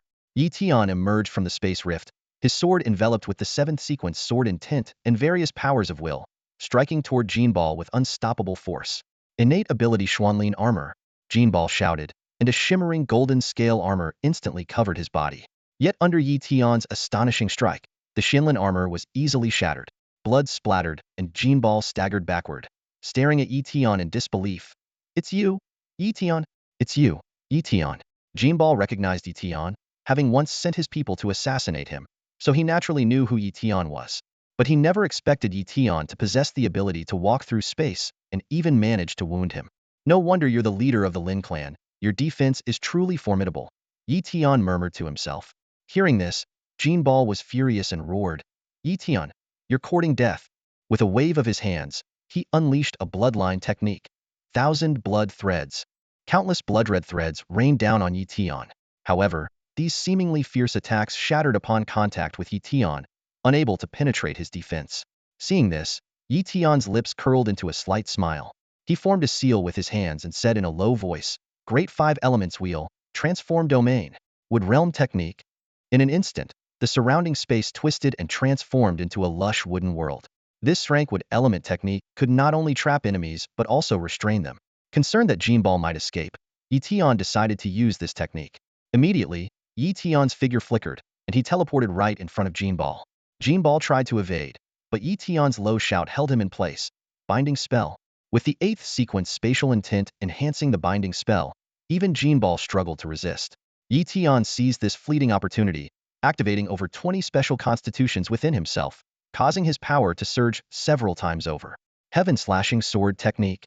The sword light was like a rainbow, its power much greater than before. Although Jinbal barely broke free from the binding spell, he still lost an arm to the sword strike. The 7th sequence sword intent, and so many layers of intent. Jinbal was shocked, finally realizing Yi Tian's terrifying strength. In desperation, Jinbal ignored the damage to his foundation and took a pill from his storage ring, swallowing it. Instantly, his aura skyrocketed, and his body swelled like a small giant. Blood Blade. Jinbal used a forbidden technique, drawing from his bloodline essence to form a massive blood blade, which he swung fiercely at Yi Tian. Yi Tian neither dodged nor flinched, reaching out to grab the blood blade. His hand was enveloped in the glow of over 20 special constitutions, meeting the blood blade Hedon. Crack! The blood blade was halted after breaking through 13 layers of the glowing defenses. Yi Tian chuckled, Jinbal, your attack isn't quite up to par. With that, he exerted force, and with a crack, shattered the blood blade. Jinbal was terrified, his heart in turmoil. His forbidden blood blade couldn't even break through Yi Tian's physical defenses. Was this even human? Seeing this, Yi Tian decided not to hold back any longer. Enough, I won't waste more time on you, he said, unleashing his full power. Boom! Spatial blades, the heaven-slashing sword technique, Great Sun True Fire, and other techniques bombarded Jinbal. In just over 10 seconds, Jinbal was riddled with wounds and fell with a crash. Jinbal, the leader of the Lin clan, had fallen. Yi Tian took Jinbal's storage ring and reflected. It seems that with my strength, dealing with someone like Jinbal, a peak Grandmaster, is relatively easy. But Jinbal wasn't that strong. Some monstrous peak Grandmasters could probably kill him instantly. My strength isn't that impressive yet. Afterward, Yi Tian used his teleportation technique to leave, entering the main battlefield to hunt down Grandmasters of the giant Elephant clan. With his spatial traversal and teleportation skills, he easily caught up with the weaker Grandmasters of the giant Elephant and Lin clans, dispatching them with a single strike. On the other side of the battlefield, a Grandmaster of the giant Elephant clan hurriedly reported to Xiangyu, "Your Highness Xiangyu, we have a problem. A human skilled in spatial techniques is continuously slaughtering our Grandmasters." Xiangyu frowned upon hearing this, aware of how troublesome an enemy adept in spatial techniques could be. Even if they couldn't win, they could easily escape, and he had no artifacts to counter such spatial abilities. "How many have we lost?" Xiangyu asked solemnly. "More than 20 Grandmasters have already been killed," the Grandmaster replied. After weighing his options, Xiangyu reluctantly ordered, "Retreat for now. If too many Grandmasters were lost, he would be held accountable." "Understood." The Grandmaster responded and immediately relayed the order. The giant Elephant clan began to retreat, leaving the Scaled clan behind to fend off the humans. Yi Tian's eyes flashed with a cold gleam as he darted across the battlefield like a bolt of lightning. He attacked any giant Elephant clan member he encountered, regardless of their strength. Suddenly, a sense of danger swept over him, and he was instantly on high alert. A chilling light cut through the air, a spear with the force comparable to a strike from an ultimate Grandmaster. Without hesitation, Yi Tian used teleportation to slip into the space between dimensions. Before leaving, he caught a glimpse of his assailant, a Grandmaster of the giant Elephant clan clad in high-grade exotic treasures, with a spear that radiated the same level of power. Reappearing over 10 miles away, Yi Tian's eyes showed a hint of regret. 2 high-grade exotic treasures, what a pity. But that guy is strong. I can't take him down just yet. At the same time, the giant Elephant clan Grandmaster, Xiangyu, frowned and said, "That human with spatial abilities is no ordinary opponent. Though only at the Grandmaster level, he can kill Grandmasters. He must be a prodigious human talent. If I can limit his spatial abilities, I'm confident I can kill him." With that, Xiangyu led his clan to retreat. Time passed, and the giant Elephant clan fell back to the Scaled clan's royal city. However, the human army pursued them relentlessly, soon surrounding the city. Without a protective barrier, the royal city was on the brink of collapse. Xiangyu had no choice but to retreat once more, fleeing beyond the area where the two worlds merged. The human army advanced relentlessly, slaughtering the entire Scaled clan royal city. Apart from a few who managed to escape, the Scaled clan's leadership was nearly wiped out. Yi Tian returned triumphantly to the East Sea Fortress. In this battle, he had slain countless Grandmasters and Masters, earning numerous accolades. More importantly, he had seized a large number of spatial rings from different clans, reaping significant rewards. "Let's see what's in Jinbal's spatial ring. This guy seemed to have quite a collection. I better take a good look." Yi Tian opened Jinbal's spatial ring with eager anticipation. The treasures within the Kimbana storage ring were numerous, with dozens of slevel materials that would have thrilled him in the past. But now, he was used to it and remained calm. Yi Tian sorted through the items in the storage ring with a composed expression. Suddenly, a crystal bottle engraved with intricate runes caught his attention. Inside, there was a mass of crimson liquid exuding a strong, bloody aura. Yi Tian raised an eyebrow and tapped his finger lightly to break the runes. Instantly, a surge of powerful blood energy erupted, causing the true dragon body within him to tremble slightly. "True dragon blood," Yi Tian exclaimed. Although this rare drop of blood wasn't as valuable as a top-tier exotic treasure, its rarity made it extremely precious. An idea sparked in Yi Tian's mind.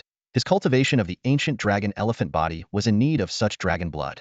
He eagerly absorbed the true blood, feeling a surge of power within him. However, there was a downside. The ancient dragon elephant body still lacked ancient elephant blood. Yi Tian searched through other storage rings but found none. He then went to the Merit Hall to inquire, only to learn that even the Xia Kingdom didn't possess it. Feeling slightly disappointed, Yi Tian quickly regained his composure. He calculated his battle merits from the recent mission, totaling an impressive 6.8 million.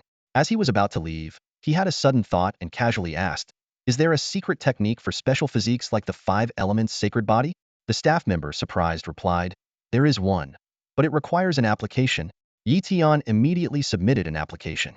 To his dismay, the response he received moments later made him frown. Peacock Sacred Body, 10 million battle merits. Peacock True Blood, 10 million battle merits. This price is just unreasonable. Yi Tian frowned. The staff member continued, Master Yi, I must remind you that the Peacock's sacred body demands a high level of life force. If your body can't withstand it, you could suffer a fatal backlash. Yi Tian nodded slightly, a hint of seriousness in his eyes. He understood well that although his life force was continuously improving due to his accumulation of various special constitutions, mastering a sacred body still carried risks. After a moment of contemplation, Yi Tian said, I understand. With my current life force level, I can probably only master one sacred body. Unless I push my life force to the intermediate limit, mastering more than one is unlikely. His gaze sharpened as he continued. I currently have just over 6 million battle merits, which isn't enough to exchange for the Peacock's sacred body. But this is a 5-element sacred body, likely more valuable than the ancient dragon elephant body. If I miss this chance, I might not get another. A flicker of killing intent crossed Yi Tian's eyes as he resolved. It seems I'll need to defeat more high-level grandmasters of the giant elephant clan. The scene shifts to the underground world. Inside the grand hall of the giant elephant clan, Xiang Yu knelt before Xiang He, speaking in a low voice, Grandfather, we underestimated the humans. They have a talent who has mastered level spatial technique, and we suffered heavy losses, forcing us to retreat. If we had a treasure to confine space, I could have slain that person. Disappointment flashed in Xiang He's eyes as he replied sternly, Very well, I will see what I can do. But if you fail again, you will face punishment in the blood prison. Xiang Yu responded, Understood. 2 days later, Xiang Yu returned with an even larger number of grandmasters and masters from the giant elephant tribe than before. Xiang Yu appeared solemn, flanked by 2 powerful peak grandmasters. The 3 stood side by side, clearly of equal standing. One of them spoke, The tribe has sent us to assist you in dealing with that human spatial ability user. Xiang Yu nodded slightly. Once inside, you must follow my orders. The other snorted, Fine. But if you give reckless commands, don't blame us for doing things our way. Without further words, Xiang Yu led the numerous giant elephant tribe members through a makeshift spatial passage into the area where the 2 worlds merged. Inside the Eastern Sea Fortress, Yi Tian had already received news of the giant elephant tribe's renewed assault. He thought to himself, the timing is perfect. I've just advanced to a high-level grandmaster in special abilities, and my various unique physiques have reached a minor completion. I'm much stronger than a few days ago. He then joined the main forces to intercept the attackers, planning to carry out a solo mission to eliminate as many grandmasters of the giant elephant tribe as possible. The battlefield soon scattered into chaos. Seizing an opportunity, Yi Tian swiftly slew a giant elephant tribe grandmaster who was engaged in combat with a human special ability grandmaster. He quickly took the enemy's storage ring and identity token before moving on. Like a specter, he roamed the battlefield, continuously taking down the tribe's formidable warriors. Just as he was about to target another adversary, the space suddenly trembled, and a force spread through the spatial layers. Yi Tian was forced to reveal himself, realizing that teleportation and spatial walking were no longer possible. The space in this area had been sealed. 2 giant elephant tribe grandmasters appeared before him. One held a mid-grade spatial treasure shaped like a star disk, specifically used to lock down space. A glint of greed flashed in Yi Tian's eyes. What a treasure! If I could obtain it, my spatial domain would soon reach the 7th sequence. Xiang Haiyan sneered, Xiang Yu, is this the human? Just a high-level grandmaster. Let's finish this quickly. Xiang Yu, however, was cautious. Be careful. This person can swiftly kill our tribe's grandmasters. His strength is formidable. Before he finished speaking, Xiang Haiyan transformed into a streak of light charging toward Yi Tian. Not daring to be careless, Yi Tian instantly activated multiple unique physiques, exuding a terrifying aura.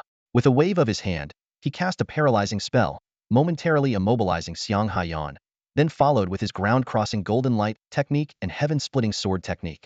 By the time Xiang Haiyan regained his senses, it was too late to dodge. He had no choice but to withstand the attack. A fiery red ancient elephant phantom appeared around him but was shattered by Yi Tian's sword, leaving a bloody mark. Injured, Xiang Haiyan immediately counterattacked with a red flame thread aimed at Yi Tian. This was Shrank innate divine ability with astonishing power.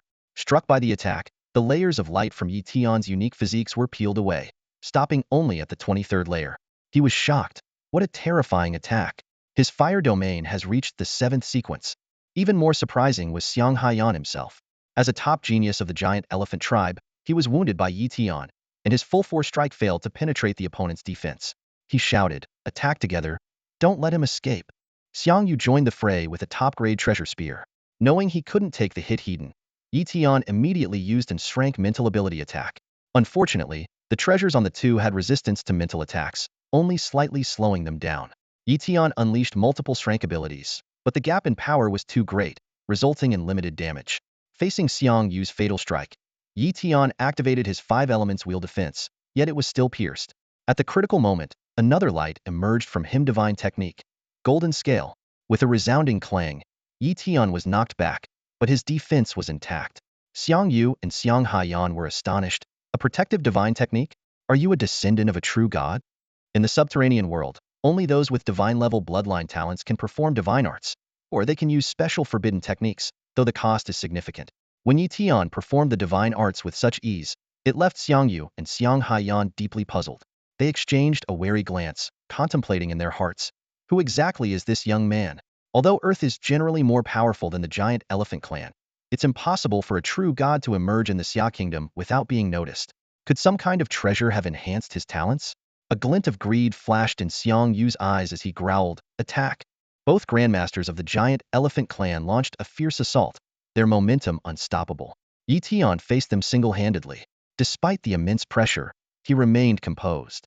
However, his energy was depleting rapidly, and the disparity in cultivation levels put him at a disadvantage in a prolonged battle. Should I use spatial teleportation to escape? Yi Tian pondered silently. He attempted to invoke spatial power, only to find his escape route blocked by their anti-space device. Xiang Yu sneered, "Don't waste your effort. Without the 7th sequence of spatial intent, you can't break through the blockade."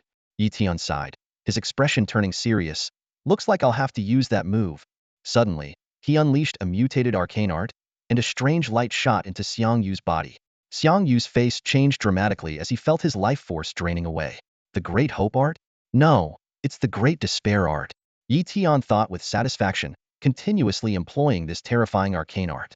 Initially, Xiang Yu and Xiang Haiyan were unconcerned, but as time passed, their expressions grew increasingly grim. Their lifespans were rapidly dwindling, and even their cultivation levels began to waver. 10 years, 20 years, 50 years. The grandmasters of the giant elephant clan were heartbroken, but retreating now would only increase their losses.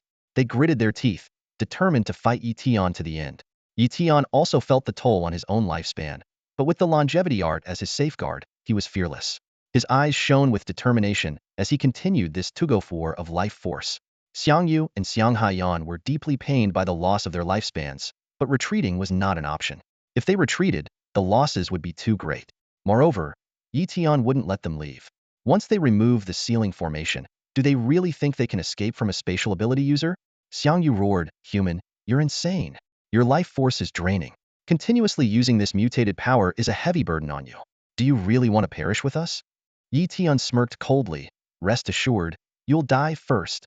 Realizing the danger, Xiang Yu and his companions began to burn their bloodlines to attack Yi Tian. Yi Tian fought desperately, repeatedly casting the golden scale art and reforming the great 5 elements wheel. The fierce battle lasted over 3 hours. 2 of the grandmasters from the giant elephant clan were on the brink of death, and Yi Tian's various innate abilities were nearly exhausted, leading to a purely physical confrontation. In his final move, Yi Tian executed the heaven-slicing sword technique, relying solely on his physical strength and the power of his intent. With a single thrust, he pierced Xiang Haiyan's heart, causing him to fall on the spot. In desperation, Xiang Yu burned all his cultivation and life force to perform the forbidden technique of the giant elephant clan life's offering. He transformed into a stream of light, charging at Yi Tian with a spear in hand. Sensing the impending danger, Yi Tian forcibly activated his special physiques, the 5 elements wheel, and his spiritual energy to create a defense.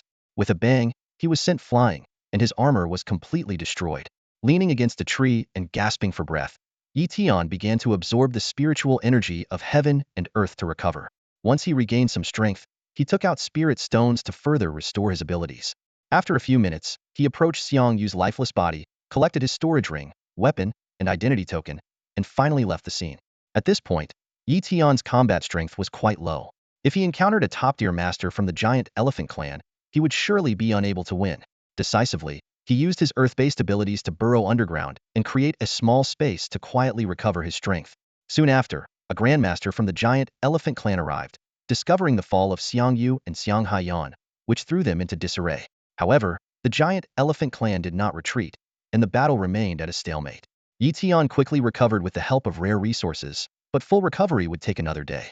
He decided to continue hunting down the peak grandmasters of the giant elephant clan to accumulate battle merits. Utilizing spatial walking, he teleported to a location where he sensed an injured grandmaster from the giant elephant clan. Tian acted decisively, using a binding spell to immobilize the opponent, and then swiftly killed him with a single strike. On the battlefield, grandmasters from both sides continued to fall. Tian moved through the battlefield, specifically targeting isolated members of the giant elephant clan. Gradually, the giant elephant clan began to crumble. On the main battlefield, Xiang Anhe was barely holding his own against two top human grandmasters. But with reinforcements arriving, he realized the tide had turned against him and fell into despair. As he fled in desperation, Tian suddenly appeared and severed his arm with a single strike. Xiang Anhe fought back with all his might, but he was no match for Tian. After dozens of exchanges, Tian pierced through his heart with his sword, killing him. Tian then continued to hunt down other strong members of the giant elephant clan. Ultimately, 2/3 of the giant elephant clan's forces were lost in the battle. Tian returned to the East Sea Fortress and immediately exchanged his battle achievements. This time, he amassed a substantial total of 18.69 million battle points. He promptly exchanged these for the secret method of the peacock's sacred body, receiving the inheritance orb 2 hours later. Eagerly, Tian accepted the inheritance, and a vast amount of knowledge flooded into his soul. He marveled at the power of the peacock's sacred body, but also realized the high demands of its cultivation it required, raising 5 different intents to the 7th sequence to utilize the true blood of the peacock for cultivation. No wonder it's a sacred body. The cultivation requirements are indeed extraordinary, Tian thought to himself. As for the true blood of the peacock, he couldn't exchange it yet. However, the giant elephant clan might not give up easily, and if they launched another attack, he could accumulate enough battle merits to exchange for the peacock's true blood. Tian's eyes narrowed slightly as an idea struck him. After pondering for a moment, he suddenly realized, wait, I might be able to trade with other grandmasters to acquire battle merits. If I offer double the resources, they will surely be interested. With a plan in mind, Tian immediately set off to visit his mentor, Li Haoyang. Upon meeting him, Tian respectfully greeted, "Mentor, I need to acquire over 1 million battle merits, and I'm willing to pay double. Could you introduce me to someone who might be interested?" Li Haoyang furrowed his brow upon hearing this and, after a moment of contemplation, replied, "The battle merits from this campaign aren't transferable. To make a trade, you'll need to buy the identity tokens of those who haven't yet settled their merits. I'll contact a few old friends, but it needs to be done quickly, or it will be too late." Tian was overjoyed and quickly expressed his gratitude. "Thank you, mentor." Li Haoyang then reached out to several grandmaster friends and explained the situation briefly. These grandmasters were straightforward and agreed to the trade, but they required Tian to offer enough valuable treasures in exchange. Tian had gained a lot from defeating numerous grandmasters of the giant elephant clan, and he casually produced several treasures that were enough to entice these grandmasters.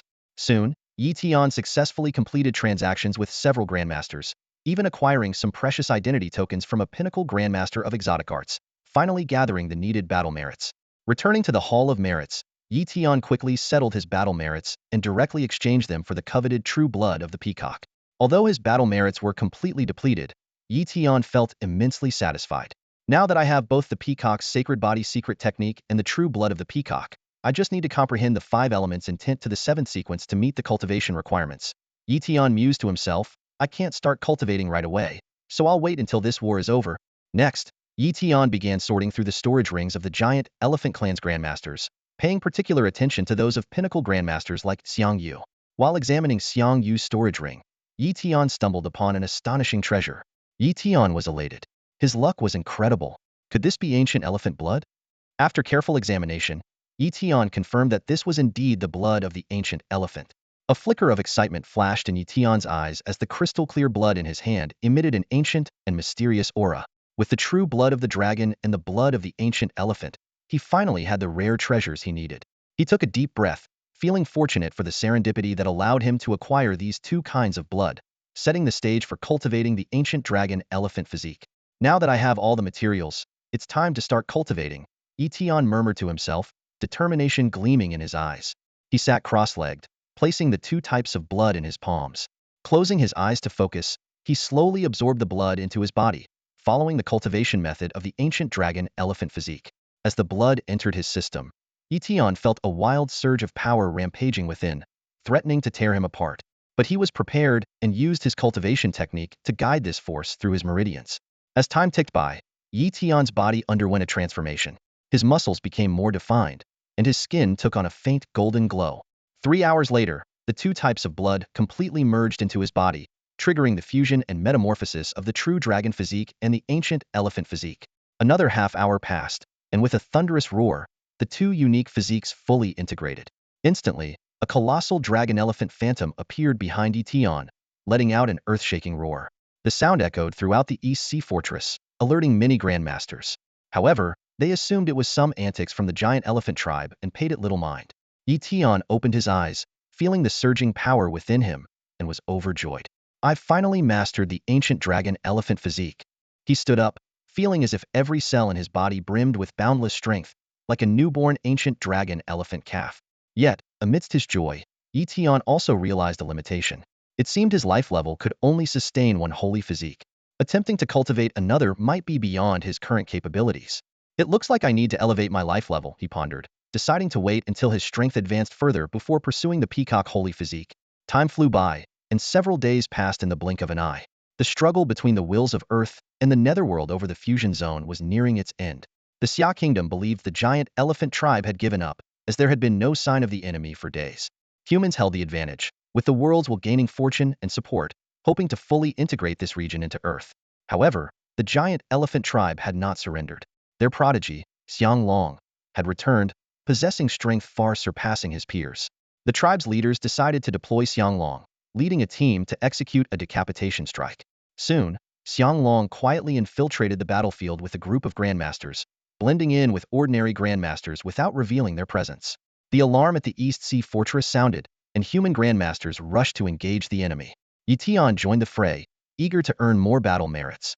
The two sides quickly clashed, and the sounds of fierce combat filled the air. The humans had the numerical advantage and fought with high morale.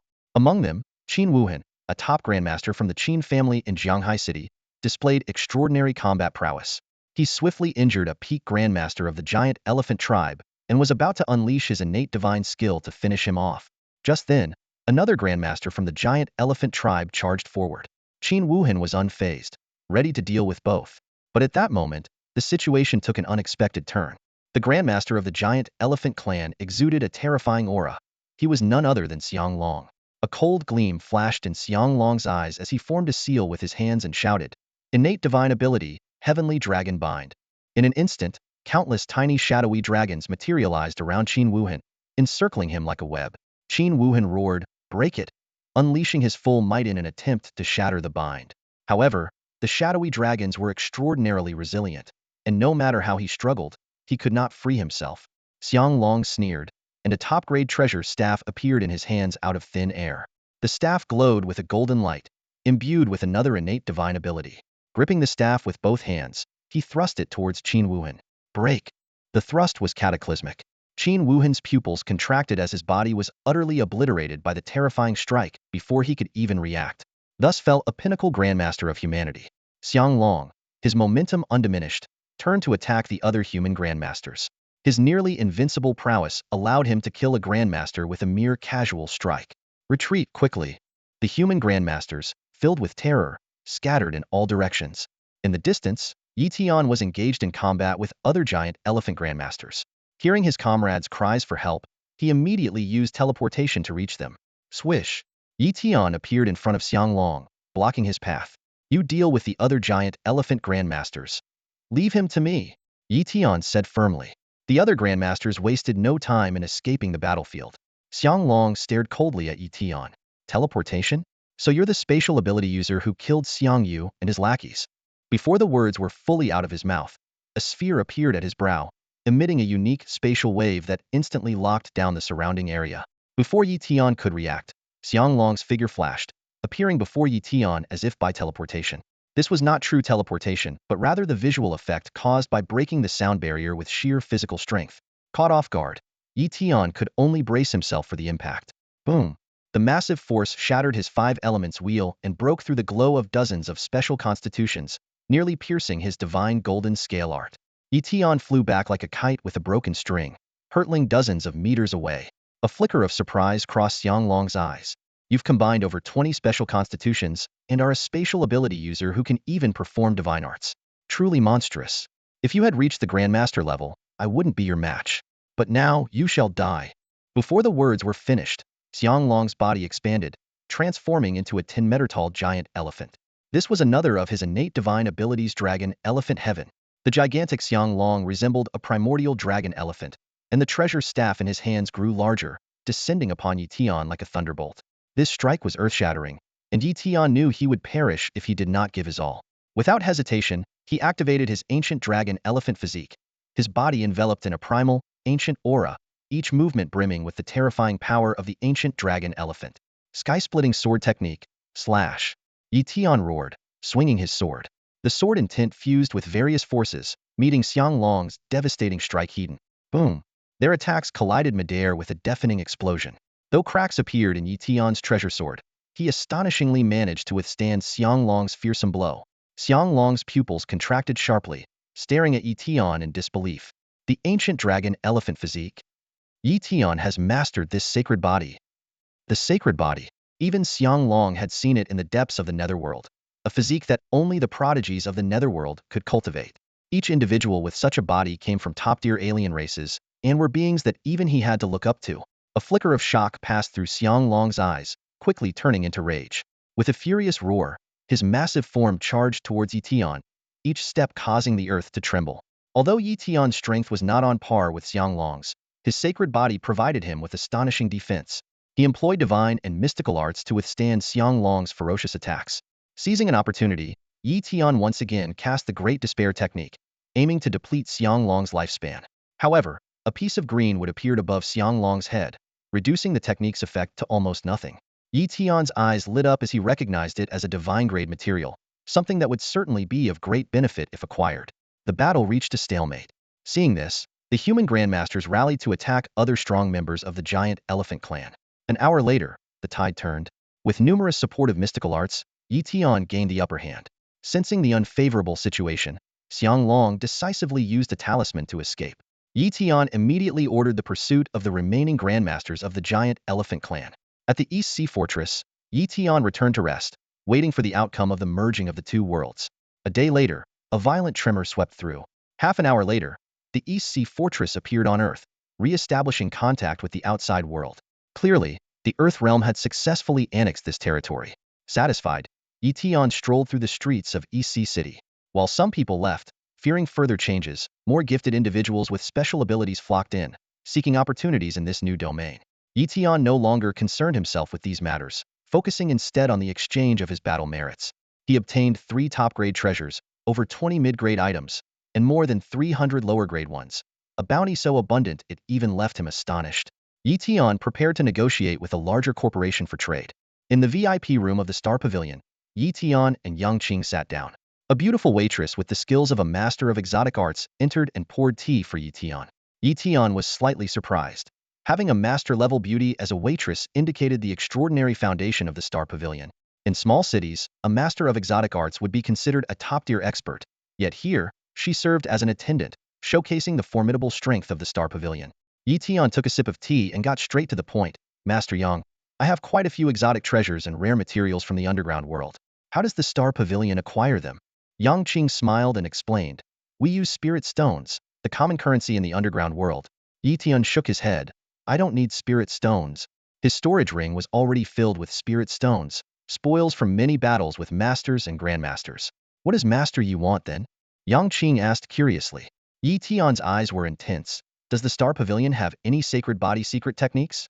Yang Qing's expression turned serious. Master Yi, you've already mastered one sacred body. Cultivating another could be too dangerous.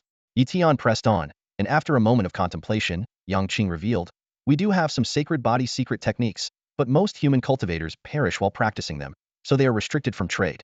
However, he shifted his tone. I know the location of a sacred body secret technique related to space. Yi Tian's eyes lit up, and he inquired further. Yang Qing explained that the technique was located in a small world within the underground realm, formed by the fall of a powerful being. The technique was inscribed on a stone tablet, and those with enough insight could comprehend it. After learning the detailed location, Yi Tian expressed his sincere gratitude. He planned to explore it once his strength reached the peak of a master of exotic arts. Master Yang, does the Star Pavilion have divine-grade materials? Yi Tian inquired again. Yang Qing nodded slightly. We don't sell them to ordinary people or even extreme masters. But for Master Yi, we are willing to make a trade. Yi Tian was astonished by the Star Pavilion's resources and proposed trading for divine-grade materials of each attribute. Except for the spiritual and spatial attributes, the Star Pavilion had stock for the others. With a wave of his hand, Yi Tian brought forth countless lower-grade exotic treasures, leaving Yang Qing stunned. In addition, there were numerous rare materials and various resources. After lengthy negotiations, both parties reached an agreement. Yi Tian exchanged these resources for 16 pieces of divine-grade materials and 11 divine technique inheritances. Master Yi, it will take 2 hours to prepare these items, Yang Qing stated. Yi Tian nodded in agreement. 2 hours later, he received all the items and then left the Star Pavilion. Shortly after Yi Tian's departure, a woman appeared by Yang Qing's side.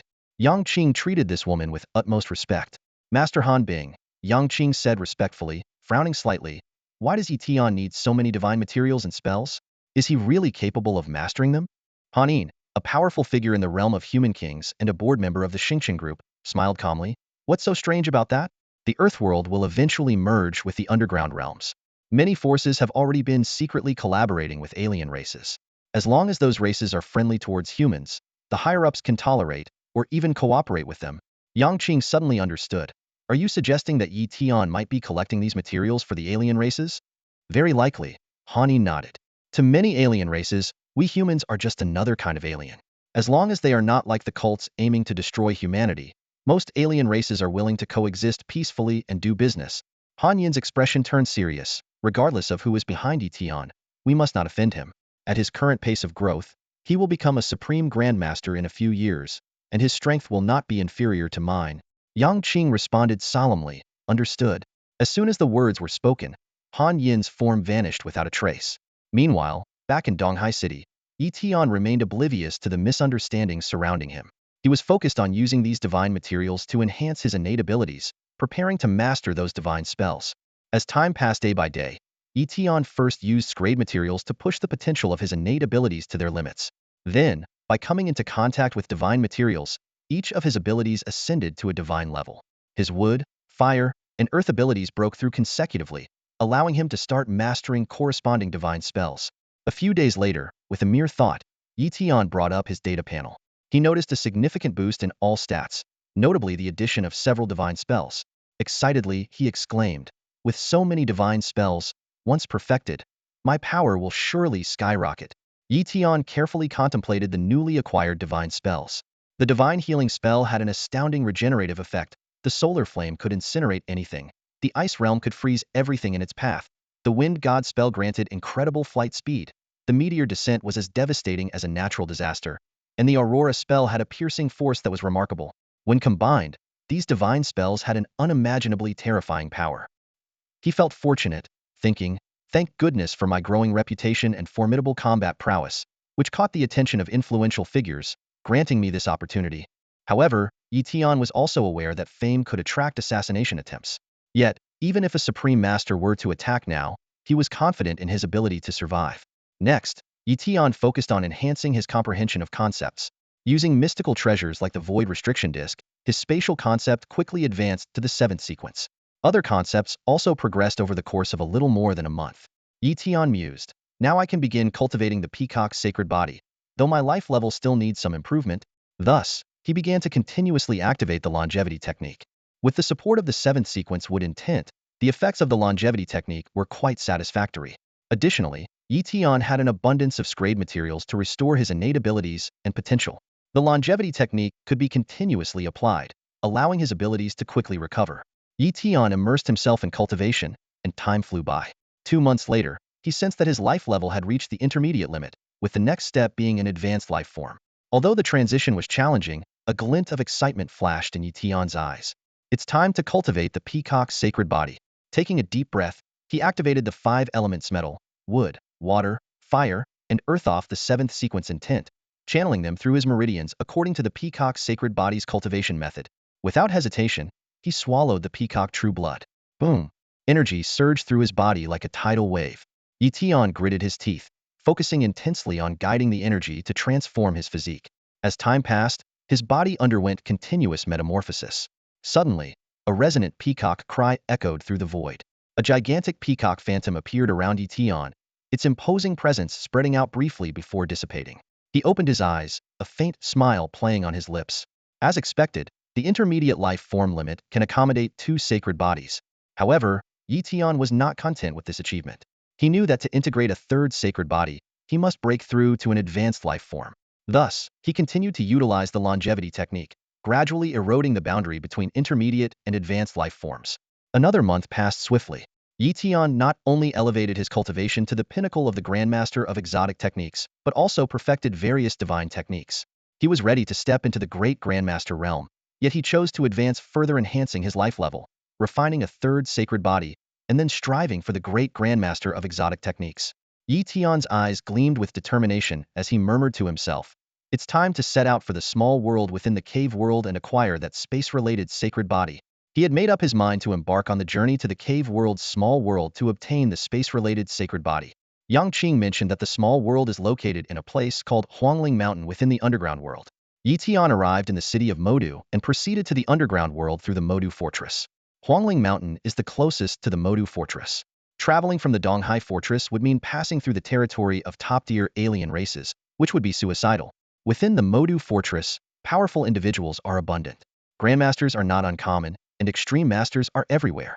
There are even several human rulers stationed there. Tian marveled at the fortress, which is one of the 3 major fortresses of the Xia Kingdom. The 3 major fortresses Beijing, Modu, and Kunlun face hostile top-tier alien races and require a large number of powerful individuals to be stationed there. Many graduates of Donghai University come here, and numerous grandmasters and extreme masters hail from Donghai University. Tian thought that he might also come here after graduation. The Modu fortress guards against the Horned Demon tribe, who are few in number but individually strong. Tian needed to avoid the Horned Demon tribe. Fortunately, the target small world is in an unclaimed, desolate area, and its resources have already been depleted, leaving only a sacred body secret method, so it hasn't been sealed off. After leaving the fortress, Tian took out a newly purchased map that marked the location of the small world. He decided to use the Earth escape technique for his journey, having already learned that there are no underground alien races here, making it relatively safe. Without any obstacles, he arrived at Huangling Mountain. On the surface, Tian sensed his surroundings and found the spiritual energy to be thin. A great battle once occurred here, destroying the foundations and dissipating the spiritual veins, leaving it a desolate place. Soon, he found the entrance to the small world within a canyon, a stable spatial distortion. Tian passed through the entrance and entered the small world. The scene before him was shocking. The sky was full of cracks, the earth was shattered, and the entire world exuded an aura of impending doom.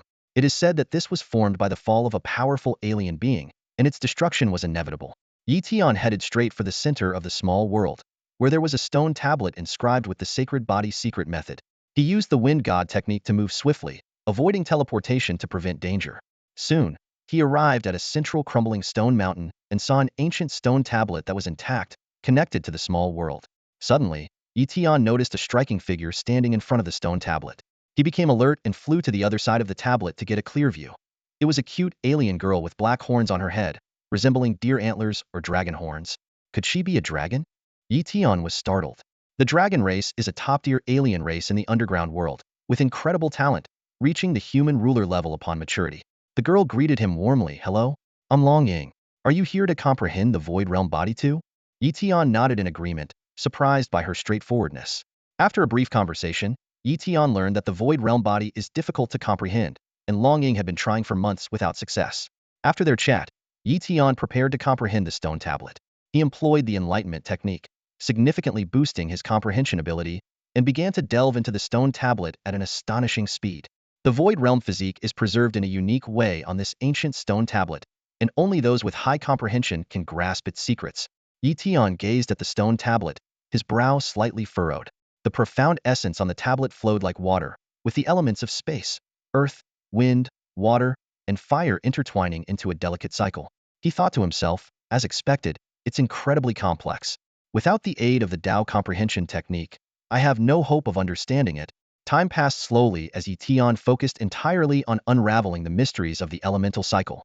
As the effect of the Tao comprehension technique faded, he immediately reactivated it while also restoring his innate abilities. Day after day, this continued, and 6 days passed in the blink of an eye. Suddenly, The stone tablet trembled and emitted strands of light that merged into Yi Tian's body. Long Ying, standing nearby, widened her eyes in disbelief as she witnessed this scene. She thought in shock. He actually comprehended it. In less than 6 days, he grasped the Void Realm physique. Incredible!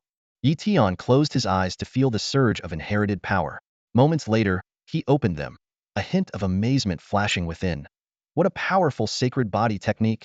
Although the Void Realm physique doesn't match other sacred bodies in terms of physical strength, its mastery over space far surpasses them. Once mastered, it allows entry into deeper layers of space and can create a void realm within the body to evade deadly attacks at critical moments. Curious, Longing asked, Yi Tian, did you acquire the Void Realm physique? Yi Tian nodded in confirmation. Admiration flickered in Longing's eyes, followed by a hint of reluctance. You're the first friend I've made outside the Dragon Clan. Will you come visit me someday? Yi Tian politely declined. I can't go to the Dragon Clan. Long Ying, missing the underlying meaning, handed him a token. This was crafted from my dragon scales. Carry it when you visit the Dragon Clan, and my kin won't trouble you. Surprised, Yi Tian accepted the token, thinking of its considerable value and its potential to save his life if he encountered the Dragon Clan. He agreed. All right, I'll visit when I have the chance. Longing smiled joyfully. The two left the small world together.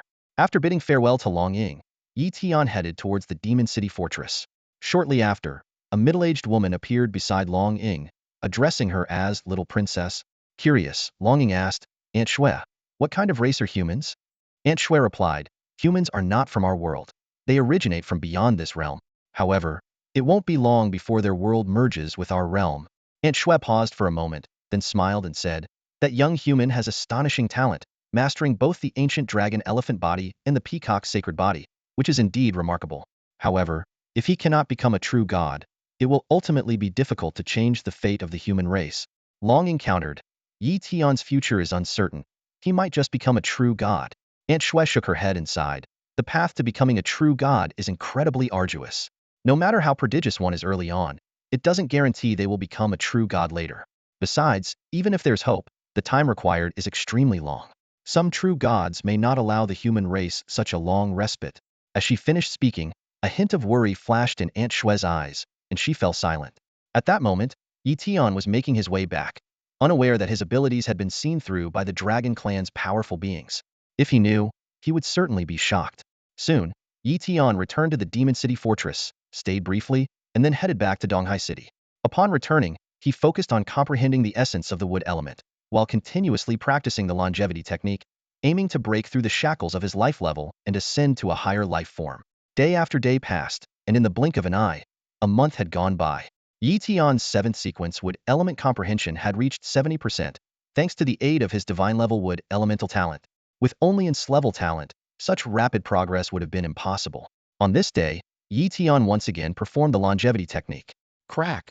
In the mysterious realm, the bottleneck of his life level shattered, and he began to transform from a mid-level life form to a high-level life form. Boom! The surrounding spiritual energy surged towards him, but its concentration seemed insufficient. If he couldn't absorb enough, it might affect his foundation, leading to an incomplete high-level life form. With no other choice, Yi Tian took out spirit stones and began to frantically absorb and refine them. 100. 1,000. He refined over 5,000 spirit stones before finally achieving a perfect high-level life form. Spending over 5,000 spirit stones, Yi Tian felt a pang of heartache. Yi Tian gasped. The cost of more than 5,000 spirit stones was a sharp sting to his heart. This was no small amount, and even many grandmasters would find it difficult to possess a few spirit stones. However, on second thought, investing in becoming a higher life form seemed worthwhile. Fortunately, he had previously slain many grandmasters of the giant elephant clan, accumulating such a large number of spirit stones. Otherwise, it would have been challenging to perfectly forge a higher life form this time. Yi Tian silently estimated his lifespan, which was approximately 5,000 years. Although this number was astonishing, it wasn't extraordinary compared to some top-tier alien races. For instance, the Dragon Clan, born as higher life forms, could live for thousands of years even without cultivation. The lifespan of higher life forms indeed far exceeds that of ordinary beings, and each breakthrough in major realms extends their lifespan significantly more than that of lower life forms. Among humans, even the extreme grandmasters have a lifespan limit of about 1,000 years, and living up to 800 is already remarkable. In contrast, a grandmaster of the Dragon Clan can live up to 10,000 years. Thinking of this, Yi Tian couldn't help but feel excited. I've become a higher life form, and I can finally cultivate the Void Realm body. He immediately began to cultivate the Void Realm body. The cultivation conditions for this holy body required mastery of the seventh sequence in the five concepts of space, earth, wind, fire, and water, all of which Tian had achieved. What was more remarkable was that the Void Realm body didn't require any external medium. The only requirement was having spatial organs. This aspect made it much simpler compared to the ancient dragon elephant body, which required true dragon blood and ancient elephant blood. Tian began to merge the power of the five concepts, transforming his body. As the Void Realm body gradually took shape, he felt an increasing affinity with space, as if he was born to be its favored child. After a long while, a booming sound resonated, and Tian's physical attributes skyrocketed, successfully mastering the Void Realm body. Though the physical enhancement from the Void Realm body wasn't exceptionally high compared to other top-tier special constitutions, it was still a qualitative leap for Tian. He couldn't wait to test his newly acquired abilities. First was spatial walking. Tian easily stepped into a spatial layer, directly entering deep space. Then he performed teleportation, instantly crossing a distance of 10,000 meters. The power of various spatial techniques also surged. Even more surprising was that his internal spatial organ had transformed into a small space with a radius of 100 meters. This is just the beginning of the Void Realm body. Tian marveled to himself. As it reaches minor achievement, major achievement, and eventually perfection, this space will continue to expand. It might even evolve into a small world one day. Next, Tian tried the Void Realm ability.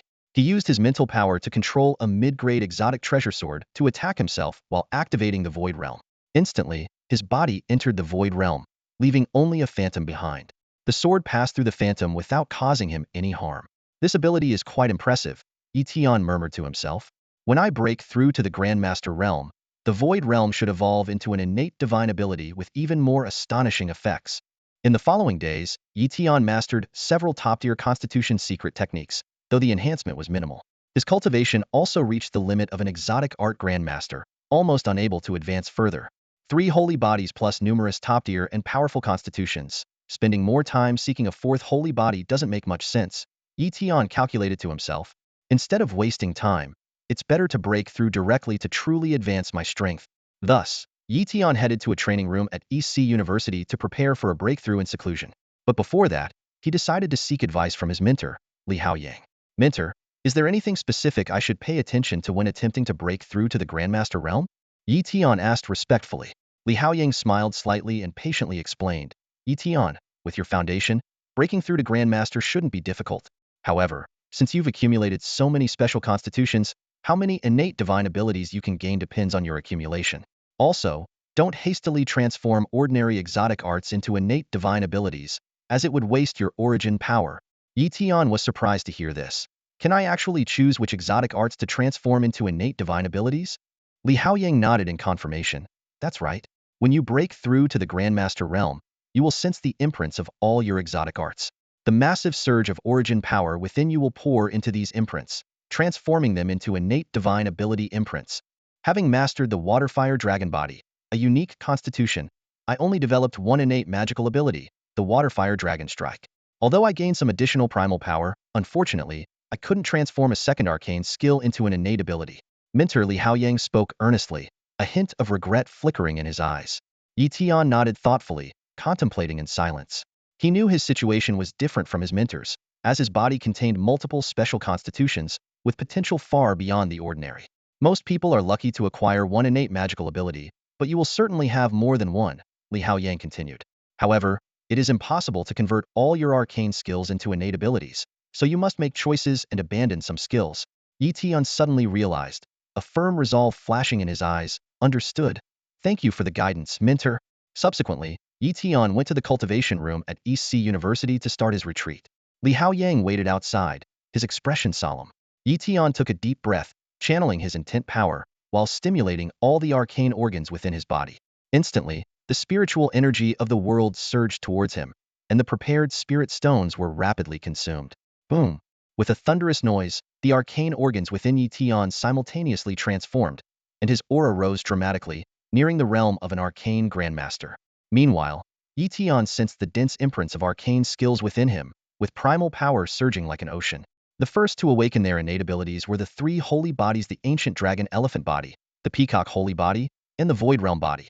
The ancient dragon elephant body first awakened the true form of the ancient dragon elephant, an extraordinary ability far surpassing Li Haoyang's Water Fire Dragon Strike. Following that, the Peacock Holy Body awakened the Peacock Divine Light ability, and the Void Realm Body awakened the Void Realm ability. Yi Tian felt a surge of joy, thinking to himself, there's still a lot of primal power left. I can transform other arcane skills into innate abilities. Without hesitation, he chose the Gold Scale technique as his next target, a divine skill with the potential to become an even more powerful ability.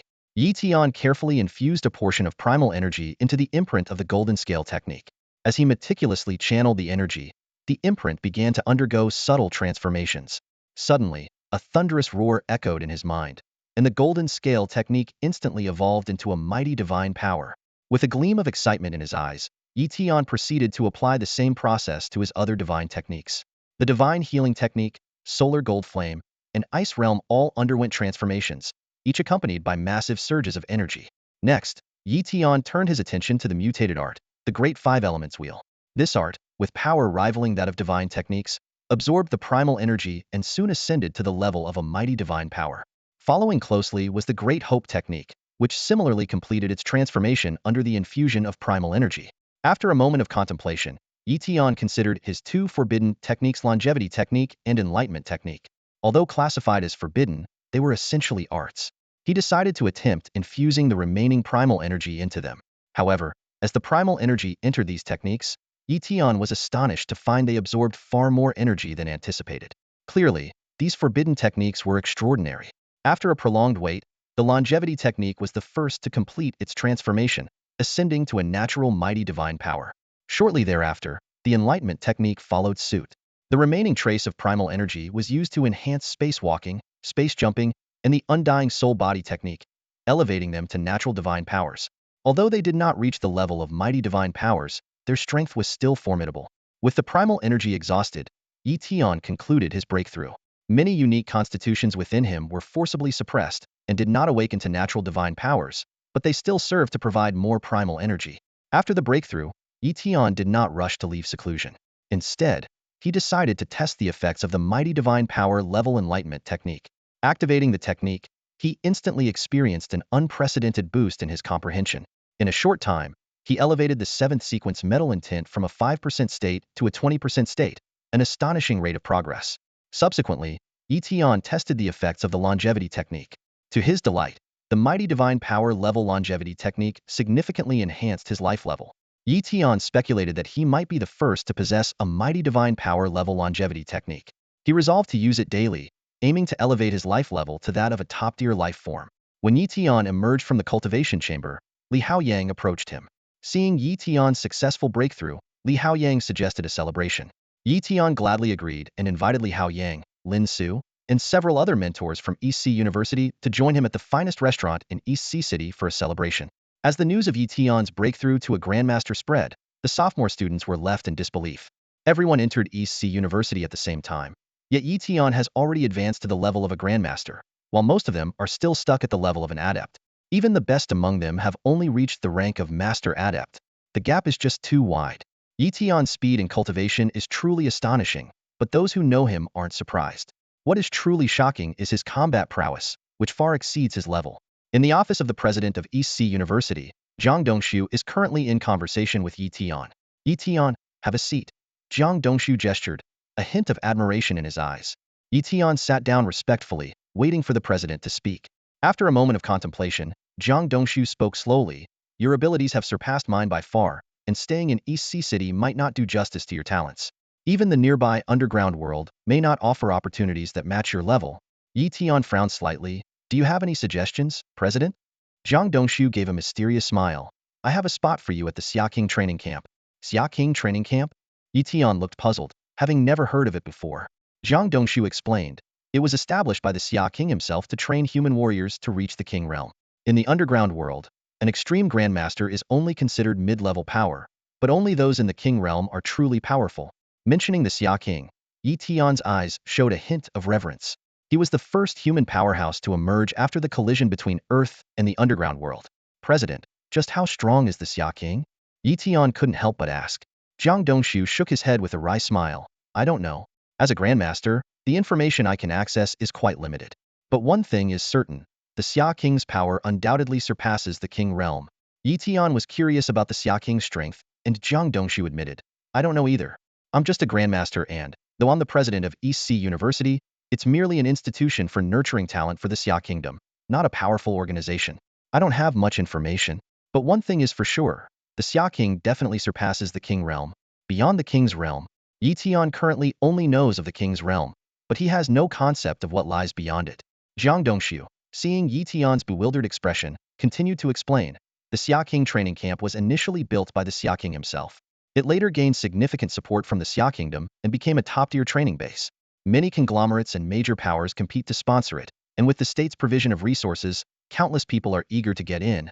He paused before adding, to enter, the minimum requirement is to be a Grandmaster under the age of 25, possessing innate divine abilities and its grade or higher talent. And that's just the entry requirement. You must also pass rigorous assessments. I have a recommendation slot, but you'll still need to pass the final review.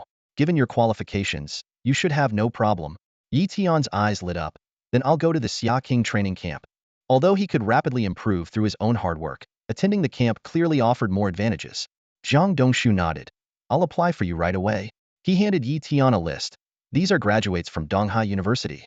Except for one senior in her 4th year, the others have already graduated. You're from the same school, so you can look out for each other there. Yi Tian took the list and memorized the names. 2 days later, Yi Tian received a notification to head to the Xia King training camp for an assessment in 10 days. During this time, he focused on comprehending the wood element's essence, successfully advancing it to the 7th sequence, achieving full mastery.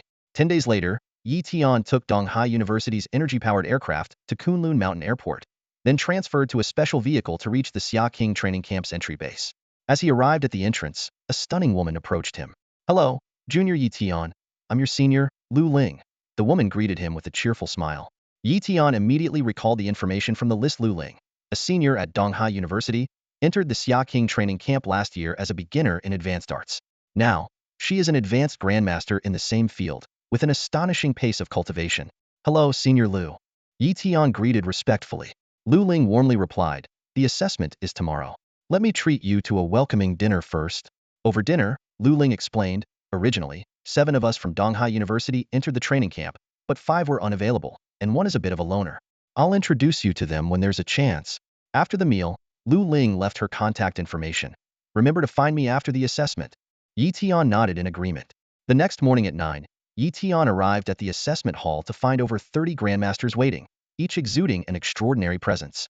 An extreme Grandmaster appeared and announced the rules. You are all geniuses from across the Xia Kingdom, but you still need to undergo 3 rounds of testing. The first round assesses your innate abilities. Touch this modified grade talent orb. If it lights up, you qualify. Don't worry, it won't reveal your specific talent. One by one, everyone tested and unsurprisingly, all passed. Next is the second round. The extreme Grandmaster led them to an illusion tower. Inside, it will manifest an opponent based on your cultivation level. Defeat them to pass. One by one, the Grandmasters entered the illusion tower, commencing the second round of assessment. Yi Tian entered the illusion tower. As soon as Yi Tian stepped into the tower, a figure of a foreign race materialized before him, emanating the aura of a novice Grandmaster. Yi Tian's eyes flickered with disdain as he casually waved his hand, sending a golden flame shooting out like an arrow. The solar flame pierced through the foreign figure, reducing it to nothingness. Test passed. Yi Tian chuckled to himself. Too easy. However, what was a breeze for Yi Tian in the second round proved to be a struggle for other Grandmasters. It took a full hour for the assessment to conclude, as several Grandmasters engaged in arduous battles slowed down the overall progress. The Supreme Grandmaster Examiner surveyed the group and solemnly announced, 16 have passed the second round. The rest are eliminated. He then read out the names of those who passed, while the others were escorted out of the illusion tower, losing their chance to enter the Xia King's training camp. The remaining 16 participants appeared anxious. Although the content of the first 2 rounds was known, the third round varied each time, leaving them nervous. The third round, the Supreme Grandmaster Examiner paused. We'll test your comprehension. Upon hearing this, many participants displayed confidence, believing their understanding would see them through. The examiner produced a jade slip and explained, this is a non-attribute technique called energy compression technique, which allows you to compress and release supernatural energy, creating an explosive effect. It can be cultivated regardless of the attribute of your abilities. He continued, you have 3 hours to comprehend it. You must achieve a 2-fold compression of your energy to pass. Additionally, this technique was only created yesterday, so there's no possibility of cheating. Begin now. Everyone focused intently, and began to comprehend the energy condensation technique. Time was of the essence, and 3 hours would pass in the blink of an eye, making every minute precious. They understood well that failing to compress their supernatural powers beyond twice their original strength would mean failure. Tian gently closed his eyes and employed a basic comprehension technique. For such a simple skill, he saw no need to use his more advanced, profound comprehension ability. With a faint humming sound, Tian felt his insight rapidly heighten. He quickly delved into the mysteries of the energy condensation technique and soon mastered it. Immediately, Tian began to continuously practice, compressing the water elemental powers within him. As time went on, the compression multiplier of his powers steadily increased, twice, thrice, fourfold, until it reached fivefold. Upon reaching this level, Tian felt he had touched the limits of this technique. He nodded to himself and ceased further contemplation, waiting for time to pass. 3 hours flew by. The Grandmaster of the sect collected the technique and ordered 16 Grandmasters to perform the energy condensation technique in turn. The test officially began. The 16 individuals simultaneously executed the technique, resulting in a series of explosive sounds. The Grandmaster watched each Grandmaster intently. Noticing that Tian had managed to compress his powers to fivefold, he was slightly taken aback. Achieving mastery of the energy condensation technique in just 3 hours was truly a rare talent. The Grandmaster surveyed the group and solemnly declared, You, and you. The 5 of you have not yet achieved double compression. You may leave. The 5 individuals named looked crestfallen. They were top talents in their respective regions, yet they had stumbled here. However, they dared not cause a scene and left reluctantly. In the end, 11 Grandmasters stood out. The Grandmaster spoke earnestly, Congratulations on entering the Xia King training camp, but this is just the beginning. He went over some important points, and then led them to the real Xia King training camp. After traversing a deep mountain tunnel in the heart of the Kunlun Mountains, the group arrived at a concealed, vast base. The area was filled with buildings, marking the location of the Xia King training camp. Tian and the others completed their registration and officially became members of the camp. Tian was assigned to Villa 613. The villa was well equipped, with facilities suitable for Grandmasters, and even the Grandmaster of the sect, including a training room, a gravity room, and a virtual chamber connected to the Skydome network. After settling in, Tian immediately used the camp's dedicated wrist device to contact senior sister Lu Ling. Before long, Lu Ling arrived at Tian's villa. She smiled and said, Junior Yi, you've indeed made it to the Xia King training camp. Tian humbly asked, Senior sister Lu, I'm new here, and there's much I don't understand. Could you guide me? Lu Ling replied seriously, Tian, do you know why the Xia King training camp is so appealing to major forces? Seeing Tian shake his head, she explained, there are 3 main reasons. The first is the ancient sage monument, which allows one to comprehend profound powers with notable effects. But due to frequent use, its effectiveness diminishes over time. So the camp strictly controls its usage. Pausing, Lu Ling continued, the second is the divine essence, a single drop of which can significantly enhance one's cultivation and transform physical attributes. However, excessive refinement can lead to assimilation into other races. The third is the weapon tower, a semi-divine artifact that hones our weapon skills, an opportunity even many powerful otherworldly races lack. Tian inquired, doesn't the Skydome network also hone weapon skills? Lu Ling smiled and explained, the Skydome network is suitable only for beginners. Even geniuses who have grasped the essence of sword or blade techniques find their power limited in the Skydome.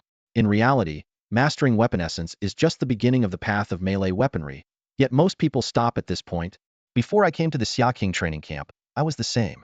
But after arriving, I realized how narrow my perspective had been, like a frog in a well. Tian furrowed his brow and asked Lu Ling for guidance. Senior Lu, when it comes to mastering weapons, like the path of the sword, isn't it just about advancing through the sequences? From the 9th to the 8th, then the 7th?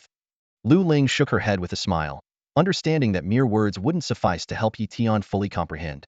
She stood up and suggested, why don't we spar in the training camp's dedicated virtual space? You'll understand better that way. Tian readily agreed. In an instant, their consciousnesses entered the virtual space.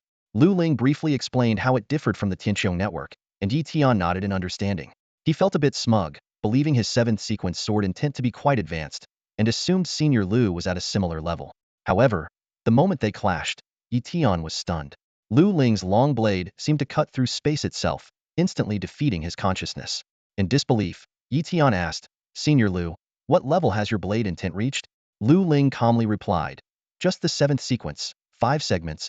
Seeing Tian's astonished expression, Lu Ling sat down and patiently explained, simply grasping the intent can be powerful, but without it, Are your actual combat skills significantly better than at the perfect level? Yi Tian pondered this and had to admit that Lu Ling had a point. Lu Ling continued, normally, after understanding the intent, you can train steadily. But we are the top talents at the Xia King training camp, and we must excel in all areas. The truly exceptional talents among other races have profound skills in close combat. Under Lu Ling's detailed explanation, Yi Tian gradually began to grasp the true distinctions in weapon close combat mastery. Dividing the mastery of swordsmanship into levels of perfection, the first step is to grasp the concept, such as the sword intent. Sword intent can be continuously comprehended, but it only enhances one's realm without improving technique. Lu Ling explained with a glimmer of wisdom in her eyes, sword intent also has techniques, divided into three major realms: transformation into silk, transformation into force, and transformation into domain. I am currently at the entry level of blade intent transformation into silk. Combined with the seventh sequence of blade intent, my attack power rivals that of innate divine abilities. If I can comprehend transformation into force, a full force strike would be comparable to an ordinary grand divine ability. Yi Tian's eyes lit up. What about transformation into domain? The strongest strike at the transformation into domain level can surpass top-tier grand divine abilities. Lord Xiao Wang has reached this level. Lu Ling nodded. Yi Tian pondered. He had initially thought possessing numerous grand divine abilities would make him invincible among his peers. However, he realized that facing a Grandmaster at the peak of sword intent transformation into force might still be challenging. If the opponent had comprehended transformation into domain, they could potentially defeat him instantly. Sister Lu, does anyone in the Xiao Wang training camp reach transformation into force or domain? Yi Tian humbly inquired. Lu Ling explained, there are individuals in the training camp who have reached transformation into force, but none have achieved transformation into domain. Throughout Xia country, transformation into domain experts are extremely rare. With only one chief instructor in the training camp at this level, she continued to suggest, you can challenge the martial tower, earning 10 points each time. Passing through it offers rewards and hones your weapon skills.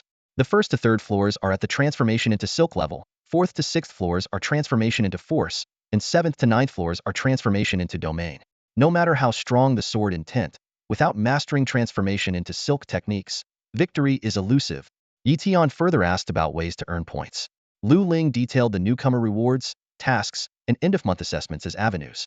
She emphasized that the martial tower, a semi-divine artifact, has simulation capabilities to accurately assess progress, making it very fair. After Lu Ling left, Yi Tian reviewed the task list, finding most to be time-consuming and not very rewarding. He decided to first challenge the martial tower. On the first floor of the martial tower, Yi Tian encountered an opponent of comparable strength.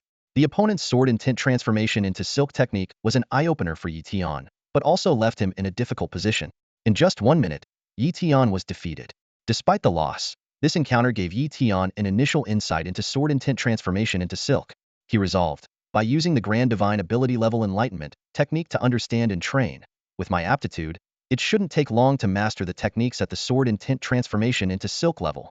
With the great divine comprehension technique activated, Yi Tian's insight reached an astonishing level. Sitting cross-legged in the training room of his villa, Yi Tian's energy flowed throughout his body, infused with the profound power of the great divine comprehension technique. With his eyes closed and mind focused, he concentrated on understanding the intricacies of sword intent techniques. As time passed, his brow alternated between furrowing and relaxing, clearly engaged in a mental battle with the sword intent thread technique. Suddenly, Yi Tian's eyes snapped open, shining with a sharp brilliance.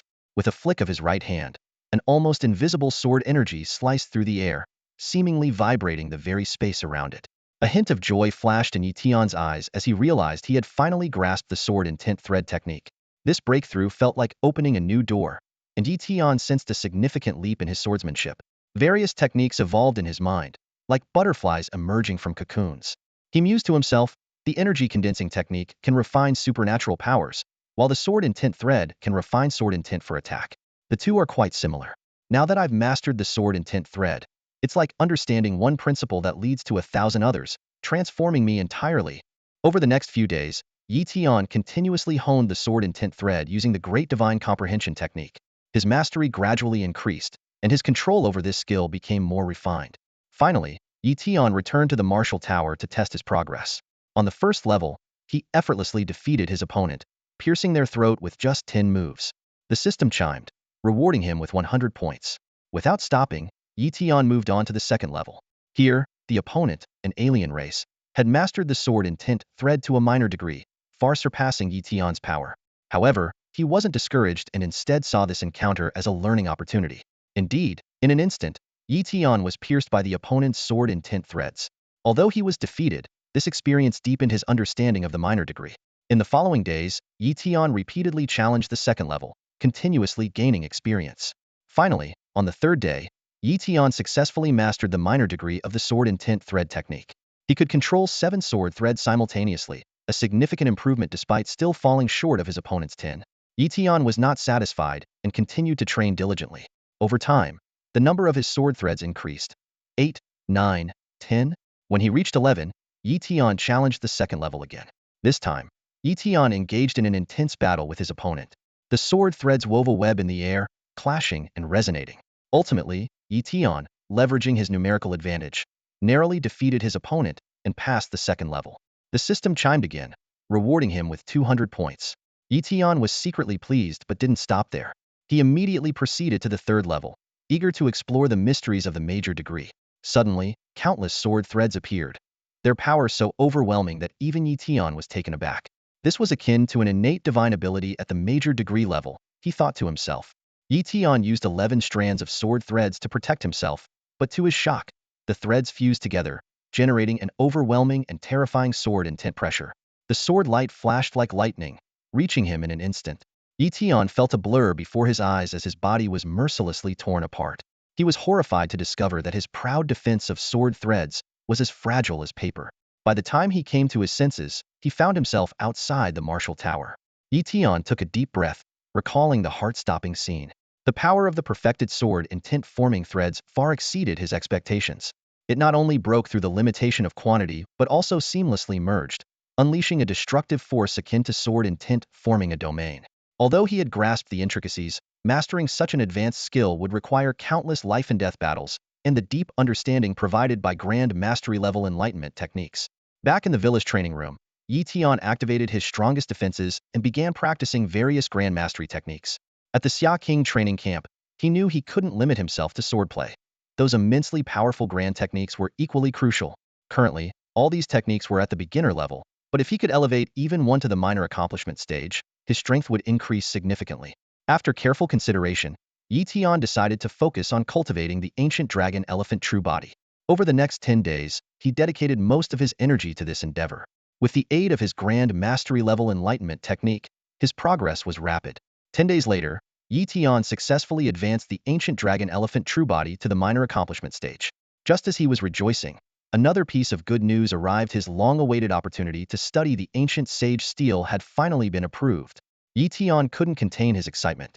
Studying the ancient sage steel required spending 100 points, with only 10 people allowed to study it at a time for one day. He had submitted his application after passing the first level of the martial tower, and only now did his turn come, highlighting the fierce competition. This time, studying the ancient sage steel should significantly boost all my intents, Tian thought to himself. Summer King's training camp. At the ancient sage monument, Tian stepped into the secluded area of the deep mountains, surrounded by intricate and unpredictable formations. Even though he could access the interlayer of deep space, he couldn't penetrate this place. Soon, 10 trainees filed in, each taking a seat in one of the small rooms around. Through the windows, they began to comprehend the ancient sage monument. Tian was quietly amazed. Among them were 3 supreme masters. He knew that trainees could practice here for 4 years, with many reaching the pinnacle of extraordinary skills within a year or two. However, he had no time to dwell on this. Time was precious, and he needed to focus on understanding the essence. Great divine comprehension technique, activate. Tian murmured, and his insight soared instantly. The ancient sage monument amplified this tenfold. With this extraordinary boost in comprehension, he was the first to grasp the most challenging spatial essence. Time flew by, and after half a day, the 7th sequence spatial essence had improved by 30%. Tian decisively shifted his focus to the fire essence. Thanks to his divine-level fire talent, he achieved perfection in just 3 hours. Next, he elevated the metal essence to a full 10 levels. Time's up, a voice urged, and Tian left reluctantly. During this session, he mastered 3 perfect 7th sequence essences, and the spatial essence reached 30%. With more sessions, he would undoubtedly progress further. A few days later, Lu Ling invited him to gather with other senior students. Tian arrived at Villa 451 and met Qinyi, Xiao Fenghua, and 4 others. Lu Ling introduced each person, and Tian got a preliminary understanding of them. After a few rounds of drinks, Lu Ling asked. Yi Tian, how's your training going lately? Yi Tian nodded. It's going all right. Lu Ling smiled. Being new to the camp, you probably don't have enough points yet, so progress is naturally limited. Once you accumulate enough points, your strength will surely increase significantly. If you make it into the top 100 in the monthly assessment, the rewards are substantial. Qingyi makes it into the top 100 every month. I'm so envious. Qingyi modestly replied, Lu Ling, you often make it into the top 100 too, so there's no need to be envious. My progress is slow now. I might not make it this month. Everyone sensed a deeper meaning in his words, and Qingyi turned to ask, Gao Yi, when do you plan to attempt becoming a supreme master? Gao Yi was an incredibly burly man, not particularly handsome, but undeniably strong. In a deep voice, Gao Yi said, Qingyi, I plan to wait a bit longer. His brow furrowed, revealing a thoughtful expression. I need to fully comprehend the seventh sequence of earth and fire concepts to achieve perfection before I can master the fire-refined golden body. Only then will my chances of becoming a supreme grandmaster exceed 80%. Qingyi nodded slightly in agreement. Better to be cautious. Failing to break through means you can't try again for half a year, even for students at the Xia King's training camp. Haste makes waste. As night fell, Yi Tian returned to the villa. With a buzz from the alcohol, he allowed himself to relax and enjoyed a comfortable night's sleep. The next day, he resumed his rigorous training routine. A few days later, as the end-of-month assessment approached, a tense atmosphere enveloped the entire training camp. After all, the rewards and rankings were closely linked. Of course, students lower on the list needn't worry. They knew they stood no chance of earning a top 100 reward. Yi Tian stopped training and opened the assessment leaderboard. The list began to refresh, with previous rankings disappearing, leaving a blank slate. Then, starting from the last place, names began to appear one by one. 623rd place, Zhua Cixi. 622nd place, Lin Wu. Before long, rankings outside the top 200 were fully displayed. Then, the names of the top 200 began to emerge. As the list neared the top 100, the hearts of many students unconsciously quickened. Finally, the 100th place was revealed. 100th place, Lu Peng. Yi Tian raised an eyebrow in surprise. That quiet, reserved senior had made it into the top 100. On the other side, Lu Ling also noticed this change. She pondered to herself, Lu Peng was ranked over 130 last time, and this is his first time in the top 100. Qingyi, Li Man, and I all made it into the top 100, which is quite decent. Suddenly, Lu Ling thought of Yi Tian. She scanned the list carefully but couldn't find his name. This meant Yi Tian had also broken into the top 100. Lu Ling murmured in shock. How is this possible? Yi Tian just joined the training camp with only 100 points. He hasn't taken on any tasks recently, so how could his progress be so significant that he made it into the top 100? As the rankings were updated one by one, Lu Ling soon spotted her own position. Lu Ling stared intently at the leaderboard, her heart racing. She was ranked 87th, and she breathed a sigh of relief. Qingyi was in 53rd place, which was already a commendable achievement. However, as the top 50 were announced, Yi Tian's name still hadn't appeared. Lu Ling's eyes widened in disbelief. The rankings continued to update top 30, top 20, top 10. Finally, the first place was revealed. Yi Tian. Lu Ling was stunned, speechless. Achieving first place typically required reaching the level of an extreme grandmaster, yet Yi Tian was still an advanced grandmaster of beginner supernatural arts. This indicated his extraordinary progress in other areas. Qingyi, Li Man, and others were equally shocked. The principal had praised Yi Tian before, but such results were beyond anyone's expectations. Genius was the only word that came to mind. Yi Tian was not surprised by the results. He was well aware of his rapid progress, unmatched by anyone within a month. The first place reward was substantial, 1,000 points and an opportunity to study the ancient sage steel, along with the privilege to skip the queue. He immediately redeemed a drop of divine essence.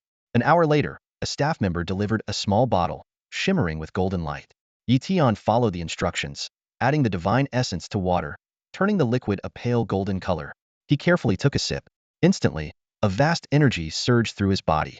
Yi Tian activated his god-level innate ability to absorb and refine it. His cultivation level soared, surpassing his usual training speed. Just as he was about to continue, Lu Ling and others came to visit. Lu Ling praised him. Yi Tian, you're incredible. Even when Qingyi broke through to an extreme grandmaster, he only achieved third place. Yi Tian modestly replied, it's just luck. Lu Ling suggested they celebrate, and Yi Tian happily agreed. He booked a table at an upscale restaurant, spending 10 points. They enjoyed lively conversations during the meal, and afterward, everyone went their separate ways. Back at his residence, Yi Tian resumed his training. By the next morning, he had successfully advanced to an intermediate grandmaster of supernatural arts.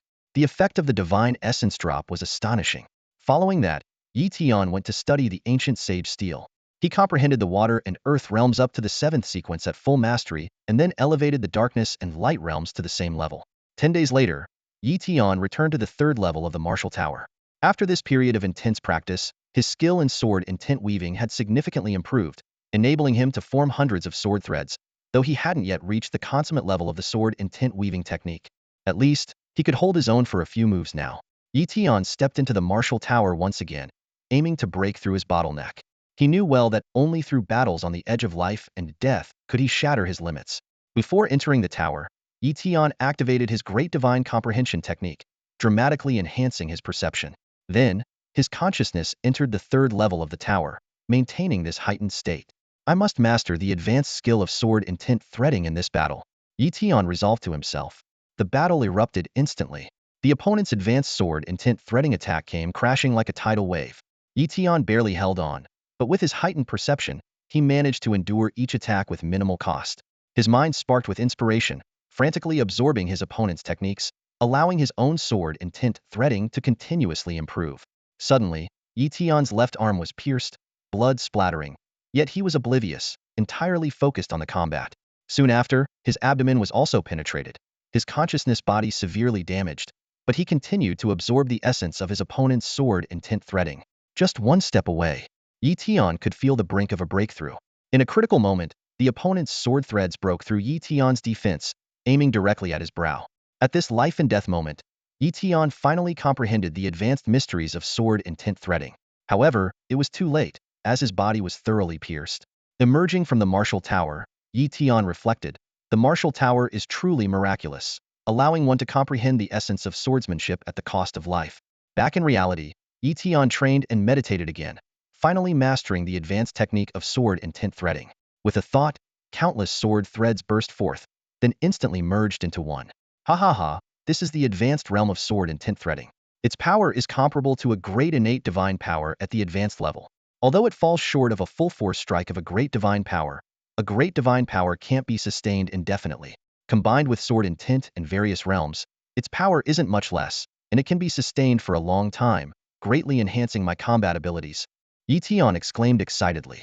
After mastering the technique of sword and tent threading at a profound level, Tian made a breakthrough with his great divine ability, the ancient dragon elephant true form.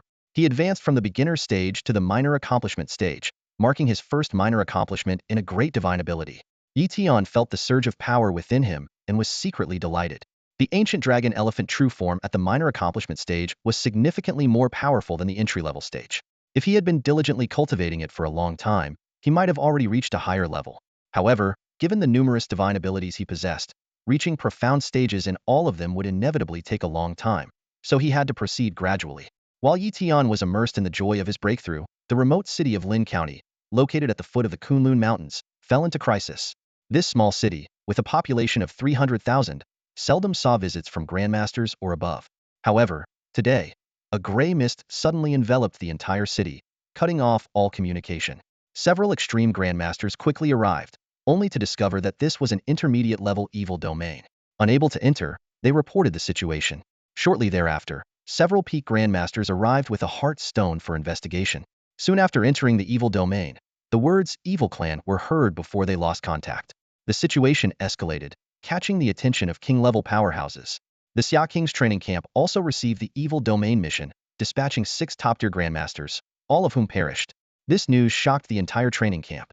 Tian was summoned by Chief Instructor Huang Dong and arrived at his office. With a serious expression, Huang Dong handed Tian a dossier. This is an intermediate-level evil domain created by the Evil Clan. Several Grandmasters have already fallen here. According to intelligence, there are numerous powerful Evil Clan members inside.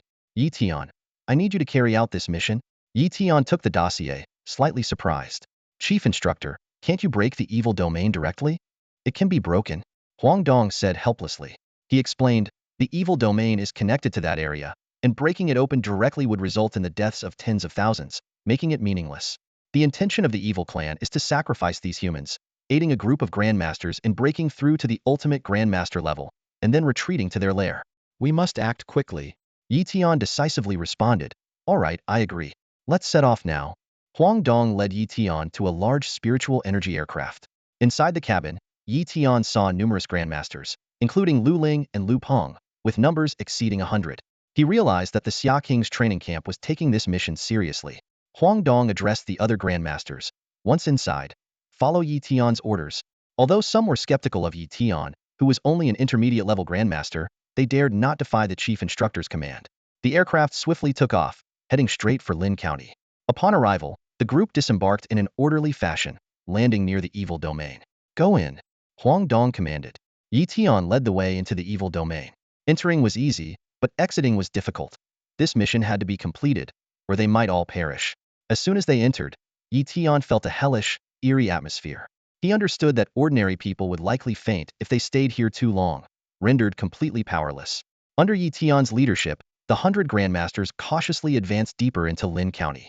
Meanwhile, on a high building, a few figures were secretly observing their every move. Heh, more human grandmasters have come to meet their doom. With these grandmasters as sacrifices, the effect will be even better. Your Highness Xie Qi, the sacrificial formation is nearly complete, reported a peak grandmaster of the Xie clan with utmost respect. A glint of cruel anticipation flashed in Xie Qi's eyes. Good. Slaughter these grandmasters and sacrifice these humans. With the blood of all souls, I can perfect the 10,000 evils body and break through to the ultimate grandmaster realm. No sooner had he spoken than the Xia clan grandmasters clashed fiercely with the warriors from the Xia King's training camp. Both sides were equally matched, making it hard to determine a victor. At that moment, Yi Tian made his move.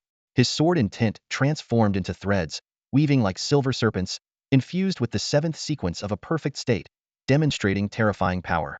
The continuous sound of thud, thud, echoed as Xia clan grandmasters fell one after another.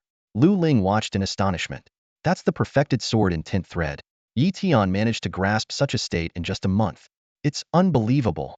Seeing this, Xie Qi was shocked and immediately ordered, use the evil spirit curse to kill that human grandmaster.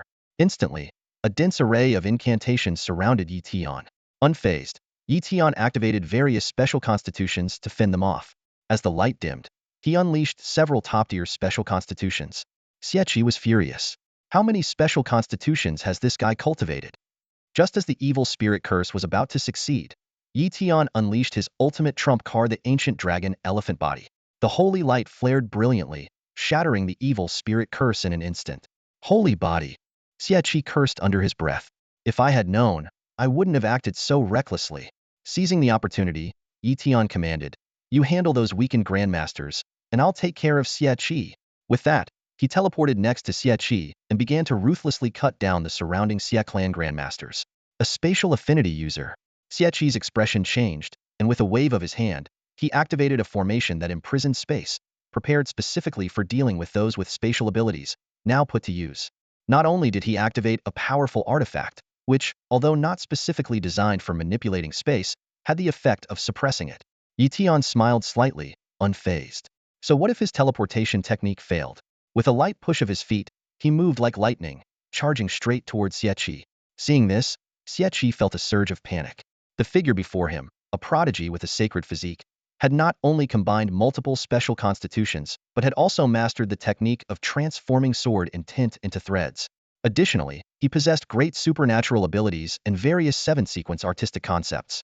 Such power was far beyond what Xie Qi could contend with. I have no choice but to use my trump card, Xie Qi thought to himself, gritting his teeth as he subtly moved his fingers, preparing a devastating weapon that had been building power in secret. Several grandmasters from the Xie clan rushed forward to block Yi Tian. Though they were swiftly slain, they managed to buy Xie Qi some precious time. Die, human, Xie Qi shouted, releasing a bead of blood from his fingertip. In that moment, it was as if time stood still. This was not ordinary blood, but a terrifying forbidden Devisaya blood forbid artifact. It was crafted by a demigod of the Xie clan, who sacrificed 50 years of lifespan for its creation, and its power could instantly annihilate an extreme grandmaster. Yi Tian's eyes gleamed, and his form suddenly became ethereal as he employed a great supernatural power, the Void Realm. His true self retreated into the void, leaving behind only a shadow. The blood forbid artifact pierced through the shadow and continued its momentum, drilling a massive hole deep into the earth's crust. Xie Qi stared wide-eyed, incredulous, at the unharmed Yi Tian. Recalling the spatial fluctuation from a moment ago, he exclaimed, "You've mastered the Void Realm physique?" The Void Realm body is one of the most terrifying sacred physiques. Once mastered, It allows the user to traverse through deep spatial layers, making it formidable for assassination or escape. Tian activated the Void Realm body, vanishing instantly from his original position. Xieqi's pupils contracted in surprise, encountering such a rare spatial talent. He was about to wield his evil blood artifact when Tian suddenly appeared before him, his palm exuding a bone-chilling coldness. Ice Realm. With a low shout, the entire building was instantly encased in ice. The exotic treasure on Xieqi's body shone brightly, barely resisting the encroaching frost. However, in the next moment, golden flames descended from the sky, enveloping him completely. Solar golden flame. The glow of the exotic treasure on Xieqi dimmed, unable to withstand this terrifying power. Seizing the opportunity, Tian gathered light energy, concentrating a dazzling point of light at his fingertip. Aurora Strike. The light point pierced through the air, instantly penetrating Xieqi's heart. As Xieqi fell lifeless to the ground, Tian was about to relax when a black light shot from the corpse, heading straight for him. Void Realm. Tian attempted to evade, but the black light ignored the Void Realm, attaching to his arm and forming a skull imprint. Frowning, Tian decided to consult the chief instructor later. He quickly collected Xieqi's storage ring and turned to pursue other Grandmasters of the evil clan. Before long, the evil clan within Lin County was completely eradicated, and everyone worked together to destroy the altar. The evil domain dissipated, and the unconscious residents gradually awoke. Chief Instructor Huang Dong arrived on the scene, breathing a sigh of relief. Tian approached to inquire about the mark on his arm. Huang Dong's expression turned grave. This is the mark of the evil king. It takes a heavenly king-level expert several days to remove it. It allows the evil clan to sense your location, meaning an evil king has set their sights on you. Tian's heart sank, realizing the perilous situation. Huang Dong reassured him, as long as you stay in the training camp, you'll be safe. But this also means you won't be able to enter the subterranean world for now. Tian nodded reluctantly and followed the others back to the training camp. After receiving a reward of 1,000 points, he immediately exchanged them for a drop of divine essence. Tian refined the drop of divine essence to enhance his cultivation. However, this time he didn't advance his cultivation to the realm of a high-level Grandmaster of Uncommon Arts. Instead, he reached the pinnacle of the mid-level Grandmaster of Uncommon Arts, just one step away from entering the high-level. Tian opened his eyes, a slight smile playing on his lips. Although he hadn't reached the high-level Grandmaster stage, he had already reached the peak of the mid-level, saving himself from lengthy and arduous training. He stood up, stretching his limbs, and began to plan his next steps in cultivation. Each aspect great powers, artistic conception. The technique of weaving sword intent required careful contemplation. In the underground world, within the territory of the evil clan, inside a palace shrouded in black mist, the evil clan's king, Yin, was meditating. Suddenly, he furrowed his brows and opened his crimson eyes. A message jade slip floated before him. He reached out, taking it in his hand, and infused it with his consciousness. Those damned humans! Yin roared, the black mist around him surging violently.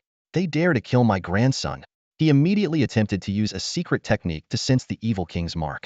Unfortunately, the mark was on Earth, and he could only vaguely perceive its presence. Yin gritted his teeth, not daring to recklessly enter Earth, where powerful beings were abundant, making it difficult for him to retreat unscathed. But that human must die. A ruthless glint flashed in Yan's eyes. I'll have to let the Evil God Society handle this. On Earth, at the second base of the Evil God Society, Yan's projection descended, where one of the 10 kings, the Ghost King, awaited respectfully. Lord Yin, what brings you here? The Ghost King, wearing his mask, asked curiously. Ghost King, I need you to kill someone, Yin stated bluntly. Who? I don't know, Yin shook his head. But that person killed my grandson and bears my evil king's mark. A gleam flashed in the Ghost King's eyes. If they bear your evil king's mark, they surely aren't at the king level. I'll send someone to investigate, but I can't guarantee success. We must lay low during this crucial time and avoid exposure. If avenging your grandson leads to significant losses for the Evil God Society, it would not be worth it. Yin pondered for a moment. I understand. As long as you help me kill that person, I can promise you a spot in the next Evil God's blessing. Deal. The Ghost King agreed eagerly. The Evil God's gift is a rare opportunity that the Ghost King has always coveted. A glint of greed flashed in the Ghost King's eyes. Though human, he longed for the power of the evil god. Now, the chance had finally arrived. He tapped the table lightly, and his subordinates immediately set out to gather information. Before long, a report was delivered to the Ghost King. As he unfolded it, his brows furrowed. Tian, a member of the Summer King's training camp. This presented quite a challenge. As long as Yi Tian remained in the camp, the Ghost King had no way to act. He had to wait for Yi Tian to leave to seize his opportunity. Meanwhile, Yi Tian was on the 4th level of the martial tower, challenging the sword intent transformation. A terrifying sword light struck, instantly suppressing his sword intent. Yi Tian felt his whole body stiffen, his reactions dulled, completely unable to resist. With a soft whoosh, the sword light swept over him, and he was instantly defeated.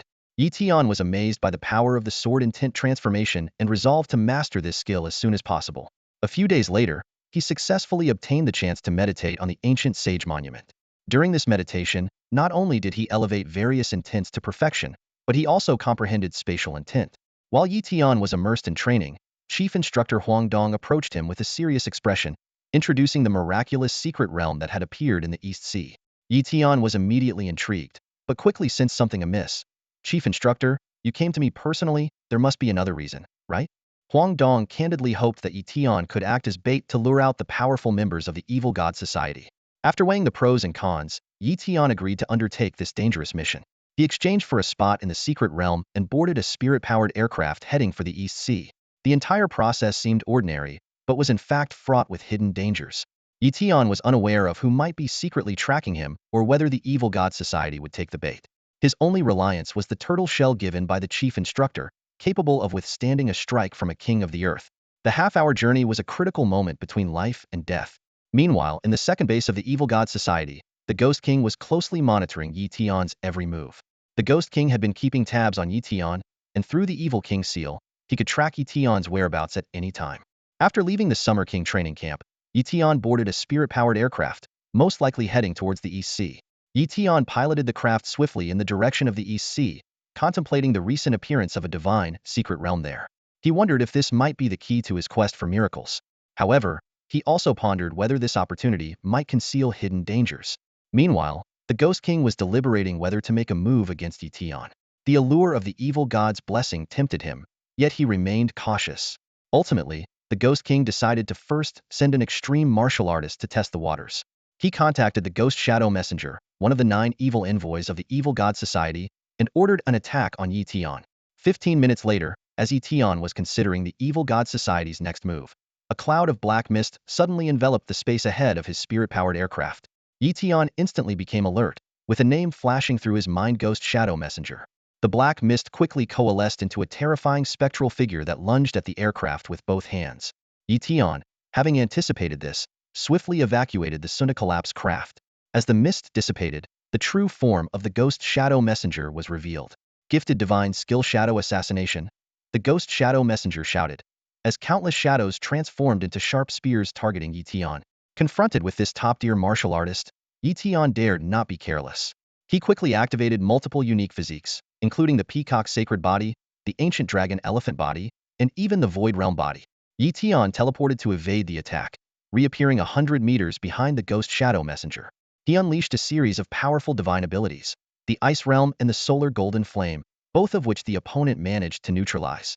However, just as the Ghost Shadow Messenger escaped the range of the Solar Golden Flame, Yi Tian seized the opportunity to strike with the Peacock Divine Light. Following closely, his Aurora technique hit the Ghost Shadow Messenger again, inflicting significant damage. The Peacock Divine Light struck the target, and immediately afterward, the Aurora technique pierced through, further wounding the Ghost Shadow Messenger. Another incredible power. The Ghost Shadow Envoy was filled with fear, realizing he was no match for Yi Tian. As a top-tier master in the Evil God Society, ranking among the top 9, he couldn't believe he was losing to a Grandmaster. Yi Tian's growth was astonishingly rapid. Had he known, he would have risked killing him earlier. Now filled with regret, he quickly sent a message to the Ghost King for help. The Ghost King, observing in secret, cursed the envoy as useless. However, after using a secret treasure to scan the surroundings and finding no one else, he thought perhaps there was no ambush. Even if there was, he believed he could escape. With that thought, the Ghost King attacked without hesitation. Boom! A giant ghostly hand appeared in the sky, reaching for Yi Tian. The attack was so swift that even the void trembled, leaving no time for teleportation. The Ghost Shadow Envoy was astonished by the Ghost King's personal intervention, feeling certain that Yi Tian was doomed. Seeing this, Yi Tian knew he couldn't resist and quickly activated the Turtle Shell artifact on him, along with his Void Body and Great Void Divine Power. However, these defenses were useless against someone as powerful as the Ghost King, whose attack broke through and struck Yi Tian heavily. Boom! Tian was sent flying, the turtle shell shattering instantly. Just as the Ghost King was about to continue his assault, a figure in white suddenly appeared, effortlessly shattering the ghostly hand with a single touch. The Ghost King recognized the newcomer, and his pupils contracted sharply. "Yu Wang, how can you be here?" he exclaimed, turning to flee without hesitation, igniting his life force to unleash a forbidden technique. But before he could escape, a hand caught him. His supernatural organs were crushed, and he fell unconscious, taken away by Yu Wang. The ghost shadow envoy trembled all over, realizing this was a trap. Such a prominent figure like Yu Wang wouldn't appear without reason. Clearly, Yi Tian was the bait. If even the Ghost King couldn't escape, he stood no chance. The next moment, he too fell unconscious and was taken away by Yu Wang. Yu Wang didn't speak to Yi Tian and left immediately. Soon after, Chief Instructor Huang Dong arrived. Yi Tian pointed to the destroyed psionic warplane, but Huang Dong was unfazed. Curious, Yi Tian asked about Yu Wang's identity. Huang Dong explained that Yu Wang was one of the most prodigious talents in the history of Xiagua, now a peak Heavenly King level expert, on the verge of breaking through to the next major realm. This time, they successfully captured one of the 10 kings of the Evil God Society, the Ghost King. Yi Tian speculated that after losing a Ghost King, the Evil God Society wouldn't dare to attack again. Huang Dong agreed, noting that the society's power was limited and unlikely to send a King of Earth or a King of Men level expert. Yi Tian expressed his intention to go to the Divine Relic Secret Realm, and with Huang Dong's permission, he flew directly towards the East Sea. He soon reached the entrance of the Divine Relic Secret Realm, presented his credentials, and entered. Inside the realm, it appeared ordinary, but there were many beasts. Yi Tian easily dispatched a level 5 beast that attacked him and continued exploring. Hours later, he arrived at a canyon and discovered a divine relic of fierce battle between a golden dragon and a phoenix, an awe-inspiring sight. Yi Tian immediately moved to the center of the relic, beginning to comprehend the great divine powers contained within. He first chose the Peacock Divine Light, using a divine-level enlightenment technique to absorb the innate ability's essence, dramatically boosting his comprehension. Under this dual effect, Yi Tian's Peacock Divine Light advanced swiftly. Time slipped away. Hours later, a thunderous boom echoed as Yi Tian's Peacock Divine Light broke through to the minor success stage from the beginner level, significantly boosting its power. Yi Tian opened his eyes, feeling the surge of energy within him. This breakthrough greatly increased his confidence, prompting him to delve into the Golden Scale technique. With the support of divine intervention, the technique harmonized with the Golden Dragon, and numerous insights flooded his mind.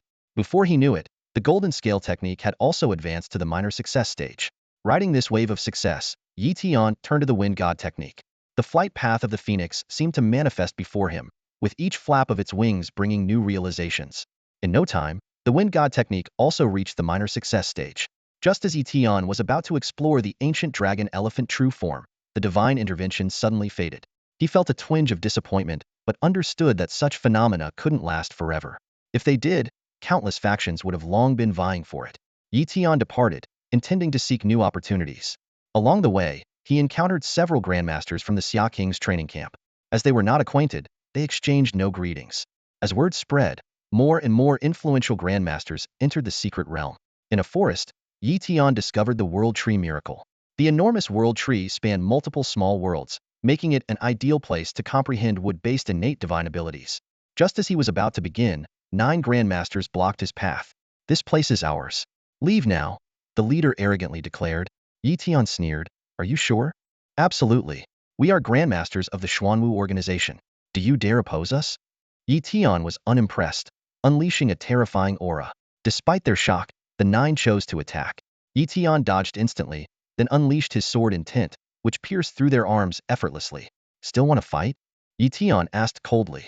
The 9 fled in terror. Yi Tian focused on comprehending the longevity technique, reaching the minor success stage within hours. Others arrived during this period, but as long as they didn't provoke him, Yi Tian left them be. 10 hours later, the longevity technique advanced to the major success stage. Yi Tian tested it, finding its effects impressive. He secretly hoped to achieve perfection in this technique. A day passed, yet the World Tree Miracle persisted. Finally, Yi Tian achieved perfection in the longevity technique. He was secretly delighted, anticipating that once his wood element insight reached the 6th sequence, he might elevate his life level to the peak of an advanced life form. Just then, the World Tree Miracle vanished. As Yi Tian left, he noticed many grandmasters fleeing in panic. He stopped one to inquire about the situation. Someone discovered a miracle, but a level 6 beast guards it. It's a heaven-devouring beast with top-tier bloodlines, and it's already killed several grandmasters. "It's hunting us down," the Grandmaster explained fearfully before hurrying away. Surprise flickered in Yi Tian's eyes. Normally, the secret realm should suppress beast breakthroughs, making a level 6 beast extremely rare. He decided to investigate, using spatial traversal to reach the scene quickly. Soon, Yi Tian spotted the rampaging heaven-devouring beast. After it returned to its lair, Yi Tian followed stealthily. Inside a vast stone cavern, he discovered the star annihilation miracle. Two stars collided like meteors, causing spatial collapse and the extinction of all things. The heaven-devouring beast sensed Yi Tian and lunged at him. Yi Tian knew he had to eliminate this fierce beast to comprehend the miracle. He unleashed all his divine abilities, displaying the full power of his 3 sacred bodies, and wielded his perfected sword intent against it. Boom! The battle erupted. Though powerful, the heaven-devouring beast couldn't land a blow on Yi Tian. Under Yi Tian's relentless assault, the beast was covered in wounds and eventually fell lifeless to the ground. What a pity for this swallowing skyho. If it had been born in the underworld, it might have become a 9th-level demon beast, comparable to a heavenly king-level transformed celestial demon. Yi Tian murmured to himself. A hint of regret flashed in Yi Tian's eyes, but he quickly composed himself and began to focus on comprehending the starfall divine phenomenon. He first practiced the meteor descent technique. Although this great skill was not applicable on Earth, it was a powerful weapon against the underworld races. Yi Tian soon mastered it to a proficient level. Next, he turned to the comprehension of the Void Realm divine skill. The starfall divine phenomenon contained the mysteries of spatial fragmentation, making it perfect for understanding space-related divine skills. Yi Tian concentrated fully, and within 2 days, he perfected the Void Realm divine skill. Building on his momentum, Yi Tian began to study 2 top-tier divine skills, spacewalking and space jumping. With his prior experience, it took him only half a day to master these skills to perfection. Seeing that the starfall divine phenomenon had not yet dissipated, Yi Tian seized the opportunity to revisit the meteor descent technique. After another day, he finally brought this great skill to perfection as well. After the phenomenon dissipated, Yi Tian did not leave immediately. Instead, he meticulously searched the swallowing skyho's lair. His efforts paid off when he discovered a divine-grade mineral vein. It turned out to be a vein of glazed true gold, explaining why the swallowing skyho had managed to reach the 6th-level demon beast status. Overjoyed, Yi Tian immediately began excavating. However, as he delved deeper, he gradually realized it was only a subgrade vein. 3 days later, he unearthed 66 pieces of glazed true gold ore. Though the quantity was less than expected, it was still a pleasant surprise. Yi Tian quickly adjusted his mindset and contentedly stored away the divine-grade materials. After leaving the mineral vein, Yi Tian continued searching for other divine phenomena within the secret realm. Unfortunately, he only found one more, and due to the crowd, he could only comprehend it for 10 minutes before it dissipated. After waiting for over a day without any new phenomena appearing, Yi Tian decided to leave the secret realm and return to the Xia King training camp. Back at the training camp, Chief Instructor Huang Dong brought good news. The higher-ups had decided to help Yi Tian remove the Evil King's mark. A mysterious black-robed woman named Yao Sheng easily dispelled the mark. Only then did Yi Tian realize that beings existed beyond the King realm. With the burden of the Evil King's mark lifted, Yi Tian felt elated and decided to venture into the underworld after the end-of-month assessment. He was confident in his abilities and not at all concerned about his assessment results. As expected, his ranking steadily climbed, and he ultimately secured the top spot. First place, Yi Tian. When the other students saw Yi Tian clinch the top spot in the monthly assessment once again, they were filled with envy and admiration. Yi Tian's name soared to the top of the leaderboard, leaving everyone in awe. Lu Ling's eyes flickered with surprise, but she quickly came to terms with given Yi Tian's prowess. It was only natural. He had long surpassed the realm of ordinary geniuses and could truly be called a prodigy. As soon as the assessment results were announced, the rewards were distributed. Yi Tian received 1,000 points and an opportunity to comprehend the ancient sage monument. Without hesitation, he exchanged the points for a drop of divine essence and eagerly consumed it. Before long, a rumbling sound signaled his breakthrough to the level of advanced supernatural Grandmaster. With a bit more divine essence, I can attempt to reach the ultimate Grandmaster level, Yi Tian calculated to himself, though he regretted the insufficient points.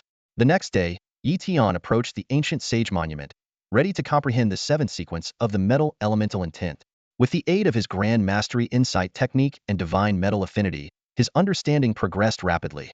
Soon, the 6th sequence of the metal elemental intent took shape. Riding the momentum, Yi Tian shifted his focus to the wood elemental intent. After another bout of diligent cultivation, he also broke through the 6th sequence of the wood elemental intent. With time running out, Yi Tian turned his attention to sword intent. Although he didn't manage a breakthrough, he reached 80% of the 7th sequence. After finishing his comprehension, Tian exited the ancient sage monument and began browsing tasks in the subterranean world. Most low-point tasks failed to capture his interest, while high-point tasks were often too perilous. Just as he was about to give up, a special task caught his eye: the Dark Spirit Flower Acquisition task. The task required him to search for Dark Spirit Flowers and Dark Spirit Sacred Flowers in the Dark Tribe's territory, specifically in the Dark Spirit Sea. The rewards were generous, but the risks were extremely high. After careful consideration, Tian decided to take on the challenge. He swiftly trained in the light shield technique to prepare for the impending adventure. Tian left the academy and headed straight for the Kunlun fortress. After a brief stop there, he used spacewalking to swiftly travel to the Dark Spirit Sea. Upon reaching the edge of the Dark Spirit Sea, Tian cautiously tested the water. The powerful dark energy immediately corroded his arm, but fortunately, his divine healing technique quickly mended the injury.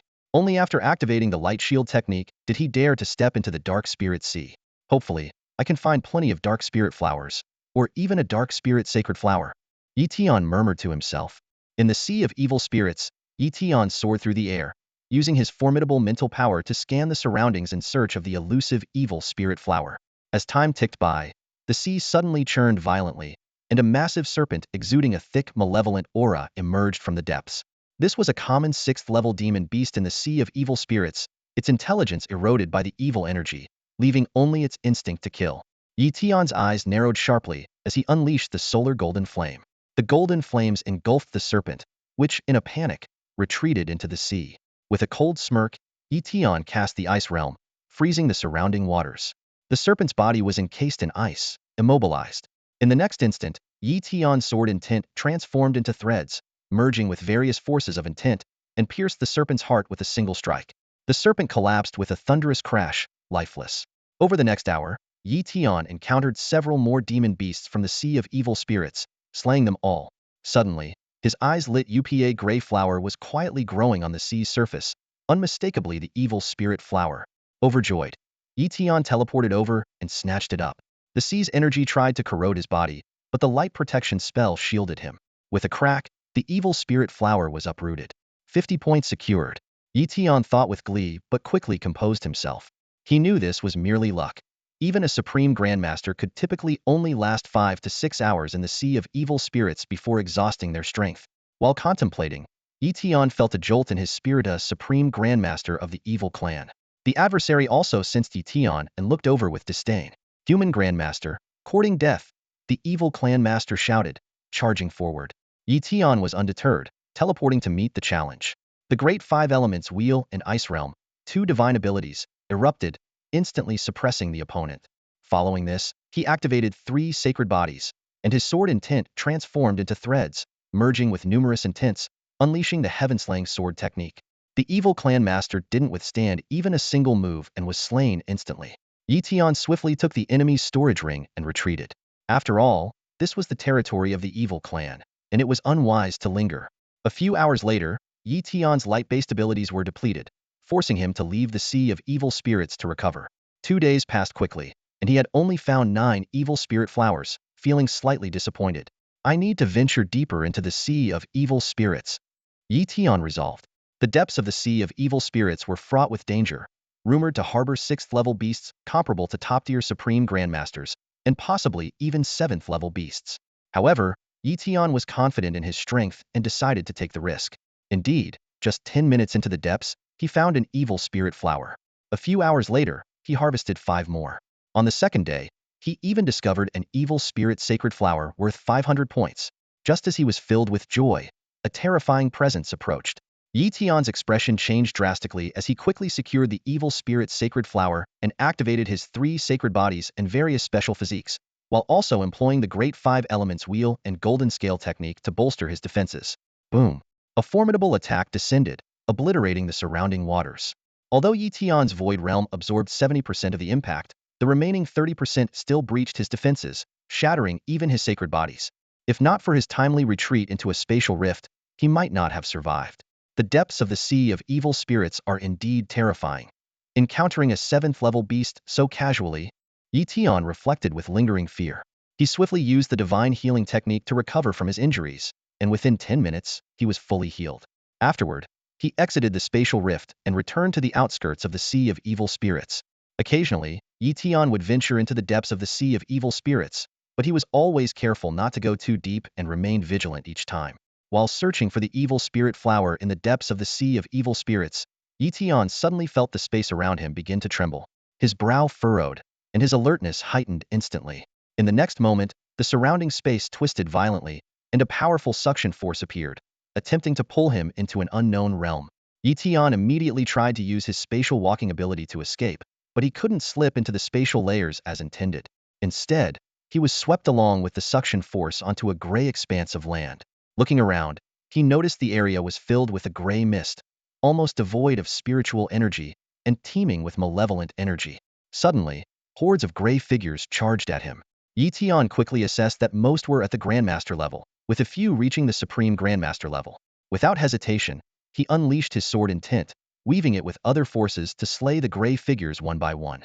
As time ticked by, Tian continued to fight while replenishing his spirit stones. He flew into the sky for a better view, and was dismayed to see countless gray figures stretching into the distance. Realizing the futility of escape, he kept battling while employing his great supernatural comprehension technique to deepen his understanding of the sword intent and its application. On the brink of life and death, Tian's rate of insight far surpassed his usual pace. However, the gray figures seemed endless, appearing in an unceasing stream. Meanwhile, at the Xiaoqing training camp, Chief Instructor Huang Dong grew concerned when Tian did not return for an extended period.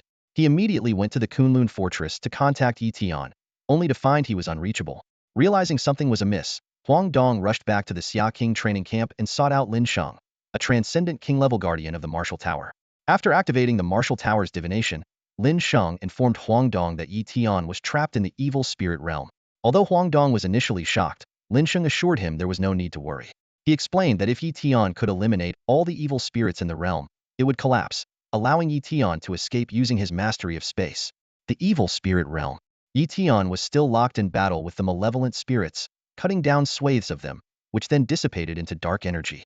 Sword light flickered, and malevolent energy filled the air. Initially, Tian remained cautious, but as the fight progressed, he became fully immersed, losing himself in the art of the sword. Each swing and block deepened his understanding of swordsmanship. With the help of his enlightenment technique, his skill in weaving sword intent swiftly advanced, soon reaching its peak. Time flew by, and 10 days passed in the blink of an eye. Tian had long exhausted his spiritual stones, and was forced to rely on various elixirs and natural treasures to sustain the battle. It was then that the situation changed dramatically. Over 30 Grandmaster-level evil spirits appeared, clearly intent on encircling and killing him. A glint of excitement flashed in Tian's eyes, unfazed by the danger. Perfect timing, he shouted, instantly activating the sacred and unique physiques within him, unleashing a terrifying power. His sword light was like a rainbow, and the evil spirits surged like a tide, clashing fiercely. The battle grew increasingly brutal as more evil spirits joined the fray, determined to eliminate Tian at any cost. Yet, Tian fought with increasing vigor, breaking his own limits with each passing second. He could feel that he was just a step away from fully comprehending the realm of sword intent transformation. To break through the final barrier, Tian charged into the throng of Grandmaster-level evil spirits. Wherever his sword light reached, the spirits scattered. Suddenly, he felt a wondrous force surge through him. His sword intent transformation underwent a complete metamorphosis, consolidating into a formidable presence that suppressed everything around him. Under this overwhelming force, the movements of the surrounding evil spirits slowed considerably. Seizing the opportunity, Tian's sword momentum surged like a rainbow, initiating a massacre of epic proportions. The Grandmaster-level evil spirits fell like wheat before a scythe, one after another. Every move and technique he executed rivaled an entry-level divine power. Though not his most potent attack, it was efficient and could be sustained indefinitely, effectively allowing him to unleash divine power continuously. Against weaker foes, it was the most devastating means of slaughter. Tian had lost track of how long he had been fighting. His various supernatural powers were exhausted, and his mental energy was severely depleted. Suddenly, he realized that the malevolent spirits around him had vanished, as if he had eradicated them all. Cautiously scanning his surroundings and confirming that he was temporarily safe, Tian sat down to meditate and recover. He knew that not all the evil spirits here had been eliminated, so he needed to regain his strength quickly. As he closed his eyes to focus, he suddenly sensed a powerful evil aura approaching. Opening his eyes, he saw a group of over a dozen formidable evil spirits, led by a special one, advancing toward him. This leader was covered in golden patterns, exuding an aura far stronger than the others. Despite not having fully regained his strength, Tian was not afraid. With a fierce shout, he charged at the group of powerful evil spirits. Amidst the thunderous clashes, Tian found these spirits to be much stronger than those he had faced before, especially the leader, who was overwhelmingly terrifying. He quickly decided to deal with the other spirits first. After a fierce battle, Tian managed to slay all the other spirits, leaving only the leader. He gave it his all, using every technique he knew, desperately attacking before his strength ran out. Throughout the relentless fight, Tian's mastery of sword intent advanced rapidly. Finally, using every great power at his disposal, he managed to defeat the evil spirit leader. With the fall of the last spirit, the entire realm of evil spirits began to collapse. As the realm crumbled, its essence gradually coalesced into a gray stone. Though unfamiliar with it, Tian knew it must be a treasure. He swiftly grabbed the stone and used spatial movement to escape before the realm fully collapsed. Back in the sea of evil spirits, Tian breathed a sigh of relief. He realized how perilous this adventure had been and knew he would have struggled to escape unscathed without mastering sword intent. He hurried back to the Kunlun fortress, proceeding with caution, and finally arrived safely at the Xia King training camp. Chief Instructor Huang Dong came to explain the origins of the realm of evil spirits. Tian showed him the gray stone, and Huang Dong informed him that it was an evil spirit sacred stone worth 10,000 points. Without hesitation, Tian chose to exchange it for points. With this substantial amount of points, Tian exchanged them for 10 drops of divine essence. He began to absorb and refine them one by one, steadily increasing his cultivation level. Ultimately, he pushed his cultivation to the peak of the Grandmaster level, preparing to break through to the level of an extreme Grandmaster. One day, the Ancient Sage Tablet application was approved. Tian returned to the Ancient Sage Tablet, where he began to comprehend sword intent. Before long, he had mastered the 7th sequence of sword intent to perfection and continued to delve deeper, eventually achieving the 6th sequence of sword intent. As the end-of-month assessment approached, the leaderboard for the Summer King training camp was updated, starting from the last position and moving up to the first. Tian's eyes were fixed on the leaderboard, his heart racing. When his name lit up at the top, the surrounding students gasped in surprise. Holding the first position for 3 consecutive months was astonishing. Someone murmured, "How does he do it? Does he never hit a plateau?" The next day, Tian returned to the ancient saint monument. He closed his eyes to immerse himself in the mysteries of the inscriptions. Unknowingly, he had advanced his earth and wind intentions to the 6th sequence, and his spatial intention had also improved. Opening his eyes, he smiled slightly, nodding with satisfaction. With confidence, Tian headed to the 4th level of the martial tower. He had honed extraordinary skills in sword intent in the demon realm, and now he put them to use in an intense clash with the aliens. Amid the flashing sword light and spatial tremors, he finally pierced his opponent's heart with ease, passing the challenge. Unsatisfied, he immediately challenged the 5th level. However, the power of his sword intent in the minor completion stage was intimidating. His opponent's sword intent was so refined that a single strand of sword energy could harness the forces of heaven and earth. Tian found himself retreating step by step, ultimately defeated by a single strike. Despite the defeat, Tian was not discouraged. Over the following days, he frequently visited the 5th level, sparring with opponents. From being instantly defeated to holding his ground for 2 or 3 moves, his progress was remarkable. With the help of his grand comprehension technique, he gained insights from every battle. 10 days later, Tian once again had the opportunity to comprehend the ancient saint monument. This time, he elevated his ice and dark intentions to the 6th sequence, with further progress in spatial intention. As his intentions advanced, various special constitutions reached perfection, and top-tier special constitutions achieved major success. Even his peacock sacred body and ancient dragon elephant body showed significant achievements. Tian calculated that once his spatial intention reached the 6th sequence, he could aim for the extreme Grandmaster realm. Time flew by, and Tian made significant progress in all areas, especially in his sword intent techniques. 20 days later, his sword intent reached the limit of the introductory stage. 2 days after that, he achieved minor completion and successfully cleared the 5th level. Elated, Tian attempted the 6th level. Facing the major completion stage of sword intent, he was once again defeated. Nevertheless, clearing the 5th level earned him a reward of 1,500 points, a substantial gain. In the blink of an eye, another 9 days passed, and the end-of-month assessment began again. Once again, Tian emerged as the undeniable champion, earning himself 1,000 points and another opportunity to study the ancient sage steel. With a serious expression, Tian stood before the steel, taking a deep breath as he immersed himself in comprehending the essence of spatial intent. As time ticked away, beads of sweat formed on his forehead, yet he remained unable to break through the barrier of the seventh sequence. So close, just a bit more. Tian muttered through clenched teeth, a glint of dissatisfaction in his eyes. Undeterred after leaving the ancient sage steel, Tian adjusted his mindset and dedicated even more time to understanding the spatial intent. Utilizing a mid-grade spatial treasure and a powerful enlightenment technique, his efficiency improved significantly. More than 10 days later, Tian earned another chance to study the steel. By this time, his grasp of the seventh sequence spatial intent had reached 93%. Holding his breath and focusing intensely, he gave it his all. Boom! It felt as if a barrier had shattered. Tian's eyes snapped open, a hint of a smile playing on his lips. He had finally perfected the seventh sequence spatial intent.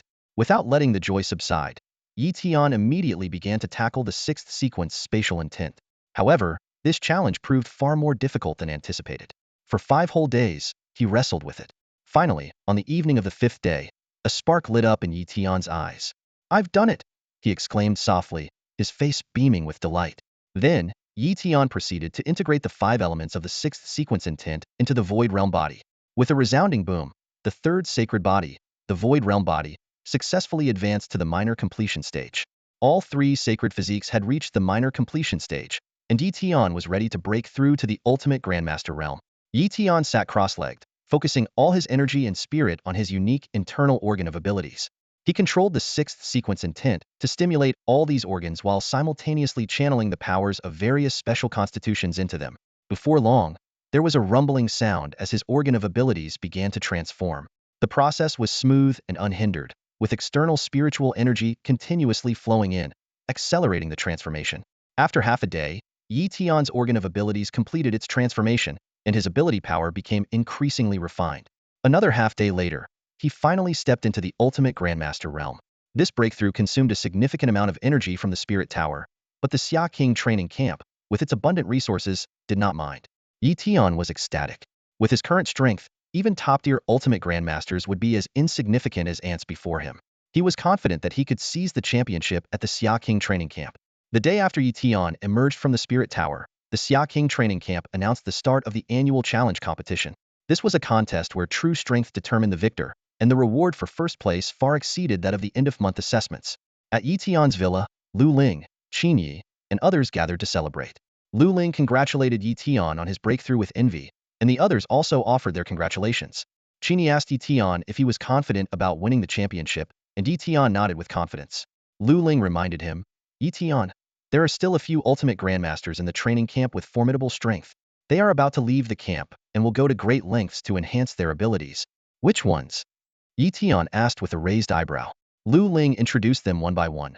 Lin Yu, with the innate wood god physique, just a step away from the sacred physique. Yao Anan, from a prestigious family, possessing a mysterious innate constitution. Long Qing, with the innate metal physique, has also mastered the Qi dragon physique. They all possess the sixth sequence intent and have extraordinary strength. Tian nodded thoughtfully, a glint of battle intent in his eyes. All of them have innate constitutions. Tian was surprised. He once knew a genius with an innate sword physique Su Xingqian. Now, he learned about 3 more geniuses with innate constitutions. Yes, they all have innate constitutions and are destined to reach the realm of human kings in the future. Lu Ling's eyes revealed a hint of envy as she remarked, "An innate constitution is not only powerful but also holds the hope of advancement. A few decades ago, it was a rare trait, 1 in a billion, but recently it has been appearing more frequently, which is truly astonishing." Qin Yi shook his head slightly and revealed the inside story. "From what I know, some powerful figures have found innate items in the underworld. By having pregnant women refine these items, they can potentially give birth to offspring with innate constitutions, at a price. Some of these powerful figures even choose not to send their descendants to school, opting to train them privately to conceal their special traits." Lu Ling pondered, "Indeed, the resources of top families are opportunities beyond our reach." She sighed inwardly, once considering herself a genius, only to realize there are always greater heights at the Xia King training camp. However, Tian is an exception. Changing the subject, Lu Ling asked, "Qin Yi, you have just 6 months left at the training camp, right? What are your plans afterward?" Qin Yi smiled and replied, "I'm planning to join the military. The benefits are good, they have access to secret realms, and there are plans to explore the underworld, offering many opportunities." Lu Ling nodded in agreement. "That's a great choice. With your talent, the military will surely value you." Then she turned to Li Man, "What about you? I'm planning to return to my clan and help expand our operations in the underworld, Li Man answered. Lu Ling acknowledged with an also a good plan, but didn't ask Yi Tian. After all, he just arrived a few months ago and still has several years ahead of him. With only a few days left until the annual challenge of the Summer King training camp, Yi Tian knew it was impossible to advance his skills to the intermediate level of Supreme Grandmaster or to fully master the art of sword intent transformation in such a short time. Understanding the urgency, Yi Tian decided to focus his efforts on creating a more powerful sword technique. The heaven-slaying sword technique could no longer meet his current needs. With his mastery of multiple sixth-order realms and partial mastery of sword intent transformation, he was confident he could develop a move that would significantly boost his strength. For the next several days, Yi Tian dedicated himself entirely to this creation. With the aid of his great enlightenment technique, inspiration flowed freely. By the 10th day, he succeeded in creating a powerful new sword move, the space-slicing sword technique. This new technique was an upgraded version of the heaven-slaying sword technique, incorporating spatial powers that allowed it to slice through space. It ignored distance, making it difficult for opponents to defend against, and its power was several times greater than the original technique, capable of delivering instant kills. Yi Tian was secretly pleased and decided to reserve it as his ultimate move, while continuing to use the heaven-slaying sword technique for regular attacks. On the day of the challenge, the students gathered in front of the martial tower. This semi-divine structure could withstand battles of Grandmaster level and had the ability to simulate scenarios to prevent accidental deaths, making it the ideal venue for the competition. Chief Instructor Huang Dong presided over the event, briefly explaining the rules. The interior of the martial tower was divided into multiple small spaces, and students would be randomly transported to different areas for unknown battles. Winners advanced, while losers faced other losers. 3 consecutive losses would result in elimination. The top 100 would be determined and rewarded handsomely. At Huang Dong's signal, the students were transported into the tower. Yi Tian marveled at the spatial capabilities of the tower, while preparing himself for the challenges ahead. As the rounds progressed, Yi Tian advanced with ease. Most of his opponents chose to forfeit, leaving him with little need to fight. Though it felt somewhat dull, Yi Tian understood this was necessary to protect student privacy. By nightfall, the top 100 were finally determined. Unsurprisingly, Yi Tian was among them. However, his friend Lu Ling was eliminated after facing several strong opponents in succession. Yi Tian consoled her, saying, "Lu Ling, you'll definitely make it into the top 100 next time." After numerous battles, all the students were quite exhausted. Therefore, the top 100 challenge will only begin tomorrow. As night fell, the area around the martial tower plunged into silence. The next morning, as the sun rose, the top 100 students began to gather at the tower, the air filled with tension and anticipation. The other students dispersed, knowing they couldn't watch the matches and staying would only add to their frustration. The rules for the second round of the challenge were the same as the first. Lose 3 times in a row and you're out. By the end, the top 10 would be determined, and they would compete on the 3rd day for the honor of first place. At the start of the competition, Yi Tian unexpectedly faced a familiar opponent, Li Man. "Yi Tian, I didn't expect to face you right away," she said with a sigh, aware of his formidable strength and knowing that fighting him was almost a guaranteed loss. Yi Tian quickly reassured her, "Sister Li, don't be so quick to concede. I've been advancing because my opponents have surrendered without a fight, so I lack real combat experience. How about this? I won't attack first, and you can make the first move."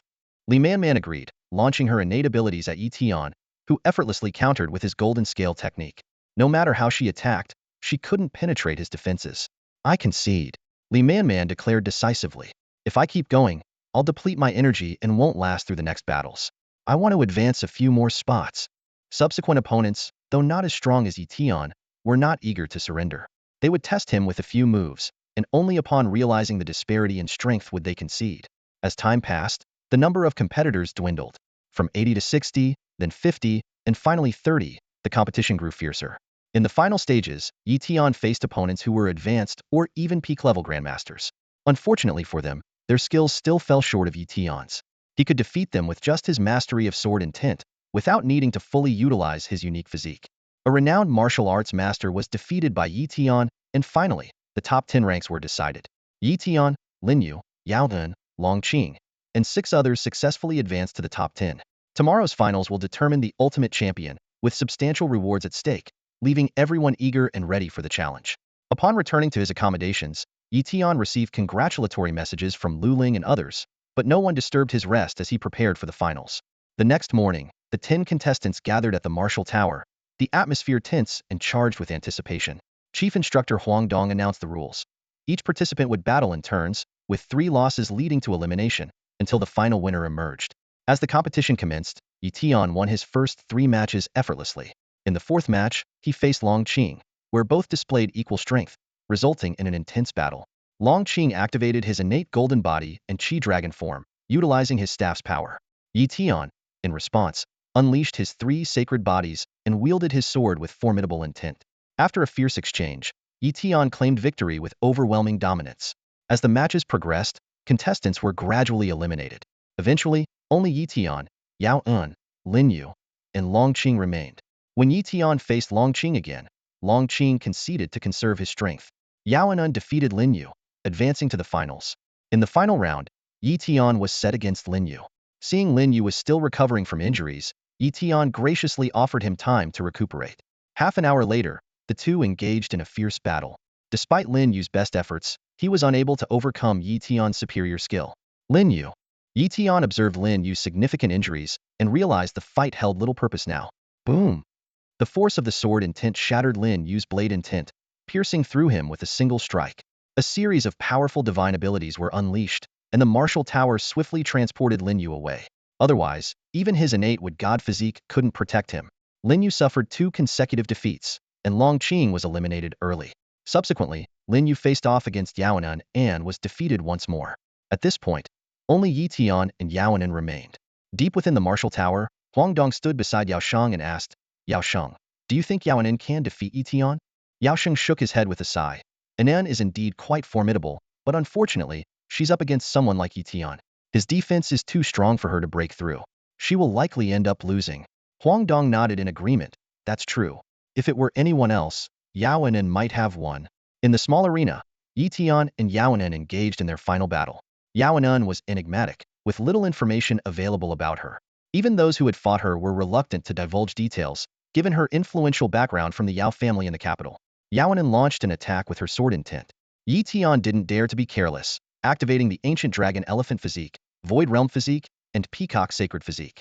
He fully armed himself with defensive divine abilities like the great 5 elements wheel and golden scale technique. Suddenly, Tian's mind froze. Clang! Yao En's attack landed on him, but failed to breach his defenses. Tian was shocked, realizing that Yao En had mastered the power of time. To test his theory, Tian countered with his sword intent. However, Yao En effortlessly dodged, moving so swiftly that Tian couldn't even catch a glimpse. Tian finally confirmed, it's the power of time. Tian had always yearned for the ability to manipulate time, yet he had never come across any time-related materials. His desire for time manipulation was insatiable, but it seemed like a distant dream. Even the prestigious Xia King training camp didn't possess such materials. However, fate has a way of surprising us. Just when Tian thought time abilities were mere myths, the arrival of Yao En shattered his beliefs. Yao En wielded not just time-based abilities, but a seamless blend of several time techniques. The most astonishing of these was her ability to slow down time to an almost imperceptible crawl. Tian experienced a moment of mental stagnation, brief yet enough to reveal the terrifying potential of this power. However, Yao En's time manipulation wasn't invincible. Faced with Tian's formidable defenses, her attacks seemed somewhat ineffective.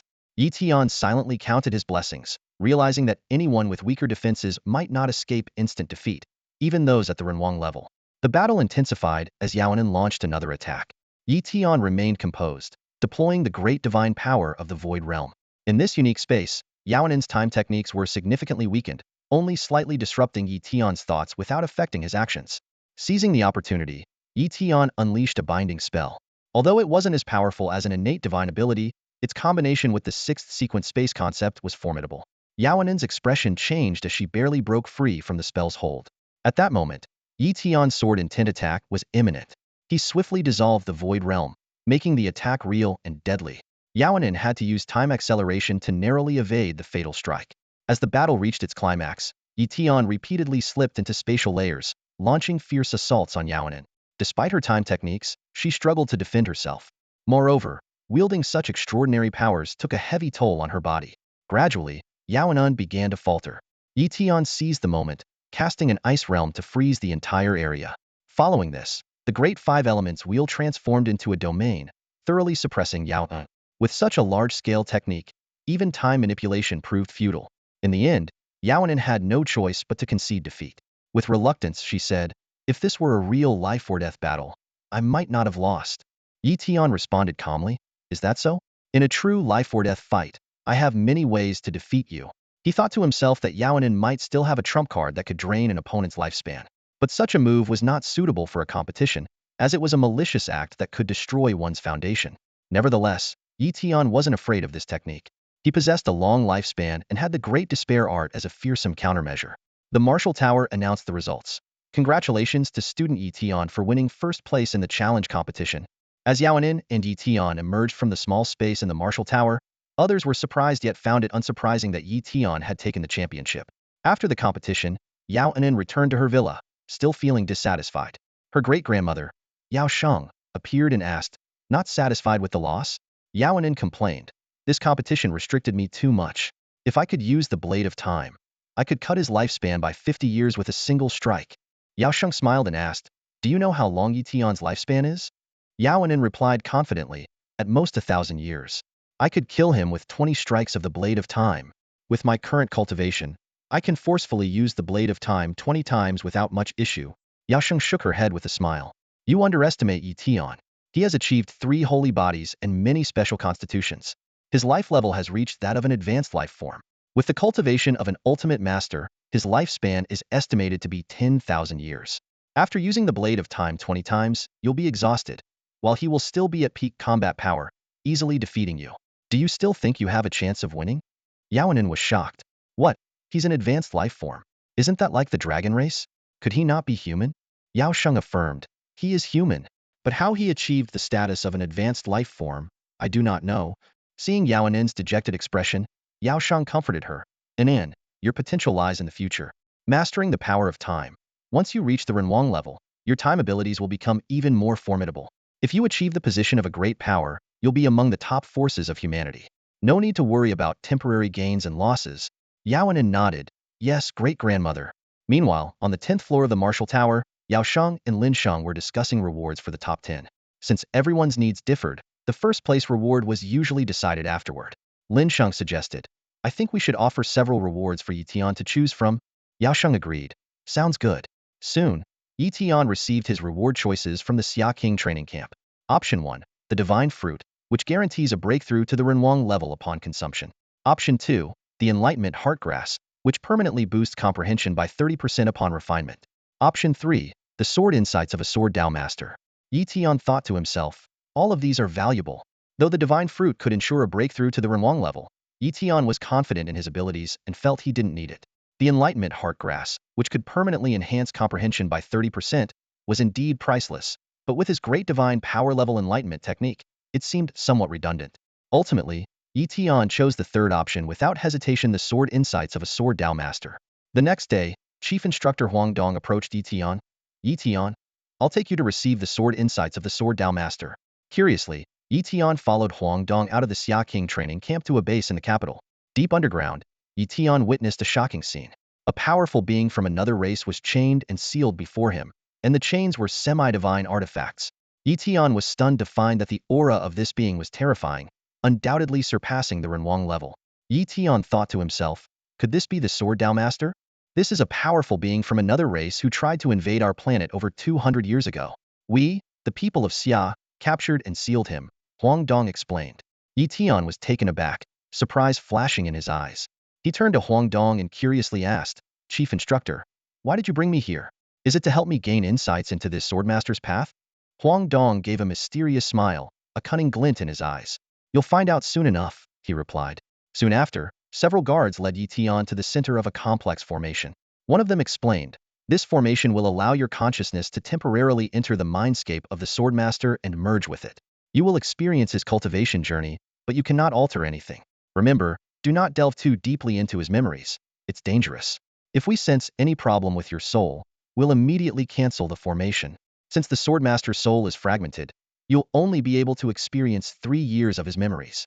We'll focus on the most important parts, and there may be time skips. That's normal. Any irrelevant memories will be skipped, so don't worry. Yi Tian listened intently, gradually understanding the process. Then, the formation activated, and a powerful force pulled Yi Tian's consciousness, merging it with the Swordmaster's memories. With a thunderous roar, Yi Tian felt as if he had traveled through time and space, arriving in an unfamiliar world. He found himself in the body of a young man, able to feel everything but unable to control it. This was a mountain range in the underground world, home to a tribe. Through conversations with those around him, Tian learned that this body was named Hu Yang, a genius of the Sanyang tribe. The Sanyang tribe had the bloodline of the three-legged bird, linked to the legendary three-legged golden crow. Hu Yang was an extreme Taoist master, second only to a few elders at the human king level in the tribe. Over the following days, Tian, through Hu Yang's perspective, experienced his diligent sword practice. Hu Yang had exceptional comprehension, quickly grasping the essence of sword intent and reaching the minor achievement stage. One day, Hu Yang encountered a formidable enemy while out. Though he defeated his opponent, he was severely injured and fell into a perilous place. There, he endured 3 months of life and death trials, eventually escaping. This experience greatly advanced his sword intent mastery, soon reaching the major achievement stage. Time flew by, and 10 years passed in the blink of an eye. By then, Hu Yang had pushed his sword intent mastery to its limits, just a step away from the more advanced domain of sword intent. He returned to the Sanyang tribe's headquarters, where he received full support, access to numerous texts, and sparring with strong opponents. After some time, Hu Yang participated in an intertribal competition, fiercely battling many talents, and ultimately securing third place. This competition significantly boosted his strength, and he soon broke through to the human king level. However, overconfidence led to defeat. Hu Yang ventured deep into the underground to compete with other prodigies, but was soundly defeated. This failure left him despondent for years until disaster struck the Sanyang tribe. The death of his family ignited his potential, allowing him to comprehend the domain of sword intent and slay a powerful opponent, thus escaping. Subsequently, Hu Yang allied with the Hu Jiao tribe, married, and had children, continually improving his strength. With the Hu Jiao tribe's help, he advanced to the Earth King level, perfecting his sword intent domain. The scene shifted again, leaping forward several centuries. By then, Hu Yang had become a formidable figure, his power unfathomable. During an invasion of the Hu Jiao tribe by powerful enemies, he broke through on the battlefield, surpassing the domain of sword intent, and with a single sword stroke, created a world, vanquishing his foes. With a crack, the scene shattered. Tian's consciousness returned to his body, feeling utterly drained and weak. Such was the price of experiencing the life of a swordmaster. "You can come out now," a guard said.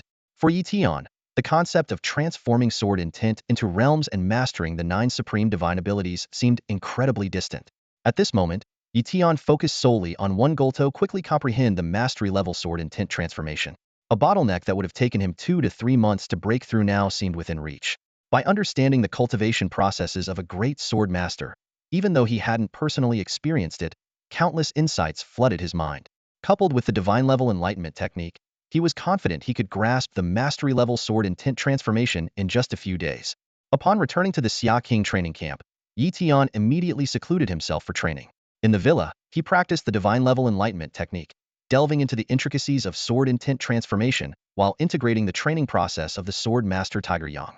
Suddenly, countless flashes of inspiration appeared in his mind, and Tiger Yang's every move during training seemed vividly clear, allowing Tian to understand various mysteries one by one. In this state, his progress in sword intent transformation was astonishingly rapid. Just 2 days later, Tian successfully comprehended the mastery-level sword intent transformation and continued to make remarkable progress. He estimated that within a week, he could grasp the full extent of the mastery-level sword intent transformation. Another day passed, and Tian arrived at the 6th level of the Martial Tower.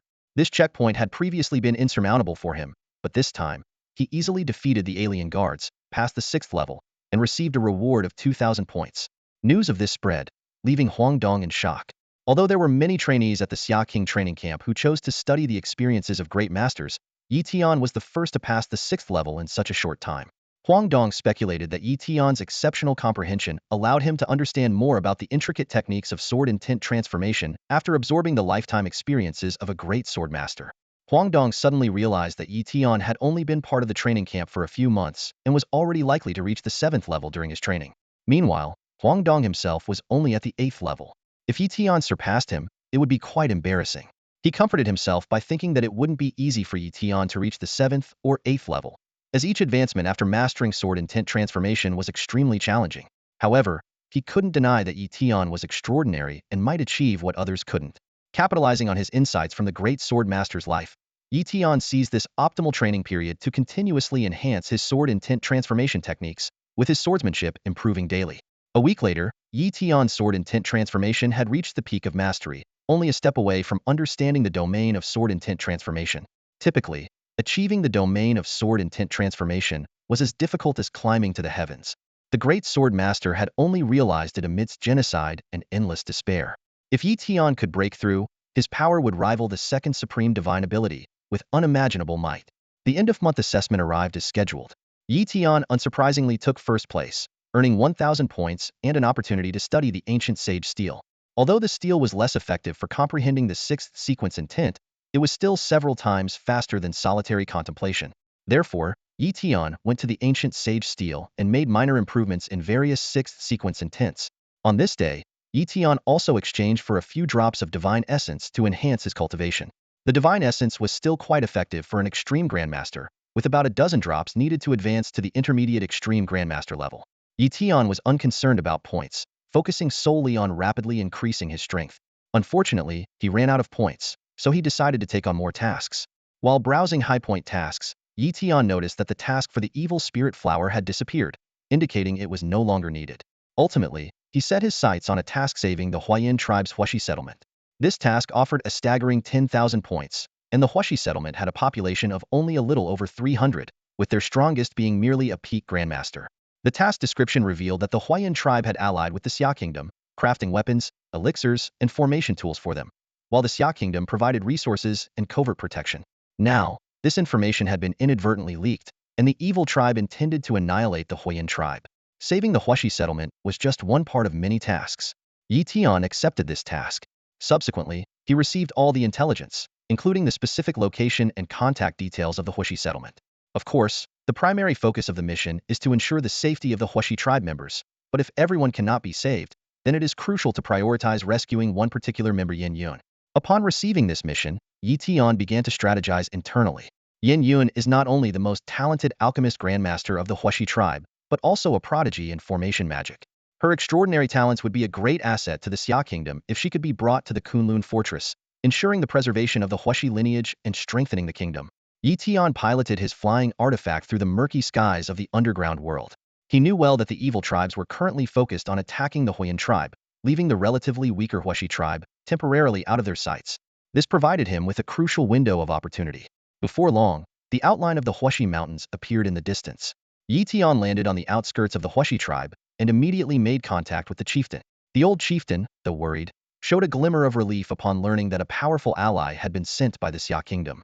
Great-grandfather, can the human warrior really stand against the evil tribes? Yin Yun asked, her voice tinged with concern. The old chieftain shook his head. I don't know. But right now, our only hope lies with the humans. Otherwise, once the evil tribes destroy the Huayan tribe headquarters, we'll be next. Just then, a communication talisman flew in. The elder caught it, and his face lit up with joy. Chieftain, we've received word from Kunlun Fortress the strong ally has arrived. Yi Tian had contacted the Huaxi tribe. He had arrived. With a soft hum, Yi Tian emerged from the depths of the spatial rift, appearing in the Yinshi tribe. As soon as Yi Tian appeared, several grandmasters from the Yinshi tribe approached cautiously. Once they saw he was human, they relaxed. Yi Tian succinctly stated his purpose. I'm sent by the Xia kingdom to escort you to the Kunlun fortress. Are you ready? The elderly chief of the Yinshi tribe nodded. We're ready. Let's move immediately. Yi Tian urged. In no time, hundreds of Yinshi tribespeople began their journey with Yi Tian. The old chief took out a mystical artifact to mask their presence. While it couldn't completely conceal them, it reduced the risk of exposure. During the journey, the old chief furrowed his brow, noticing that Yi Tian was only a junior grandmaster. Doubts crept in. He had expected the Xia kingdom to send a king-level warrior, or at least a peak grandmaster. Sending a junior grandmaster seemed to undervalue the Yinshi tribe, especially considering Yin Yun's exceptional potential. The Xia kingdom should have prioritized them more. To speed up the journey, the grandmasters and masters of the Yinshi tribe assisted the weaker members. Sir, up ahead is the evil Cloud Mountain, the old chief said worriedly. There are many powerful foes stationed there. Once we pass through, we'll be breaking through their encirclement. With so many of us, it will be hard to stay hidden. Yi Tian remained calm. I understand. Don't worry, I'll handle any enemies we encounter. The old chief's concern deepened. Evil Cloud Mountain was at least guarded by a mid-level grandmaster. Even if Yi Tian could defeat him, reinforcements would quickly arrive. How would they escape then? Yin Yun, the old chief whispered. I'm afraid this human grandmaster might not be reliable. If he can't hold off the enemy, seize the chance to escape. I'll buy you time. Yin Yun bit her lip but stayed silent. On Evil Cloud Mountain, the mid-level grandmaster from the evil clan, Shefengua, received a report about a Yinshi tribe attempting to cross the mountain. He hurried to intercept them with several Grandmasters. Soon, Shefengua spotted the Yinshi tribe and a human Grandmaster among them. A human Grandmaster from Earth. It seems they're trying to escort this tribe out. Without hesitation, Shefengua launched an attack. The old chief trembled at the sight of Shefengua. Yin Yun, be ready to flee, he warned again. Yin Yun nodded slightly. At that critical moment, Yi Tian swiftly appeared before Shefengua and his group, uttering, Ice Realm. In an instant, Shefengua and the Grandmasters were frozen, their life force rapidly draining. They shattered into icy fragments, falling lifelessly. Yi Tian returned with ease, as if it were a trivial task. The old chief was speechless with shock. A mid-level Grandmaster, defeated in an instant. Yi Tian must be an extraordinary talent, a top prodigy of the Xia Kingdom. Keep moving, Yi Tian urged. Yes. The old chief quickly responded, newfound respect for Yi Tian surging within him. The group quickened their pace, soon passing through the evil Cloud Mountain area, breaking the encirclement. However, they were not yet free from pursuit.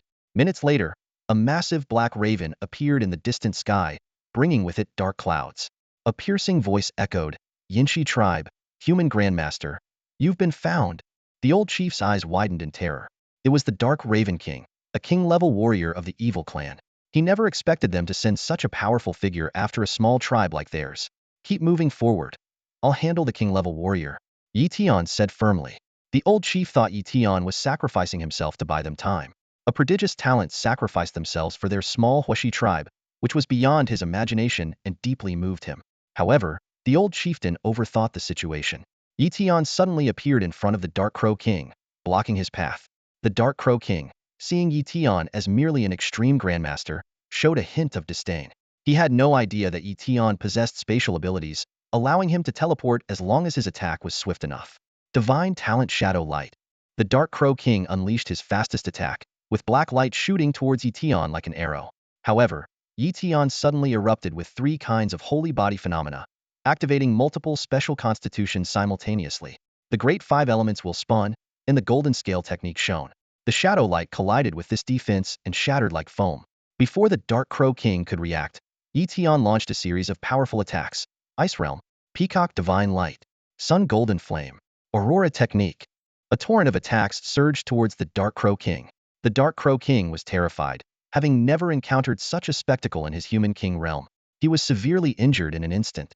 Yi Tian seized the opportunity, using a binding technique to immobilize his opponent, while the Great 5 Elements will transformed into a domain for suppression. Sword Intent transforms into force. Yi Tian executed his ultimate move, the Sky-Cleaving Sword technique, a strike with spatial power aimed directly at the vital point. The Dark Crow King had no chance to evade. His mid-grade defensive armor was pierced, and his heart was shattered. As life faded, the Dark Crow King stared at Yi Tian unwillingly. To be defeated in a single round by an extreme Grandmaster while being in the human king realm was a profound humiliation. Yi Tian collected the Dark Crow King's storage ring and teleported back to his original position. He smirked. Is this the human king realm? Too weak. I thought it would last a few more rounds. The old chieftain of the Huashi tribe and his people hadn't even run 100 meters before the battle concluded. They were dumbfounded. Their understanding turned upside down. How terrifying must this prodigious talent be to so effortlessly slay someone of the human king realm? After Yi Tian killed a powerful figure from the Xia tribe, he swiftly led the Huashi tribe members away. A hint of caution flashed in Yi Tian's eyes as he quickly evacuated with the Huashi people. Although he had the power to defeat the Dark Crow King, his chances against other Xia tribe leaders, especially those of genius caliber, were not high. If he encountered a D1-level opponent, he could only escape to save his life. He was relieved that his killing speed was fast enough, preventing the Dark Crow King from alerting other Xia tribe elites. They hurried on their way as time ticked by. Over an hour later, Yi Tian finally led the group out of the Xia tribe's territory, getting closer to the Kunlun fortress. Suddenly, a supreme master from the Xia kingdom appeared, ready to attack upon seeing the group of foreigners. Yi Tian quickly intervened, presenting the order from the Kunlun fortress. Only then did the man leave, albeit reluctantly. Before long, the group arrived at the Kunlun fortress. After a thorough inspection, the Huashi tribe was settled safely. With his mission completed, Yi Tian breathed a sigh of relief. Back at the Xia King training camp, Yi Tian submitted his mission and earned 10,000 points. He immediately exchanged them for 10 drops of divine essence, intending to use them to break through his cultivation level. Over the following days, he secluded himself, focusing on enhancing his strength. The Kunlun fortress was engulfed in war as the Xia kingdom clashed with the Xia tribe. However, the students at the Xia King training camp were not strong enough to participate. Yi Tian dedicated himself to his training, undisturbed by the chaos outside. Time flew by, and more than 20 days passed in the blink of an eye. On one particular day, Yi Tian achieved a breakthrough, reaching the intermediate supreme master level. Such astonishing progress left his peers in awe. 2 months later, Yi Tian's cultivation stabilized, bringing him just a step away from the advanced supreme master level. He mastered various great abilities, significantly boosting his power. His only regret was not yet comprehending the realm of sword and tint, as he felt he was just a step away. Lu Ling brought news that Qinyi was about to leave the training camp. Yi Tian and his friends held a farewell gathering for him, watching as their senior embarked on a new journey. A few days later, Chief Instructor Huang Dong approached Yi Tian with an opportunity. Huang Dong said, "Yi Tian, I have an opportunity for you. In 5 days, I will take you to the Huayan tribe to refine your mind using their illusory spirit world pearl." Huang Dong explained that the illusion spirit pearl is the only spiritual treasure of the Huayan tribe. Although it's considered a lower-grade spiritual treasure, its value rivals that of a typical mid-grade one. Huang Dong's words caught Yi Tian's attention, as it was the first time he'd heard of such a treasure.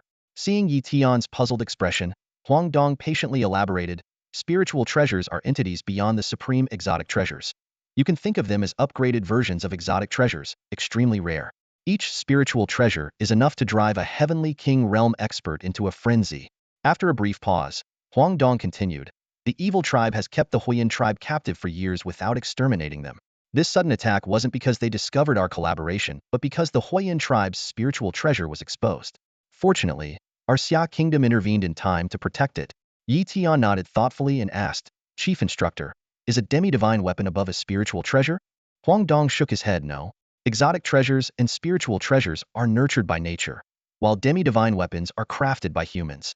They're hard to compare directly, but generally, a demi-divine weapon is equivalent to a high-grade spiritual treasure, and a top-tier demi-divine weapon can rival a supreme-grade spiritual treasure. What is the purpose of the illusion spirit pearl's heart refinement?" Yi Tian inquired further. Huang Dong gave Yi Tian a meaningful look. "You've been unable to pass the 7th level of the martial tower because your mindset isn't mature enough. You have incredible talent, but your experiences are limited. Even if you comprehend the life of a great swordmaster, it's just an observation for 3 years, not true heart refinement. Without a sufficient mindset, you can't grasp the concept of sword intent domain." Yi Tian suddenly realized why he couldn't break through. The great swordmaster Hu Yang was able to comprehend the sword intent domain because he transcended his mindset after experiencing endless despair. However, this method is hard to replicate and is considered a risky path. The proper way is to refine one's heart and elevate the mindset, which might lead to a breakthrough. No wonder he had always been stuck. The great swordmaster Hu Yang managed to comprehend the sword intent domain by experiencing profound despair, allowing his mindset to ascend. But such a method is not advisable, as it is a risky shortcut that is difficult to replicate. The orthodox path is through heart refinement and enhancing one's mindset, which might finally lead to a breakthrough. 5 days later, Huang Dong informed Yi Tian that it was time to set off. At Huang Dong's command, Yi Tian quickly assembled with 4 others. Yaonin, Lin Yu, Long Qing, and Zhang Bai all had looks of anticipation and vigilance in their eyes. Under Huang Dong's leadership, the group of 5 embarked on their journey to West City. Though small, West City was crucial due to its strategic location. The entrance to an underground cave here led to a desolate area, making it an ideal place to settle the Huayan tribe. After passing through the cave, Yi Tian and his companions arrived at the Baiyin mountain range, the temporary home of the Huayan tribe. Within the mountains, the Huayan tribe was fervently building their new home. As Yi Tian looked around, he noticed many top-tier masters and grandmasters from the elite families of Xia country were also present. Yaonin and Lin Yu greeted them warmly, while Yi Tian offered a simple introduction of himself. From their conversations, Yi Tian deduced that these people were backed by powerful figures from the Saint Realm. Soon, they were led to an unadorned palace. In the center stood a 30-meter-tall statue, with a gem emitting a purplured glow embedded in its 4-data lower-grade spiritual treasure known as the illusionary spirit realm pearl. An elderly king-level expert from the Huayan tribe appeared and briefly explained the rules of the heart-refining process. Everyone took their seats as spirit stones were absorbed into the illusionary spirit realm pearl. With a rumble, their consciousnesses were drawn into the world within the pearl. Yi Tian opened his eyes to find himself inhabiting the body of a frail orphan, inside a dilapidated temple. He quickly assessed his physical condition and attempted to practice his sword techniques. Although his mastery of the perfect level sword moves remained intact, he was unable to summon his sword intent. Feeling the pangs of hunger, Tian dragged his weakened body out of the temple. The surrounding area was desolate, clearly ravaged by famine. He decided to head to a nearby small town in search of food. In the town, beggars were everywhere, and the situation was dire. As Tian stepped through the city gates, he felt a malicious gaze fixate on him. He deliberately walked into a secluded alley, and sure enough, two people followed him in. Tian stopped in his tracks, turned around to face the two sneaky figures, and asked coldly, "Who are you?" His eyes were vigilant. The two exchanged glances, revealing greedy looks. "Boss, this kid might be skinny, but he should be enough to fill us up for a few meals," one of them said, licking his lips. "Stop talking and kill him," the other shouted harshly. Tian's face changed drastically. He hadn't expected that these two intended to eat him. Just as they lunged at him, Tian quickly grabbed a branch from the ground and executed a flawless sword technique. With a thud, the tip of the branch pierced through one man's throat. Tian swiftly dodged the other's attack, pulled out the branch, and struck again. A second thud sounded as the other man clutched his neck and fell. In their final moments, the two men wore expressions of disbelief, never imagining they would be killed by a skinny child wielding a branch. Breathing heavily, Tian searched the two bodies. He only found 2 daggers, 2 copper coins, and an old swordsmanship manual.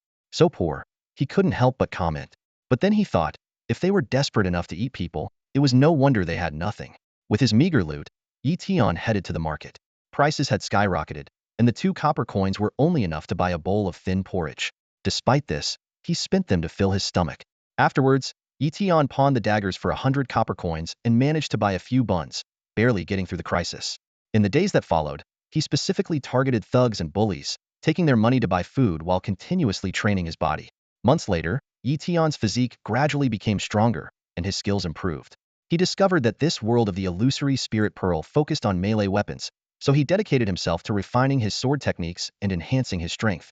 His next goal was to survive in this world to the full stop to 100 years old. Tian thought to himself. In the days that followed, Tian gradually grew and matured. In this world, devoted solely to the cultivation of swordsmanship, he embarked on a unique life journey.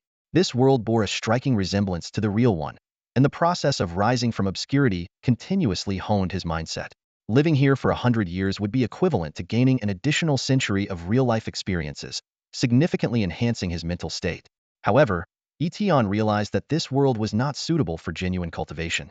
Upon studying various texts, he discovered many inconsistencies and flawed principles that, despite their faults, could still be executed. To avoid straying from the true understanding of swordsmanship, he decided not to study the sword techniques of this world, but rather to focus on refining his mindset. His approach was to integrate combat with everyday life. But his primary task was survival in this world plagued by disasters and rampant banditry. A year later, Tian arrived in Stone City, intending to take over the Stone Gang as a foundation to gather resources and enhance his own strength. "Kid, get lost. This is Stone Gang territory," a young gang member shouted harshly. Tian ignored him and walked straight ahead with a wooden sword in hand. Enraged, the youth swung his blade at Tian, who effortlessly slashed the youth's wrist with a single stroke. More gang members arrived to attack him, but Tian, displaying perfect-level swordsmanship, subdued them easily without inflicting fatal injuries. Soon, the leader of the Stone Gang arrived with a display of advanced spear techniques. Although Tian's physical strength was inferior, his swordsmanship was far superior, allowing him to evade all attacks with ease. With a swift strike, Tian closed in, and the leader fell to the ground. "From now on, I am the new leader of the Stone Gang. Any objections?" Tian coldly surveyed the crowd.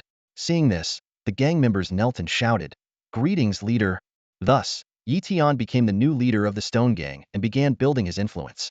He reformed the gang's rules, focusing on commerce while continually honing himself. 5 years later, the Stone Gang had become the most powerful force for hundreds of miles, and Tian's skills had advanced significantly, enabling him to perform the technique of weaving sword intent into threads. Yet, Tian did not indulge in comfort.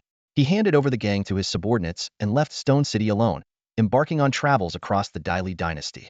He sparred with formidable opponents, survived assassination attempts, and encountered women who admired him, enriching his life and constantly elevating his mindset.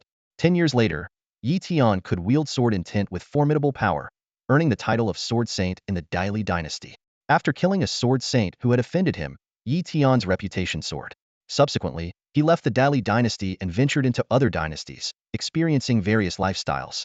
After 50 years in this world, he had mastered the ultimate technique of channeling his sword intent into a form, but he couldn't sustain it for long. Yi Tian sighed deeply, his gaze profound.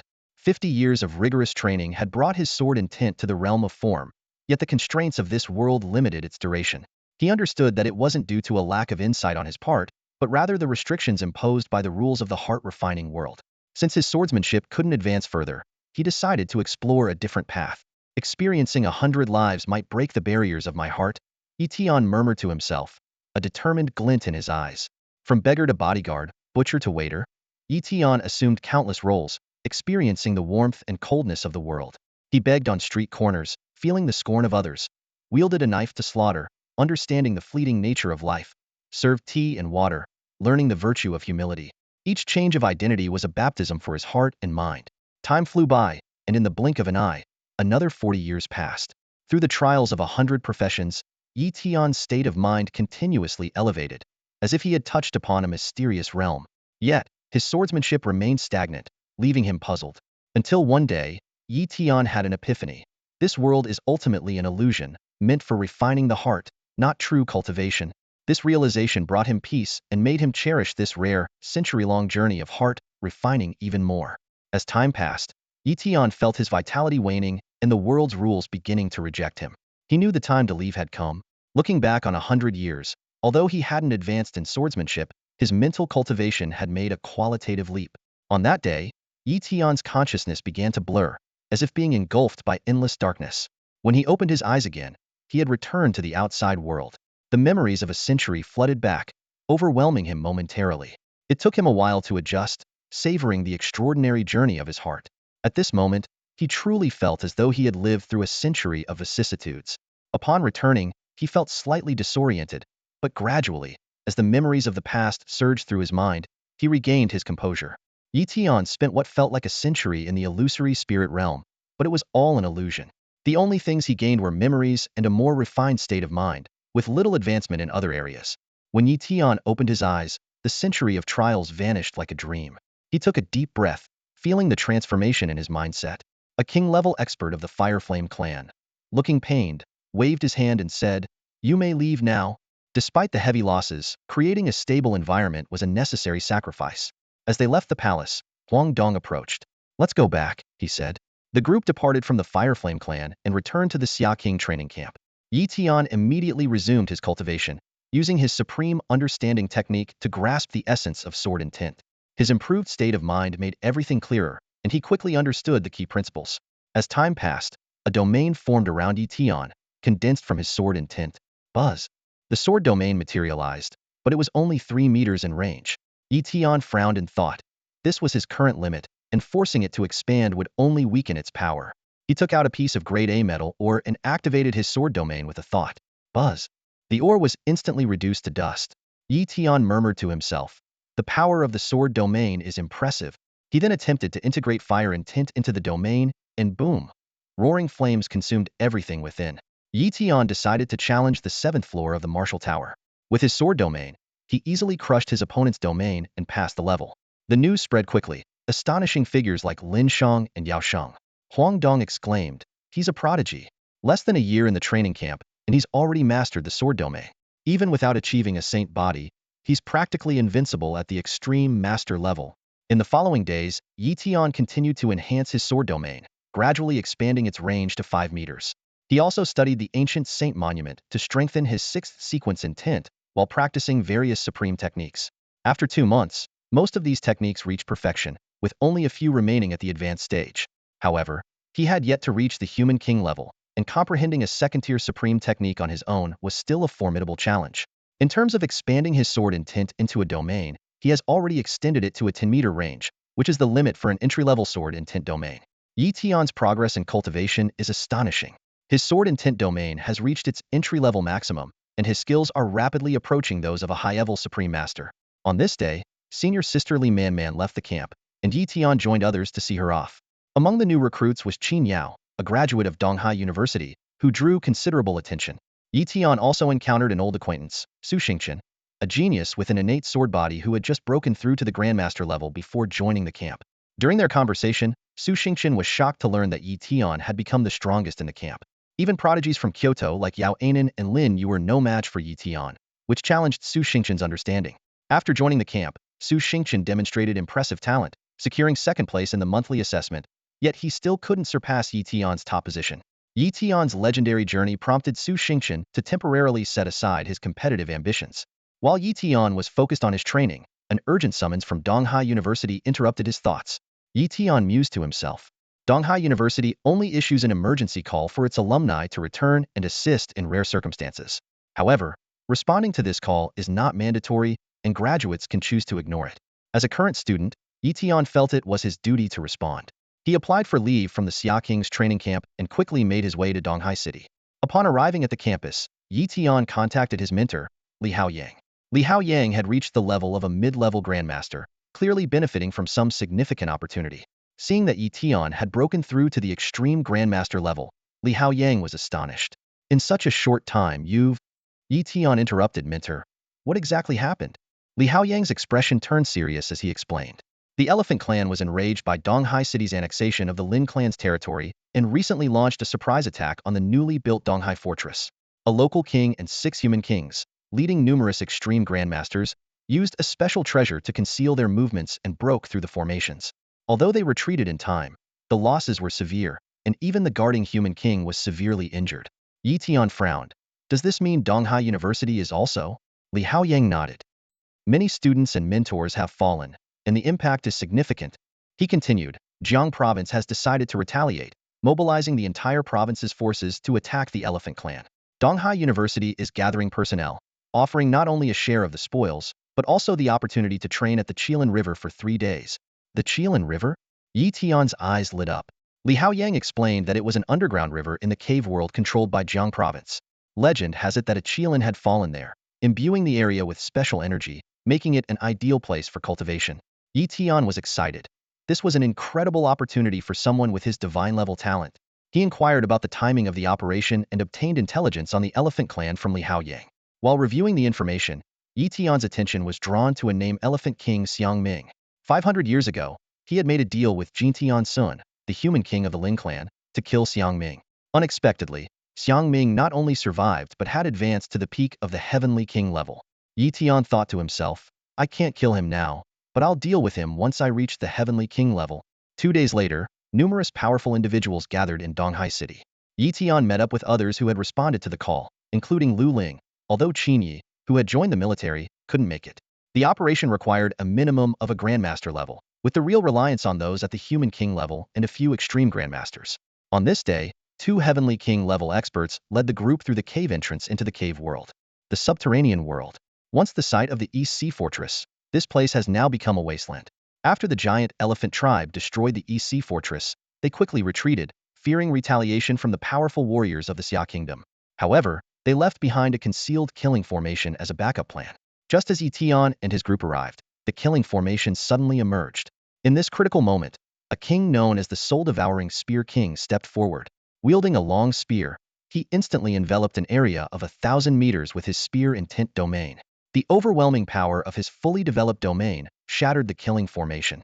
Yi Tian was secretly astonished, thinking to himself, the Soul-Devouring Spear King truly lives up to his reputation.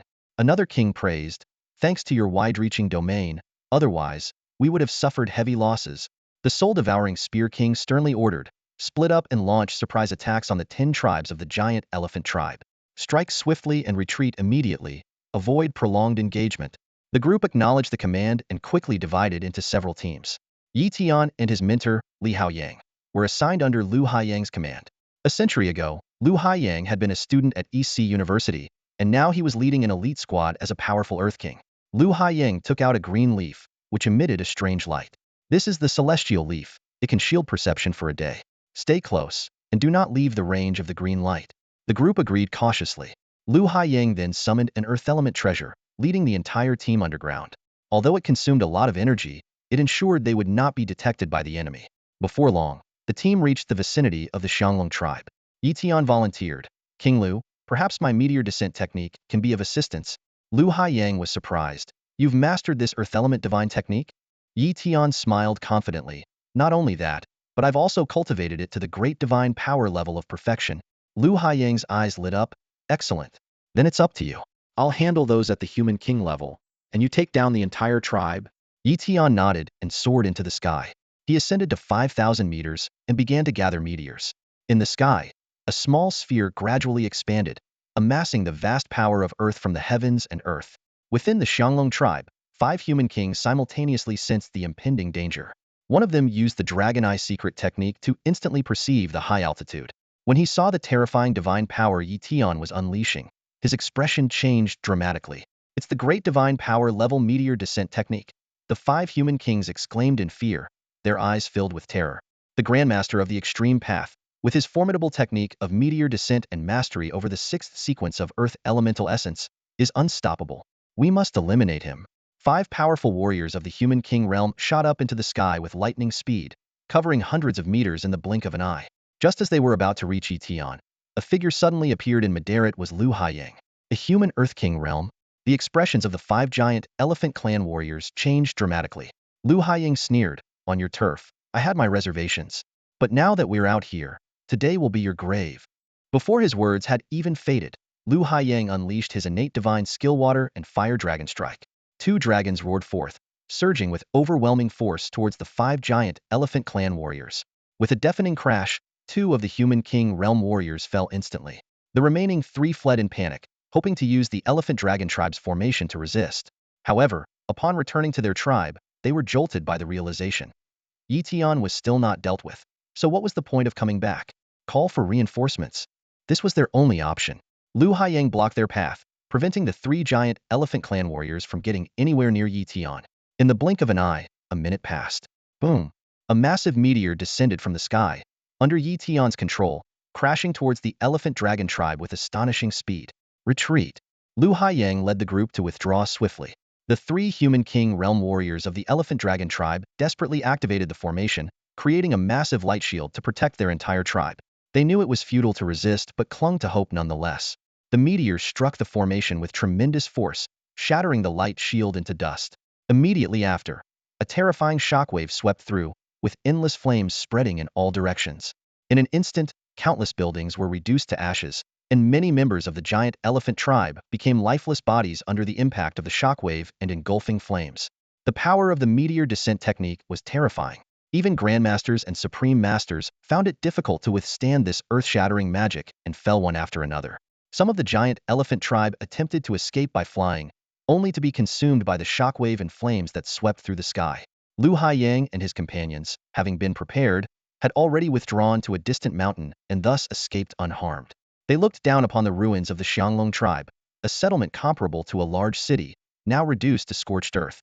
Even a heavenly king-level expert could not have caused such widespread destruction. However, while the meteor descent technique had a vast range, its threat to true experts was limited. Indeed, 3 king-level members of the giant elephant tribe emerged from the ruins, severely injured but still alive. The 3 king-level members of the giant elephant tribe fled in different directions, attempting to scatter their pursuers. Lu Haiyang, being an Earth King-level expert, could only chase one of them. The other 2 human king-level experts each pursued a different enemy. Tian utilized his spatial movement technique, surpassing the speed of a king-level expert, and chased down one of the giant elephant tribe's strong individuals. The humans are terrifying, thought Xiang Kai, the king-level member of the giant elephant tribe being pursued by Tian, as he desperately burned his life force to use a forbidden technique to escape. Suddenly, Tian appeared from a spatial rift, and Xiang Kai recognized him as the Supreme Master who had cast the meteor descent technique. Get lost! Xiang Kai roared, using his innate shadow whip ability. However, Tian easily teleported to evade it. As Tian closed in, Xiang Kai swung his blade fiercely. But Tian instantly unleashed his sword intent domain, controlling everything within 10 meters. Sword intent domain. No! Xiang Kai cried out in despair. In an instant, his body was shattered by the penetrating power of various intents. Tian sighed softly, too weak. He realized that he could now instantly kill weaker king-level individuals, but still posed no threat to Earth King-level experts. Another king-level member of the giant elephant tribe had already been severely wounded by a human expert. By the time Tian arrived, this enemy had also been slain. Lu Haiyang had similarly dealt with his opponent. The Xianglong tribe was thus annihilated. Gather the spoils, Lu Haiyang ordered. The group worked together to break open the intact treasure vault and took all the treasures. Let's retreat quickly, before the giant elephant tribe's reinforcements arrive, Lu Haiyang urged. Soon after, the king-level experts of the giant elephant tribe arrived, and upon seeing the destroyed Xianglong tribe, roared in anger, "Humans, but they could no longer find any trace of their enemies. On a mountain peak in the underground world, the group began distributing the spoils. Although not everyone had contributed equally, everyone received a share. As the leader, Lu Haiyang naturally received the most. Yi Tian, having destroyed the Xianglong tribe and slain a king-level individual, received the second largest share of resources, and no one objected to this. I want these divine metals, rare treasures, and heavenly materials. Yi Tian claimed a pile of items. Chief Lu, what's the next step? Yi Tian asked. A sharp glint flashed in Lu Haiyang's eyes as he replied seriously. According to the plan, we should retreat after destroying the Xianglong tribe. However, since we have time, we can take the opportunity to wipe out some smaller tribes. Although the gains are minimal, it will weaken the strength of the giant elephant clan. Hearing this, excitement flickered in the eyes of Yi Tian and his companions, and they all nodded in agreement. They moved like phantoms through the territory of the giant elephant clan, striking swiftly and retreating quickly whenever they encountered smaller tribes. One by one, these small tribes fell, gradually eroding the power of the giant elephant clan. Meanwhile, in a resplendent hall within the ancient elephant city, Xiang Ming, the golden-skinned king of the giant elephant clan, was seething with rage. As one of the 6 great kings, he was alone at the main base. Another tribe has been wiped out, reported a subordinate at the human king level. Xiang Ming gestured for him to leave, his expression growing darker. Humans, I will annihilate you sooner or later, he muttered through clenched teeth. However, even the top-tier alien races with true gods could not destroy Earth at the moment. Earth's main base was in another world, beyond the reach of their true gods. Moreover, the humans had alliances with several top-tier alien races who would not stand by idly. Xiang Ming knew he could only hold his position here. The sanctuary-level beings of the ancient elephant city were not present. If he left, the city would be defenseless, and any misstep could lead to disaster. As he pondered his strategy, the doors of the hall suddenly burst open. A blood-soaked giant elephant king stumbled in. It was Xiang Luo, one of the 6 great kings. Xiang Ming sprang to his feet, exclaiming in shock, Xiang Luo, how did you get so badly injured? Gasping for breath, Xiang Luo replied, I encountered the human soul-devouring Spear King. His strength is overwhelming, and I was no match for him. Although I managed to wound him, he sustained only minor injuries, while I am severely hurt. The soul-devouring Spear King from the human race has actually shown up here. Xiang Ming furrowed his brow, a hint of apprehension flashing in his eyes. The power of the soul-devouring Spear King indeed surpassed that of a typical heavenly king level, and Xiang Ming had no choice but to proceed with caution. What are the damages this time? Xiang Ming asked in a deep voice. Xiang Luo responded with a grave expression, so far, we've lost 1 Earth King level and 19 Human King level warriors. As for the Grandmasters and Masters, the numbers are too numerous to count for the time being. Damn it! Xiang Ming was furious, smashing the stone table beside him with one blow. The losses were too heavy for the elephant tribe to bear. Although they had killed quite a few humans, they hadn't inflicted nearly as much damage on the enemy. Cautiously, Xiang Luo suggested, should we call the ancestor back? If the ancestor takes action, we could wipe out those humans. No. Xiang Ming shook his head decisively. The ancestor is deep in the catacombs with important matters. Even if he returns, he won't act lightly. If we deploy a saint, the humans will surely respond in kind. You must understand, the humans have many saints, while we have only one. Are we just going to let this go? Xiang Luo asked, unwilling to accept this. A ruthless glint flashed in Xiang Ming's eyes. Of course not. Summon the other heavenly kings and earth kings back. If we don't deploy saints, the humans won't easily deploy theirs either. The ones we're dealing with are only from Jiang province of the Xia kingdom. Their strength doesn't match ours. A full-scale conflict would be more damaging for them. Subsequently, the elephant tribe began gathering their powerful warriors, with one king level after another returning, ready to launch a counterattack against the humans. At the same time, the humans had gone into hiding, fragmenting into smaller groups and continuously harassing various elephant tribe settlements. The weaker ones retreated back to Earth, leaving only king-level warriors and a few grandmasters. Under such guerrilla tactics, the elephant tribe grew weary and frustrated. In the end, the elephant tribe's saint ancestor had to personally intervene to negotiate with the Xia kingdom. Both sides signed a ceasefire agreement, temporarily easing the conflict. In Donghai City, Yi Tian was taking a break when news of the ceasefire came through. For the next 10 years, Donghai Fortress would not engage in large-scale battles with the elephant tribe. The elephant tribe promised not to invade Donghai Fortress, and the Xia kingdom assured not to infringe on the elephant tribe's various settlements. Although such agreements could be broken at any time, for now, there would be no large-scale battles. Subsequently, Donghai City began rebuilding Donghai Fortress. Finally, a ceasefire. Li Haoyang sighed in relief. Continued fighting would have been devastating for Donghai City and all of Jiang province, doing more harm than good. The goal for Jiang province was merely to force the elephant tribe into signing the ceasefire agreement. The human race needed development, the Xia kingdom needed development, and Jiang province needed development too. They didn't want to become enemies with all the non-human races. Even if the elephant tribe were destroyed, other races were lying in wait. Therefore, negotiations were the best solution for now. Even with the ceasefire, we must remain vigilant against the elephant tribe. Yi Tian reminded.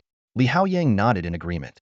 Of course, Donghai Fortress must have king-level warriors stationed there long-term, and the defenses need a comprehensive upgrade. By the way, why did the elephant tribe suddenly attack Donghai Fortress? Yi Tian asked, puzzled. Li Haoyang explained, it has to do with the evil tribe. Previously, the evil tribe clashed with the Xia kingdom's high-ranking officials at Kunlun Fortress, and both sides even used their saints. The evil tribe suffered a slight setback. So, they started inciting various non-human races to attack the Xia kingdom's catacomb entrances, and the elephant tribe was just one of them. I see. Yi Tian realized. The evil tribe was indeed a major disruptor, and one of the Xia kingdom's biggest enemies. 2 days later, Jiang province notified all grandmasters and masters of an upcoming trip to the Qilin River, which was part of Jiang province's agreed conditions. In the Catacomb world, at the Qilin River, Yi Tian and others traversed over 1,000 miles from Huangshi Fortress in Jiang province, finally arriving at this underground river.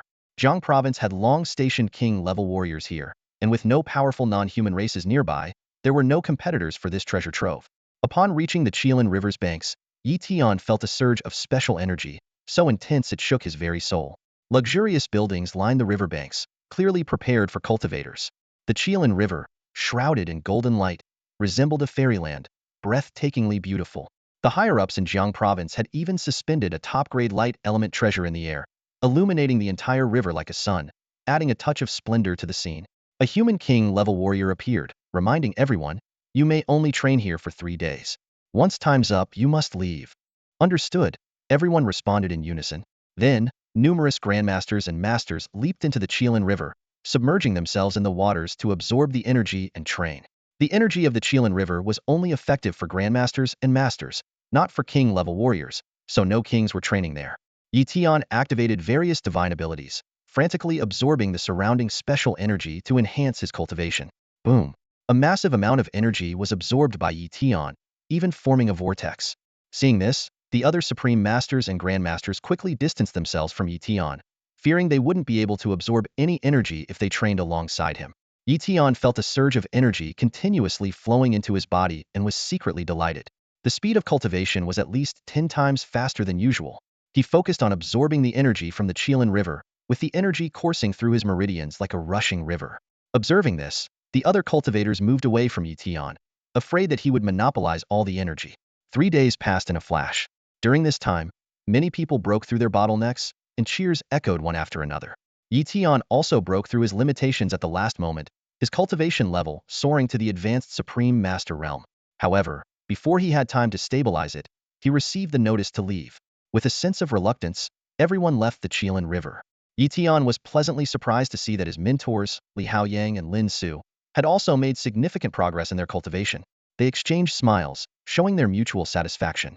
After returning to Earth, Yi Tian bid farewell to his mentors and returned alone to the Xia King training camp.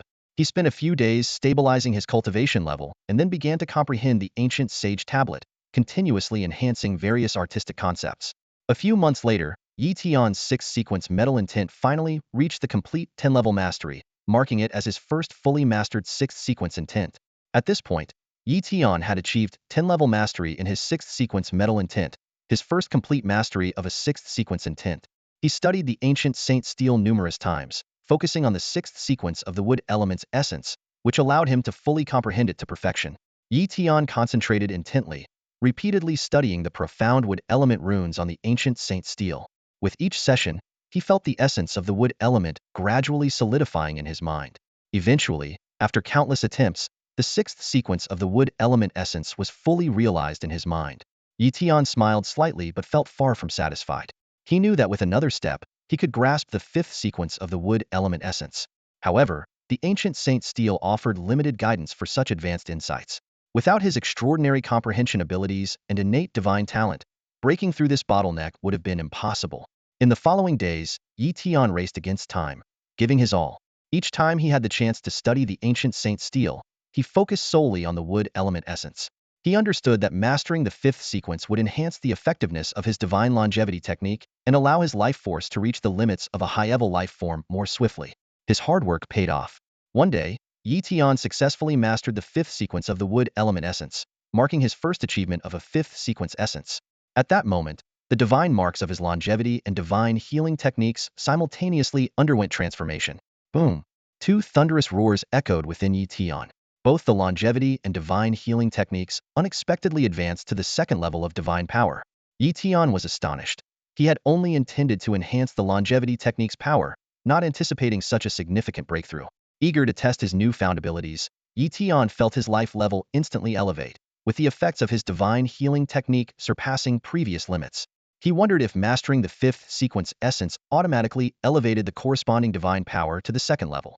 With this question in mind, Tian decided to consult Chief Instructor Huangdong. Arriving at Huangdong's villa, Tian respectfully greeted him and directly asked, "Chief Instructor, after understanding the fifth sequence of the wood element essence, my wood element divine power advanced to the second level. Why is that?" Huangdong was taken aback. "What? You've mastered the fifth sequence of the wood element essence?" He stared at Tian for a full 10 seconds in disbelief before calming down and explaining, "Normally, one must break through to the human king realm for the divine mark to transform. But since you've mastered the fifth sequence essence at the peak master level, you naturally achieve the second level of divine power. If you continue to the fourth sequence essence, you might even directly grasp the third level of divine power, which is a forced elevation across realms." Tian pondered and asked, "So, when I later break through to the human king realm, will the divine mark continue to transform into the third level of divine power?" Huangdong nodded. "Yes, but only if you perfect the second level of divine power. Otherwise, it can't transform into the third level." At this point, a hint of envy flashed in Huangdong's eyes. He thought that if Tian truly reached this stage, combined with his 3 sacred bodies and various special constitutions, even he might not be a match for Tian. Understanding the secret of divine power transformation filled Tian with excitement. He decided to first comprehend all essences to the fifth sequence, allowing all his divine powers to transform into the second level and reach perfection before attempting the human king realm.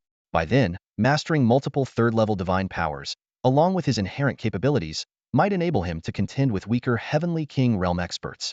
With this ambitious goal, Tian focused all his efforts on comprehending various essences while diligently practicing his divine healing and longevity techniques at the second level. While Tian was immersed in his rigorous training, an important message came from the 10th floor of the Xia King training camp's martial tower. Lin Sheng and Yao Sheng received a notification from Xia King, and upon reviewing it, they frowned. "The low-level divine battlefield has opened again. The last time was 3 years ago, and it's surprising it's happening again so soon," Lin Sheng muttered. Yao Sheng continued, "Xia King intends to send another group of peak masters in, but highlighted the level of danger." The two exchanged worried glances. Lin Sheng said seriously, "Anan cannot go in. She's a time element gifted individual, and if other races learn of her presence in the battlefield, they'll stop at nothing to eliminate her. Time element abilities only reveal their true power in the later stages." Yao Sheng nodded in agreement, then recalled a chilling fact. "I remember during the last low-level divine battlefield, 90% of our peak masters from Xia Nation were lost, weren't they?" Lin Sheng sighed regretfully. "We know the losses will be heavy, yet we have no choice but to send people. If we don't participate, we risk losing a part of our destiny." With furrowed brows and a tone filled with helplessness, Lin Sheng spoke. Yao Sheng chimed in, his expression grave. "Other countries on Earth will surely send their people. How can our Xia Kingdom fall behind? Besides, those who survive the battlefield as supreme masters have limitless potential for the future." A hint of nostalgia flashed in his eyes. "Weren't we the ones who once fought our way out of the lower and middle-tier divine battlefields?" After a moment's contemplation, Lin Sheng said slowly, "Let's communicate with the top supreme masters from the Xia King's training camp. If they're willing to go, we'll register them. If not, we won't force it." A slight smile appeared on his lips. "There are plenty of supreme masters in the Xia Kingdom eager to participate. We don't lack a few." The news quickly reached Tian and others. Upon receiving the notice, curiosity flickered in Tian's eyes. He immediately went to Chief Instructor Huangdong to gather more information. Seeing Tian arrive, Huangdong understood his intent and a trace of fear crossed his face. "It's a hellish place," he recalled. "I participated once and barely escaped with my life. Surviving was solely due to hiding and clinging on." Huangdong continued to explain. "The lower-tier divine battlefield restricts cultivation to supreme masters but doesn't limit age.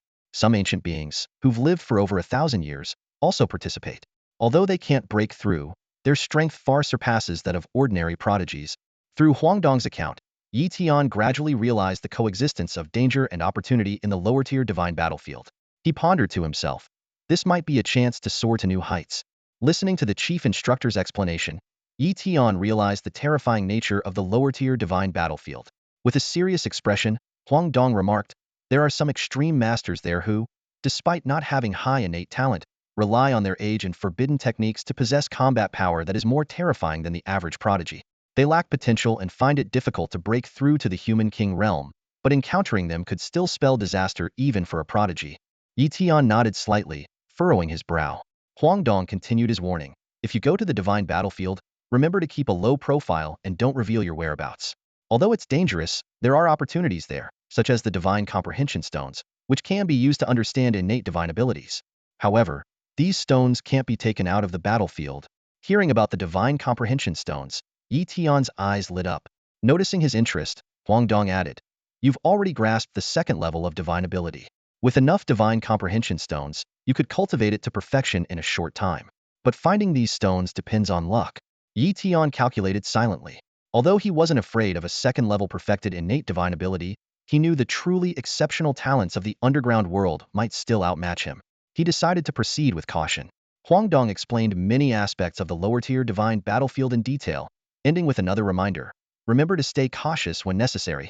Yi Tian nodded seriously. Chief Instructor, I understand. Soon, the list of those from the Summer King's training camp willing to enter the lower-tier divine battlefield was submitted. Only Yi Tian, Lin Yu, and Long Qing signed up. In front of the martial tower, Lin Sheng and Yao Sheng appeared, presenting 3 gray stones. Lin Sheng explained, these are heavenly mechanism stones, which can shield against divination. Every extreme master entering the lower-tier divine battlefield receives one. Don't lose it, or your location will be exposed, and you'll be in grave danger. Each of the 3 took a heavenly mechanism stone. Lin Sheng said, let's go. I'll take you to the Kyoto fortress. They quickly arrived in Kyoto and entered the Kyoto fortress through the underground entrance. Here, there was a public teleportation array leading to the lower-tier divine battlefield, facilitating the gathering of extreme masters from various races. While waiting, Yi Tian diligently studied the racial dynamics of the underground world. Whether hostile, conflicted, or friendly, he remained cautious. Even extreme masters from other human nations, or within the Summer Kingdom, could pose a threat to him. A few days later, the lower-tier divine battlefield opened. The first group of extreme masters was teleported inside. Yi Tian, along with Lin Yu and Long Qing, awaited their turn in the second batch. Remember, you need to stay in the lower-tier divine battlefield for 3 months, during which time you cannot leave. The teleportation location is random, so activate your defenses immediately upon arrival. Don't lose the heavenly mechanism stone. See you in 3 months. With a wave of spatial energy, Yi Tian was transported to the lower-tier divine battlefield. A barren mountain. Yi Tian surveyed his surroundings, assessed his environment, and then carefully concealed his presence as he began to explore the area. Points can be exchanged for treasures. In the final hour of the lower-level god battlefield, everyone can mentally enter the Hall of Gods, where their accumulated points are displayed and can be used to exchange for various treasures. Huang Dong's words were tinged with excitement. There's even divine-grade spatial materials and divine-grade spiritual materials available, and you can even exchange for semi-divine artifacts. He lowered his voice to add, these treasures are offered by those exalted true gods themselves. Yi Tian nodded thoughtfully. The god battlefield is nothing more than a game for the true gods, particularly the most supreme among them. The competition for fortune and the allure of treasures are the real reasons why countless races send their supreme masters here to risk their lives. To the true gods, this level of offering is negligible. Just like the useless items Yi Tian casually discards, which are enough to make masters fight desperately. Similarly, true gods can throw out things of no use to themselves to drive a group of saint-level powerhouses mad, let alone supreme masters like Yi Tian and the others. 5 hours later, Yi Tian left the barren mountain area. After finding nothing there, he arrived at a dense forest. The trees here were astonishingly tall, with giant trees 10 meters in diameter found everywhere. Such giants, rare on Earth, were abundant here. There are plenty of resources here, Yi Tian thought with delight, as he easily dug up a 1,000-year-old ginseng beneath a tree. While such natural treasures were invaluable, to him, they were just ordinary. Suddenly, an arrow imbued with terrifying power shot through the air, capable of piercing the body of a top supreme master. Yi Tian teleported to dodge it and immediately crossed space to confront his attacker. The assailant was a supreme master from the Arrow clan. The Arrow clan is naturally skilled with archery and is one of the neutral races. However, daring to attack Yi Tian meant that even a neutral race could not escape death. Ice Realm. Without hesitation, Tian unleashed the first stage of his perfected divine power. The opponent attempted to flee but couldn't escape. In an instant, the Arrow Clan warrior's body was frozen by the Ice Realm divine power. Tian swung his sword, and the blade's light shattered the opponent's body. The Arrow Clan's Supreme Master crumbled like ice, falling in an instant. An Arrow Clan Supreme Master had fallen. After eliminating the Supreme Master from the Arrow Clan, Tian continued his journey. Tian moved cautiously, his steps light as he navigated the low-level battlefield of the gods. The sounds of combat echoed around him, and the corpses of Supreme Masters lay in pools of blood. The survivors grew increasingly wary, with some retreating underground, others becoming invisible, and some using rivers to advance quietly. Tian was no exception. He used the water doppelganger technique to send a decoy forward in the open, while he employed the Great Earth Escape technique to travel underground. Suddenly, he collided with a massive underground nest and found himself face-to-face with a colossal creature. It was a beast 10 times the size of a human, and both were startled by the unexpected encounter. The beast reacted first, its massive claws sweeping toward him. Instantly, Tian unleashed his sword intent domain, and the sharp sword energy shredded the beast into pieces. Level 6 burrowing beast, tough luck. Tian muttered softly as he began to search the nest. Unexpected rewards awaited him. Various heavenly treasures, scrayed metals, and even several divine materials filled the nest. Most thrilling for Tian were over 20 divine ability stones, perfect aids for cultivating divine abilities. Eagerly, Tian began experimenting. He first connected the divine ability stone with the imprint of his divine healing technique, and his consciousness was immediately drawn into a starry world. As he absorbed the starlight, a flash of insight struck him, and with the aid of his great divine comprehension technique, his cultivation progressed rapidly. In just a few hours, his divine healing technique advanced from the second tier to the minor achievement stage. Amazed by the effect of the divine ability stones, Tian continued his cultivation. In less than a day, both his divine healing technique and longevity technique reached the second tier's perfection stage. However, his other major abilities remained stuck at the first tier's perfection, unable to advance further. Tian decided to seek treasures that could quickly elevate his understanding to fully utilize the remaining divine ability stones. He began teleporting rapidly, crossing one area after another. At each location, Tian used his spiritual power to quickly scan his surroundings. Suddenly, a phenomenon in the distance caught his attention. Hopefully, it's a top-grade phenomenon. Tian hoped as he teleported to the phenomenon's location. The top-grade phenomenon's sun and moon shine together. At this moment, within the phenomenon, a grand sun and a bright moon illuminated the land. However, an alien being was also present, sitting cross-legged, contemplating the phenomenon. The Yenwu clan is a top-tier alien race, said to be descendants of the transformed golden crow and flamebird, possessing a rich golden crow bloodline and the potential to evolve into a golden crow in the future. In front of Tian, a strange phenomenon emitted a peculiar glow of day and night intertwining. This high-grade phenomenon was highly beneficial for comprehending the concepts of fire and light elements. A thought crossed his mind. If he could comprehend the fire element concept here, with his supreme level enlightenment technique, he might achieve perfection in the 6th sequence concept and even grasp the 5th sequence fire element concept.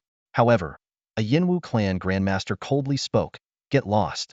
His voice was filled with menace. Tian did not back down. The human race and the Yenwu clan have always been at odds, so there was no need for politeness. He stepped forward, his determined gaze conveying his stance. The Yenwu clan Grandmaster was furious, exclaiming, "Courting death." With a wave of his hand, he unleashed the Great Sun True Fire technique. Intense flames instantly filled the space.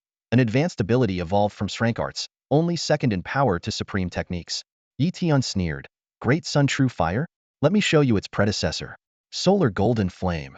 With a thunderous roar, Tian unleashed the first-tier perfect realm of the Solar Golden Flame supreme technique. Golden Flame surged like a tide, instantly engulfing the opponent's Great Sun True Fire, rushing towards the Yenwu clan Grandmaster at near-light speed. The Yenwu clan Grandmaster was enveloped in golden flames, his body igniting. He exclaimed in shock, "Solar Golden Flame? You've mastered this supreme technique. I never expected a human to have a divine-level fire talent." Despite his astonishment, he did not panic. He activated his Golden Crow bloodline, barely resisting the scorching of the Solar Golden Flame. Seeing this, Tian immediately deployed the Ice Realm Supreme technique. The sudden chill contrasted sharply with the heat, effectively countering the Yenwu clan Grandmaster's abilities. Subsequently, Tian unleashed multiple supreme techniques in rapid succession, attacking his opponent like a relentless storm. The Yenwu clan Grandmaster was forced to retreat, soon suffering severe injuries. "Sword Intent Domain." Tian murmured, as a terrifying sword and tint enveloped the surroundings. The Yinwu clan Grandmaster finally showed fear. "Don't kill me. I'm a Grandmaster of the Yinwu clan. My grandfather is a Heavenly King-level powerhouse. If you kill me..." Before he could finish, Yi Tian's sword and tint domain had already engulfed him completely. This entry-level sword and tint domain, with power comparable to the second-tier supreme technique, was enough to annihilate a Grandmaster. Killing a Yinwu clan Grandmaster didn't bother Yi Tian. A Grandmaster with such a background, if not eliminated after a confrontation, would indeed be a source of endless trouble. After the fall of the supreme master of the Yinwu tribe, Yi Tian collected his belongings and gave them a brief examination. A flicker of surprise crossed Yi Tian's eyes. The wealth of this Yinwu master was astonishing. There were numerous spirit stones, rare heavenly treasures, and even several divine ability stones, far surpassing the riches of the previous master from the Arrow tribe. With a determined mind, Yi Tian decided to immediately delve into the comprehension of the fire element's essence. Sitting cross-legged, he activated a superior phenomenon and employed a great divine comprehension technique. Instantly, his perception skyrocketed, rapidly increasing his understanding of the fire element's essence. The phenomenon of the sun and moon shining together enveloped the surroundings, its effect surpassing even that of the ancient holy steel. Time flew by, and 5 hours passed in the blink of an eye, yet the phenomenon remained. At that moment, an evil aura suddenly approached. A slight smile appeared on Yi Tian's lips. It was a supreme master from the Xie tribe, a toothless 70-year-old monster whose strength rivaled that of a human king, yet was unable to break through due to damaged foundations. As soon as they met, a fierce battle erupted. Yi Tian activated his 3 sacred bodies, instantly teleporting in front of the enemy, with sword and tint transforming into a domain that roared forth. The flash of the sword light did not bring the Xie master down, who retaliated with a strike that landed on Yi Tian. Unmoved, Yi Tian struck again. The sword domain suppressed, and the power of the essence erupted, crushing the enemy. Amidst the splattering flesh, a core essence attempted to escape. Yi Tian paused for a moment, then unleashed his void-cleaving sword technique. Amidst the screams, the sword and tint domain enveloped once more, completely obliterating the mass of flesh. With the point secured, Yi Tian confirmed the kill. Without delay, Yi Tian continued to comprehend the fire element's essence. Half an hour later, he achieved perfection in the 6th sequence. Riding the momentum, he broke through to the 5th sequence just before the phenomenon dissipated. At the same time, the solar golden flame evolved into its 2nd level of great divine ability. Satisfied, Yi Tian smiled and began to organize his spoils. However, the contents of the Xie master's storage ring were sparse, with only a metal plaque catching his attention. Upon closer inspection, Yi Tian's expression changed dramatically. It was a terrifying forbidden technique, the Xie corpse technique. As he scanned through the details, his expression turned grim. This forbidden technique was disturbingly grotesque, requiring the massacre of 1,000,000 beings to absorb their intelligence into one's body, transforming one's cells so each contained soul power, thus achieving a unique form of immortality. Even if the body was shattered into countless pieces, it could slowly regenerate. However, the side effects were severe. Difficulty in advancing, constant harassment by myriad soul wills, potential madness, and a bloodthirsty frenzy requiring frequent consumption of living beings' blood, especially through live consumption. This twisted forbidden technique must be destroyed. Yi Tian's eyes narrowed as he summoned the solar golden flame within him. The intense heat engulfed the metal plaque, causing its surface to melt and the inscriptions to gradually fade away. Suddenly, with a crisp cracking sound, the outer layer of metal shattered, revealing a sheet of gold foil. Frowning, Yi Tian noticed that the gold foil could withstand the solar flame, and it was densely inscribed with text from the underground world. He quickly withdrew the flame and carefully examined the text on the foil. It turned out to be another technique, and not an evil one. Thousand soul forging technique. Yi Tian murmured, a hint of surprise in his eyes. According to the record, this was a highly demanding technique for practitioners. It required not only the comprehension of the 6th sequence of spiritual intent, but also a high level of perception. Without these, not only would one fail to master it, but it could also harm the soul. The more Yi Tian read, the more astonished he became. This thousand soul forging technique allowed the practitioner's soul to split into multiple soul entities, each cultivating different intents and powers. The key was that it wouldn't lead to a split personality, as a primary soul would control the other soul fragments. The limit of the thousand soul forging technique is 1,000 souls, meaning 1,000 versions of oneself cultivating simultaneously. Yi Tian exclaimed, "This is truly a heaven-defying technique." He couldn't help but admire the genius of the person who created this technique, and was amazed that such a miraculous technique was sealed within the sinister corpse technique. Without destroying the corpse technique, one could never access the thousand soul forging technique. Yi Tian suddenly realized, no wonder that evil clan's supreme master didn't know about this technique. He missed a great opportunity. It seems that only those with noble character can obtain this technique, Yi Tian said excitedly.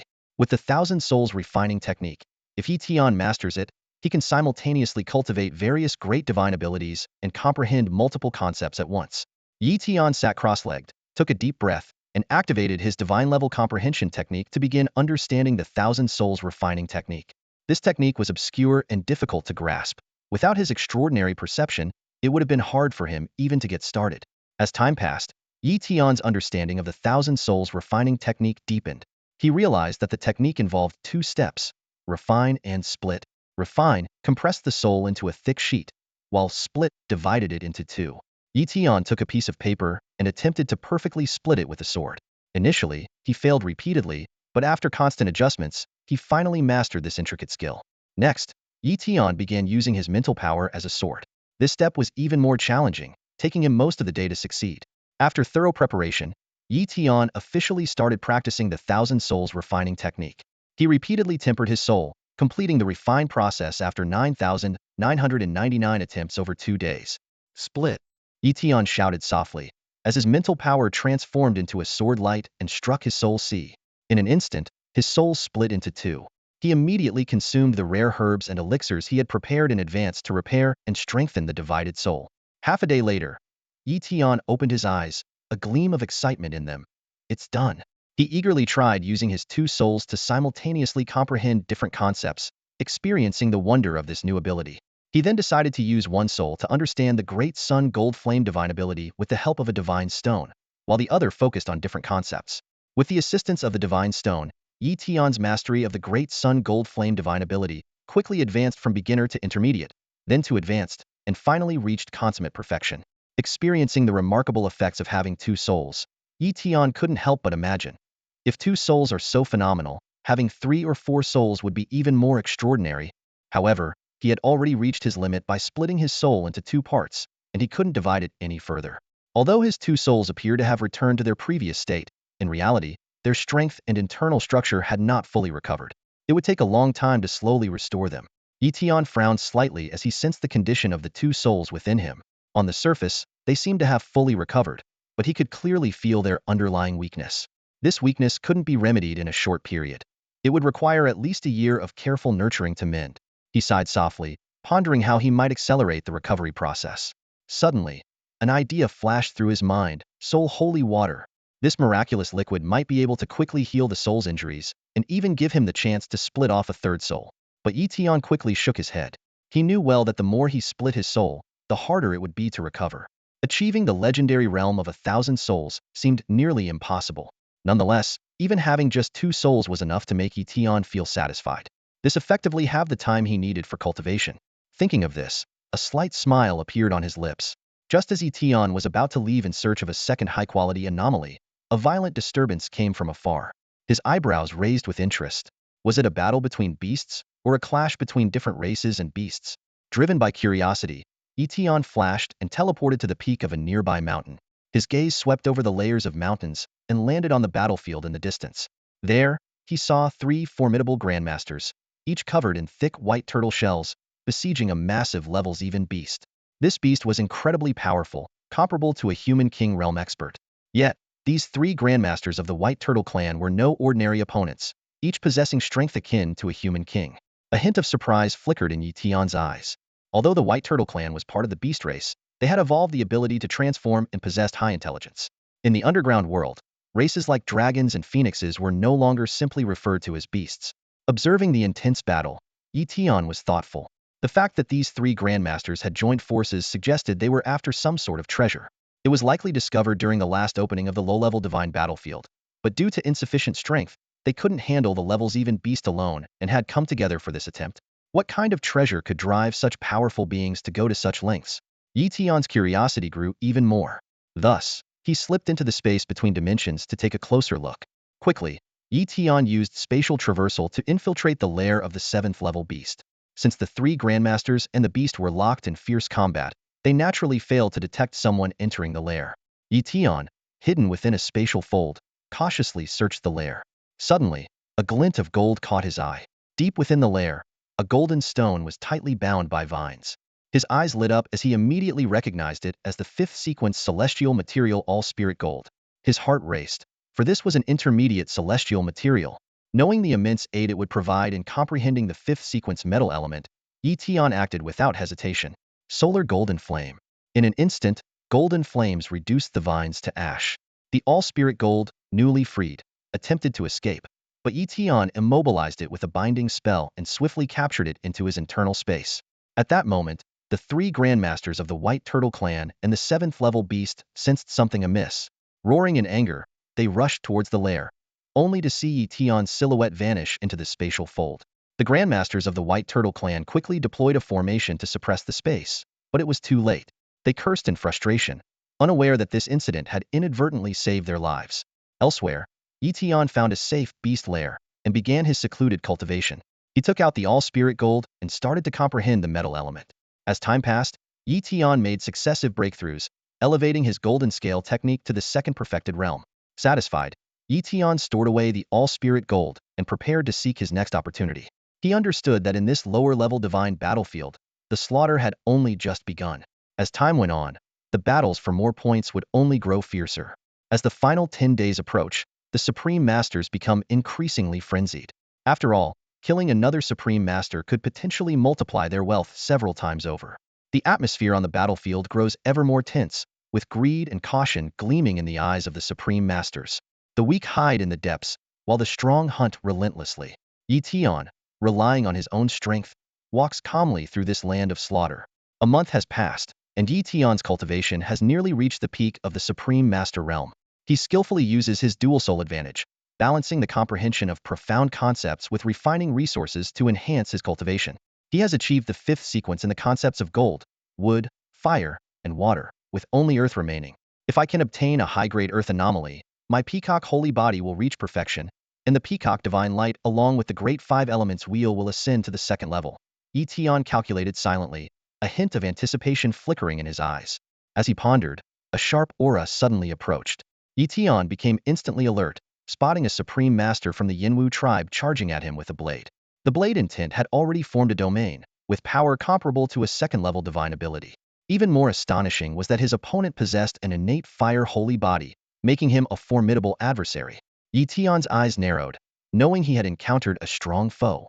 He swiftly mobilized all his spiritual power, ready to face the impending fierce battle. At that moment, his strength would advance by leaps and bounds. That's all for today. Thank you so much for watching. I hope you guys enjoyed. If you wish to have another part of this recap, please give us at least 1,000 likes. Please don't forget to comment and subscribe to our channel for more content like this. Until next time.